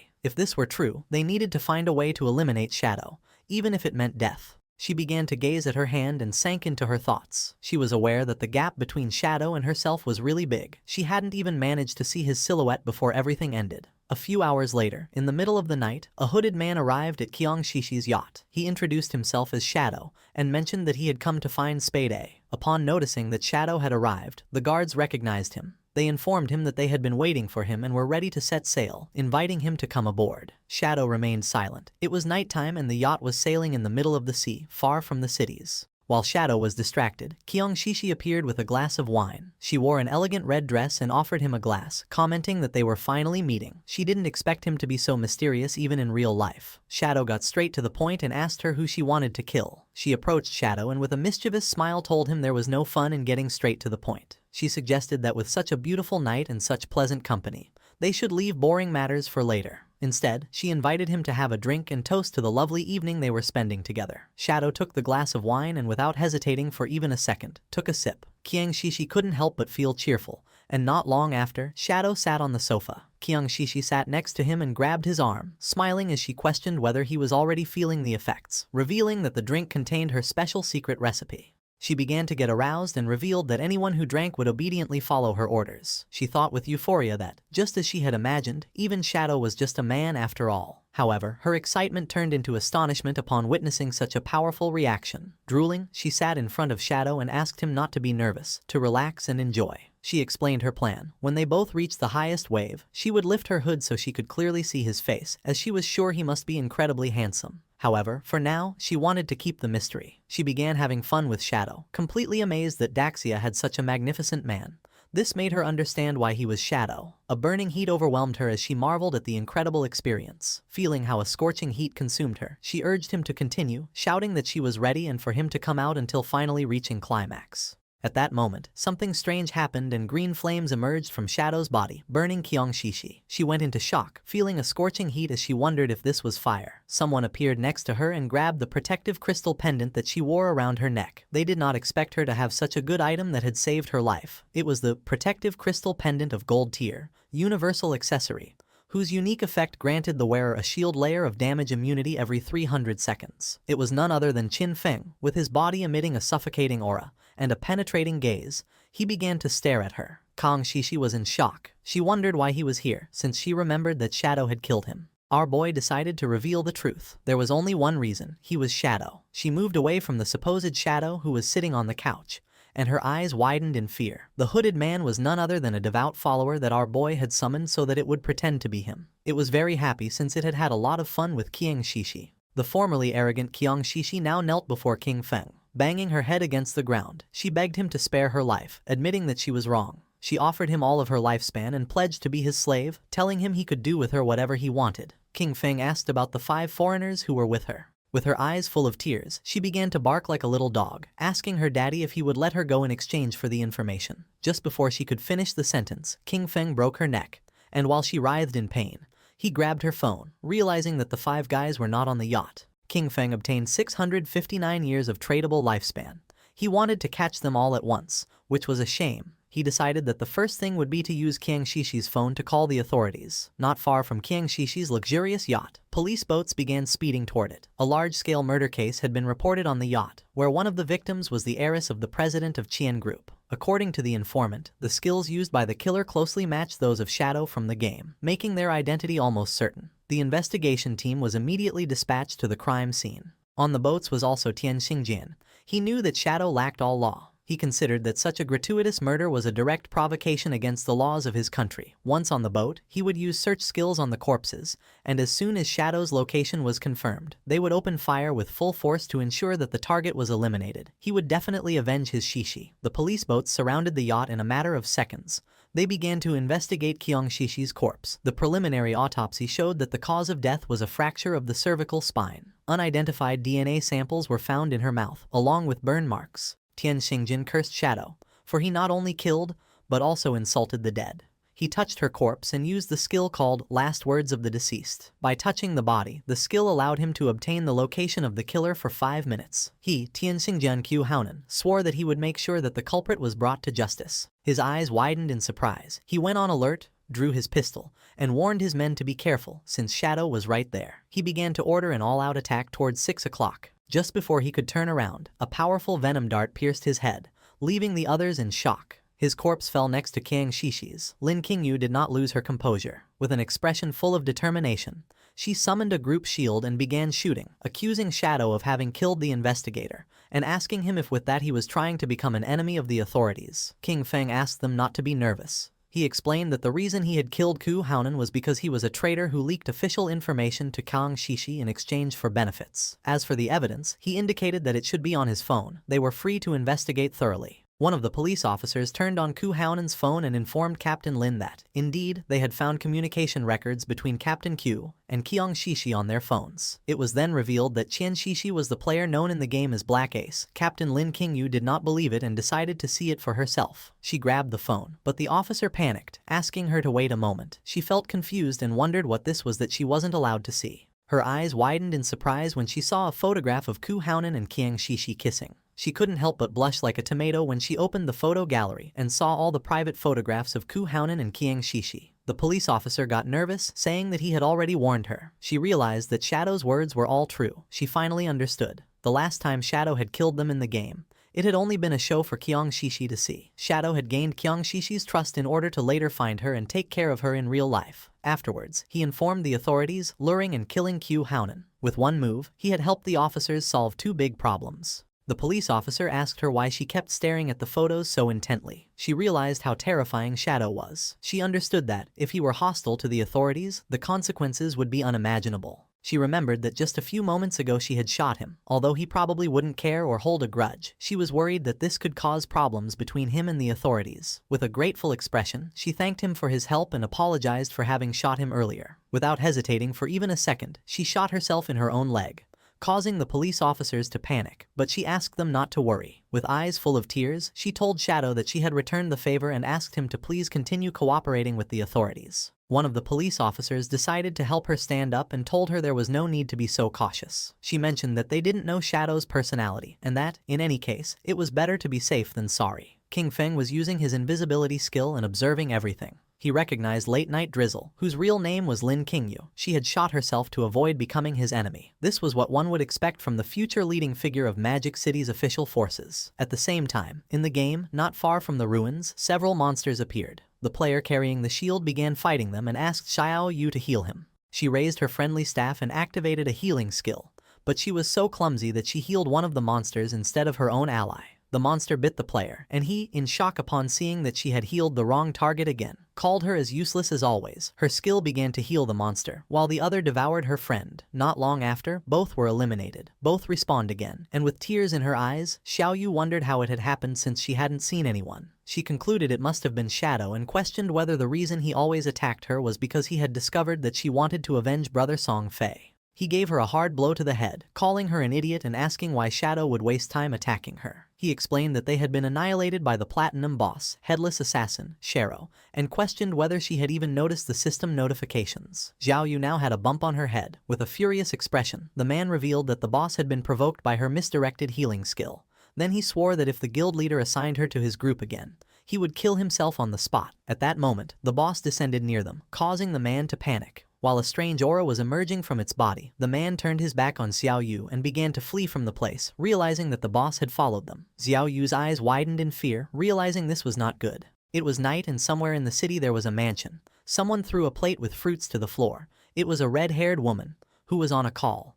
She was furious. She declared the officers on the other side of the line useless. This was a golden opportunity to kill Shadow and they were simply giving up. She didn't care about their excuses. Shadow had massacred her entire Dongfang clan and their blood could not be spilled in vain. After having been infiltrated in the government for years, they had proven completely useless at the critical moment. She demanded that, no matter what it cost, they make Shadow pay for what he had done. Behind her there was a boy holding a whip. She reminded him that Shadow had killed his father-in-law, asking him why he was hesitating. Behind the boy was a wounded woman, with eyes shining with evil and confidence. The boy revealed to his mother that he had a plan to kill Shadow. The mother felt curious and asked her son Nantian what his plan was, reminding him that the godforsaken game was only accessible to adults over 18 years old, and that he still could not enter. Nantian's eyes began to shine with confidence as he explained to his mother that, although he could not enter the game, he could still use his brain. Since Shadow liked killing people, his plan was to send some people to provoke him and lure him into his father's fireworks factory. They would prepare everything in advance and, when Shadow appeared to kill them,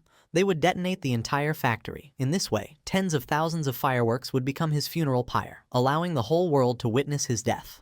And even if the plan failed, there would be no way for Shadow to trace it back to them. A smile spread across the mother's face, realizing that they hadn't done a bad job creating him. Then, turning to Chu, she snapped that even her son was more useful than him. Chu did not object and mentioned that the matter should be kept secret. The official stance toward Shadow still focused on winning him over, and besides, his older and second brothers would not support them doing this. Upon hearing this, the mother hung up the call and decided she would take care of it herself. She approached her son, began observing the tied-up woman, and asked her son why he kept refusing to hand over his lifespan. Nantian apologized, started touching his cheek and while blushing admitted that he had lost control for a moment and had accidentally killed her. At the same time in the godforsaken game, more precisely in the ruins of Magic City, the boss that had chased Xiao Yu and her friend attacked quickly, and just before they could escape from the place, it moved like thunder, cutting them into pieces, killing them instantly. Xiao Yu was in shock. She couldn't believe how fast this boss was. Not long after, their bodies transformed into orbs of lifespan. The players who were nearby reacted immediately,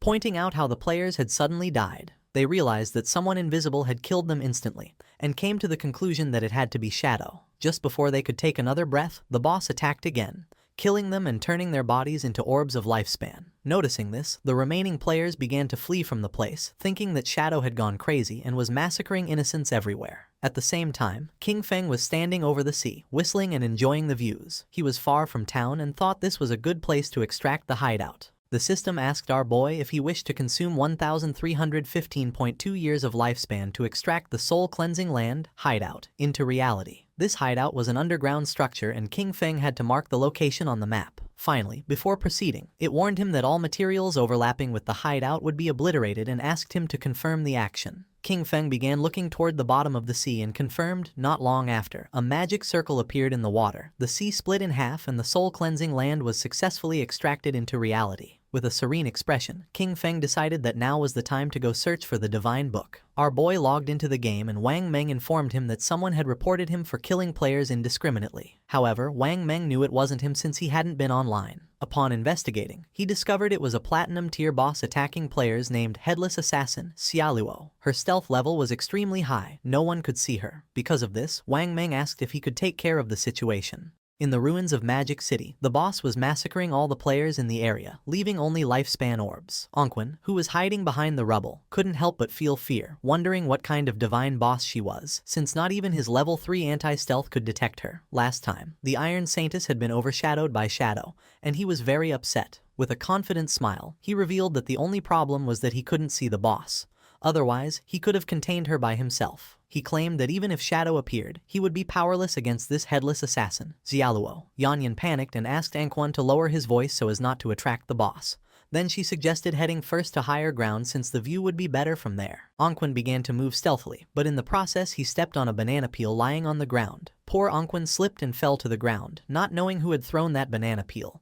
But just before he could finish speaking, the boss moved like thunder, cutting Yanyan and the subordinate in half. The bodies of Yanyan and the others transformed into orbs of lifespan. Anquan was the only one who had not been eliminated thanks to slipping on the banana peel. He was in shock upon noticing that the boss had killed all her subordinates. Without losing a second, he grabbed an orb of lifespan, and when he turned around, he saw the boss. She raised her arm and prepared to eliminate Anquan. Far from feeling fear, he challenged her, shouting that he wasn't afraid of her. While the boss was preparing the attack, Anquan rolled, only to panic upon realizing that he had rolled too early. Without losing a second, Anquan continued rolling without stopping. His eyes widened in confusion, wondering what she was waiting for and why she wasn't attacking him already. He started rolling non-stop around the boss, and in the process got dizzy since he had rolled to the limit. Anquan stopped rolling and couldn't help but feel somewhat confused upon noticing that the boss was disappearing. He was so dizzy that he could barely see clearly. After charging the attack, she used the technique anti-stealth strike and attacked the dizzy Anquan, who didn't have time to roll again and received the attack directly. In an instant, his body transformed into lifespan. While the boss was distracted, Shadow began to emerge. Out of nowhere, King Feng appeared above her and using his skill true anti-stealth strike forcefully stabbed his dagger into her back, dealing more than 28,000 points of damage and killing her instantly. He was so fast that she didn't even have time to turn around or feel his presence. He couldn't help but feel somewhat surprised upon noticing that this boss's name was Xiaolu. A few minutes before King Feng appeared, all the members of the guild who were in the city ruins began to point at poor Xiaolu, blaming her for having miscast a spell that activated the headless boss. They claimed that the boss had noticed her and followed her to the respawn point. Xiaoyu's eyes were full of tears and sadness. She explained that it hadn't been her intention. Two of the players were furious and told the guild leader that their teams wouldn't dare accept someone like her, as they would die without even knowing how it happened. The guild leader asked his men to lower their voices, asking them if they weren't afraid of attracting the boss. With a serious gaze, the guild leader realized that Xiaoyu was not made for combat. Because of this, he informed her that from now on she would be in charge of gathering information about hideouts. He offered her a reward of 3 years of lifespan if she found a gold tier hideout, and 10 years if she found a platinum tier one. He remembered that at the time, upon seeing that she had a hidden class, they had thought they struck gold. Pointing at Xiaoyu, the guild leader decided that from now on he would give her 1 year of lifespan each day, since her constant deaths were a great waste. A system window appeared informing Xiaoyu that she had received 2 days of tradable lifespan. Her remaining tradable lifespan was now 2 days, 13 hours and 32 minutes. With a grateful expression, she thanked him from the bottom of her heart. Upon noticing this, the other girls in the guild couldn't help but feel furious. They were convinced that Xiaoyu had been lucky and that all of this had been her plan from the beginning to be able to see the guild leader every day. Cursing little Xiaoyu, they declared that they would do the same. At that moment, lifespan began to emerge from the area, and someone noticed that the boss was named Xiaolu. Upon hearing this, the guild leader and his men couldn't help but feel somewhat curious and confused. Not long after, the corpse of the boss appeared lying on the ground, and then King Feng appeared and began staring silently at the guild leader. The eyes of the leader and his eyes widened in surprise and their jaws dropped in shock. Without hesitating for a single second, with a furious expression, he gave one of his own men a strong blow to the head. At that moment, a strange energy appeared around Xiaoyu, and the space around her began to distort, leaving her somewhat confused. Her eyes widened in fear and surprise. Neither she nor the players knew what was happening. Without wasting even a single second, the guild leader kicked Xiaoyu in the butt, making her fly away. Xiaoyu's body began to float in the air.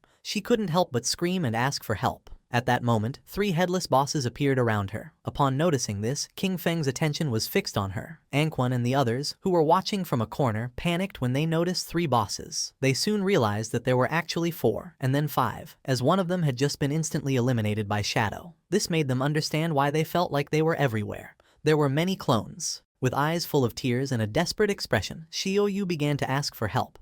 Then she saw Shadow and thought she was saved. She reached out her hand to King Feng and begged him to save her, calling him Brother Shadow. Upon hearing the word brother come from the mouth of the person who had betrayed him, King Feng's eyes began to shine with rage. Just before the bosses could attack, King Feng used his new Shadow Dash, moved quickly and in the blink of an eye, cut the bosses and tore Xiaoyu into pieces. Xiaoyu went into shock, not knowing why Shadow had killed her. The system informed our boy that he had killed headless assassin Xiaolu and Xiaoyu, obtaining 48,000 experience points, 20 evolution points and 1,520 days of tradable lifespan. While the orbs of lifespan were falling from the sky, King Feng turned his back on Xiaoyu and coldly said that she was unlucky. King Feng used greedy hand to pick up the loot. He realized that, in addition to the 1,520 days of lifespan from the boss itself, it had also dropped a bunch of light orbs. They were the non-tradable lifespans that the boss had just absorbed from other players and had not yet digested. Captain Anyu and Wang Meng appeared. With a smile, she greeted our boy, offering to buy him the items if he didn't need them. King Feng felt somewhat surprised to notice that Captain Anyu and Wang Meng were everywhere.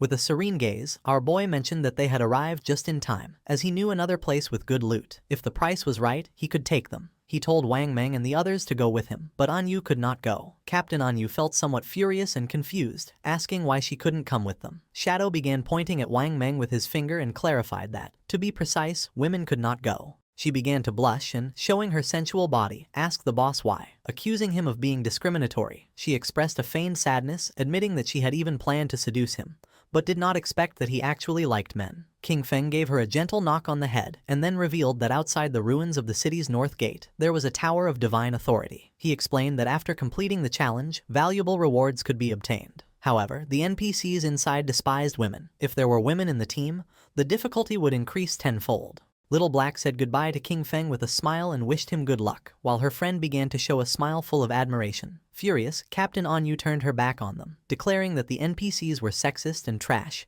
and vowing that she would kill them as soon as she leveled up. Then, she told Xiaohei that they should go explore the nearby mountain to kill some mobs and vent her frustration. King Feng asked Wang Meng and his men to follow him, and the system informed them that Shadow had sent a party invitation. Wang Meng's subordinate was nervous since it was the first time he teamed up with the great boss. However, Wang Meng scolded him for his nervousness, reminding him that this was an opportunity to learn from the great boss's movements. In an instant, King Feng had moved away from them. Noticing this, they panicked, as they didn't understand what was happening. Shadow seemed to walk slowly, but his speed was greater than theirs while running. They wondered how they were supposed to learn anything this way, concluding that his agility was too high.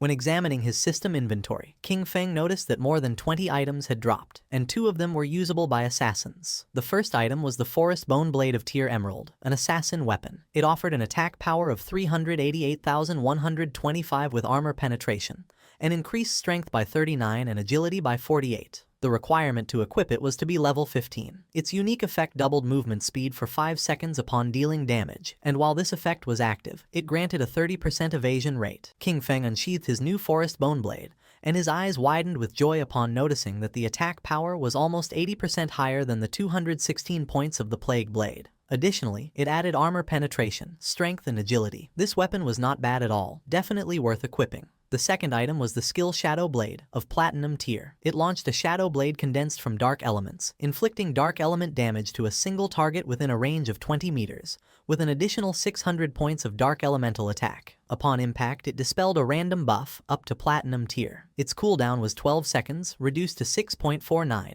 and required level 14. Our boy decided to evolve this skill and raise it to Legendary tier. Although the dark element damage to a single target was somewhat low, he considered that the effect of dispelling buffs was quite useful. The evolution consumed 56 evolution points, leaving him with 219 remaining. The skill Shadow Blade went through the Platinum, Emerald, Diamond, and Epic tiers, until finally becoming Legendary. This increased its added Dark Elemental attack to 1,500 points and allowed it to dispel a random buff of up to Legendary level. Its cooldown was reduced to 7 seconds, 3.78 effective. Finally, the skill obtained a new Legendary effect. Hitting a weak point refunded 3 seconds of cooldown. Holding his newly upgraded blade, King Feng felt joyful. He realized that as long as he struck a weak point, this skill would return 3 seconds of the cooldown. For him, this meant that the effective cooldown would be only 0.78 seconds. Our boy came out of his thoughts, and when he turned around he saw that Wang Meng and his subordinate had disappeared from the place without a trace. At the same time, about 2 kilometers behind King Feng, Wang Meng's subordinates were gasping heavily and exhausted. They complained that Shadow moved too fast and no one could keep up with him, until one of them told their captain that he couldn't continue. Wang Meng grabbed one of them by the feet and started dragging them, asking them to stop talking nonsense. King Feng and the others arrived at the Tower of Divine Authority, which was located in the middle of a forest.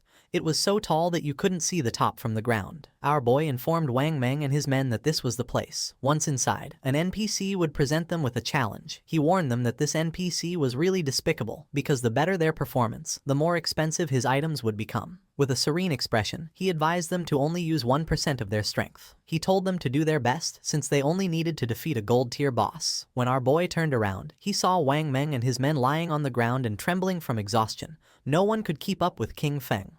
With his face covered in sweat and gasping heavily, Wang Meng gave a thumbs up and told our guy not to worry, as he guaranteed the success of the mission. While King Feng was walking toward the door of the Tower of Divine Authority, he asked them to make sure to use team chat at all times so that the NPC could not hear them. He explained that once they overcame the challenge, they would be able to buy great items from the NPC and assured them that they would not be disappointed. King Feng and the others opened the door of the tower. Wang Meng and his men couldn't help but feel surprised when a hooded NPC who was floating appeared before them. He warmly welcomed them as friends of Blue Star and assumed that the arrival of the Forsaken Gods had already made them uneasy. He revealed that this was the Tower of Divine Authority, and that, if they completed the challenge, they would be allowed to trade with him. He asked them to let him know when they were ready. Wang Meng's men felt somewhat surprised and confused upon realizing that the game actually had NPCs. One of them asked Shadow what kind of boss they had to face in this challenge. Our guy simply asked them to follow his lead during the fight, assuring it was simple. The swordsman of the party felt even more confused and asked him to be more specific. He wanted to know the duration of the battle,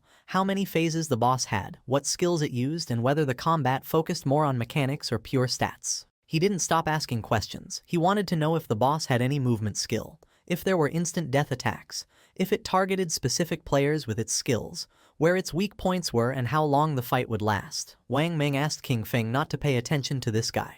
He explained that the boy was nicknamed Steady as an Old Dog, and that, after an accident during a mission in which 2 party members died, he was now super cautious no matter what he did. Without wasting more time, King Feng informed the NPC that they were ready to start. The swordsman panicked, informing that he still wasn't ready. The NPC lowered his head before them, announcing that it was time to start enjoying it. Not long after, a portal appeared and from it emerged a powerful boss, the gold-tier obsidian skull-splitting puppet of level 20. The swordsman's eyes widened in surprise and fear, realizing that this boss was level 20, while the highest level among them was only 11. Calm as always, King Feng assured that there was no problem and indicated to Wang Meng to go first. Following Shadow's order, Wang Meng unsheathed his shield and took his sword out of the inventory. Using his skill Shield Charge, Wang Meng launched himself headfirst at the boss, giving him a strong shield blow to the teeth. The boss became enraged and struck Wang Meng. Luckily he was fast and was able to block part of the attack thanks to his shield, but in the process his body was sent flying. King Feng moved like thunder and grabbed Wang Meng, preventing him from crashing into the wall. The swordsman and the archer were somewhat confused upon noticing this and felt somewhat worried for our boy.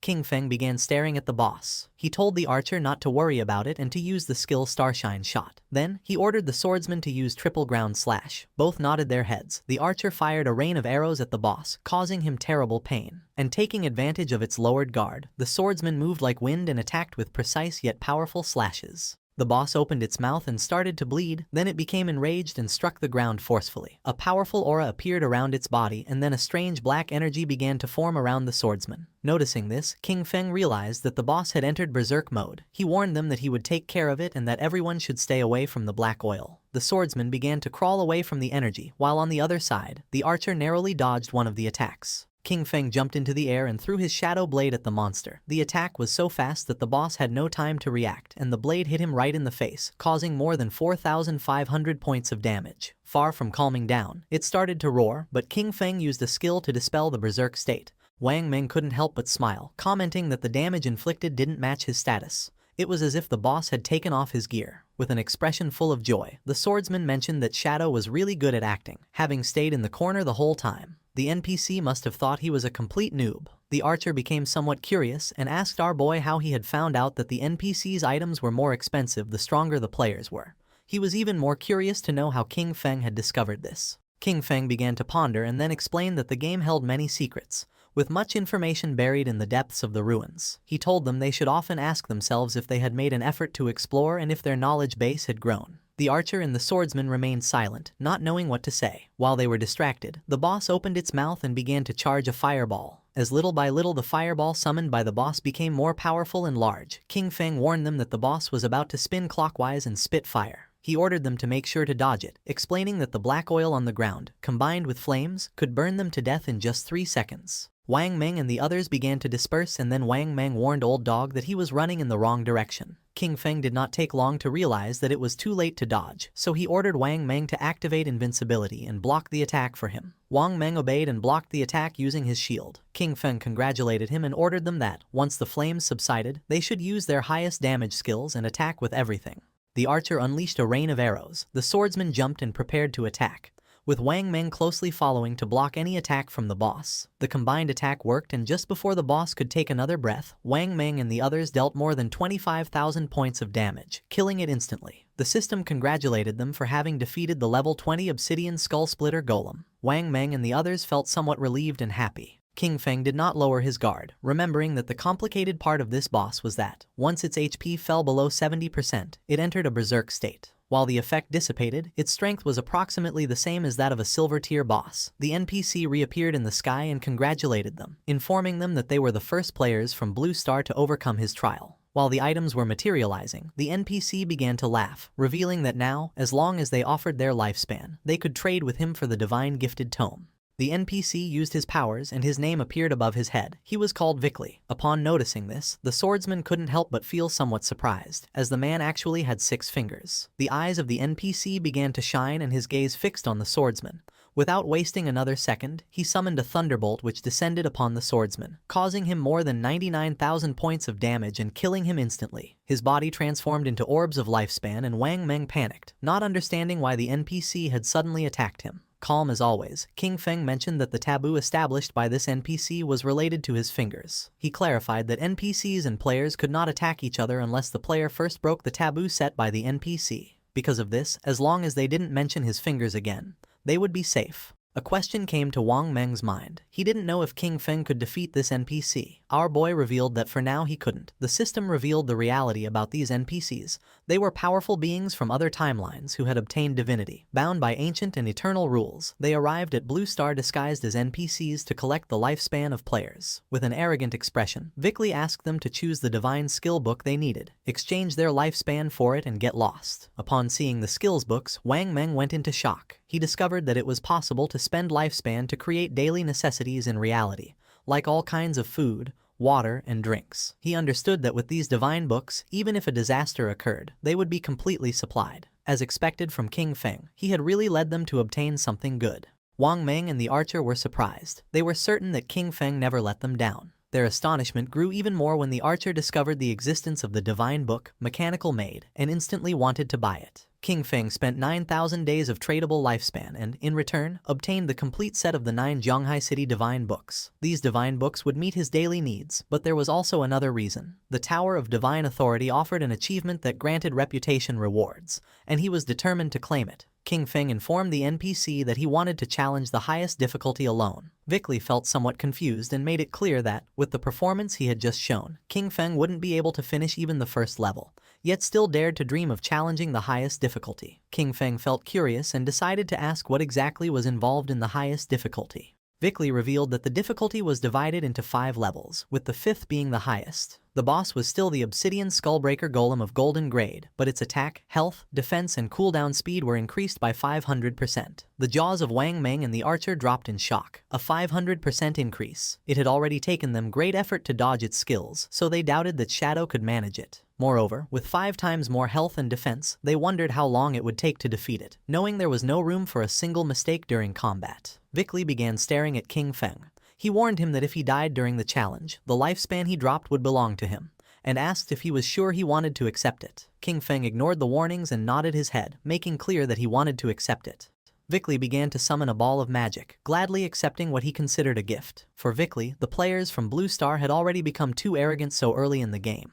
Really, they were asking for death. The previously defeated boss was resurrected. Now it was the golden obsidian skull-splitting golem, with its strength increased by 500%. King Feng drew his dagger. He knew that Vickley could empower his summoned creatures and that 500% was not the limit. In fact, he remembered that when he defeated him in the past, Vickley had increased his summons up to 2000%. This represented the perfect opportunity to test his new weapon. King Feng shot a poisonous dart at the boss, which activated the effect of Black Flame's gift, reducing the target's defense and all its elemental resistances by 7%. Then, the special effect of the Emerald Bone Blade was activated, increasing our boy's speed by 100% for 5 seconds. The boss launched flames and just before they could get close, King Feng disappeared without a trace. While it was distracted trying to understand what had just happened, King Feng appeared behind it, landed on its head and stabbed his dagger into its skull, activating the special effect of Emerald Bone Feather. The powerful monster began to roar in agony. King Feng disappeared again, and his speed increased by 100% for 5 seconds. Upon witnessing King Feng's incredible speed, Wang Meng and the archer were in shock. At first they believed he had become invisible again, thinking that the cooldown of his skill was too short. Soon they understood that it was not any skill. Shadow's speed was so extreme that it created the illusion of simply vanishing. King Feng decided to use Blessed Liberation, which would make his next attack cause the throat slash effect. Using Shadow Dash, our boy moved like thunder, causing more than 100,000 points of damage to the boss. The attack activated Black Flame's gift, which reduced its defense and all its elemental resistances by 64%. Despite having used his most powerful skills, the monster's HP had barely dropped. King Feng was happy because he knew this was due to the buff granted by the ancient god's stone tablet.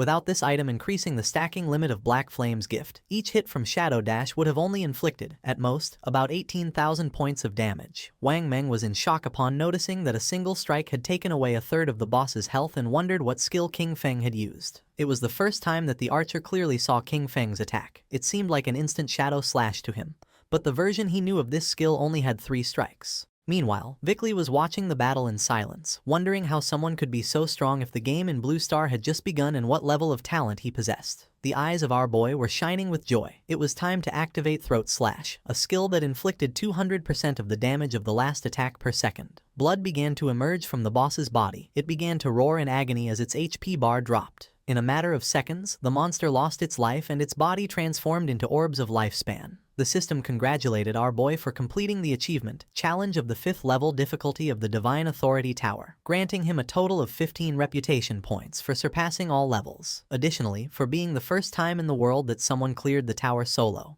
he received an extra 75 reputation points. Finally, an official global announcement echoed. Player Qin Feng had cleared the maximum difficulty challenge of the Divine Authority Tower for the first time in history. Far from being surprised, the players were confused. They didn't know what the Divine Authority Tower was, since in the ruins of the cities where they were, they had never seen a building resembling a tower. Once again, they realized that Shadow was ahead of everyone. Vickley was upset. For him, this was a scam. He cursed the cunning of the people from Blue Star, regretting not having charged 10,000 or even 100,000 days of lifespan for each Divine Authority book. Vickley summoned a powerful and bright ball of magic and shouted at them to get out. He never wanted to see them again. Wang Meng and the archer covered their eyes to avoid going blind, as they believed they were lost and that the NPC was about to unleash a powerful attack. Vickley's attack descended upon them. While Wang Meng and the archer were covering their heads, our boy stood still, calm as always. King Feng and the others were teleported outside of the tower. Both felt somewhat confused since they didn't know what had happened.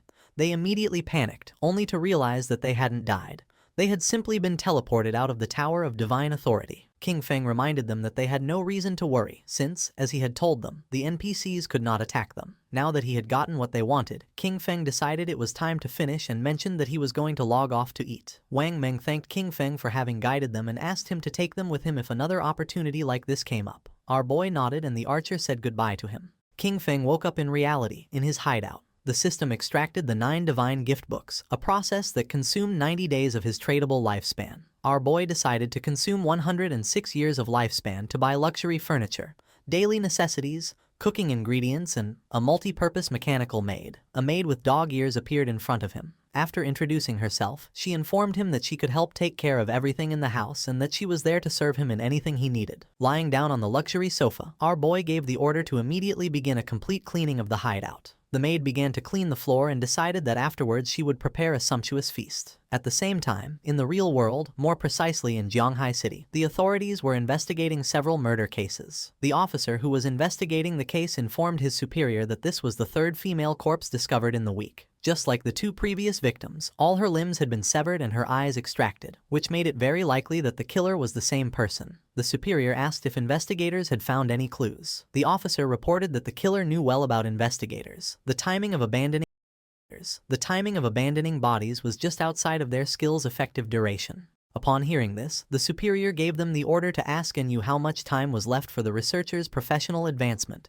They could not delay any longer. They had to catch this killer. The police officer who was next to him nodded his head. The officer asked them to wait a moment, and the superior asked if he had found anything. His eyes began to shine with seriousness when he realized that Shadow's connection and disconnection times matched exactly with the moments of the girls' deaths. The superior began to ponder, since the simple coincidence of schedules was not enough to prove anything. The officer mentioned that, despite this, he believed they could start the investigation from this angle. He added that there were already rumors pointing at Shadow as the killer, and that authorities were covering it up out of fear of his power. The superior waved his hand. He reminded Xiaoma that, even though Shadow had embarrassed him in front of Anu, he could not allow his personal feelings to interfere with the work. He assured him that the technology department would support him 24/7 to solve the case as soon as possible and bring justice to the victims. That said, the superior began talking with another police officer. Meanwhile, Xiaoma started to gaze at the ground and his eyes filled with rage. King Feng logged into the game and began contemplating the castle in silence, which was located in the ruins of Demon City.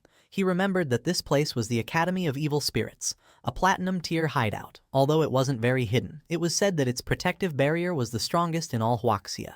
The system informed him that he had consumed 2.74 years of tradable lifespan to create the guild, Shadow. His plan was simple: take over this hideout and register it under the name of the guild in order to obtain a sanctuary in the Magic City ruins. King Feng jumped. The sanctuaries could teleport between each other, which would make traveling back and forth between Magic City and Jianghai much easier from now on. Using invisibility, King Feng entered the hideout and began walking through the place silently. Several minutes later, he realized that, despite having reached the third underground level, the deepest one, he had not encountered a single monster. This indicated to him that someone, or perhaps a group of rather strong people, had already been there. At that moment, someone shouted that she had nowhere left to run. King Feng became curious, and when he peeked around the corner, he saw several men surrounding a woman. With eyes full of fear, she asked them not to come any closer. They were on a bridge and had her cornered, with a river of lava behind her. With a smile, one of them told her not to worry, as they wouldn't kill her. For now. He explained that Madame Dongfang wanted them to take her so that her son could show her some love. He demanded that she reveal her location in the real world, warning that otherwise they would kill her repeatedly until her lifespan ran out. Furthermore, he made it clear that suicide wouldn't help her since members of their guild, Shura Hall, were waiting for her at the respawn point. With a smile, the orange-haired man suggested making a deal. He reminded her that she had killed Madame Dongfang twice in the game, estimating that because of this she must have taken at least 30 years off Madame Dongfang's lifespan.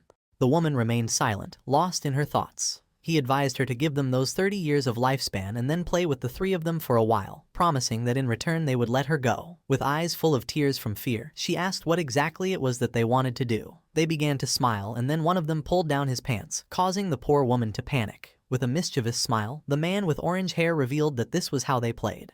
The woman began to ponder in silence, then looked away and, while blushing, asked them to promise to let her go after playing. With a cheerful smile, the orange-haired man promised her and invited her to start with him. The bald man said he would go next. With her body trembling, the woman began to approach them, and then her eyes began to shine with determination. Drawing her poisonous dart, she lunged at the man, but at that moment, the man with the blindfolded eyes used the skill Golden Cauldron Earthquake and descended upon her, crushing her body against the ground. He noticed that the little one was not behaving well. The only thing she could do was close her eyes as the orange-haired man approached. Showing his tongue, he warned her it was her last chance and ordered her to open her mouth. Then, a confident smile spread across the woman's face. Using a powerful skill, she cut both the bald man and the orange-haired one in half, causing the man with blindfolded eyes to feel somewhat confused. His eyes widened in confusion. He didn't know what was happening. Just before he could take another breath, the strip of paper summoned by the woman wrapped around his neck, She was so powerful that she made the man's head explode as if it were a watermelon. King Feng, who was watching everything from the corner, recognized the girl's profession instantly. Chain blade. After having killed those bastards, the woman crushed the orange-haired man's eggs.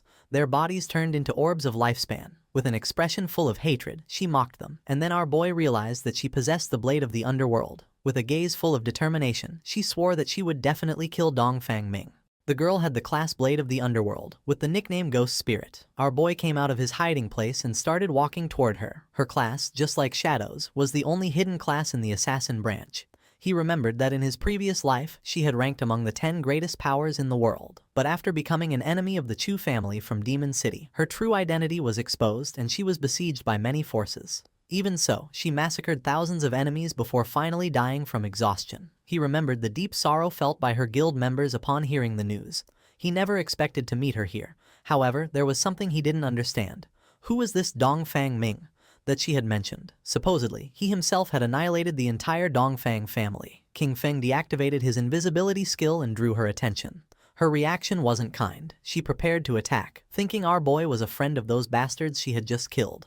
King Feng denied knowing those guys. She got tired and lunged at him, asking him to prepare to die. As always, King Feng remained calm. With a furious expression, Ghost Spirit used her skill Underworld Chain Blade. In the blink of an eye, the strip of paper began wrapping around King Feng's body. But just then, King Feng turned into shadow and disappeared without a trace, leaving Ghost Spirit somewhat confused. Our boy appeared behind her and decided to play along. Upon hearing this, her eyes widened in surprise and fear. Knowing she was in danger, she jumped away from him. She used shadow stealth and her body turned into shadow, disappearing without a trace. King Feng was somewhat surprised to notice that she had become invisible. He also decided to use shadow stealth and also disappeared from the place. Several minutes passed and nothing happened. Noticing this, Ghost Spirit was somewhat confused. She couldn't see him. Even though her class, Blade of the Underworld, had a built-in level 4 anti-stealth, it was impossible for her to detect him. This led her to wonder if this guy could be Shadow. Not long after, King Feng deactivated his shadow stealth and appeared stealthily behind her, catching her attention. Upon hearing Shadow's voice, she panicked, noticing that he could still see her despite her level 4 stealth. She decided it was time to get serious and used her most powerful skill called Evil Ghost Soul Chase. The paper strip began to glow and a small pink flame appeared above King Feng's head, activating shadow stealth again. King Feng did not lower his guard and retreated, but to his surprise, the blade began to follow him, leaving him somewhat confused. Upon observing closely, he realized that this locking blade could pinpoint his location. Ghost Spirit's eyes were shining with determination. Although her eyes could not see, her weapon could. No one who was targeted by the Evil Ghost Soul Chase could escape. King Feng tried to flee, but it was in vain since the blade kept following him. He realized that this class could ignore stealth levels. She was truly someone out of the ordinary. King Feng was cunning and began moving in circles around Ghost Spirit, and by the time she noticed his plan, it was already too late. She decided not to give up so easily, and when she tried to catch King Feng, the strip of paper wrapped around her body, leaving her immobilized. Grabbing the strip of paper, King Feng lifted it and clarified to her that he was Shadow, not someone sent by Dongfang Ming, assuring her that if he had wanted to kill her, she would already be dead. With no other option, Ghost Spirit decided to believe our boy, asking him to let her down. King Feng got straight to the point and asked if the Dongfang Yue she mentioned was from the Dongfang family of Jianghai City. Even while hanging upside down, she nodded, clarifying that however, she had married into the Chu family, so her relationship with the Dongfang family was no longer as close. Our boy understood that a fish had escaped from the net. Apparently, Dongfang Yue was not present when he annihilated the Dongfang family. Ghost Spirit's eyes widened in surprise upon realizing that it was he who had annihilated the Dongfang family.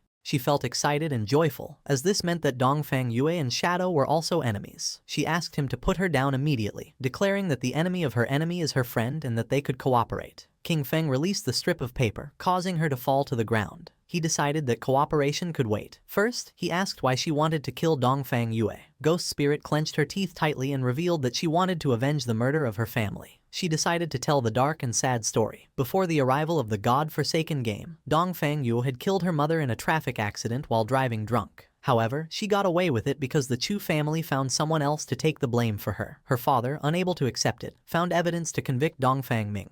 But the next day his body was pulled from the river. The official conclusion was suicide. When she went to Dongfang Yue's house demanding an explanation, guards from the Chu family beat her nearly to death. Sunk in despair and about to end everything, it was at that moment when the God-forsaken game arrived. The first thing she did upon entering the game was kill Dongfang Yue. However, in order to kill her permanently, It was necessary to completely drain her lifespan. After reviving again, she hired countless people to hunt Ghost Spirit down, leading up to what he had just witnessed. King Feng listened silently as she told him this story without interrupting once. Tears began streaming from Ghost Spirit's eyes as she begged Shadow, "Please help me kill Dongfeng Yue." Coldly and without beating around the bush, King Feng refused. Ghost Spirit did not give up, and with tears of sadness in her eyes, she begged him again to help her kill Dongfeng Yue. Our boy began to stare at her. She was not a person who gave up so easily. With a sad expression, she assured him that she would not ask for his help for free. She offered everything she had, promising to work for him and give him all the lifespan she earned, her equipment and her skills, all this in exchange for his help to kill Dongfeng Yue, declaring that she would even become his slave voluntarily. King Feng began to observe her in silence, and his eyes filled with surprise. With an arrogant gaze, he told her that he would not help her kill her, since that was her revenge and could only be settled by her own hands. King Feng was not a villain and told her that he would help until then. However, how far she could go would depend on her own destiny. Ghost Spirit was in shock and her eyes widened with confusion. She didn't know how he was going to help her. King Feng was honest and with a serene gaze asked her to join his guild, become one of his people, and he would help her complete her revenge. A system window appeared informing her that Shadow had invited her to join the guild. Shadow. She began to ponder silently, and then her eyes started to shine with joy upon realizing that the guild of Shadow consisted only of him, wondering if joining was all she had to do. Without wasting any more time, she agreed to join our boys' guild, and a system window confirmed her decision. King Feng accepted the friend request from Ghost Spirit. He felt happy to know that she had accepted, and told her that now she only needed to do one thing: class advancement. Our boy turned his back on her and told her that she would have to find out for herself what class advancement was and how to do it, and that she should come find him when she had achieved it. The eyes of Ghost Spirit, who was kneeling on the ground, began to shine with determination. King Feng made it clear that if she couldn't even accomplish this, then she should give up on her revenge. Using his skill Shadow Stealth, King Feng left the place. He recognized that the potential of the class blade of the underworld was unlimited and that, with just a little guidance, she could definitely advance much further in the future. He arrived at the depths of the Evil Spirit Academy. In front of him was a level 15 boss, a woman with several spiritual heads, the aberrant witch, Stana, of platinum grade. Upon close observation, it didn't take him long to realize that she was the guardian of the Evil Spirit Academy. In the blink of an eye, King Feng jumped and used his skill, Dark Knight Ringblade, against the boss, causing 26,000 points of damage and activating Weak Point Strike. He descended to the ground, remembering that in the first phase, only one of the 4 heads of the boss would activate and she was immune to physical damage. Because of this, he could only use his elemental skills, which inflicted slightly less damage. He summoned his Shadow Blade and his eyes began to shine with confidence, as he had the pale white Bone Blade, which increased his movement speed, and his skill, Shadow Blade, also reset its cooldown when hitting a target. King Feng began to summon hundreds of Shadow Blades, and then attacked the boss, causing them to pierce one of her spiritual heads, dealing more than 200,000 points of damage. This turned him into a mobile Gatling gun of fire attacks. Not long after, her golden head exploded into pieces. Shadow did not lose his composure, remembering that in the second phase, 3 heads would activate simultaneously. Her eyes began to shine with rage, and her gaze fixed on our boy. Not long after, the heads started firing bursts of energy from their eyes, while she danced, unleashing indiscriminate attacks around her. But for King Feng it wasn't complicated. Without much effort he dodged the attacks and then stabbed his Shadow Blades into the boss's head, dealing more than 200,000 points of damage. While she writhed in pain, King Feng descended to the ground and turned his back on her, ending the show. He threw his last Shadow Blade, causing the boss's body to explode, creating a great explosion. The system notified that he had killed aberrant witch Dostana, gaining 50,000 EXP and obtaining the Evil Spirit Academy's hideout key of Platinum tier. His eyes widened in surprise when the system revealed that he could now advance his class. King Feng decided to advance his class and a shadow began to surround his body. His class shadow advanced from Tier 1 to Tier 2, and with this, his attribute bonuses increased. Strength from 9 to 27, Constitution from 9 to 27, Agility from 24 to 72, and Spirit from 15 to 45. This class advancement tripled the bonuses of his attributes, resulting in a massive increase in his Strength, Constitution, Agility, and Spirit. As a result, all of his combat stats, including attack power, defenses, and resistances, were noticeably improved. His non-tradable lifespan exceeded 4,510 years, while his tradable lifespan was over 566 years. He also obtained his 4th class passive, which allowed him to attack without breaking stealth status and still apply the stealth break attack bonus. Our boy's attention fixed on the golden key and his eyes began to shine. The attribute bonus of the class had tripled and attacking no longer broke stealth. The Tier 2 shadow was something that completely changed the rules of the game. Several minutes later, outside the Evil Spirit Academy, someone returned and Ghost Spirit panicked upon noticing that they dared to come back.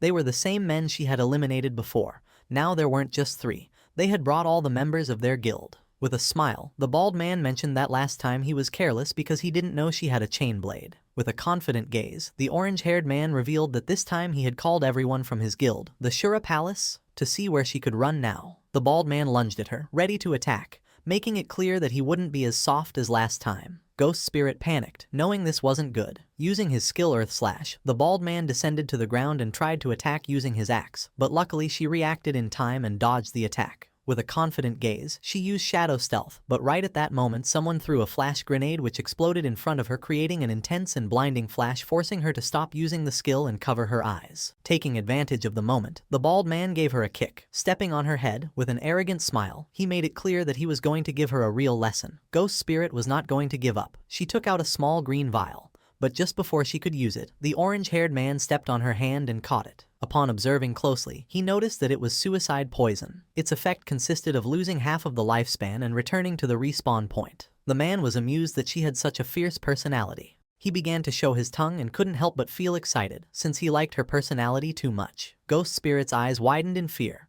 Then he began to lick her cheek. The man's eyes widened in surprise when a system window appeared, informing him that the Grade Platinum Sanctuary, the Evil Spirit Academy, now belonged to the guild, Shadow. The barrier was active and all personnel who did not belong to this guild would be treated as intruders. The system began eliminating the intruders from the place, causing a powerful thunderbolt to strike the men. In the blink of an eye, their bodies turned into orbs of lifespan. Her eyes widened in surprise upon realizing that the Evil Spirit Academy was a sanctuary and that it now belonged to her guild. This meant that, within minutes, Shadow had killed the Guardian and obtained the key. King Feng also obtained the Jade Tier Aberrant Witch's Ring. This ring, usable by all classes from level 14, increased all attributes by 22 and cooldown speed by 30%. Its unique effect increased the area of effect of skills by 25% and area damage by 10%. As if that weren't enough, he also got the Platinum Grade Virulent Poison Trap. This Platinum Grade skill, for the Assassin and Hunter classes, allowed him to place a trap with level 5 stealth. Enemies who triggered it would receive 500 additional poison damage, a 50% slow for 5 seconds, and continuous poison damage equal to 100% of his attack power. He could place a maximum of 3 traps, each with a 4.65 second cooldown and a duration of 3,600 seconds. He was satisfied, as 2 items an assassin could use had dropped. He considered the ring to be quite good. His instant Shadow Slash and Dark Knight Ringblade skills were both area of effect, so this represented a huge improvement for him. His eyes began to shine with joy, as he also had 363 evolution points, just what he needed to evolve his Backstab Enhancement skill to Legendary. He consumed 340 evolution points, leaving him with 23. His skill, Backstab Enhancement, evolved from Epic to Legendary. The passive effect now increased damage when attacking from behind from 75% to 100%.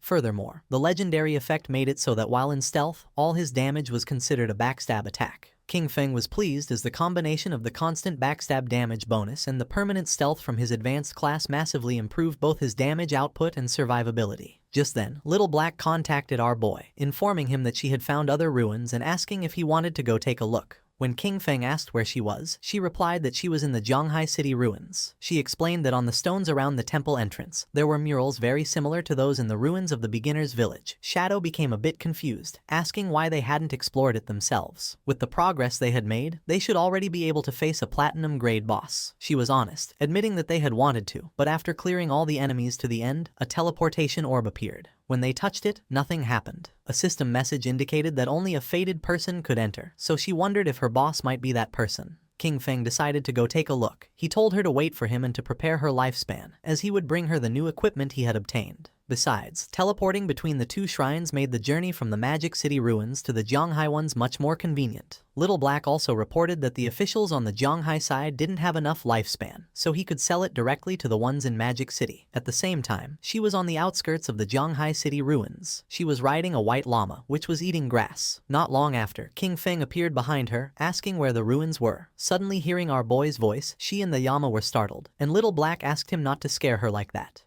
He had done it on purpose, but he lied and promised to be more careful next time. Peeking her head over the cliff, she revealed that the entrance to the ruins was at the bottom. When our boy asked how they had discovered it, she replied that it was a long story. Little Black turned to the llama and explained that she had gotten a mount in this place, a little sheep. While playing with it, a silver-grade boss suddenly appeared, scaring them. Panicked, she fell off the cliff, but luckily got caught in a tree at the bottom. And that's how she saw the cave. Very carefully, she made her way down to the bottom of the cliff, warning him to be careful not to slip. She explained that after respawning, she had called Captain Ann and Uncle Wang Meng to explore it together. Taking a leap, King Feng also descended, commenting that it was just like her to find a place like this. Little Black praised Shadow's good moves, mentioning that Wang Meng had tried to jump the same way but slipped and died from the fall. They entered the cave. Along the way, she mentioned that there was a labyrinth ahead, but they had already cleared it of monsters and explored the entire path. Our boy advised her that, from now on, she should try not to die if she could help it. He warned her not to let her non-tradable lifespan reach 0, as it would be very dangerous. With a confident smile, she promised that she understood. She mentioned that she knew about a skill that drained other people's lifespan, but they had precautions in place, as they could replenish their non-tradable lifespan. King Feng was somewhat surprised, asking if they really had a reliable way to replenish it. Holding up a finger, she revealed that inside the city ruins, they would lure monsters that had absorbed non-tradable lifespan to a secluded location. After eliminating them, they would save all the non-tradable lifespan that dropped, so when they needed it, they would simply go to that place to replenish their own.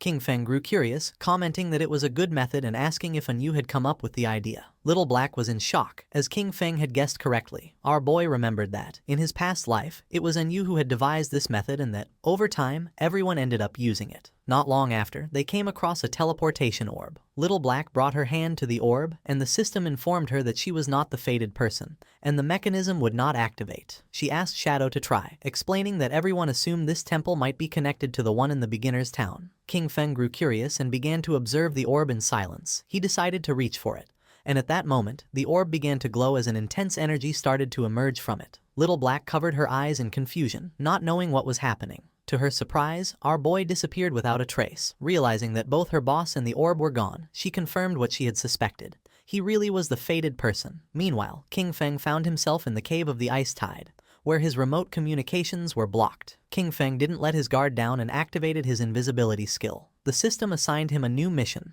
protect the Ice Tide crystal. His attention was fixed on the Ice Tide crystal. He recognized it instantly. He remembered that this object would erupt with an icy tide if it was hit by any attack. Looking closely, he noticed that monsters would emerge from the caves and would do whatever it took to attack the crystal. He understood that if he let them succeed, he would be dead. King Feng took the virulent poison trap from his inventory. To him, dying itself didn't matter. What was crucial was that the mission could fail. If that happened, he would never be able to return to this place or get the reward. He knew better than anyone that his only option was to evolve the virulent poison trap. After consuming the necessary evolution points, leaving him with 17, the skill went from platinum to epic. As a result, the trap's stealth increased from level 5 to 8. Enemies who triggered it would now receive 1200 additional poison damage and an 8-second slow. The slow's potency remained at 50%, and the damage per second was equivalent to 100% of his attack power. Additionally, the maximum number of traps he could place increased from 3 to 9, while the maximum duration remained 3,600 seconds. King Feng placed 3 traps right at the entrances of the caves, and the system informed him that the effect of the aberrant witch's ring was activated, increasing the skill's area of effect by 25%. King Feng knew the upgraded traps perfectly covered the entire passage. It was guaranteed that any monster passing through would trigger them. Just then, they started to arrive. Monsters with glowing eyes began to stare intently at our boy, as a horde of them emerged from the caves and rushed towards King Feng. But just as they emerged, they triggered the trap. Thorny vines erupted from the traps, coiling around the monsters and dealing them over 100,000 points of damage. Dust rose from the ground, but King Feng remained calm. Just then, an arrow came flying. Noticing this, his eyes widened with seriousness. Just before the arrow could hit, King Feng summoned a shield, blocking the attack in the nick of time. His attention was fixed on a mob carrying a bow, realizing there were ranged ones too. Outside the Magic City ruins, a mage, Dongfang Yue, met with the orange-haired man and asked if his guild was giving up on hunting Ghost Spirit, also known as Guiling, now that she was a member of the Shadow Guild. The man nodded, confirming they couldn't do it and that she would have to find someone else. She gripped her magic staff tightly, questioning why he considered Shadow a greater threat than her. She reminded him, calling him a peasant, not to forget that she possessed all of his personal information and that killing him in the real world would be a piece of cake. His eyes widened with rage. Just before she could utter another word, the man had had enough and landed a heavy punch on her cheek, sending her body flying. Once Dongfang Yue was on the ground, the man drew his dagger and started beating her. He yelled that he was sick of her, and that even if he couldn't beat Shadow, he could still kill her. He furiously berated her for calling him a peasant again and again, yelling, "Die," repeatedly with each blow. In the blink of an eye, she died and her body began to transform into orbs of lifespan. She woke up in the real world at the Chu family residence, her golden-cased phone in hand. She was furious. She couldn't help but clench her fist tightly, indignant that those peasants from the Shura palace had dared to kill her, Dongfeng Yue.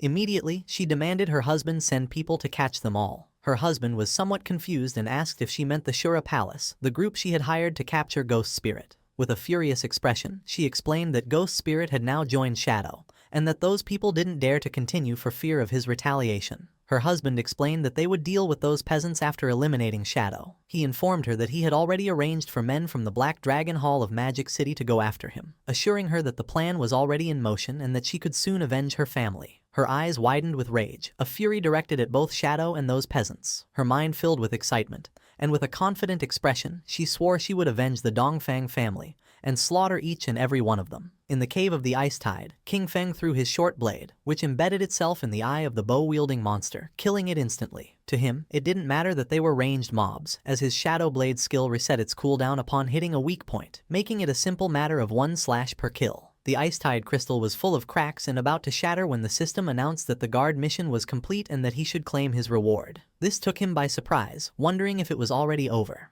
The Ice Tide crystal shattered into pieces, and then a golden chest appeared. King Feng's attention was fixed on it as he realized it was an epic treasure chest. He extended his hand towards the chest. Last time, an epic chest had given him graceful release. Now he would see what this one contained. The chest opened, and a powerful golden light began to emerge from it. Then, a woman started to manifest. She was an NPC. King Feng was somewhat surprised, as it was the same NPC who had been next to the epic chest last time. With her eyes closed, she began to speak in a strange language, one that King Feng recognized as the language of the old gods. She communicated to him that he had passed the 2 trials and that he was the chosen one. To our boy, this was strange. He obviously couldn't comprehend the language, and yet he understood its meaning perfectly, wondering if it was because of his eye of judgment. As her body was transforming, she revealed that the old gods had already perished, and that he was the heir to the mantle of judgment. The NPC's body began to change. The only thing Shadow could do was watch in silent amazement.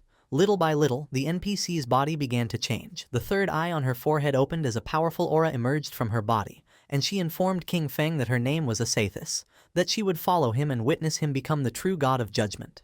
Then, she asked him to accept the gift she had prepared for him. It was the Asathis' summoning bell, a bell created by the Herald of Judgment, Asathis, using the power of order itself. It would allow him to summon her once at level 25, again at 35, and one last time at level 50. Each summon would grant him the opportunity to challenge a special ruin, and if he successfully completed all 3 challenges, Asathis could reside in his hideout and provide a skill upgrade function. Our boy grabbed the summoning bell, his eyes beginning to shine with joy. He understood that the last temple had been level 5 and this one was level 15. He was surprised to think that Da Lizi had stumbled upon both, recognizing that her luck was truly out of this world. Asathis asked King Feng to select a skill, informing him that he had one free opportunity to upgrade it to his current level. His eyes filled with seriousness as he began to ponder. He knew that the power of skills was judged by 2 standards, quality and level requirement. While the quality of each skill was fixed and couldn't be improved, he could use infinite evolution to forcibly increase it. Even an ordinary skill like Shadow Lurk could be turned into a mythic grade if he wanted.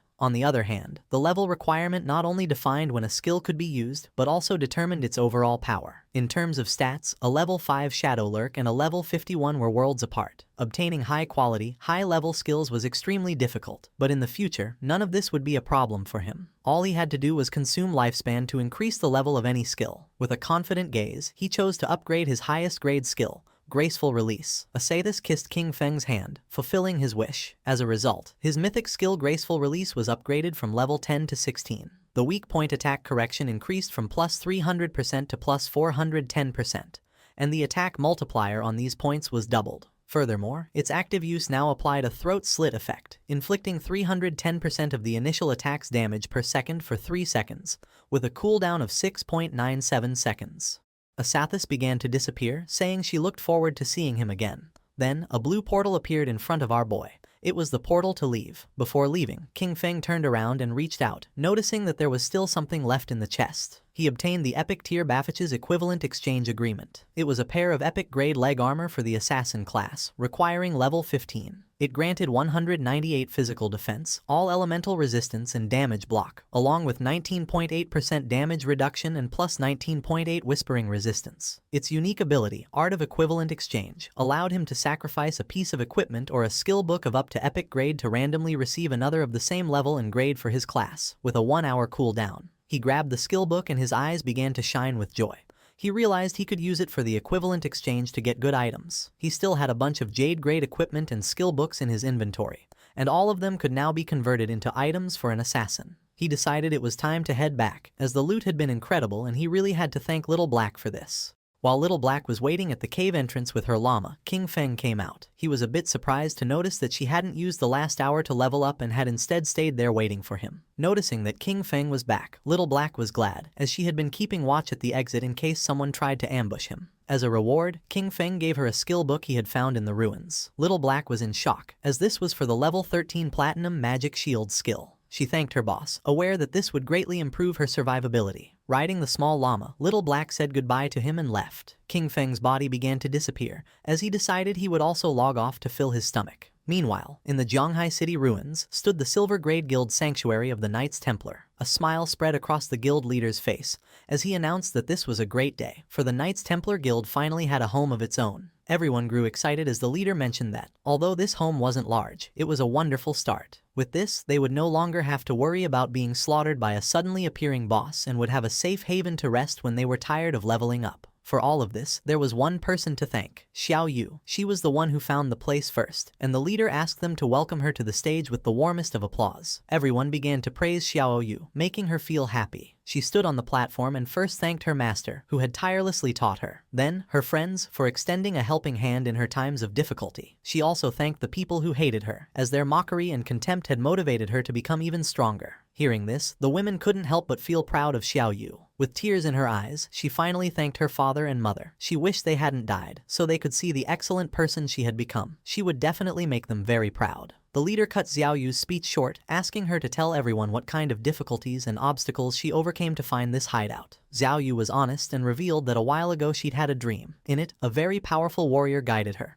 and they captured the hideout. Although the dream was blurry, it felt incredibly real. So she came to the place with a just give it a try attitude, never thinking she would actually find it. The others mocked her. The idea of a dream seemed hilarious to them, and they didn't believe she could be serious. The leader, holding back his laughter, thanked Xiao Yu for her wonderful speech and asked if she'd had any dreams the previous night. Touching her cheek, she mentioned that she did have a dream. In it, there was a huge and magnificent hideout, full of people, and she believed it was a platinum-grade hideout. The guild members once again mocked her with laughter, commenting that she was really dreaming and joking that they would soon be moving into a bigger house. The leader became serious and decided that this was an excellent dream, handing her the reward she had earned, 1 year of tradable lifespan. With a smile, he put his arm around her shoulder and expressed his hope that everyone would learn from Xiao Yu and her dedication to the collective good. He stated that as long as everyone worked together with one heart, the guild could definitely stand firm in these chaotic times and get better and better. The leader dismissed everyone, instructing those who needed to level up to go do so, and those who needed to explore to get moving.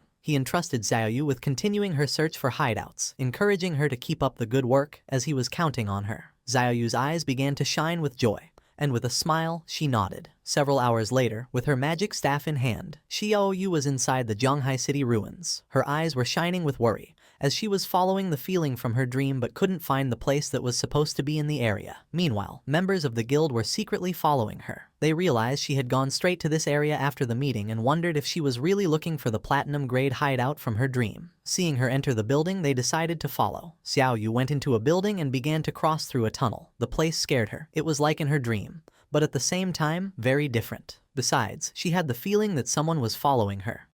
Closing her eyes, she let out a sigh and filled herself with determination, reminding herself that she was a life priest, a hidden class, and that nothing could hurt her. But when she opened her eyes, a monster with eyes emerging from its mouth was in front of her. The sight made poor Xiao Yu only able to scream in terror. Instead of attacking Xiao Yu, the monster threw her to the ground and started running in the direction where the women from the guild who were following her were hiding. They panicked, wondering what this monster was. Disgusted, they shouted to catch it and kill it immediately. Just before they could make a plan, the monster wrapped its tentacles around one of them and shoved the tentacles emerging from its mouth into the woman's. In the blink of an eye, the woman began to weaken as the monster had drained all her lifespan. Realizing that this monster could absorb them to death, her companions screamed and, without hesitating for a single second, began to flee the place in terror. The monster was not going to let them escape so easily. Poor Xiaoyu woke up to the screams and with a fear-filled expression, turned around only to see the monster draining the women's lifespan. Xiaoyu was quick and, without making a sound, began to flee. She came across a spiral staircase and went down without looking back. She tripped and fell headfirst onto the ground. With tears in her eyes from the intense pain, she began to observe the place carefully, wondering where she was. In front of her was a door. Her eyes widened in surprise, leaving her in shock as she realized this was the entrance from her dream. She had finally found it. This was the platinum-grade hideout, and she had to notify the guild master immediately. She informed the guild master that she had found the platinum-grade hideout. The leader was somewhat surprised. He ordered her not to move, as he was already bringing people over, and asked her to join his party so they could see her location. Xiaoyu joined the party and told them she would wait for them there. At that moment, her eyes widened in fear as she began to hear noises, and once she turned around, she saw the sinister monster looking at her with a smile. Despite the fear, she gritted her teeth and filled herself with courage, telling herself not to be scared. She could do this. She could definitely defeat it.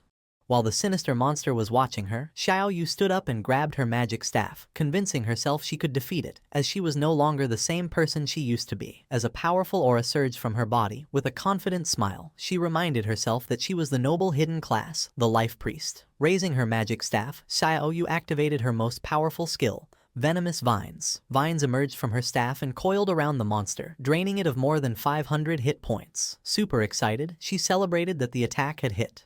Now, its poison would consume it while she prepared her next move. She aimed her magic staff at the monster and used corrupting poison mist, causing a poisonous mist to start damaging the boss, continuously draining its life. This was a corrupting toxin, much more vicious than any ordinary poison. The mist began to expand throughout the entire place. Noticing this, she panicked, and her eyes filled with fear. She realized this was an enclosed space and the poisonous mist had filled the entire area.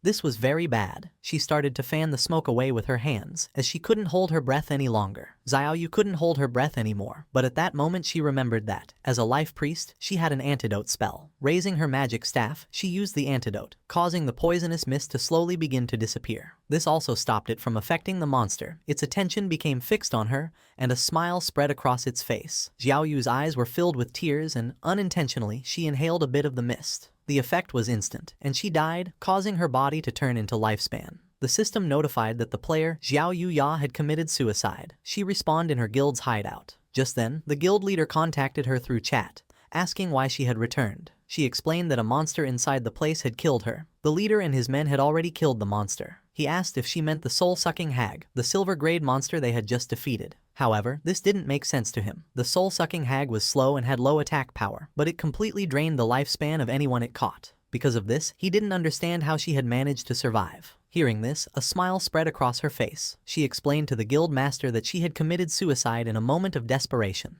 as she knew she would surely die if the monster caught her. The leader, surprised, exclaimed that she was incredible and had found the only way to survive. When the leader praised her, exclaiming that she was a true genius, she thanked him for the compliment and informed the guild master that she was on her way. She grew excited as she realized that, apparently, the 3 bitches who had been following her were dead for good. This is what happens when you mess with her. Qin Xiaoyu. A while later, Xiaoyu arrived at the hideout's door and explained to the guild master that the platinum-grade hideout was right behind this door. The leader patted her on the back, told her it was a good job, and promised her reward once they had secured the hideout. Then, he turned to his men and ordered Datu to take some men to clear the area and make sure no other players came to cause trouble. Datu nodded, assuring the guild master not to worry. He stated that they would eliminate anyone who dared to cause trouble, even if it was Shadow himself. Pointing at the hideout's door, the leader ordered his men to charge. They had to kill the guardian inside, and then the hideout would be theirs. Several of his men approached the door and prepared to open it, filling the air with war cries. They urged each other to charge to kill the guardian and proclaimed the imminent victory of the Knights Templar, while hurrying those at the front. One of the men informed the leader that the stone door wouldn't open. With a curious gaze, the leader began to reflect. He remembered that in this game, every hideout had a guardian, and suddenly, he understood everything. With a confident expression, the leader pointed towards the hideout's door, revealing that this stone door was the guardian. Using his axe, one of the men struck the stone door. The attack dealt 320 hit points to the door as damage numbers appeared. This confirmed it was true. The stone door really was the guardian. Everyone praised the guild master's brilliance. With a smile, the guild leader told them that this platinum hideout was practically a gift and ordered his men to take it down. They accepted the order in unison. His men began to charge the door and, in the blink of an eye, created a large curtain of dust. At the same time, several system windows informed King Feng that his hideout, the land of purified souls, was under attack. The durability of the entrance's stone door was at 99.3% and taking continuous damage, while the magic defense barrier remained at 100%. The system revealed that standard teleportation to his hideout had been blocked, offering him the option to use war teleport and indicating that this was the only use available for the day. King Feng's eyes filled with seriousness and confusion, as someone had found the entrance to the land of purified souls and was attacking the hideout. Riding his wolf, King Feng headed towards his hideout. He figured that with the invaders' attack power, it would probably take them a year to break down the door. Because of this, he would simply ride his wolf over to take a look. A while later, King Feng arrived on the outskirts of the land of purified souls. His eyes lit up as something caught his attention. Two men were chasing a woman, ordering her to stop and threatening to slaughter her if she kept running. A man carrying a spiked mace appeared in front of her, asking where she thought she was going. Just before she could take another breath, the man struck her hard, sending her body flying. With a smile, the purple-haired man extended his hand and used his skill, Sacred Chains. 4 swords made of energy descended from the sky, piercing the woman's hands and knees and causing her to scream in pain. One of the men reminded her that he had already warned her that this area had been claimed by their guild, the Knights Templar, and asked if she really thought she could force her way in. With a serious gaze, she explained that she was just passing through and that this wasn't forcing her way in. It was obvious they were just looking for an excuse to rob her. Our boy recognized the woman. It was Yang Xiaoya, his colleague from the company. He remembered she was a rather nice girl who had even given him a heads up before. Hearing that, the guild reserved the area. He deduced that the ones attacking the land of purified souls were then from the Knights Templar Guild. The purple-haired man stated that if they said she was forcing her way in, then she was. With a smile, he reminded the others that, according to the usual rules, he would go first. The other man, laughing, said that then he would be ahead of him. At that moment, someone moved like thunder, cutting off the heads of the 3 men. It was none other than King Feng. Our boy started to stare at her intently, and his eyes began to glow. Yang Xiaoya was in shock, wondering if it was shadow. But no, she realized that wasn't right. Those eyes, they were King Feng's. With a snap of his fingers, our boy activated one of his skills. This ability, the Blooming Curse, caused brilliant red spider lilies to erupt from the corpses of the men he had just defeated, draining their remaining lifespan. He stood amidst the glowing red energy, his expression calm and serious. Nearby, his old friend Yang Xiaoya watched in shock. Seeing his eyes, she felt a sense of familiarity and wondered aloud if he could be King Feng. The orbs of lifespan from the fallen men were drawn into a vortex of blue energy and disappeared. Yang Xiaoya noted that everything was gone. She contemplated what she had just seen. She thought how much Shadow's eyes resembled King Feng's, but she quickly dismissed the idea as a coincidence. She reasoned that if King Feng was the powerful player Shadow, he would never let his sister, Xiao Yu, join a guild like the Knights Templar, where members were treated like slaves. The story then shifted to Shadow's hideout outside the land of purified souls. A group of players, led by the Knights Templar guild leader, spotted Shadow's arrival and erupted into a fanatical welcome, cheering for Big Brother Shadow. The leader explained that his men had been trying to rob someone and thanked Shadow for showing up and teaching them a lesson. He said that since Shadow saved them from the headless assassin, his entire guild had become devoted fans of him. The leader continued to flatter Shadow, claiming his guild now followed his positive values and strove to be a sunshine guild. After the praise, he finally asked why Shadow had come to visit. Shadow ignored the flattery and got straight to the point, asking if it was true they were attacking a hideout. The guild leader, looking surprised and nervous, stammered as he asked Shadow how he knew, then hesitantly questioned if Shadow was also interested in the hideout they were attacking. With his eyes glowing, Shadow made a calm declaration, stating that the hideout was his. The guild leader was so shocked he practically turned to stone, unable to process what he had heard. His subordinates were equally stunned, their mouths open in disbelief. The leader, sweating, tried to argue, pointing out that he heard Shadow's hideout was in Magic City, and a player could only own one. One of his men leaned in and whispered a crucial piece of information. If a player creates a guild, the guild itself can also own a hideout. Shadow confirmed this, stating coolly that he had hideouts in both Magic City and Zhanghai City. The terrible realization dawned on the group. They had been trying to invade the personal territory of Shadow, the most powerful player in the world. A wave of terror washed over them as they looked up, feeling as if the sky itself was collapsing. Meanwhile, Xiao Yu was in utter disbelief.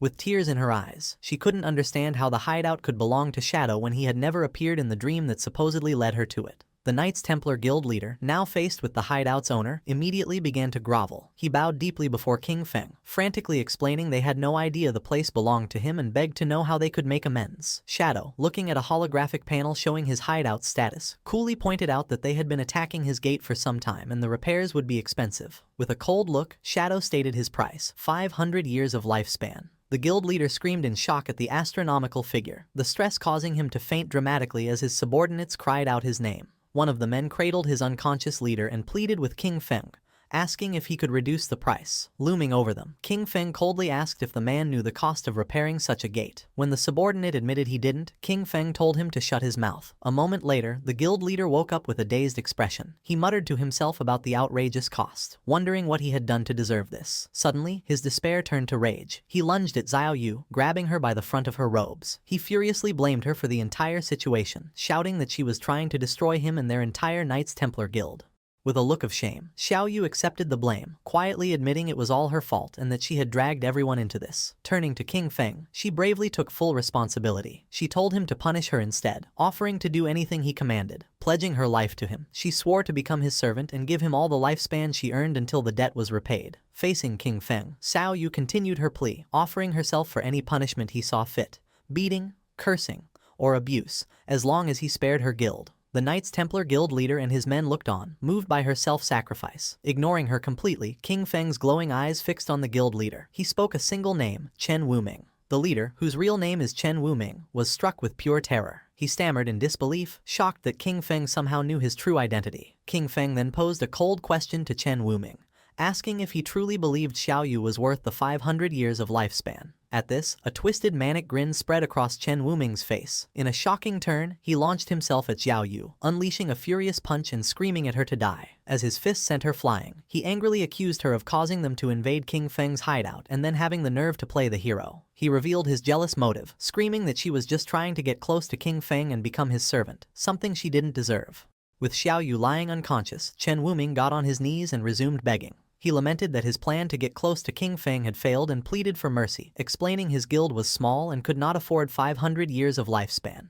He promised to do anything else King Feng asked. King Feng relented, offering a new deal. He told them to pay 100 years of lifespan up front. The remaining 400 years could be paid off by bringing him every member of their guild who had the killer status. Each person they brought would count as 1 year off their debt. Chen Wuming was overjoyed by this. He explained it would be an easy task since his guild had over 2,000 members, and this would also let him clear his own killer status. He immediately transferred the payment, and a system notification confirmed King Feng had received 100 years of lifespan. Asking King Feng to wait, Chen Wuming began to rally his men with the killer status to gather immediately. While the guild members assembled, King Feng decided to use his new lifespan. A system window appeared, asking if he wanted to spend 7 days of lifespan to repair his damaged hideout. He calmly accepted, and another notification confirmed the transaction was complete and the hideout had been fully repaired.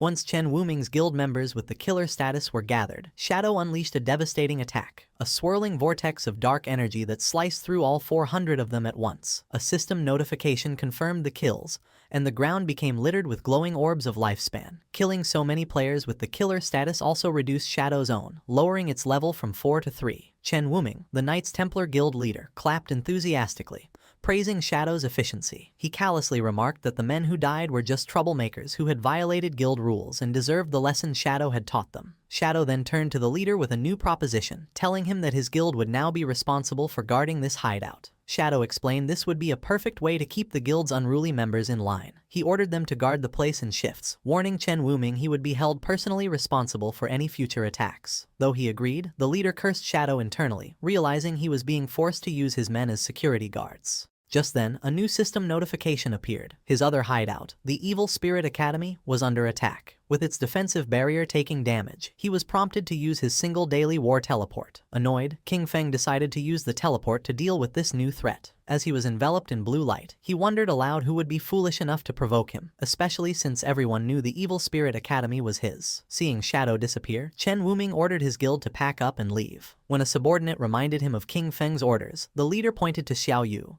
who was just beginning to stir. He cruelly declared that she would be the one to guard the hideout. He mocked her, saying this was exactly what she wanted. He ordered her not to move and to report any trouble, threatening to drain her lifespan if she failed. the scene shifted to the Evil Spirit Academy, a massive Gothic cathedral in the Magic City ruins. A group of men from the Magic City Black Dragon Hall were relentlessly attacking the main doors, trying to break the magical barrier. King Feng teleported directly into the fray, landing inside. Standing atop the high walls, he looked down at the attackers, puzzled. He had no memory of dealing with the Magic City Black Dragon Hall and wondered why they had made an enemy of him. Down below, the leader of the Magic City Black Dragon Hall rallied his men for a final strike. He commanded them to give him their power, and together they channeled a massive ball of dark energy. Unleashing the combined attack, the leader shouted, "Black Flame, Magic Dragon Break," sending a colossal blast crashing into the hideout's defensive barrier. The barrier cracked severely, its durability dropping to just 13%. The attackers celebrated, believing the gate was about to shatter. They cheered, excited about the hundreds of years of lifespan they were about to claim. Watching from above, King Feng realized these men were merely hired pawns. He considered who could hold a grudge against him and still be alive, quickly concluding it must be Dongfang Yue.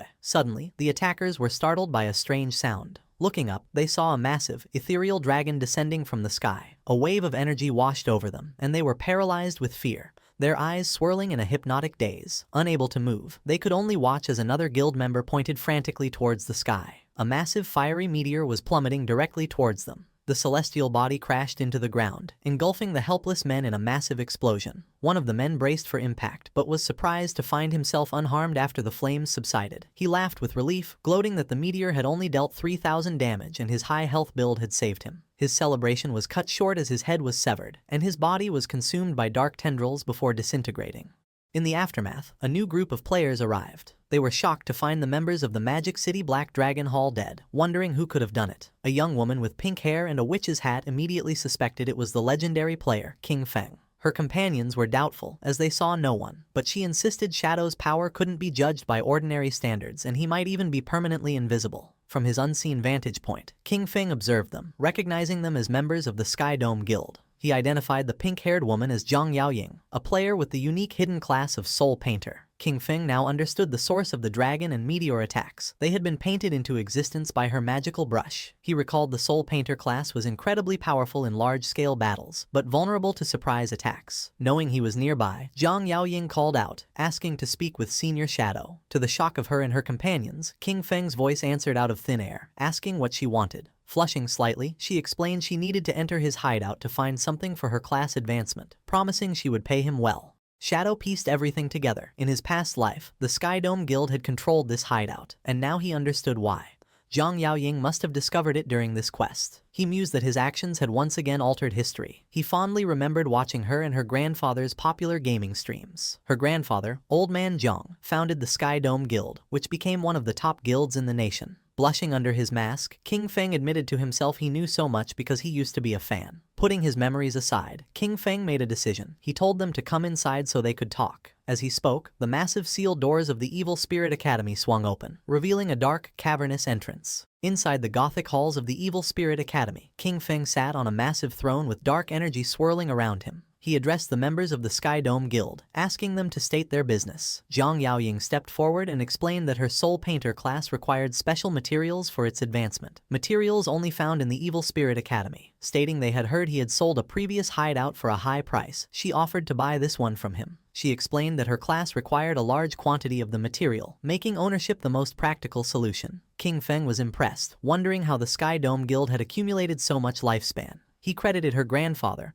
Old Man Zhang. However, he informed her that the Evil Spirit Academy was not for sale. As a compromise, he offered her guest permissions, allowing free access to the ground floor. Unsatisfied, Zhang Yaoying countered, asking to rent the space instead. She proposed a price of 500 years of lifespan for a 3-year lease on the first floor. King Feng considered her proposal. He realized that since he had already offered her free access for her quest, her insistence on paying such a high price meant the Sky Dome Guild's true goal was not just to gather materials, but to formally establish a relationship with him.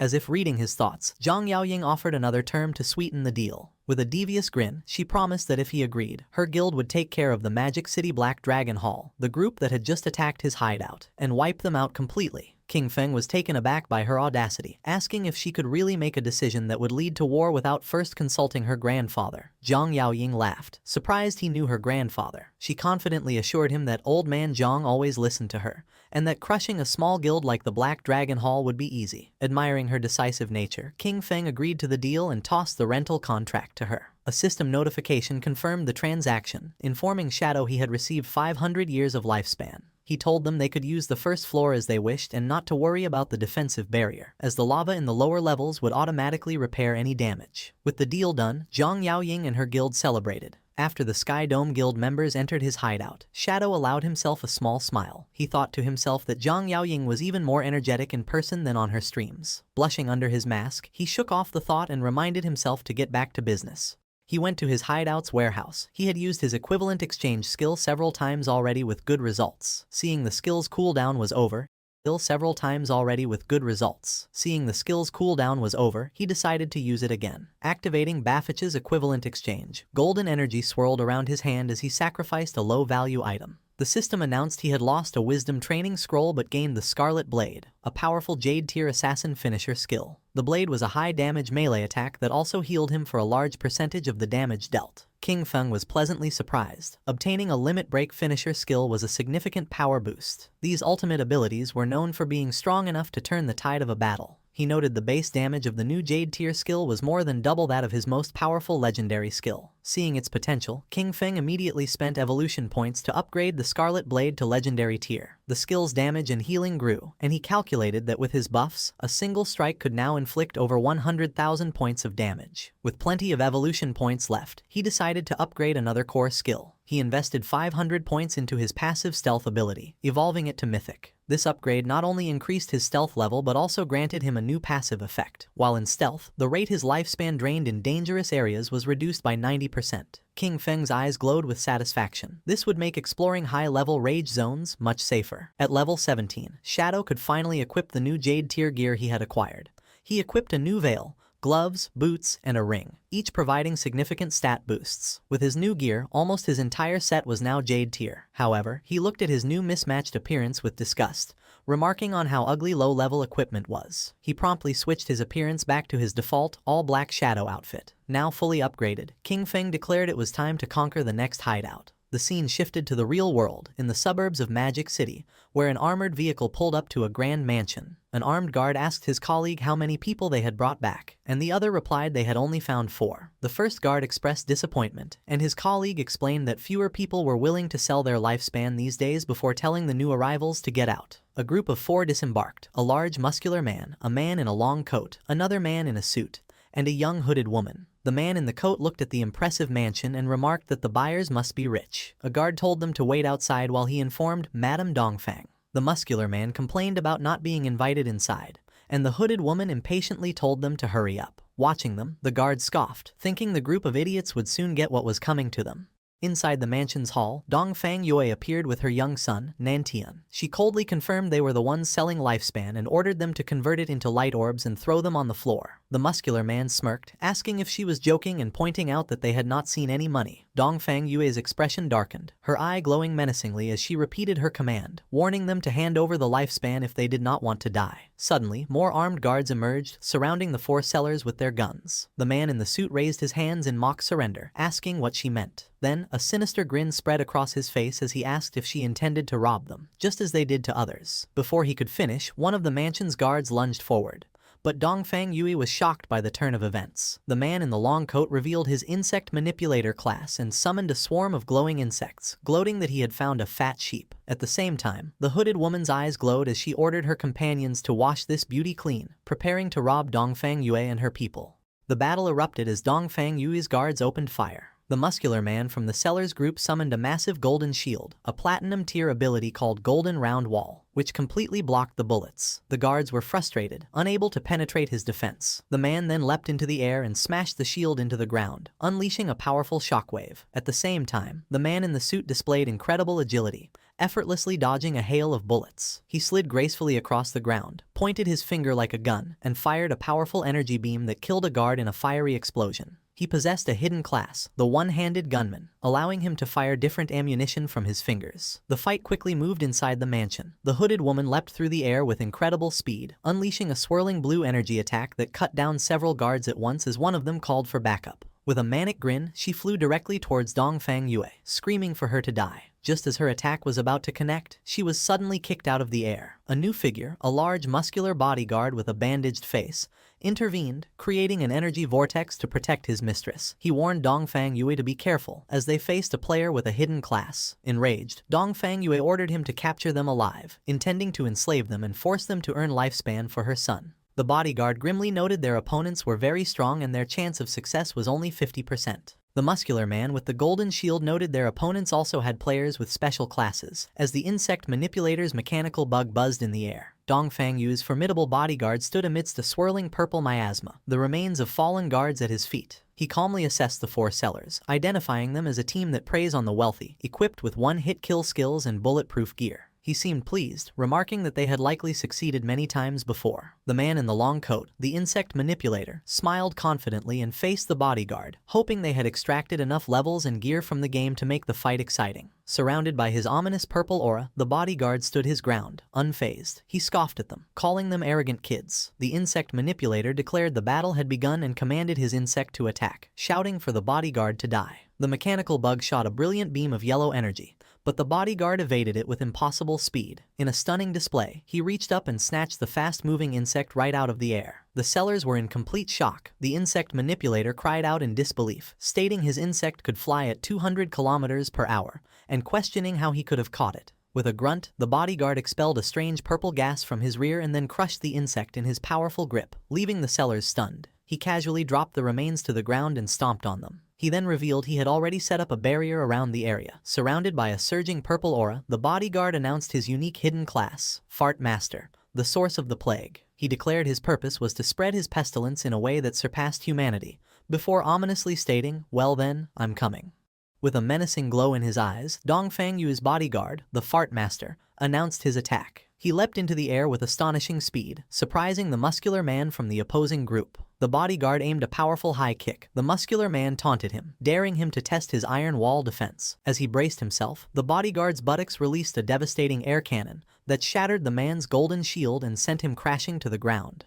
The insect manipulator yelled for his companion, the one-handed gunman, to shoot. The gunman fired a volley of energy blasts, but the bodyguard dodged every shot with ease. The gunman taunted him, declaring that leaping into the air against a gunman was a suicidal mistake and he had nowhere left to run. However, the muscular man with the bandaged arms recovered and clapped his buttocks together, unleashing a powerful sonic boom attack. The blast struck the one-handed gunman, shattering his glasses and killing him instantly. The bodyguard stood over the corpse, remarking that the man's cultivation level must have been low for him to be slain by a mere sonic boom. Seeing his comrade fall, the insect manipulator turned to flee in terror, but a hand shot out and grabbed him by the head, stopping him. The bodyguard held the terrified man, who was now begging for his life. The bodyguard calmly reassured him that he wouldn't be killed, explaining that with 2 dead and 2 alive, he had fulfilled the 50% success rate he had promised. He then casually asked what had happened to their stealthy companion, noting his earlier fart should have stunned them. Confused and frightened, the man explained that the hooded woman wasn't with them and his other 2 brothers had been killed. He clarified they didn't know the hooded woman at all. She just happened to get out of the vehicle with them to sell her lifespan.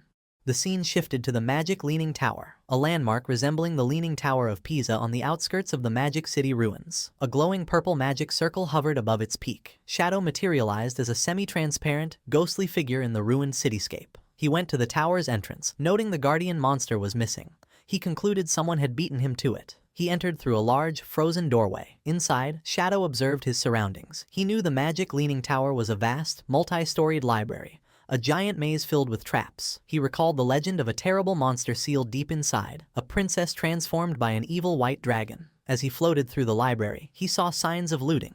Realizing another party had already gone deep inside, he remembered the teleport mechanism to the top floor was in this area.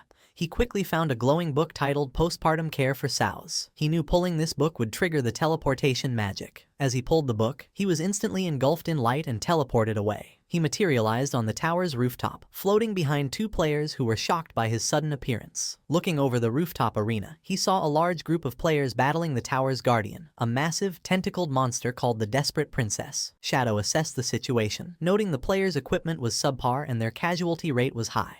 He was impressed they had made it this far despite their disadvantages. His attention was drawn to the group's leader, a woman with long gray hair rallying her troops. She shouted for them not to be afraid and to simply run back after they died. Shadow recognized the group as the Feka Heavy Industry Guild and their leader as Huang Haifeng. In his past life, Feka Heavy Industry was a major corporation. After the game descended, their leader, Huang Haifeng, had reacted quickly, converting company funds into lifespan and forming a guild with her employees. He recalled her class was the Illusionist, a powerful support class whose signature skill, Teleportation Gate, allowed her to move forces around the battlefield. Watching from afar, Shadow analyzed their strategy. He knew the teleportation gate was incredibly powerful. It let them set an entrance and exit, creating a stable portal for anyone. By placing the entrance near their respawn point and the exit near the boss, any player who died could instantly rejoin the fight and recover their dropped lifespan. Shadow recalled this tactic had allowed the guild to become one of the nation's top 20 guilds in his past life. However, he knew that against this guardian, the level 18 platinum tier boss Desperate Princess, their strategy was useless. This boss had a terrifying ability. She absorbed the lifespan of players she killed 100 times faster than any other monster. This meant every player who fell became fuel, powering her up. Shadow could see that if they continued this war of attrition, the princess would soon evolve into a Jade tier boss and regenerate her health. He realized this would lead to a total party wipe, and the lifespan cost would destroy the guild. He decided to intervene. Leaping down, Shadow landed before the guild leader, Huang Huifeng. Startled, she watched as he made an offer. 1,000 years of lifespan, and he would kill the boss for them. Any assassin loot would be his. Huang Huifeng was stunned, stammering as she realized she was face to face with the legendary Shadow. He calmly confirmed his identity and gave her a stark warning, telling her and her guild they could not win this fight. He advised them to either accept his offer or retreat immediately. Before Huang Huifeng could respond, an arrogant young man challenged Shadow, angrily asking who he was to say they couldn't win. He scoffed at the demand for 1,000 years of lifespan, calling Shadow crazy and telling him to get lost. Huang Huifeng tried to stop him, shouting, "Huang Ziking, don't be rude," but it was too late. Before she could finish, Shadow grabbed Huang Ziking by the face. With a fluid motion, he threw the young man into the guild's teleportation gate. As Huang Ziking emerged on the other side, Shadow unleashed his Dark Knight Ring Blade skill, a wave of dark red energy that sliced him in half and shattered the teleportation portal. As the remains of her subordinate fell, Huang Huifeng screamed, "Son!" She turned on Shadow, demanding to know why he had destroyed her portal. She acknowledged her son had offended him but argued a simple lesson would have been enough. With glowing golden eyes, Shadow looked down at her and calmly said she would soon understand. He repeated his offer, 1,000 years, and he would solve her boss problem. As Shadow dissipated, Huang Huifeng and her guild were left speechless. Shadow knew the guild was unaware the boss was about to evolve. He had destroyed their portal because their strategy of endlessly respawning would have only fed the boss until they were wiped out. His true motivation was more pragmatic. He summoned his spectral wolf, thinking that while the guild's destruction was a minor issue, losing 1,000 years of lifespan was a major one. He landed in the city ruins, confident. He knew the remaining guild members would provide just enough lifespan for the boss to evolve, and the pulsing light from the tower was the final sign. His plan was simple. Once the boss reached the Jade tier, he would return to kill her and reap greater rewards. Just as he settled in to wait, a message came from Ghost Spirit. She excitedly reported finding Dongfang Yue in a suburban manor, but she was being protected by a strong player who had nearly killed Ghost Spirit. Shadow told her to meet him at the Withered Bone Field with the details. He was impressed. Finding someone in the vast magic city showed she was very capable. Not long after, the two assassins met in a desolate, bone-littered landscape. Shadow asked her to describe Dongfang Yue's guard. Ghost Spirit explained he was a fast, powerful melee fighter whose main attack was, bizarrely, farting.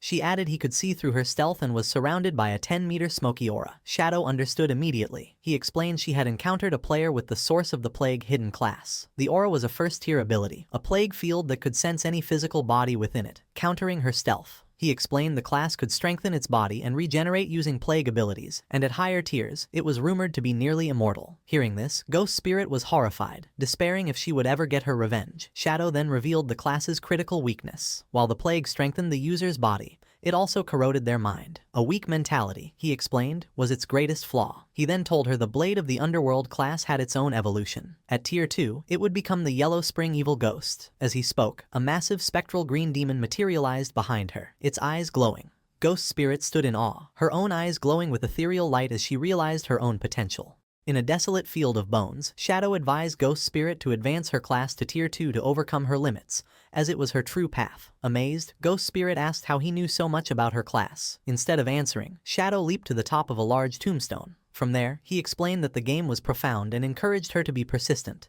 as a solid foundation was key to greatness. Inspired, Ghost Spirit was filled with determination. Understanding his incredible power came from constant hard work. Shadow revealed that this graveyard was the perfect place for her to level up, as the monsters respawned quickly and would also allow her to upgrade her class weapon, the Underworld Chain Blade. However, he warned her the place was dangerous, as all the monsters were elites with triple the health, defense, and attack of normal enemies. To show her how it was done, he said that with the right technique, it was not so difficult. He then leapt into a group of monsters and annihilated them effortlessly by striking their weak points. Ghost Spirit watched, blushing and astonished by his strength. Appearing by her side, Shadow urged her to give it her all, explaining that only by betting everything could she complete her path of revenge. With that, Shadow disappeared in a flash of blue energy, leaving Ghost Spirit alone. She was left thoughtful, realizing that for an instant when he mentioned revenge, she had felt an intense and unmistakable killing intent from him.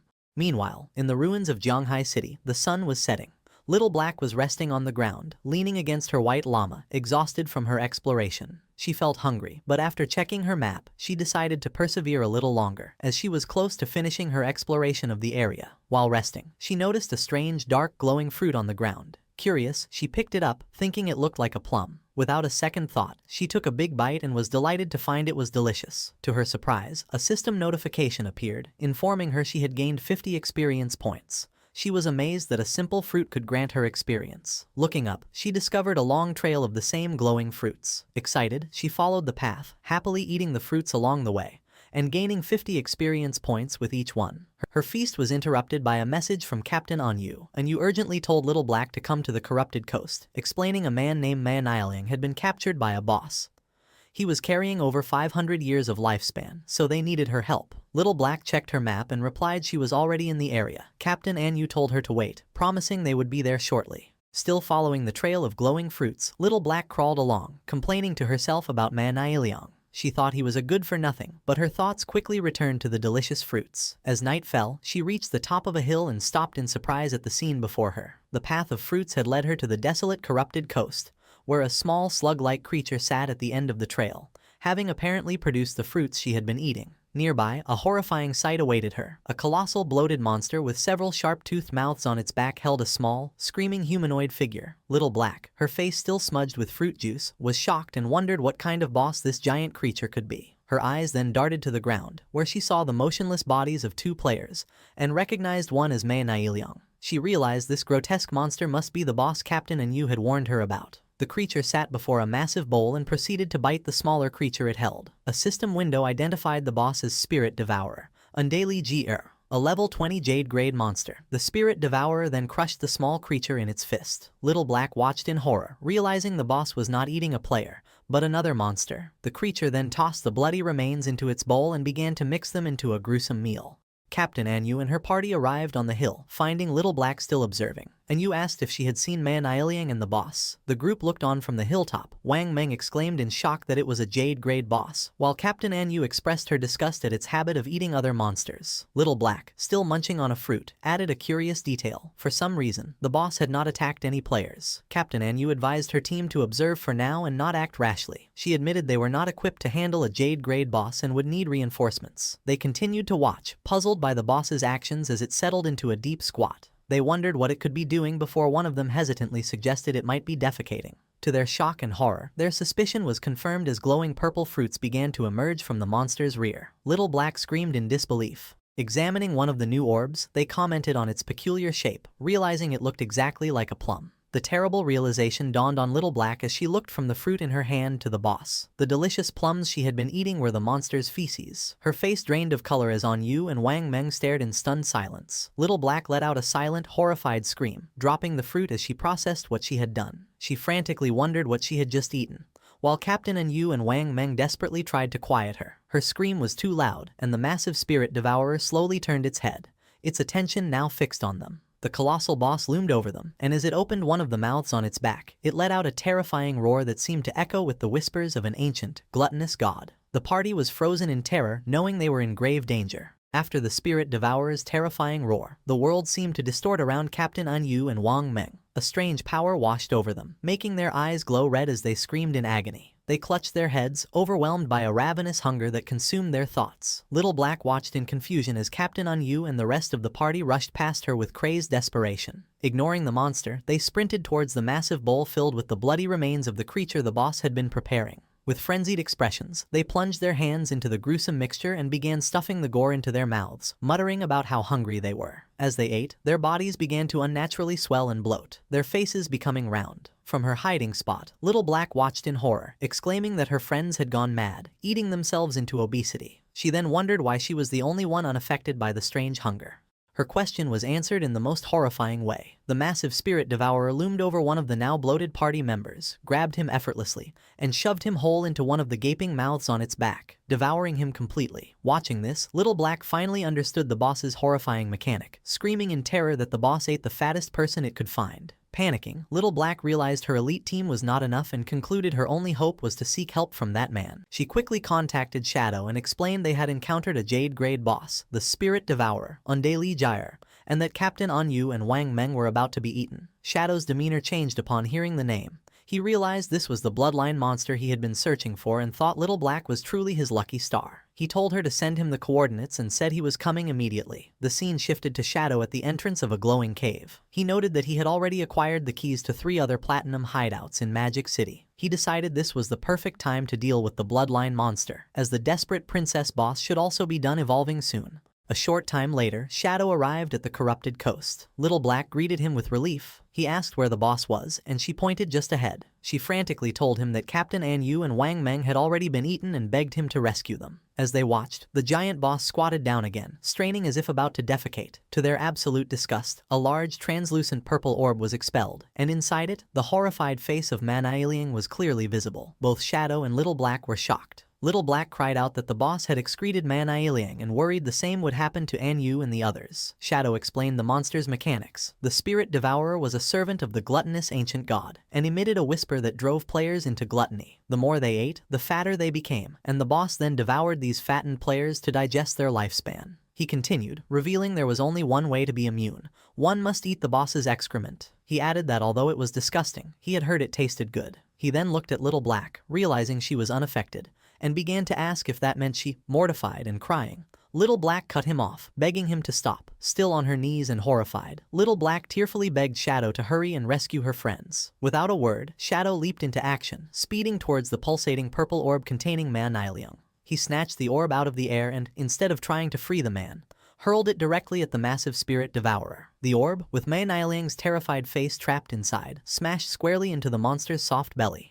The boss let out a pained roar as a white, viscous liquid erupted from the mouths on its back. The impact forced the creature to violently spit out everyone it had swallowed. Captain Yu, Wang Meng, and the other party members were expelled from the monster's gullet, landing in a heap, covered in slime but alive. With his allies safe, Shadow's eyes glowed with a brilliant yellow light as a powerful red aura enveloped him. He activated his mythic skill, Graceful Release, followed by his legendary instant Shadow Slash. A storm of bright blue energy slashes descended upon the Spirit Devourer, inflicting devastating hits, each dealing tens of thousands of damage. Shadow saw his finisher skill gauge was full and decided it was the perfect time to test its power. He unleashed his ultimate attack, the Scarlet Blade. A colossal blade of pure red energy formed and sliced vertically through the Spirit Devourer, dealing an astounding 1,032,015 points of damage in a single strike. A system-wide announcement declared that player Shadow from Great Zia had achieved the world's first kill of a Jade-grade boss. Little Black watched from the sidelines, her jaw dropped in utter disbelief. She screamed in astonishment at the million-plus damage number, exclaiming how completely insane Shadow's power was. The global announcement of Shadow's victory shocked players worldwide. Some lamented that Great Zia would now rise to power, while others tried to claim him for their own, with one player angrily insisting Shadow's ancestors were from their country. Meanwhile, Shadow was surrounded by golden light as system notifications flooded his view. He received a massive amount of experience, evolution points, equipment, and new skills. Most importantly, he obtained the Spirit Devourer bloodline. and was asked if he wanted to activate it. He understood that bloodlines were a special system where powerful defeated monsters granted their bloodline to a player. A compatible bloodline could drastically increase combat power. With his eyes glowing, he chose to activate it. A powerful purple aura erupted around him as the bloodline's effects fundamentally altered his attributes. Each point of strength now converted to 3 points of physical attack, constitution to 50 hit points and 5 physical defense. His agility's effectiveness was boosted by 32%. And each spirit point provided 3 elemental attack and 5 elemental resistance. He also gained 2 new bloodline skills. The first, Spirit Devour, allowed him to consume any skill of his own class for an attribute correction bonus, though it increased his appetite by 200%. The second, Big Mouth, let him form a massive energy mouth to swallow enemy projectiles, healing himself based on the absorbed projectile's damage. Shadow contemplated this new power, realizing the potential of devouring skills to gain extra attribute corrections. He understood attribute correction was the efficiency of his stats. For example, 1 strength point normally granted 3 points of physical attack. The boss had conveniently dropped a bronze tier poison blade skill, which he considered useless on its own but perfect for a test. He used Spirit Devour, crushing the skill icon. The system confirmed the action and notified him his strength conversion had increased from 3 to 3.3 points of physical attack per point. He was initially disappointed that a bronze tier skill only gave a 0.3 increase, but then he had a crucial insight. The devoured skill was now a passive ability, which meant it could be evolved. He immediately spent 242 evolution points to upgrade the devoured poison blade skill from bronze to legendary. The result was astounding. The system informed him his strength conversion had now increased from 3 to 5 points of physical attack. His eyes gleamed with excitement. He realized that if he continued to devour and upgrade skills, his attribute corrections could become hundreds of times greater than other players. A determined smile spread across his face as he declared to himself that he was, once again, invincible. After the battle, Captain Anyu, Wang Meng, and the rest of the party were safe but in an embarrassing and slimy state, still bloated from the boss's gluttony effect. Wang Meng tearfully thanked Shadow for saving them, relieved they weren't all excreted by the boss like Mei Nailiang. While her friends recovered, Little Black rushed to the still bloated Captain Anyu, giving her a hug and reassuring her that she was still beautiful regardless of her size. Once everyone was back to normal, Captain Anyu approached Shadow to discuss his payment, explaining that the Zhonghai officials were short on lifespan. Unconcerned, Shadow told her not to worry and suggested they could repay him by finding assassin skill books instead. Captain Anyu readily agreed. With the deal made, Shadow vanished in a swirl of dark energy. With their mission over, Anyu told her team it was time for them to head back as well. As the group left, Man Ailiang, still trapped in his rolling purple prison, tearfully made everyone promise to never speak of what had happened. The exhausted team reluctantly agreed. The story flashes back to the magic leaning tower, just after Shadow jumped down from its peak. At the top of the tower, the battle with the desperate princess was still raging. The boss, a tentacled creature, was down to the last third of its health. The guild leader, Huang Huifan, urged her team on, ordering a healer named Xiaokui to use her Tree of Life skill. Xiaokui obeyed and a massive glowing tree of green energy erupted, continuously healing the guild members. Huang Huifan rallied her troops, shouting that since Shadow had destroyed their portal, they couldn't afford to die. She encouraged them to go all out, believing victory was near. Filled with renewed vigor, the guild's tanks charged, and the team unleashed a final barrage of attacks on the weakened boss. Believing they had won, Huang Huifan celebrated with Xiaokui, crediting her life priest class for their success. However, their celebration was cut short. The desperate princess retaliated with a powerful tentacle strike, shattering a tank's shield and instantly killing him. The boss then closed her eyes and began to absorb a strange blue energy from her fallen foe. Her eyes snapped open, now glowing with a malevolent yellow light. Huang Huifan and Xiaokui watched in horror as the boss's power surged. The desperate princess unleashed a massive, explosive wave of fiery energy, engulfing the entire top of the tower. The remaining guild members were caught in the blast and burned to ashes in an instant. When the dust settled, only a large glowing blue egg remained on a pedestal, surrounded by the lifespan orbs from the fallen players. The boss's health bar was now full again.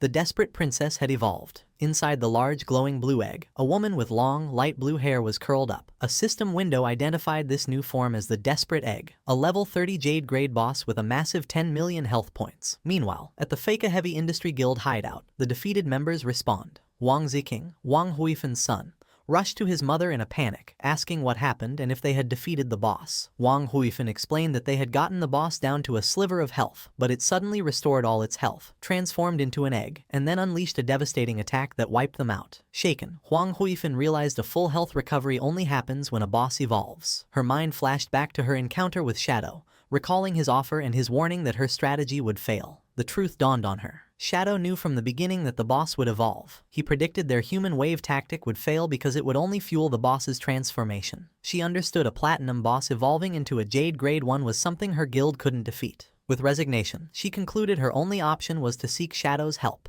Back at the silent peak of the magic leaning tower, Shadow's invisible form reappeared before the large blue egg. Shadow observed the desperate egg, identifying it as a jade grade boss but finding its transformation strange. He knew a simple evolution shouldn't cause such a drastic change in form. He noted the egg had no offensive capabilities and wondered if it was a transitional stage before an even more powerful boss hatched. Deciding to act, Shadow leaped into the air and threw a dagger charged with dark energy at the egg. The blade struck, dealing over 28,000 points of damage. However, this barely dented the boss's massive health bar. In his spectral form, Shadow noted its 10 million health points were comparable to an epic grade boss. He sensed the egg was strange and couldn't allow it to continue incubating. He realized that despite its high health, the strategy to defeat it was simple.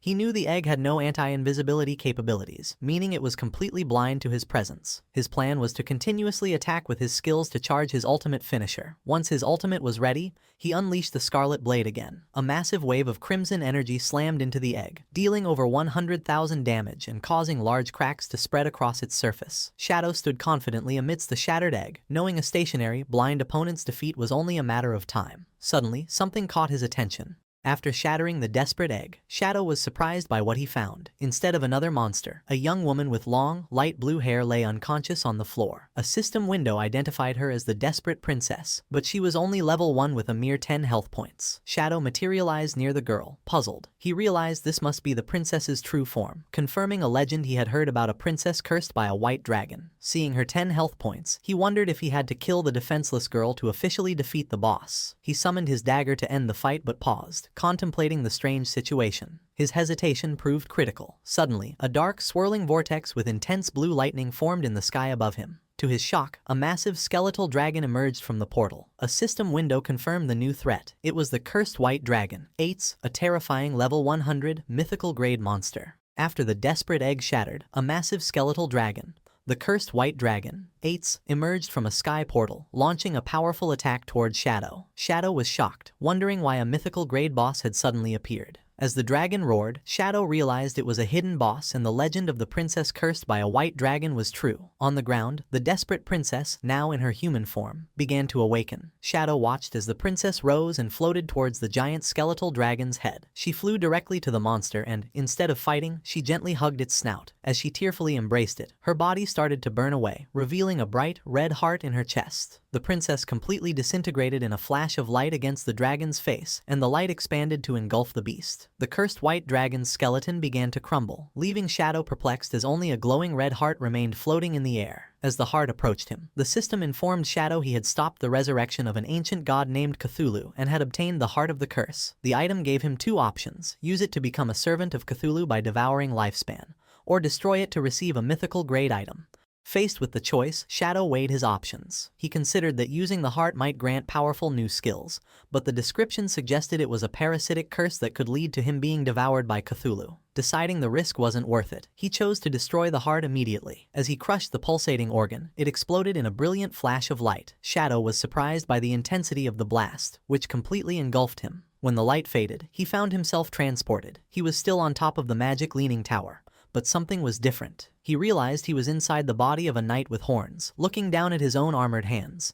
He wondered if he had triggered some kind of trial or memory. Just then, a young princess with long greenish hair ran up and affectionately called him Atez. He saw a young man with white hair and horns sitting on the wall. The princess asked Atez if he was going out again. Atez explained with an apologetic smile that an enemy had summoned a monster to attack the harbor, and as a guardian of the kingdom, he had to go provide support. The young princess became furious, calling him a liar and reminding him that he had promised to teach her to ride the wind that day. She argued it was a 7-day journey to the coast, so it was impossible for him to return today. She was upset he was lying to her just like her father always did. She pointed at him angrily, declaring that all men were terrible liars and scoundrels. Ates, looking flustered, tried to calm her down, asking where she learned such harsh words. He then presented her with a silver scale-like object, calling it the Scale of Promise. He explained that under its witness, anyone who broke a promise would lose their wings and never be able to fly again. The princess, blushing and flustered, immediately rejected the gift, exclaiming that she didn't want Ates to lose his wings. Reassuring the princess, Ates promised he would not break his word and told her not to underestimate his wind-riding skills. He then unfurled a pair of magnificent, large white wings. The princess watched with stars in her eyes, exclaiming that his transformation was always handsome and cool. Before leaving, he promised to return for dinner and explained that his 3 shadow guards would stay to keep her company. With that, Ates launched into the sky and flew away, as the princess waved and wished him a safe journey. Filled with determination, the princess declared that since Ates was working hard, she couldn't fall behind either. She commanded the shadow guards to follow her, announcing she would go prepare ingredients so Ates could have a grand dinner. At this point, Shadow understood he was witnessing a memory sealed within the heart of the curse, showing the past shared between the desperate princess and Ates, the white dragon.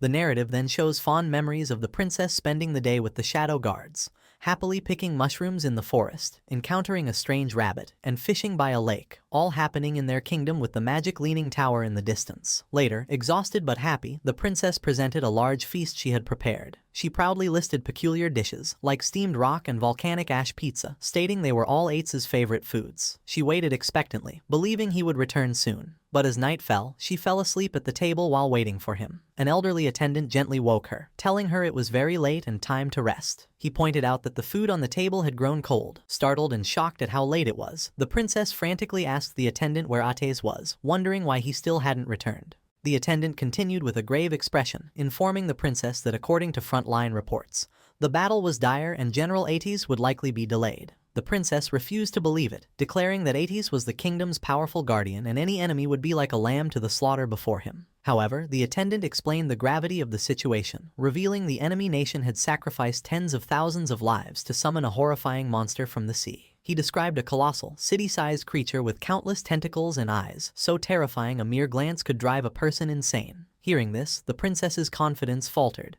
and she began to worry that even someone as strong as Ates was in a desperate struggle. Suddenly, her eyes widened in fear, and the scale of promise she held shattered. Realizing this meant Ates had broken his promise to return, she panicked. She knew if he didn't come back before midnight, he would lose his wings. She grabbed the attendant, Scholar Lu Wen, and begged him to take her to her father, a dragon knight who might know how to remove the scale's curse. Ignoring the old man's complaints, she pulled him along, explaining that if Ates lost his wings mid-battle, he would be doomed. As she burst through a door, she was stunned to find Ates standing there, unharmed. He calmly asked her why she was in such a panic. Overcome with relief, the princess rushed forward and hugged him, crying that she was so glad he was back and safe. Hugging her back, Ates gently reassured her that he would return because of their promise. The princess, still holding him, confessed she had been worried because the situation at the front lines was said to be very bad. The attendant, Scholar Lu Wen, then cautiously asked General Ates about the battle. With a confident smile, Ates explained it had been troublesome and took some effort, but the problem was solved, and the army could handle the cleanup. Scholar Lu Wen praised him as the worthy guardian of the kingdom. Ates, walking towards the feast on the table, exclaimed that he was starving and asked the princess if she had made all the food. She proudly confirmed she did, though she lamented it was probably cold by now. Ates began to eat with great enthusiasm, declaring it didn't matter if it was cold because it was delicious. As he ate, the princess fondly told him to slow down so he wouldn't choke,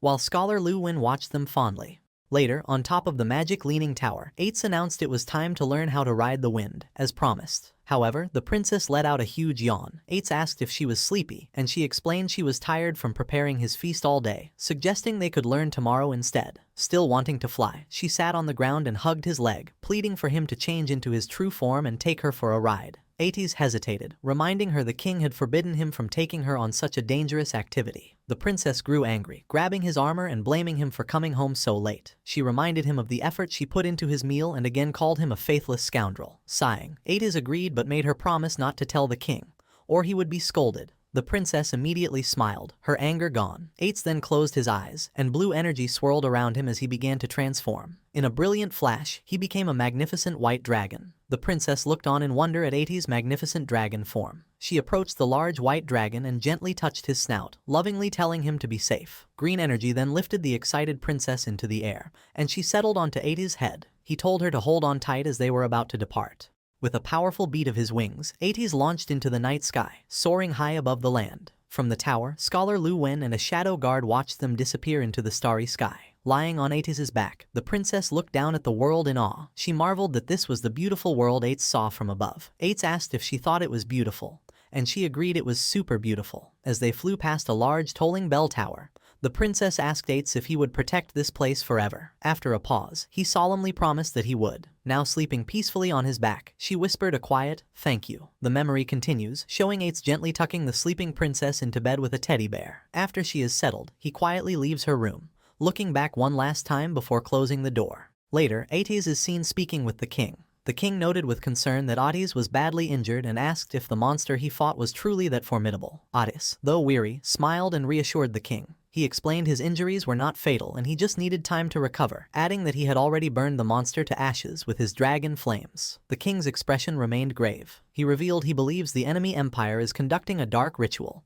and he senses a terrible wave preparing to sweep across the continent. He warns Ates that they must all be prepared, as not even he, a member of the dragon race, will be exempt from the coming danger. Standing resolute against a dark sky, Ates pledges his loyalty and agrees to follow the king's arrangements. The scene then shifts to a later time, showing the magic leaning tower under a starry night sky. The mood quickly turns grim, as the next view is of shattered pieces of Ates' armor and blood splatters on the floor, indicating a terrible battle. Ates is on his hands and knees, his armor destroyed and body covered in wounds, coughing in pain. He clutches his chest, where a strange, pulsating red object is embedded, with dark veins spreading from it. The story jumped forward 5 years into a dark, violent future. The kingdom was in a terrible war, under constant attack by a horrifying army. Soldiers and civilians cried out in terror that an enemy nation had attacked with an army of monstrous inhuman creatures. People ran for their lives, screaming for help as they were mercilessly crushed by the invaders. The city was overrun by feral, red, skinless monsters that rampaged through the streets. From a high balcony, the king watched the chaos as the monsters swarmed his city. He grimly observed the overwhelming number of creatures, stating the Marega Empire had truly gone mad. He concluded their enemy intended to drag the entire world into destruction with them as their dark banner was raised over the battlefield. Amidst the chaos, the desperate princess ran frantically. She screamed Ates' name, desperately shouting that the enemy had breached the city walls. She found Ates sitting passively on a high wall, flanked by his 2 shadow guards. Looking down at the carnage, she rushed towards him and implored him to act, explaining the enemy's army was filled with inhuman monsters their soldiers could not fight. She questioned why he had not intervened, pleading that the kingdom needed his help now. Ates calmly turned to the desperate princess and said he was just on his way to find her. He instructed her to stay inside the magic leaning tower, assuring her it was safe and she should not go anywhere else. The princess agreed but urged him to hurry and defeat the enemy army. However, Ates refused, stating he would remain there to protect her. Confused and angry, the princess asked what he was talking about. She reminded him of his duty, declaring he was the guardian of the kingdom and his purpose was to protect the entire nation,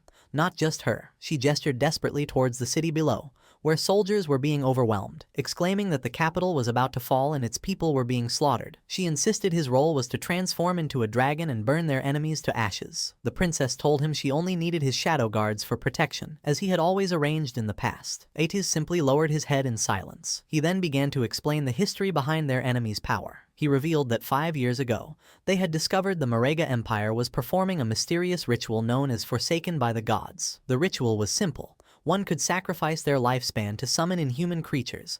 The more lifespan offered, the more terrifying the summoned monster. Ates explained this was an ancient ritual, as no sane person would trade their life for a monster. However, he continued, for the Marega Empire, this desperate ritual was their only hope. He elaborated by showing a map. The Marega Empire was an inland archipelago, rich in a rare magical plant called the blood flower. This unique plant, which only grew there, emitted a powerful magic that had greatly extended its people's lifespan to an average of 700 years. Thousands of years ago, conflict began to spread from their nation across the continent. To end the endless wars, the Marega Empire sent powerful envoys, like Ates, to other nations. These envoys were bound by contracts to serve the kingdoms they were assigned to. By lending their strength to the weaker side in any conflict, they could maintain a balance of power and bring peace. However, the king of Marega grimly reflected that they had underestimated the malice of humankind. The envoy's arrival made other nations realize a terrifying truth. The long-lived people of the Marega Empire were the greatest threat. Soon, the leaders of other nations secretly formed a consensus with a single goal. The people of the Marega Empire had to be completely eradicated. What followed was a period of immense suffering for the Marega Empire. They were afflicted by curses, plagues, and division. Even their own envoys were turned against them. The other nations relentlessly plundered the Marega lands until the blood flower finally began to wither and die. Without the flower, the balance of power was shattered, and the Marega Empire lost its last bit of value. The death of the last Bloodflower's petal triggered a devastating avalanche. The Marega Empire was invaded, and its people were slaughtered by their former allies. The sole reason for this disaster was greed. The other nations could not stand for the Marega Empire to possess a resource they could not have. In the darkness, the dying people of Marega clung to one last, desperate hope. That hope was the ritual, forsaken by the gods. As terrifying purple energy surged through a chamber of bones, the ritual began. This was less a ritual and more a curse. Every person from the Marega Empire was branded, causing their lifespan to drain as monstrous creatures grew inside their bodies, eventually bursting out. These monsters had only one purpose: to destroy humanity. Bringing his story to a close, Ates turned back to the princess, his face etched with pain as he prepared to tell her the consequence of this curse. As the princess listened, Ates revealed his face, now covered in grotesque, bloody growths. He explained with a sorrowful expression that he could no longer transform into a dragon. From now on, he would only become a monster. The princess stared back in shock and horror, stammering his name as she asked why this had happened. Ates continued, revealing a deep secret. He stated that very few people knew the true identity of the Marega people. They were also known as the Dragon Race. The envoys like him were called Guardians of the Kingdom by most humans. The princess's eyes widened as she processed this stunning revelation. Standing on the wall, Ates told her that an unstoppable tide of darkness had swept across the continent and the end of humanity was here. Because of this, he declared, his only desire now was to protect her and her alone. Meanwhile, the brutal invasion continued. The red monsters mercilessly devoured citizens, crushed them underfoot, and hunted down anyone hiding. A seemingly endless horde of these creatures emerged from the smoke, overrunning the kingdom's last defenses. From a high balcony, Scholar Lu Wen gravely informed the king that the number of monsters kept increasing. He pleaded with his ruler, asking if he was truly not going to lead a retreat now that the capital had fallen. The king, however, remained resolute, declaring they had nowhere left to retreat. He explained that the magic Leaning Tower was a great magical hub. If it was destroyed, their mages' combat power would plummet, and it would become impossible to stop the monsters. The king decided to join the battle himself. He leaped into the fray, his glowing sword slicing a red monster in half. He caught his breath amidst the smoke and rubble, leaning on his sword. He reflected on how quickly time had passed. He recalled first meeting Ates. They had looked the same age, though Ates was nearly 100 years old. For Ates's race, 100 years was barely adulthood. As a monster lunged, he recalled the inseparable years they had spent together. They had fought side by side, drank together, and shared everything. A blast of purple energy struck him. This reminded him of how things had changed. As he grew older, Ates remained eternally young. This created a rift, as Ates could not understand the hard choices the king had made after taking the throne. The king sadly concluded Ates could not understand humans, and humans could never truly understand Ates. The king stood amidst the flames and destruction of his kingdom. His thoughts turned to the moment that changed everything, his daughter's birth. He remembered Ates holding the newborn princess with gentle care. Watching them, the king had found a new sense of hope through their shared affection for the child. On the battlefield, a new massive threat loomed below the king. A shadowy monster with glowing purple eyes gathered a sphere of blue energy for a powerful attack. The king stared forward, his face calm as he accepted his fate. The creature unleashed a devastating blast of energy at him. As the light engulfed him, the king's body vanished, his final thoughts filled with regret that he had been wrong about everything.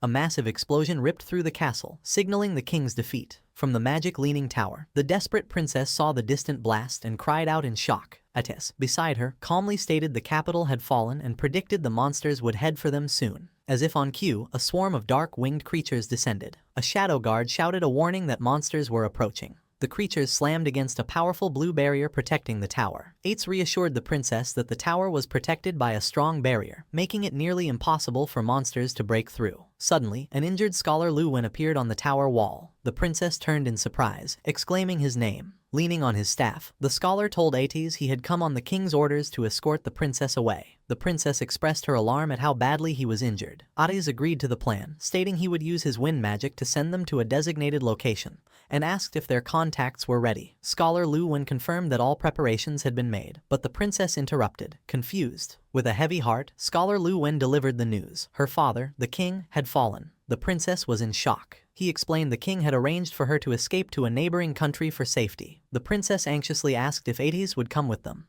Ates turned to her with a sad smile, asking where he could possibly go. He revealed the monsters below were his own people, the Marega. He explained he was an enemy to all, and no matter where he might flee, humans would hunt and kill him. Kneeling on the edge of the wall, he looked down at the horde and accepted his fate. He declared that a knight's falling place became a dragon's tomb, and this was where he belonged. He vowed to remain and protect it until his lifespan drained away. Hearing his solemn promise, the princess's expression shifted from grief to resolve. She suddenly used her wind magic to leap away from Scholar Lu Wen and back to Ates. She landed before him and declared that if he was staying, she would become his dragon knight. She reminded him this was her home and she would protect it with him. She proudly boasted that her wind riding skills were perfected and asked how they could form a contract. Ates looked up at her, shocked and speechless at her unwavering loyalty. Moved by her loyalty, Ates took the princess's hand in his armored one. With a gentle, sorrowful smile, he agreed to her request. He presented the silver scale of promise, explaining it would be their contract, just like old times. The princess smiled brightly, delighted the contract was so simple. She happily began to seal their pact, promising that they would forever. But Ates cut her off, finishing with a heart-wrenching twist. He said their promise was to never see each other again. The princess's face fell, her eyes wide with shock and disbelief. Before she could react, Ates unleashed a powerful gust of wind, launching her and Scholar Lu Wen away. As they flew,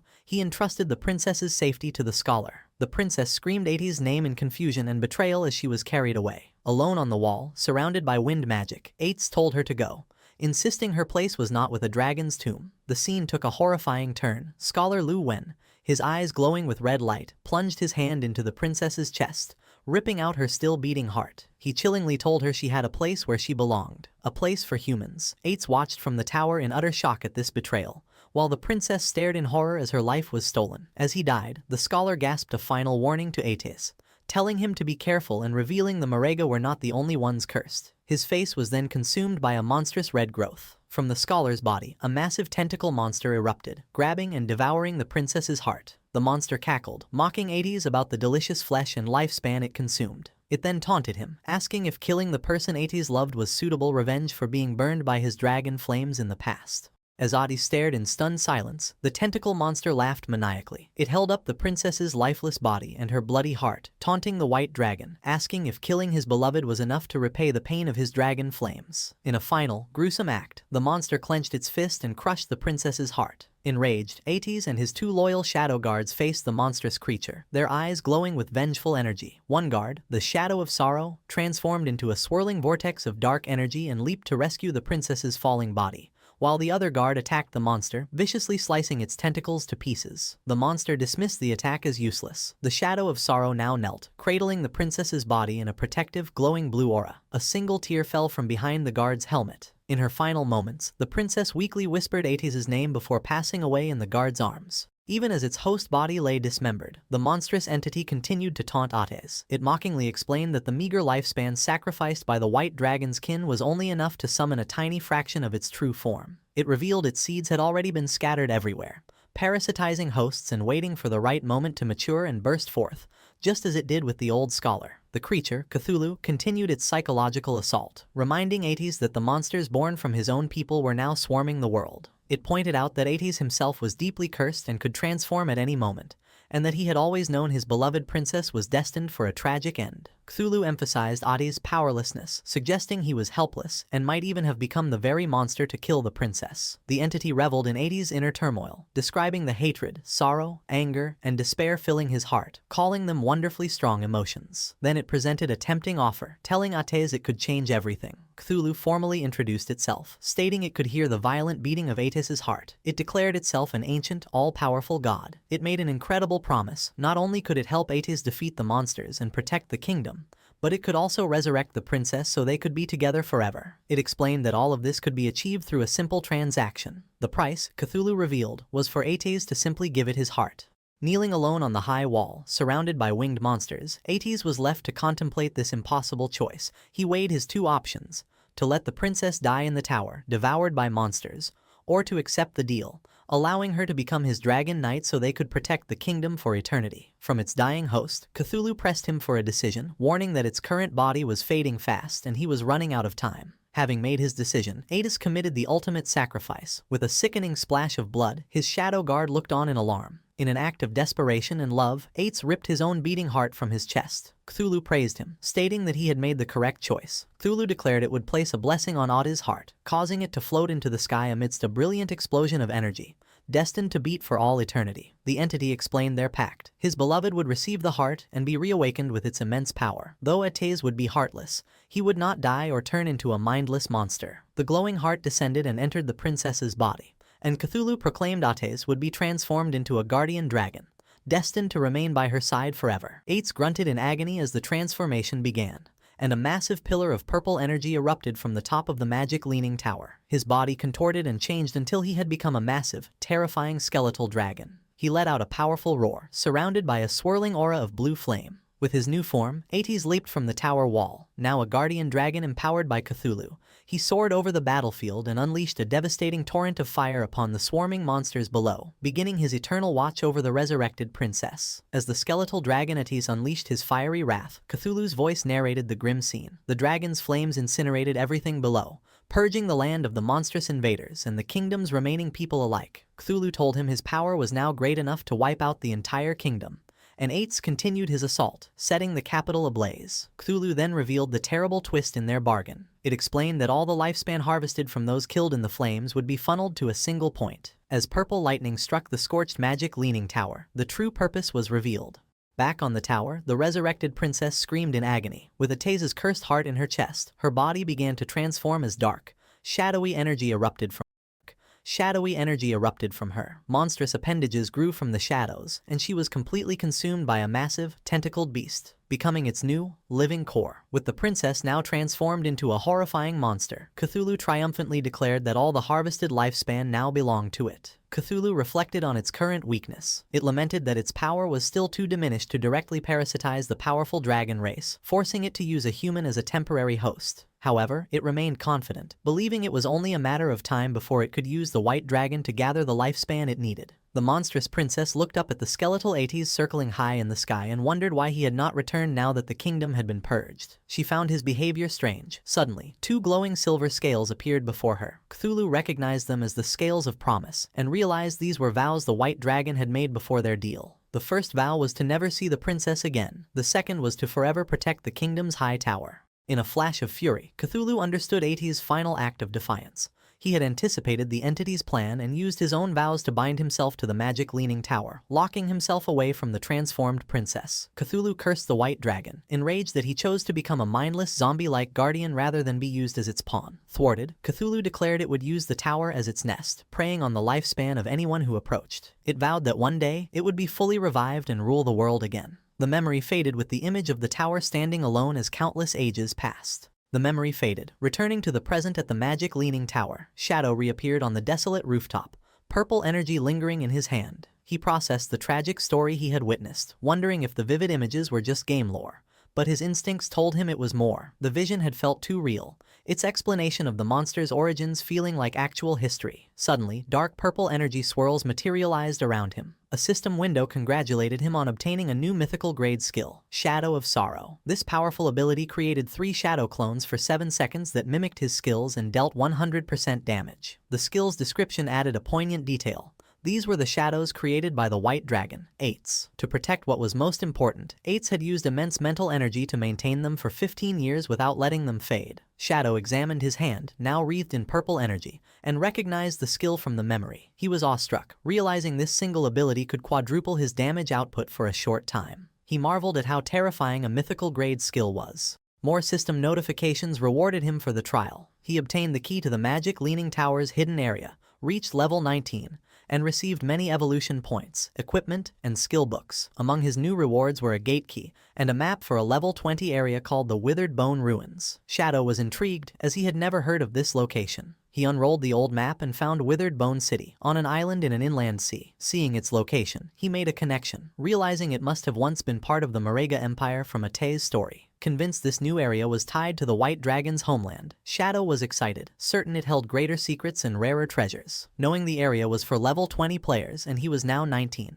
he resolved to go there soon. But first, he held up the ornate, golden key to the magic leaning tower's hideout, deciding to sell it. The scene shifted to the Feka Heavy Industry Guild hideout. Inside, Huang Huifan and her guild members regrouped after their defeat. One of them asked what their next move was, admitting they could not defeat the new Jade Grade boss. He suggested their only option was to contact Shadow for help. With a weary sigh, Huang Huifan agreed. She planned to use her contacts in Zhanghai City, who were on good terms with Shadow, to act as intermediaries. Just then, to her shock, Shadow materialized directly behind her. He told her there was no need for that trouble, as they could trade directly. The other guild members, including Huang Ziqing, were stunned by his silent arrival. They shouted his name in alarm. Huang Ziking angrily accused him of being sneaky and demanded to know what he wanted. Shadow calmly walked away, reassuring them that if he had meant any harm, they would already be dead. He offered a friendly reminder that their hideout's barrier could be opened, which was how he had walked in. Huang Huifan, still startled, asked him what he meant by a trade. Turning back, Shadow held up the ornate golden key. He offered to sell them the key to the magic Leaning Tower's hideout and asked if she was interested.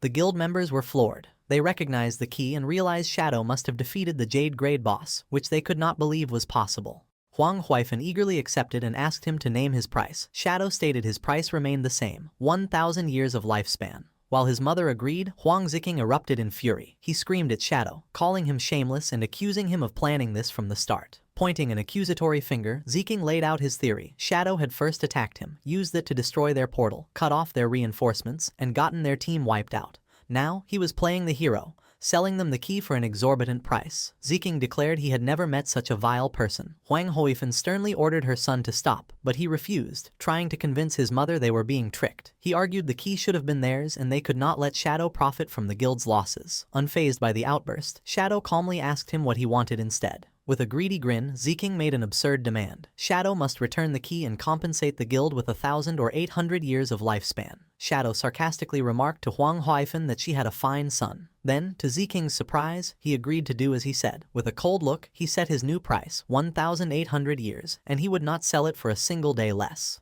Ziking was initially triumphant, laughing to his mother that this was how one must deal with people like Shadow. His smug expression turned to shock as the new price sank in, and he stammered, asking what Shadow had said. Shadow patiently explained he had come in good faith to do business, which was why he had not retaliated when Ziking cursed him. However, due to the insult, the original discount was gone, and the price was non-negotiable. Having reached her limit, Huang Huifan swiftly slapped her son hard across the face. She angrily ordered a guild member to take Ziking away to level up, forbidding him from returning without her permission. As he was dragged away, Ziking protested, asking why she had hit him when he was not finished talking. Huang Huifan turned back to Shadow and apologized, asking if he might reconsider. Shadow coldly repeated his new offer, 1,800 years, and he would not say it again. With a weary expression, Huang Huifan accepted, noting it was a fair price since she had heard he had sold other hideouts for 2,000 years. She explained that because of their heavy losses, they could not pay the full amount at once and asked to pay in installments. Shadow agreed. He stipulated she must pay 1,000 years up front,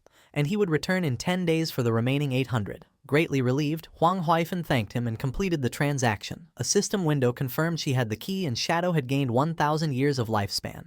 As he faded away, Shadow said his goodbyes. He thought the Fike Heavy Industry Guild had potential, and selling them a good hideout would help them become an important asset for the Great Xia server. With their new base secured, Huang Huifan addressed her guild. She announced the Platinum Grade hideout was now theirs. To pay their debt to Shadow, she instituted a 50% lifespan tax on all members. She acknowledged the high rate but framed it as a necessary investment, urging them to work hard. Her guild members responded with renewed determination. Out in a forest at sunset, the small party with Huang Ziking tried to reason with him. A girl told him not to blame his aunt and that he was wrong, but Ziking angrily dismissed her. He muttered to himself, vowing to make Shadow pay sooner or later. Their conversation was cut short when a party member spotted a silver grade boss, the human-faced Spider Emperor. They immediately prepared for battle. As the others engaged the boss, Ziking hung back. His teammates warned him the boss used poison and to be ready with a detox spell, which he nonchalantly confirmed.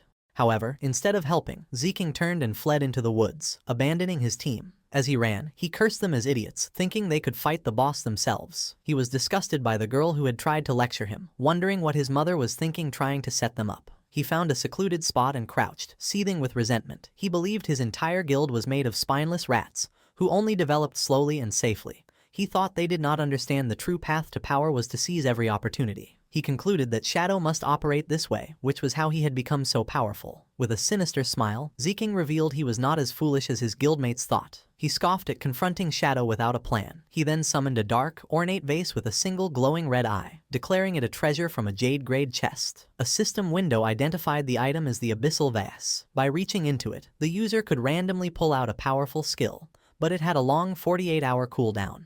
Reaching into the vase, Ziking pulled out a small, grotesque, fleshy object. The system informed him he had acquired an epic-grade skill, the Abyssal Puppet Curse. This magic let him turn any corpse into a puppet he could completely control, retaining all the deceased's original abilities. Ziking laughed with manic glee, overjoyed with his new power. He hatched a plan. If he could kill Shadow, he could use this skill to enslave him, becoming truly invincible. As he celebrated, the abyssal vase glowed with a menacing purple aura. A final, ominous message warned that the abyss holds extraordinary power. But when one gazes into it, the abyss also gazes back, foreshadowing a dark future for Zeking. In the withered bone field, a desolate graveyard in the Magic City ruins, night had fallen. During a battle, Ghost Spirit used her energy-infused paper ribbon to wrap around and pierce a skeletal monster's eye. She beheaded the enemy with a precise blow, dealing over 5,600 damage. System notifications appeared, informing her that her weapon had upgraded to gold and she had enough experience for a class advancement. Standing amidst the energy orbs of defeated enemies, Ghost Spirit sighed in relief, confirming she had enough experience for her advancement. With a determined expression, she accepted the class advancement. A bright magic circle formed at her feet as a column of purple energy surged from her, enveloping her in the transformation. After completion, the system detailed her new abilities. Her weapon was now the Yellow Spring Chainblade, Gold, which could change shape. Her class had evolved to Yellow Spring Evil Ghost, Tier 2, granting a passive stealth bonus and unlocking 2 new skills, Eye of the Yellow Spring and Touch of the Yellow Spring. The system explained the eye was a mental attack that trapped enemies in an illusion, while the touch allowed her to track opponents by their aura.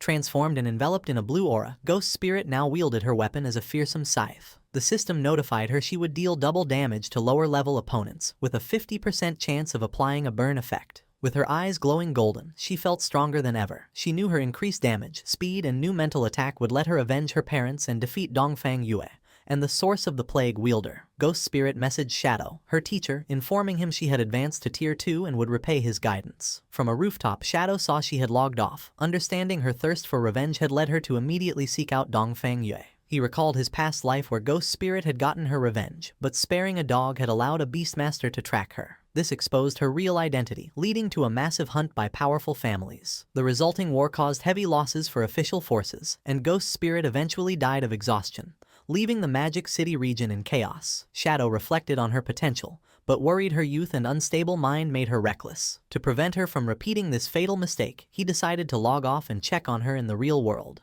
The scene shifted to the Dongfang Manor on the outskirts of Magic City, shrouded in a poisonous fog. 2 guards on patrol complained about their shift. They talked about girls, and one remarked that Mrs. Dongfang was still attractive, which his friend agreed with. They fantasized about defeating her bodyguard and having their way with Dongfang Yue. Suddenly, one guard noticed something in the mist. An illusion of Dongfang Yue materialized before them, dressed in a seductive black dress and kneeling provocatively. The guards were completely stunned, stammering as they asked why she was there and dressed so revealingly. The illusion leaned in, whispering that she could no longer tolerate her weak husband and needed other men to satisfy her desires, asking if they were up to the task. Completely captivated and drooling, the guards couldn't believe their luck and eagerly asked if she was being serious. The guards argued over who should be first with the alluring illusion. The kneeling illusion of Dongfang Yue slyly suggested they could both enjoy her company at once. Before they could react, a streak of purple energy decapitated both guards instantly. Their headless bodies collapsed as the illusion dissipated. Dark energy erupted from their necks as the magical ribbon swirled around them.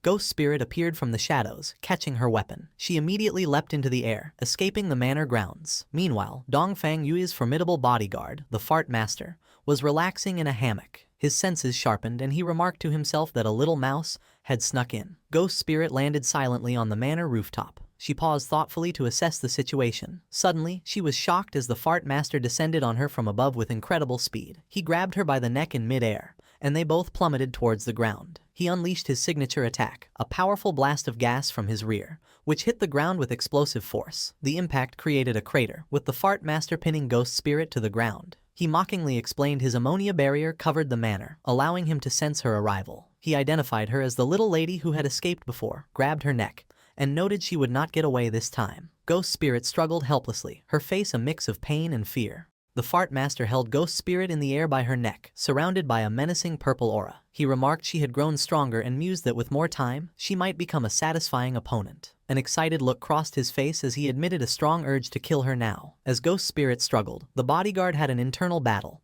telling himself to wait until she was more powerful. He immediately contradicted this, admitting he was losing self-control. He cursed, tormented by his indecision.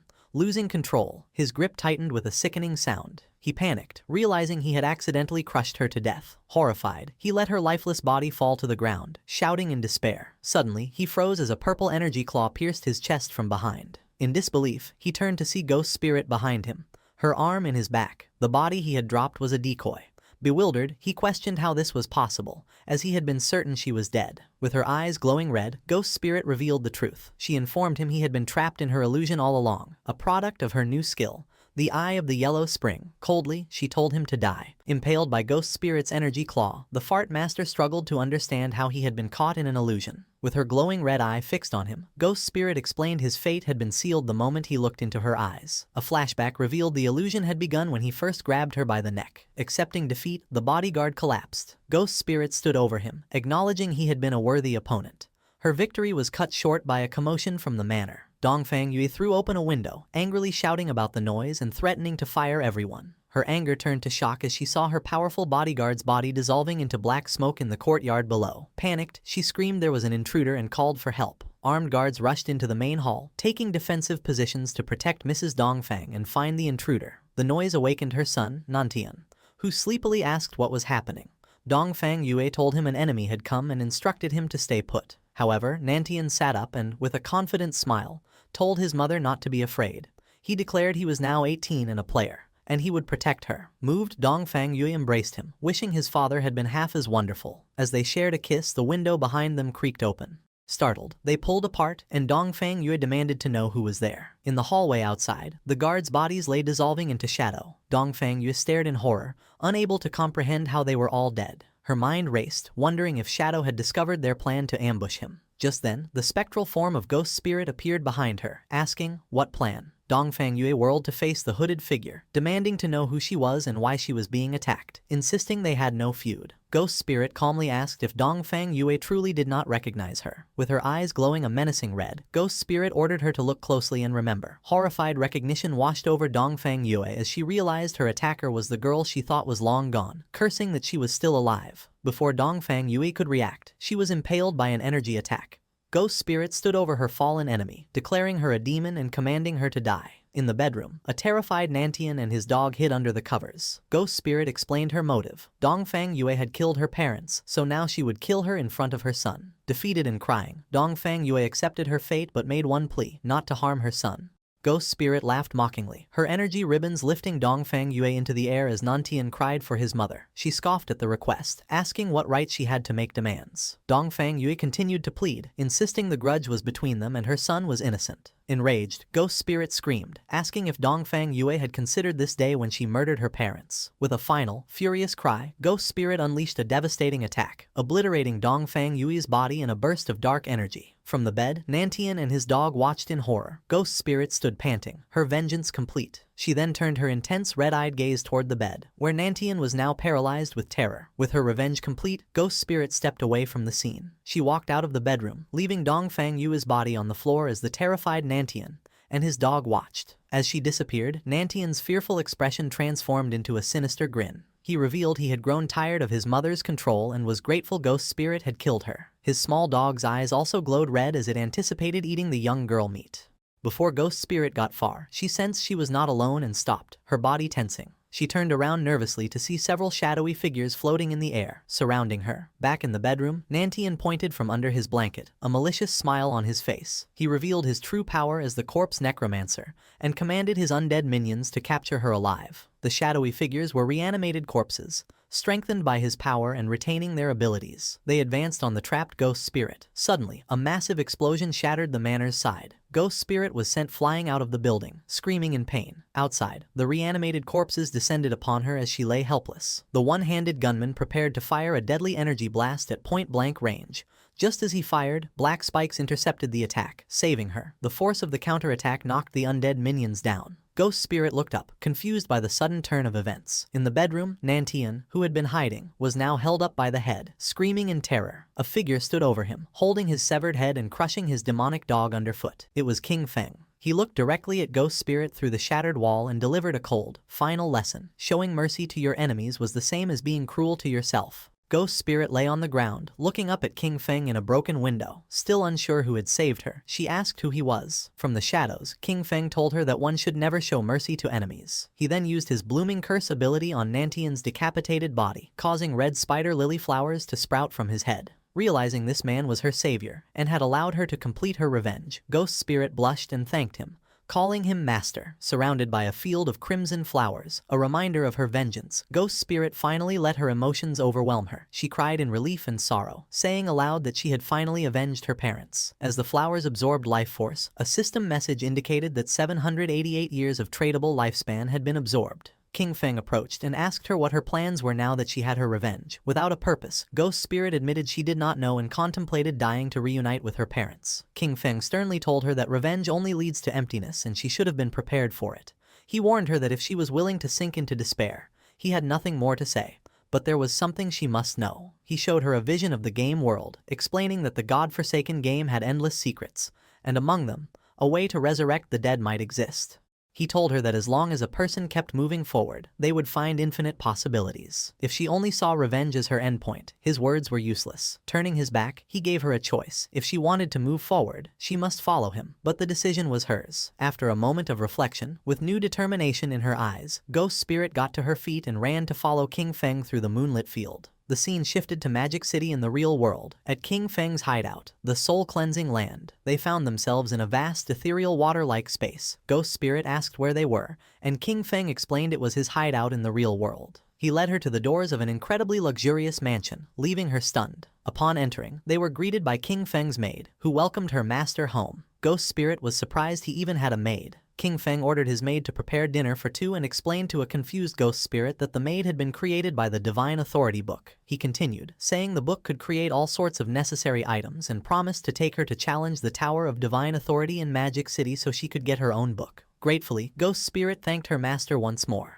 The scene shifted to the Chu family manor in Magic City. Sometime after King Feng and Ghost Spirit had left, a man rushed in, yelling at his men to hurry with the rescue, declaring that no harm must come to his wife. This was Chu Kunshan, Dongfang Yui's husband and a military staff officer. He was confused, recalling a frantic call for help from his wife and wondering who could have attacked so late. His immediate suspect was Shadow, and as he ran into the manor, he worried their secret fireworks factory plan had been discovered. Though he quickly dismissed the thought, inside, his personnel were investigating the scene, examining a large crater in the empty bedroom. An officer reported to a shocked Chu Kunshan that while there were clear signs of a battle, they had not found a single person. Growing more frantic, Chu Kunshan demanded to know the whereabouts of his wife, son, guards, and servants. The officer confirmed the grim reality: no one was there, not even any bodies. Chu Kunshan was enraged, realizing this was what had happened to the Dongfang family. Everyone had vanished without a trace. The horrifying conclusion that his wife and son were gone sent him stumbling back in denial. His despair turned to tearful rage as he screamed that Shadow had killed his family and demanded a warrant for his immediate capture. Lin Qingyu, who had been observing, stepped in and asked how he could be so sure it was Shadow. He furiously retorted that it was because his wife's family, the Dongfangs, were also killed by him. Unfazed, Lin Qingyu pointed out the lack of evidence in the Dongfang case, making the connection to his wife's disappearance tenuous. With a sharp glare, she questioned if he had inside knowledge, suggesting perhaps his family had a grudge with Shadow, and this might be simple revenge. Her questions struck a nerve, and a furious Chu Kunshan warned her to watch her words, questioning if she was interrogating a military staff officer. Lin Qingyu calmly told Chu Kunshan his threats were useless against her. She revealed that recently, the Sky Dome Guild had captured members of the Magic City Black Dragon Hall and handed them to the authorities. During interrogation, the men confessed that Chu Kunshan had ordered the attack on Shadow's hideout. They also admitted to a plan to lure Shadow to a fireworks factory with the intent to kill him in a massive explosion. She explained that the authorities had originally planned to capture them all at the factory. However, with Dongfang Yu now missing, she was officially suspected of fleeing justice. Lin Qingyu then accused Chu Kunshan of abusing his authority and conspiring to commit a terrorist act, requesting he accompany them for an investigation. As two officers grabbed him, a shocked Chu Kunshan struggled and demanded to know what they were doing. He angrily shouted at Lin Qingyu, questioning her audacity for colluding with a trashy guild to arrest an official. As he was restrained, Lin Qingyu calmly stated that official status did not matter, as she only stood on the side of justice. Chu Kunshan continued to struggle, screaming for them to release him. She coolly advised him to cooperate, adding that if proven innocent, he would be free to settle the score with her then. Lin Qingyu delivered a final, chilling piece of information. He would be taken to the Magic City prison for interrogation, a place where lifespan drains at 100 times the normal rate. She ominously told him to be prepared. As he was forced into an armored truck, Chu Kunshan screamed in protest, yelling that they could not do this and he would report them. Unseen, two figures watched from a nearby tree. One man confirmed that the loud man being arrested was indeed their target, identifying him as Chu Kunshan, the military staff officer. The two figures smirked and bumped fists as purple energy surged around them. ready to take action. A convoy of armored trucks drove through a forest road at night. Inside the lead vehicle, Chu Kunshin continued to protest his arrest to Lin Qingyu. A guard calmly informed him that the arrest had been ordered from above, leaving Chu Kunshin speechless. Suddenly, a bright blast of energy hurtled toward their vehicle. The blast impacted the truck with immense force, sending it careening off the road in a violent crash. Inside the overturned truck, Lin Qingyu braced herself, cursing. She looked over in shock to find the guard who had been sitting next to her was now dead, his face frozen in terror. Pinned by the wreckage, Lin Qingyu realized she was stuck as the truck's roof was torn open from the outside. A hand reached through and grabbed the unconscious Chu Kunshin by his collar, pulling him out. The two assailants, a man with a pompadour and a girl with blue hair, stood atop the wreck. The man held up Chu Kunshin, declaring that the mission had been easy. Just then, reinforcements from the second truck arrived, ordering the pair to release their prisoner and surrender. The two assailants only laughed, mocking the officials. As the arriving officers took aim, one of them noticed another threat. A large, muscular man with glowing red eyes descended from the trees, swinging a massive flaming hammer. He brought the weapon down with incredible force, striking the official's vehicle and leaping away as it erupted in a massive explosion, with screams coming from the flames. The man with the pompadour and another bald, muscular man watched the destruction. The pompadour-wearing man remarked on the attack's power, stating that a Mr. Theodore had not been lying.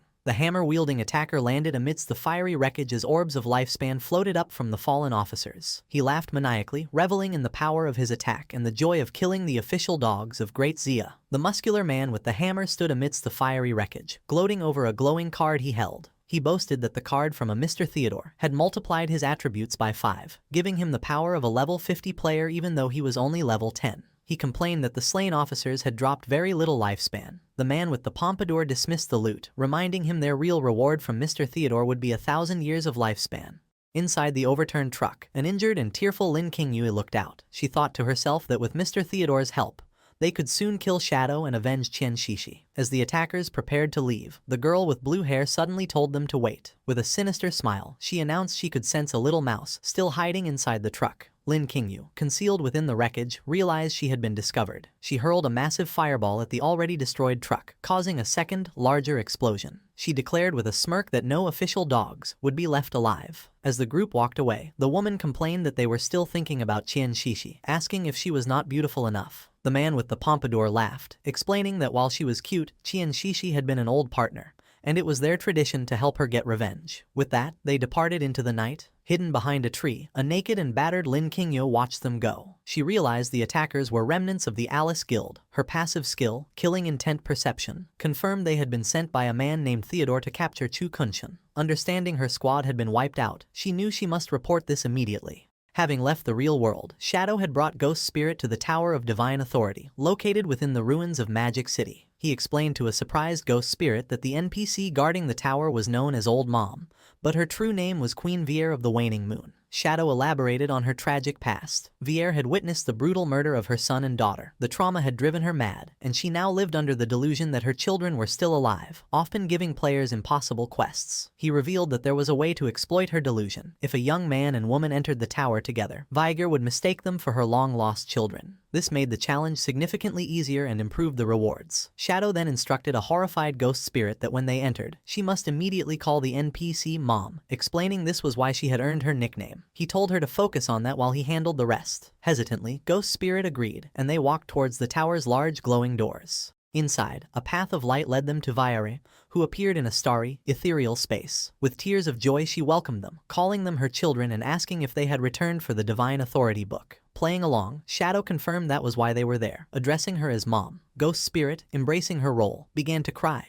telling Viere how much she had missed her. Viere was overcome with emotion, saying she had missed her child as well. She explained that while she wanted to give them the book, the rules dictated they must first complete a challenge. She summoned her avatar, a massive level 20 Jade tier entity, and told them they must defeat it. A system notification confirmed they had received Mother's Blessing, boosting all their stats by 20%.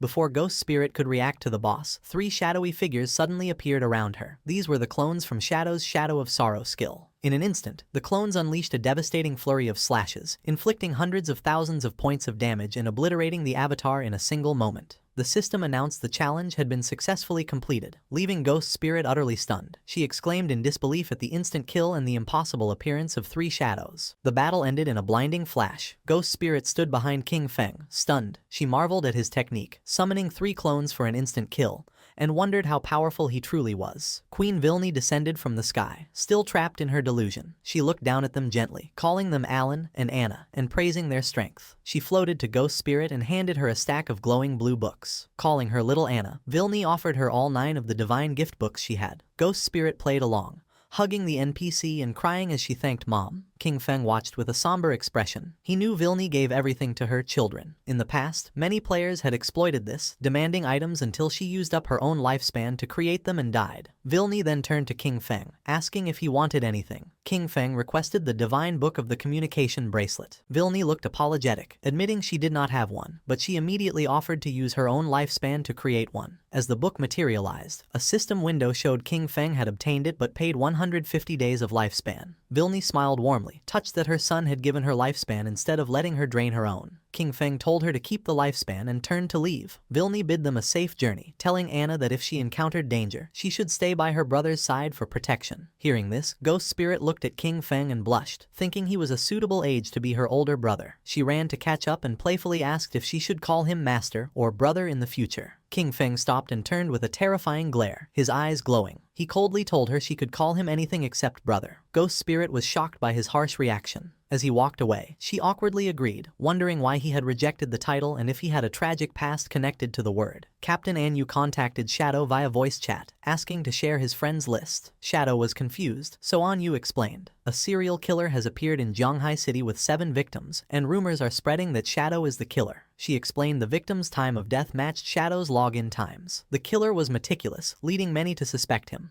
Anu added that she and her team knew he wouldn't do something so low. Shadow deduced that for someone to frame him based on his login times, the leak must have come from someone on his friends list. Shadow listed the suspects: Anu's squad, Radiant Martial Virtue, Milky Snow, Old Man Zhang and his granddaughter from the Sky Dome Guild, and his own guild member, Ghost Spirit. Shadow asked where the bodies appeared. Anu replied they were scattered across Zhonghai City and asked if he would investigate. Shadow confirmed he would. Relieved, Anu said she would send the case files, confident he would catch the killer in minutes. Shadow then ordered Ghost Spirit to log off immediately for a mission. At his mansion hideout in the real world, King Feng handed Ghost Spirit the divine book, Communication Bracelet, allowing them to communicate between the game and reality. He also gave her the Ghost Knight Wolf mount to help her find the killer. Ghost Spirit was shocked to receive such valuable items but admitted she didn't know how to investigate crimes. King Feng explained his reasoning. He had checked his friends' list and believed none of them were the culprit. However, since Wang Meng and the others reported to the officials, he suspected a mole within the police was leaking his login times. He told Ghost Spirit she was the best candidate because her skill, Touch of the Yellow Spring, allowed her to track targets by aura or scent. He sent her the files and told her to use her skills flexibly. Filled with determination, Ghost Spirit vowed to find the true culprit.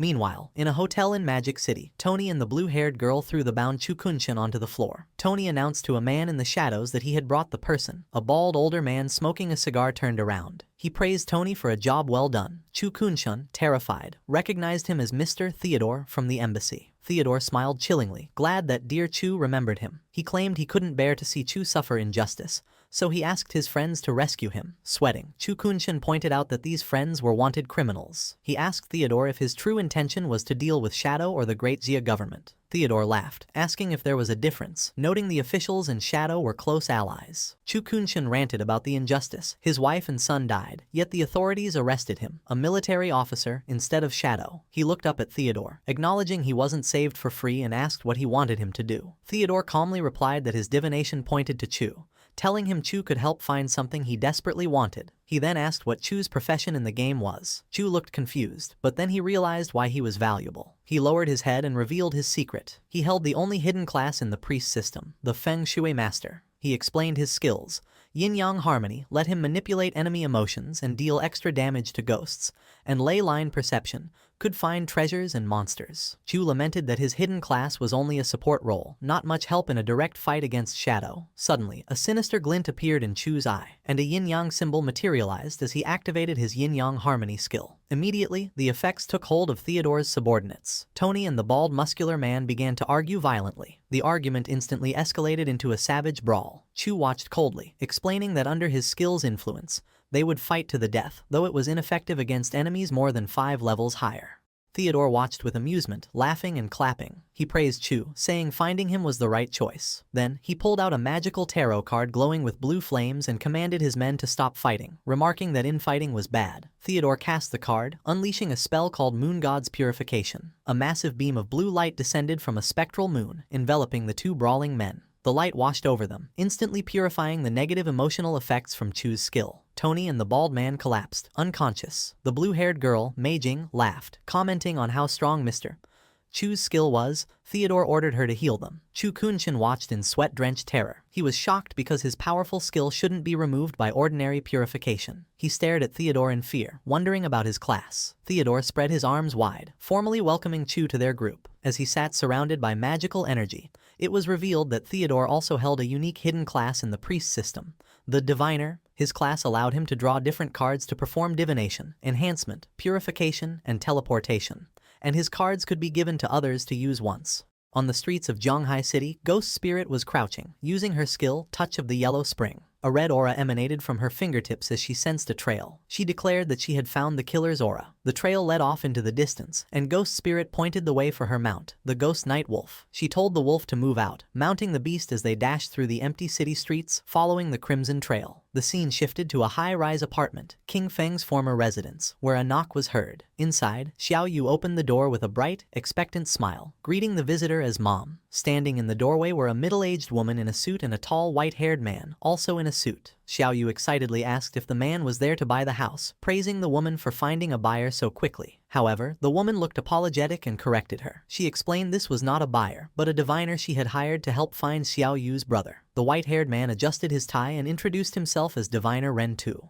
Xiao Yu's expression fell. She asked why they needed to divine her brother's location. The woman sadly revealed she would be moving away in a couple of days and could not rest easy leaving Xiao Yu alone. Shocked, Xiao Yu asked why she was suddenly moving. The woman explained that Zhonghai City officials had extracted a platinum-grade hideout, the church sanctuary, and had invited the Mengsha River Guild to move in for safety. The woman pointed to Ren Tu, urging Xiao Yu to accept his help, claiming his divination was very accurate. Ren Tu stepped forward, agreeing. He tried to persuade Xiao Yu, saying that King Feng was reliable and if she begged him properly, he would surely help her. Xiao Yu crossed her arms and angrily rejected the offer. She thanked the woman for her good intentions but declared she did not need it. She bitterly stated that after 19 years, if he had said he did not want her, then that was it. She questioned the point of finding him. Internally, however, Xiao Yu thought she was currently guarding Shadow's hideout and saw him often. She was convinced Shadow would eventually discover her merits and let her join his guild. The woman sighed, resigned to Xiao Yu's stubbornness. She advised Xiao Yu to try the divination anyway, then excused herself to go pack. As she left, Ren Tu remained. He asked Xiao Yu for any items her brother had used for the divination. Xiao Yu snapped at him, repeating that she did not need him to divine anything. Ren Tu ignored her and walked into the apartment, looking around. He mentioned he had heard the siblings had lived together and concluded the house itself was enough of a medium. Xiao Yu followed, demanding to know who had let him in. Ren Tu smiled charmingly and said he felt they had a destiny, so he would perform the divination for free. Without waiting for permission, Ren Tu raised a card that glowed with blue magical energy. He told her she could look at the result. If she was satisfied, great. If not, it did not matter. A holographic tarot card appeared in the air. Ren Tu activated the divination card, which displayed a vision of a dark figure lying in the deep sea. He interpreted the image for Xiao Yu with a regretful expression, informing her that her brother had already been burned to death and his corpse had sunk into the ocean. Xiao Yu was left in total shock. Ironically, while the real King Feng was shown relaxing on a sofa in his hideout, Xiao Yu burst into a rage. She furiously thought he was trash for dying so easily, as he should have waited until she was powerful enough to trample him. Outwardly, Ren Tu simply offered his condolences. Ren Tu then changed the subject, mentioning he had heard she interacted with Shadow. He claimed his divination had found Shadow's location and asked if she wanted to go with him. Holding a gold card, he explained he could teleport her there immediately. He manipulatively suggested that although her brother was dead, if she recognized Shadow as her new brother, everyone would be happy. Xiao Yu eagerly agreed. Internally, she scoffed that King Feng had gotten off easy by dying, but decided it did not matter because Shadow would surely protect her. As she accepted, Ren Tu activated a blue magic circle beneath them, and they were transported away. They rematerialized in a dark, dingy room that looked like an abandoned lab. Xiao Yu looked around in confusion, asking where Shadow was. Ren Tu, looking menacing as he removed his suit jacket, coldly replied that he should be asking her that. Without warning, Ren Tu struck Xiao Yu with a vicious right hook to the face, causing her to cough up blood. He then grabbed her by the ankle, dangling her upside down and demanding she tell him everything she knew about Shadow. Terrified and crying, Xiao Yu stammered that she did not actually know him. Ren Tu accused her of lying, reminding her she had claimed to guard his door and see him often. He delivered a brutal punch to her stomach while she hung defenseless, knocking her unconscious. Ren Tu remarked that she had fainted too easily and was shocked she had not extracted a single ability from the game to protect herself. He dragged the unconscious Xiao Yu across the floor. He spoke on the phone, telling the person on the other end the prey was ready. With sadistic hunger, he asked when he could make his move, complaining that his blade was thirsty. Ren Tu threw Xiao Yu's limp body onto a metal table. He checked his phone and read a message from his boss forbidding him from killing her without further instructions. Ren Tu clicked his tongue in disappointment. However, a sinister look returned as his eyes glowed red. He pulled out a scalpel and decided that if he could not kill her, he would just play with her slowly. Meanwhile, in a restroom, Officer Xiaoma noted there had been no news of Shadow logging off for 2 days. He walked out, reasoning that a person's need for food became very high after extracting game stats, making it impossible for Shadow to stay online this long. He concluded Captain Anyu had not reported Shadow's activity because she suspected someone was framing him. Xiaoma entered the main police office, thinking he needed to speed up his plans. His face darkened with malice as he imagined a scenario where the public turned against Shadow, viewing him as a serial killer. He laughed, believing that once public opinion exploded, the officials would be forced to eliminate Shadow. Elsewhere, the ghost night wolf's paws landed softly on the pavement. Ghost Spirit sat atop the mount, declaring she had arrived. A trail of red energy swirled through the air. She looked down from a vantage point at a concrete facility below, confirming the killer's aura led directly into that house. Ghost Spirit leapt down, activating her shadow sneak ability to blend in. She landed silently on a window ledge. She peeked through the glass, initially smiling that finding the culprit was great. However, her expression instantly shifted to pure shock and horror at the scene inside. Inside, Xiao Yu was hanging from the ceiling by her wrists. In a gruesome display, her legs had been severed at the knees, dark blood dripping steadily to the floor. Ren Tu was on his knees below her, his head tilted back with a twisted expression of ecstasy, proclaiming it had been a long time since he had enjoyed himself this much.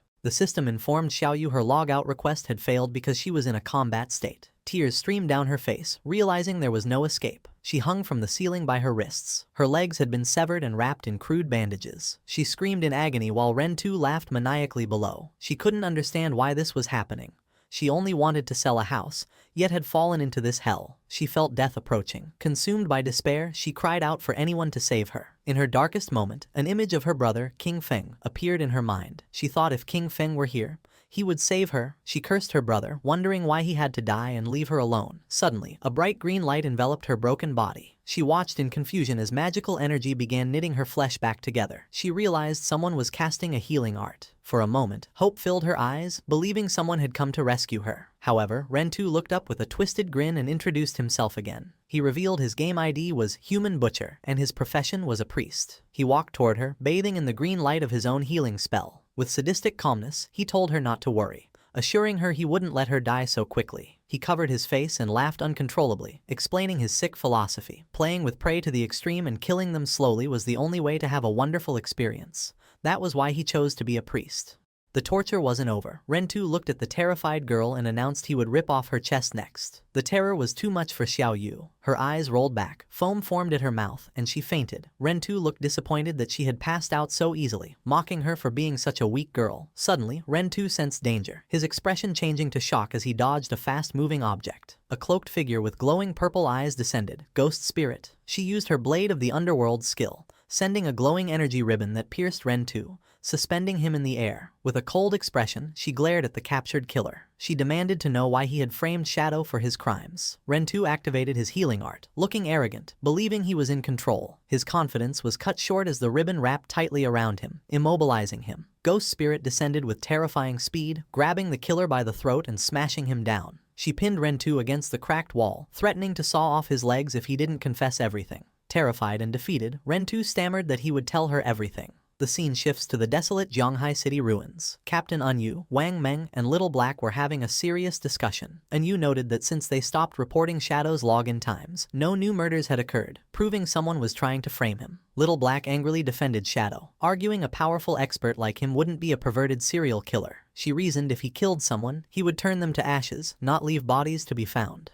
Captain Anyu explained that while they knew Shadow was innocent, the public did not. She worried that spreading rumors would cause chaos, which was likely the killer's true goal. She feared that if the chaos grew, officials would be forced to kill Shadow to calm the public, even if he was innocent. Little Black asked if the officials could actually defeat Shadow. With a grim smile, NU admitted they could not. She explained that such a conflict would result in heavy losses for the government, allowing other countries to take advantage of the situation and endangering Great Xia. Wang Meng stated they needed to clear Shadow's name quickly. He deduced the person framing Shadow must be among the Zhonghai city officials. Deep in thought, Captain NU realized that considering someone within the Zhonghai officials who also had a grudge against Shadow, she could only think of one person. Officer Xiaoma stood in his office, sweating nervously as he looked at his phone. He was frustrated because 2 days had passed without news of Shadow logging off, and he worried Rentu might have lost control and accidentally killed the prey. Alone in the dark office, his obsession with Captain Anyu consumed him. He imagined her face, convinced that as long as Shadow existed, he would never have her. Desperate, he held a glowing card, thinking for Anyu's sake he would become an enemy of all Great Xia. Suddenly, his phone vibrated. He read a message supposedly from Rentu, stating the prey had escaped. The message demanded 3 years of lifespan to extract a tracking skill and provided an address for Xiaoma to deliver the payment. Furious his subordinate failed such a simple task, Xiaoma clenched his phone. He realized that if this plot was exposed, he would be ruined, so he had no choice but to go and fix the mess himself. He drove to an abandoned industrial facility under a gloomy sky. Entering the dark warehouse, Xiaoma called out for the human butcher, angrily asking why he let the prey escape. However, he stopped, his expression turning to pure shock. He looked up to see a terrifying sight. Xiaoyu was hanging from the ceiling, but next to her, his own hitman, Rentu, was also bound and unconscious. Before Xiaoma could react, a beam of purple energy shot from the darkness. The energy ribbon wrapped around his body, trapping him. He was hoisted into the air, hanging upside down alongside the other two. Panic set in. He yelled at the approaching figure to let him go, demanding if they knew who he was. Ghost Spirit stepped out of the shadows, her eyes glowing a menacing red. She calmly replied she knew exactly who he was, Ma Nailiang, son of Zhonghai City's mayor. She revealed that Rentu had confessed everything, explaining how Ma Nailiang instructed him to kill and dump bodies during Shadow's offline hours to frame him. She thanked Rentu for keeping his promise to lure out the mastermind. Ghost Spirit cut Rentu loose. She looked down at him and said that as a reward for his cooperation, she would give him a chance to enjoy himself. Rentu stood up, surrounded by a surge of purple energy, looking completely deranged. Ghost Spirit ordered him to kill Ma Nailiang in any way he liked. Rentu giggled maniacally, thanking the young miss for the opportunity. Ghost Spirit ordered the brainwashed Rentu to kill Ma Nailiang using his favorite method. Rentu, completely under her control, agreed with a maniacal laugh, telling Ma Nailiang to stop struggling. Ma Nailiang screamed, but Rentu lunged forward with a scalpel. The human butcher mockingly apologized to Boss Ma, claiming he had no other choice. Ma Nailiang looked up in terror as the blade aimed for his throat. However, Ma Nailiang was prepared. Just before the blade connected, he activated a golden card. A shockwave erupted, pushing Rentu back and allowing Ma Nailiang to roll to safety. A massive explosion of fire and energy engulfed Rentu. Ghost Spirit watched calmly as the blast lit up the warehouse. When the smoke cleared, Rentu lay dead, his body transforming into lifespan orbs. Ma Nailiang stood panting, glaring at Ghost Spirit, realizing she must be Shadow's disciple. Furious, Ma Nailiang slapped a glowing golden card onto his forehead. The card, imbued with the power of the Sun God, granted him a massive agility boost for 2 minutes. A golden crossbow appeared in his hand as he declared he would kill both Shadow and his disciple. Moving with incredible speed, Ma Nailiang leapt through the air, firing multiple energy arrows at Ghost Spirit. She calmly dodged the barrage, weaving through the explosions. Ma Nailiang tried to keep up the pressure, but Ghost Spirit vanished using her stealth ability. Panicked, Ma Nailiang floated in the air, realizing she had the same assassin abilities as Shadow and he had lost her. Suddenly, purple energy ribbons shot out from the darkness. Before he could react, the ribbons pierced his arms and wrapped around his body, immobilizing him. He screamed in agony as he was hoisted into the air with the other captives. Ghost Spirit reappeared below him, coldly asking if he was the one who wanted to harm her master. Ghost Spirit glared at him with glowing purple eyes. She noted Ma Nailiang was too weak to have such powerful card skills on his own and demanded to know who was backing him. In tears and pain, Ma Nailiang confessed everything. He revealed that the foreigners associated with Qian Shishi had found him.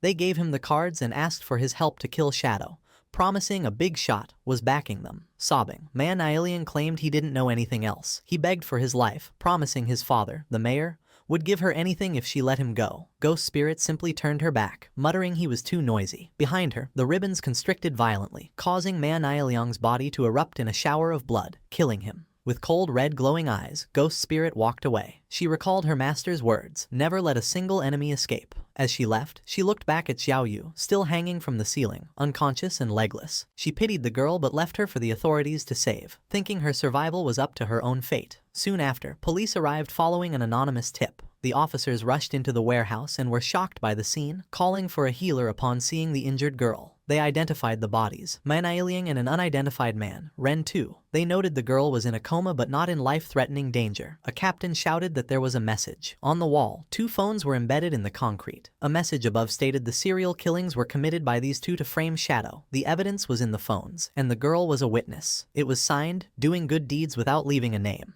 The officers checked the phones and found records confirming everything. Manhwa had conspired with Ren 2 to kill and frame Shadow. They also discovered a mole inside the department who had been leaking Shadow's login times to Manhwa. The captain furiously ordered an immediate arrest for the traitor. Meanwhile, in the real world, King Feng was enjoying a massive meal when his phone rang. It was Captain An Yu. She excitedly shared the good news. The serial killer case had made a huge breakthrough. King Feng feigned ignorance, asking if they had found the killer. An Yu confirmed they had identified Manhwa and Ren 2 as the culprits, noting both were dead. She explained they had found evidence and a witness, but since the girl had lost her legs and was in a coma, they needed to wait for her testimony to close the case. King Feng thought to himself that Ghost Spirit had completed the mission perfectly, and Yu apologized for the trouble the investigation had caused him. As an apology, she offered him some intelligence. She described a strange phenomenon in a novice town in Zhonghai City. 5 flying monsters were circling the sky, hunting players. Strangely, whenever one was killed, there were always 5, and Yu suspected a treasure was hidden there and urged Shadow to solve it. King Feng's eyes widened as he realized the implication. Another ancient god slate had appeared. King Feng analyzed the information. He deduced the ancient god slate must be high in the sky. Since players couldn't fly yet, he would need a flying mount. He recalled the Withered Bone City key he had obtained from the magic Leaning Tower. He knew Withered Bone City was part of the Marega Empire, the dragon homeland, and deduced he might find a flying dragon mount there. The system indicated that entering Withered Bone City required level 20. King Feng checked his status and saw he was level 19. With determination, he decided to enter the game, knowing he only needed to level up once. Shadow teleported to the Withered Bone City outer beach. It was a desolate coastline covered in massive skeletons, with a dark castle looming on a distant island. As Shadow appeared, he noticed glowing lifespan orbs scattered on the ground, indicating other players had been there recently. Shadow's expression sharpened as he sensed a disturbance and hid behind a large skeleton. In the distance, a massive, skeletal lobster monster stood on its hind legs, spitting green acid at a group of players. Among the group was Lin Qingyu, Late Night Drizzle, and a large bald man. Lin Qingyu looked shocked as bubbles of green acid floated toward her. The bald man in her party stepped forward confidently, telling the others to watch him. A green ghostly aura surrounded him. The system identified his class as the Soul Walker, a hidden support class that allowed the user to turn themselves and their teammates into a spirit form. In this state, they couldn't attack but were also immune to damage and had no physical collision. The monster unleashed a torrent of green acid breath, but thanks to the Soul Walker's ability, the attack passed harmlessly through the intangible players. Watching from his hiding spot, Shadow's eyes narrowed. He recognized this group from his past life. He remembered that this bald man, Zuma, Theodore, and others had teamed up to trap Magic City officials. This scheme caused heavy casualties for the official forces, leaving them unable to maintain order. As a result, Magic City fell into chaos for 3 months, indirectly causing hundreds of thousands of deaths.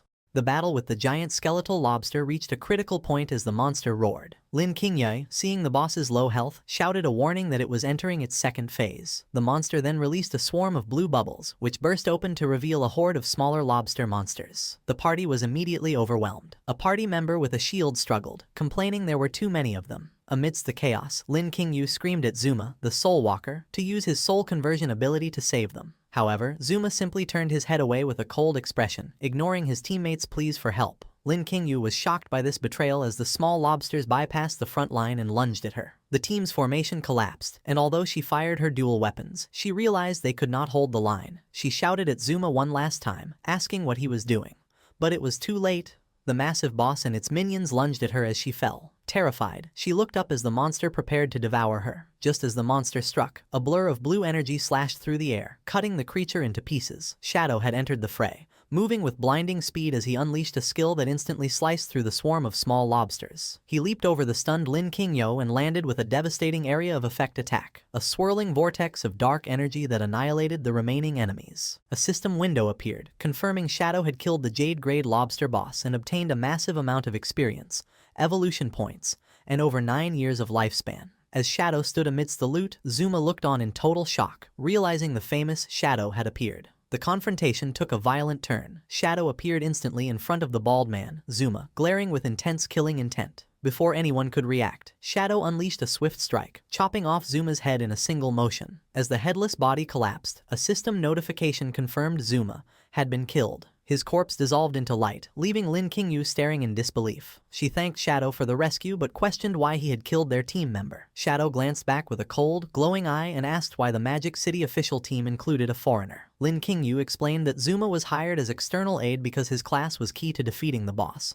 though she admitted she hadn't expected him to get distracted at a critical moment. Shadow scoffed at her naivety, saying he hadn't expected him to get distracted at a critical moment. Shadow scoffed at her naivety, saying it wasn't a distraction. He quoted a proverb, warning that those not of one's own kin will have different hearts, implying Zuma's betrayal was intentional. Lin Qingyu broke into a nervous sweat, asking if he meant Zuma did it on purpose, unable to understand what he would gain from letting them die. Shadow turned his back, his cape billowing. He told her investigating the motive was their job, not his. He then proposed a deal. If Magic City officials found a boss they couldn't handle, they should contact him. He stated his terms clearly. He only wanted the lifespan drops and any assassin class equipment. Everything else was theirs, identical to his deal with the Zhonghai officials.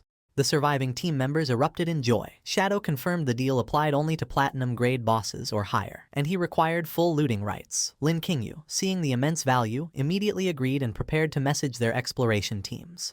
An announcement ordered exploration teams to report coordinates for high-level bosses because Shadow had agreed to help. Across the dangerous zones, players on the brink of death cried tears of happiness. They realized they no longer had to die repeatedly and could hope for a future with good equipment. Back on the cliff, Lin Qingyu was overwhelmed by messages. She told Shadow multiple coordinates for bosses had come in, with several nearby. Shadow was surprised by the speed, and Lin Qingyu explained that while Zhonghai officials were well equipped thanks to him, Magic City teams were still suffering. Shadow activated his flight ability, telling her to send the coordinates as he soared into the sky. Lin Qingyu and her team waved goodbye, thanking him as he flew off to hunt. The scene shifted to a rocky canyon where a massive, muscular monster, the platinum-grade long-haired Minotaur, stood guard, hidden behind a rock. A group of players waited nervously. A red-haired girl, blushing, whispered to her teammates that she heard Shadow was coming and wondered if he was handsome.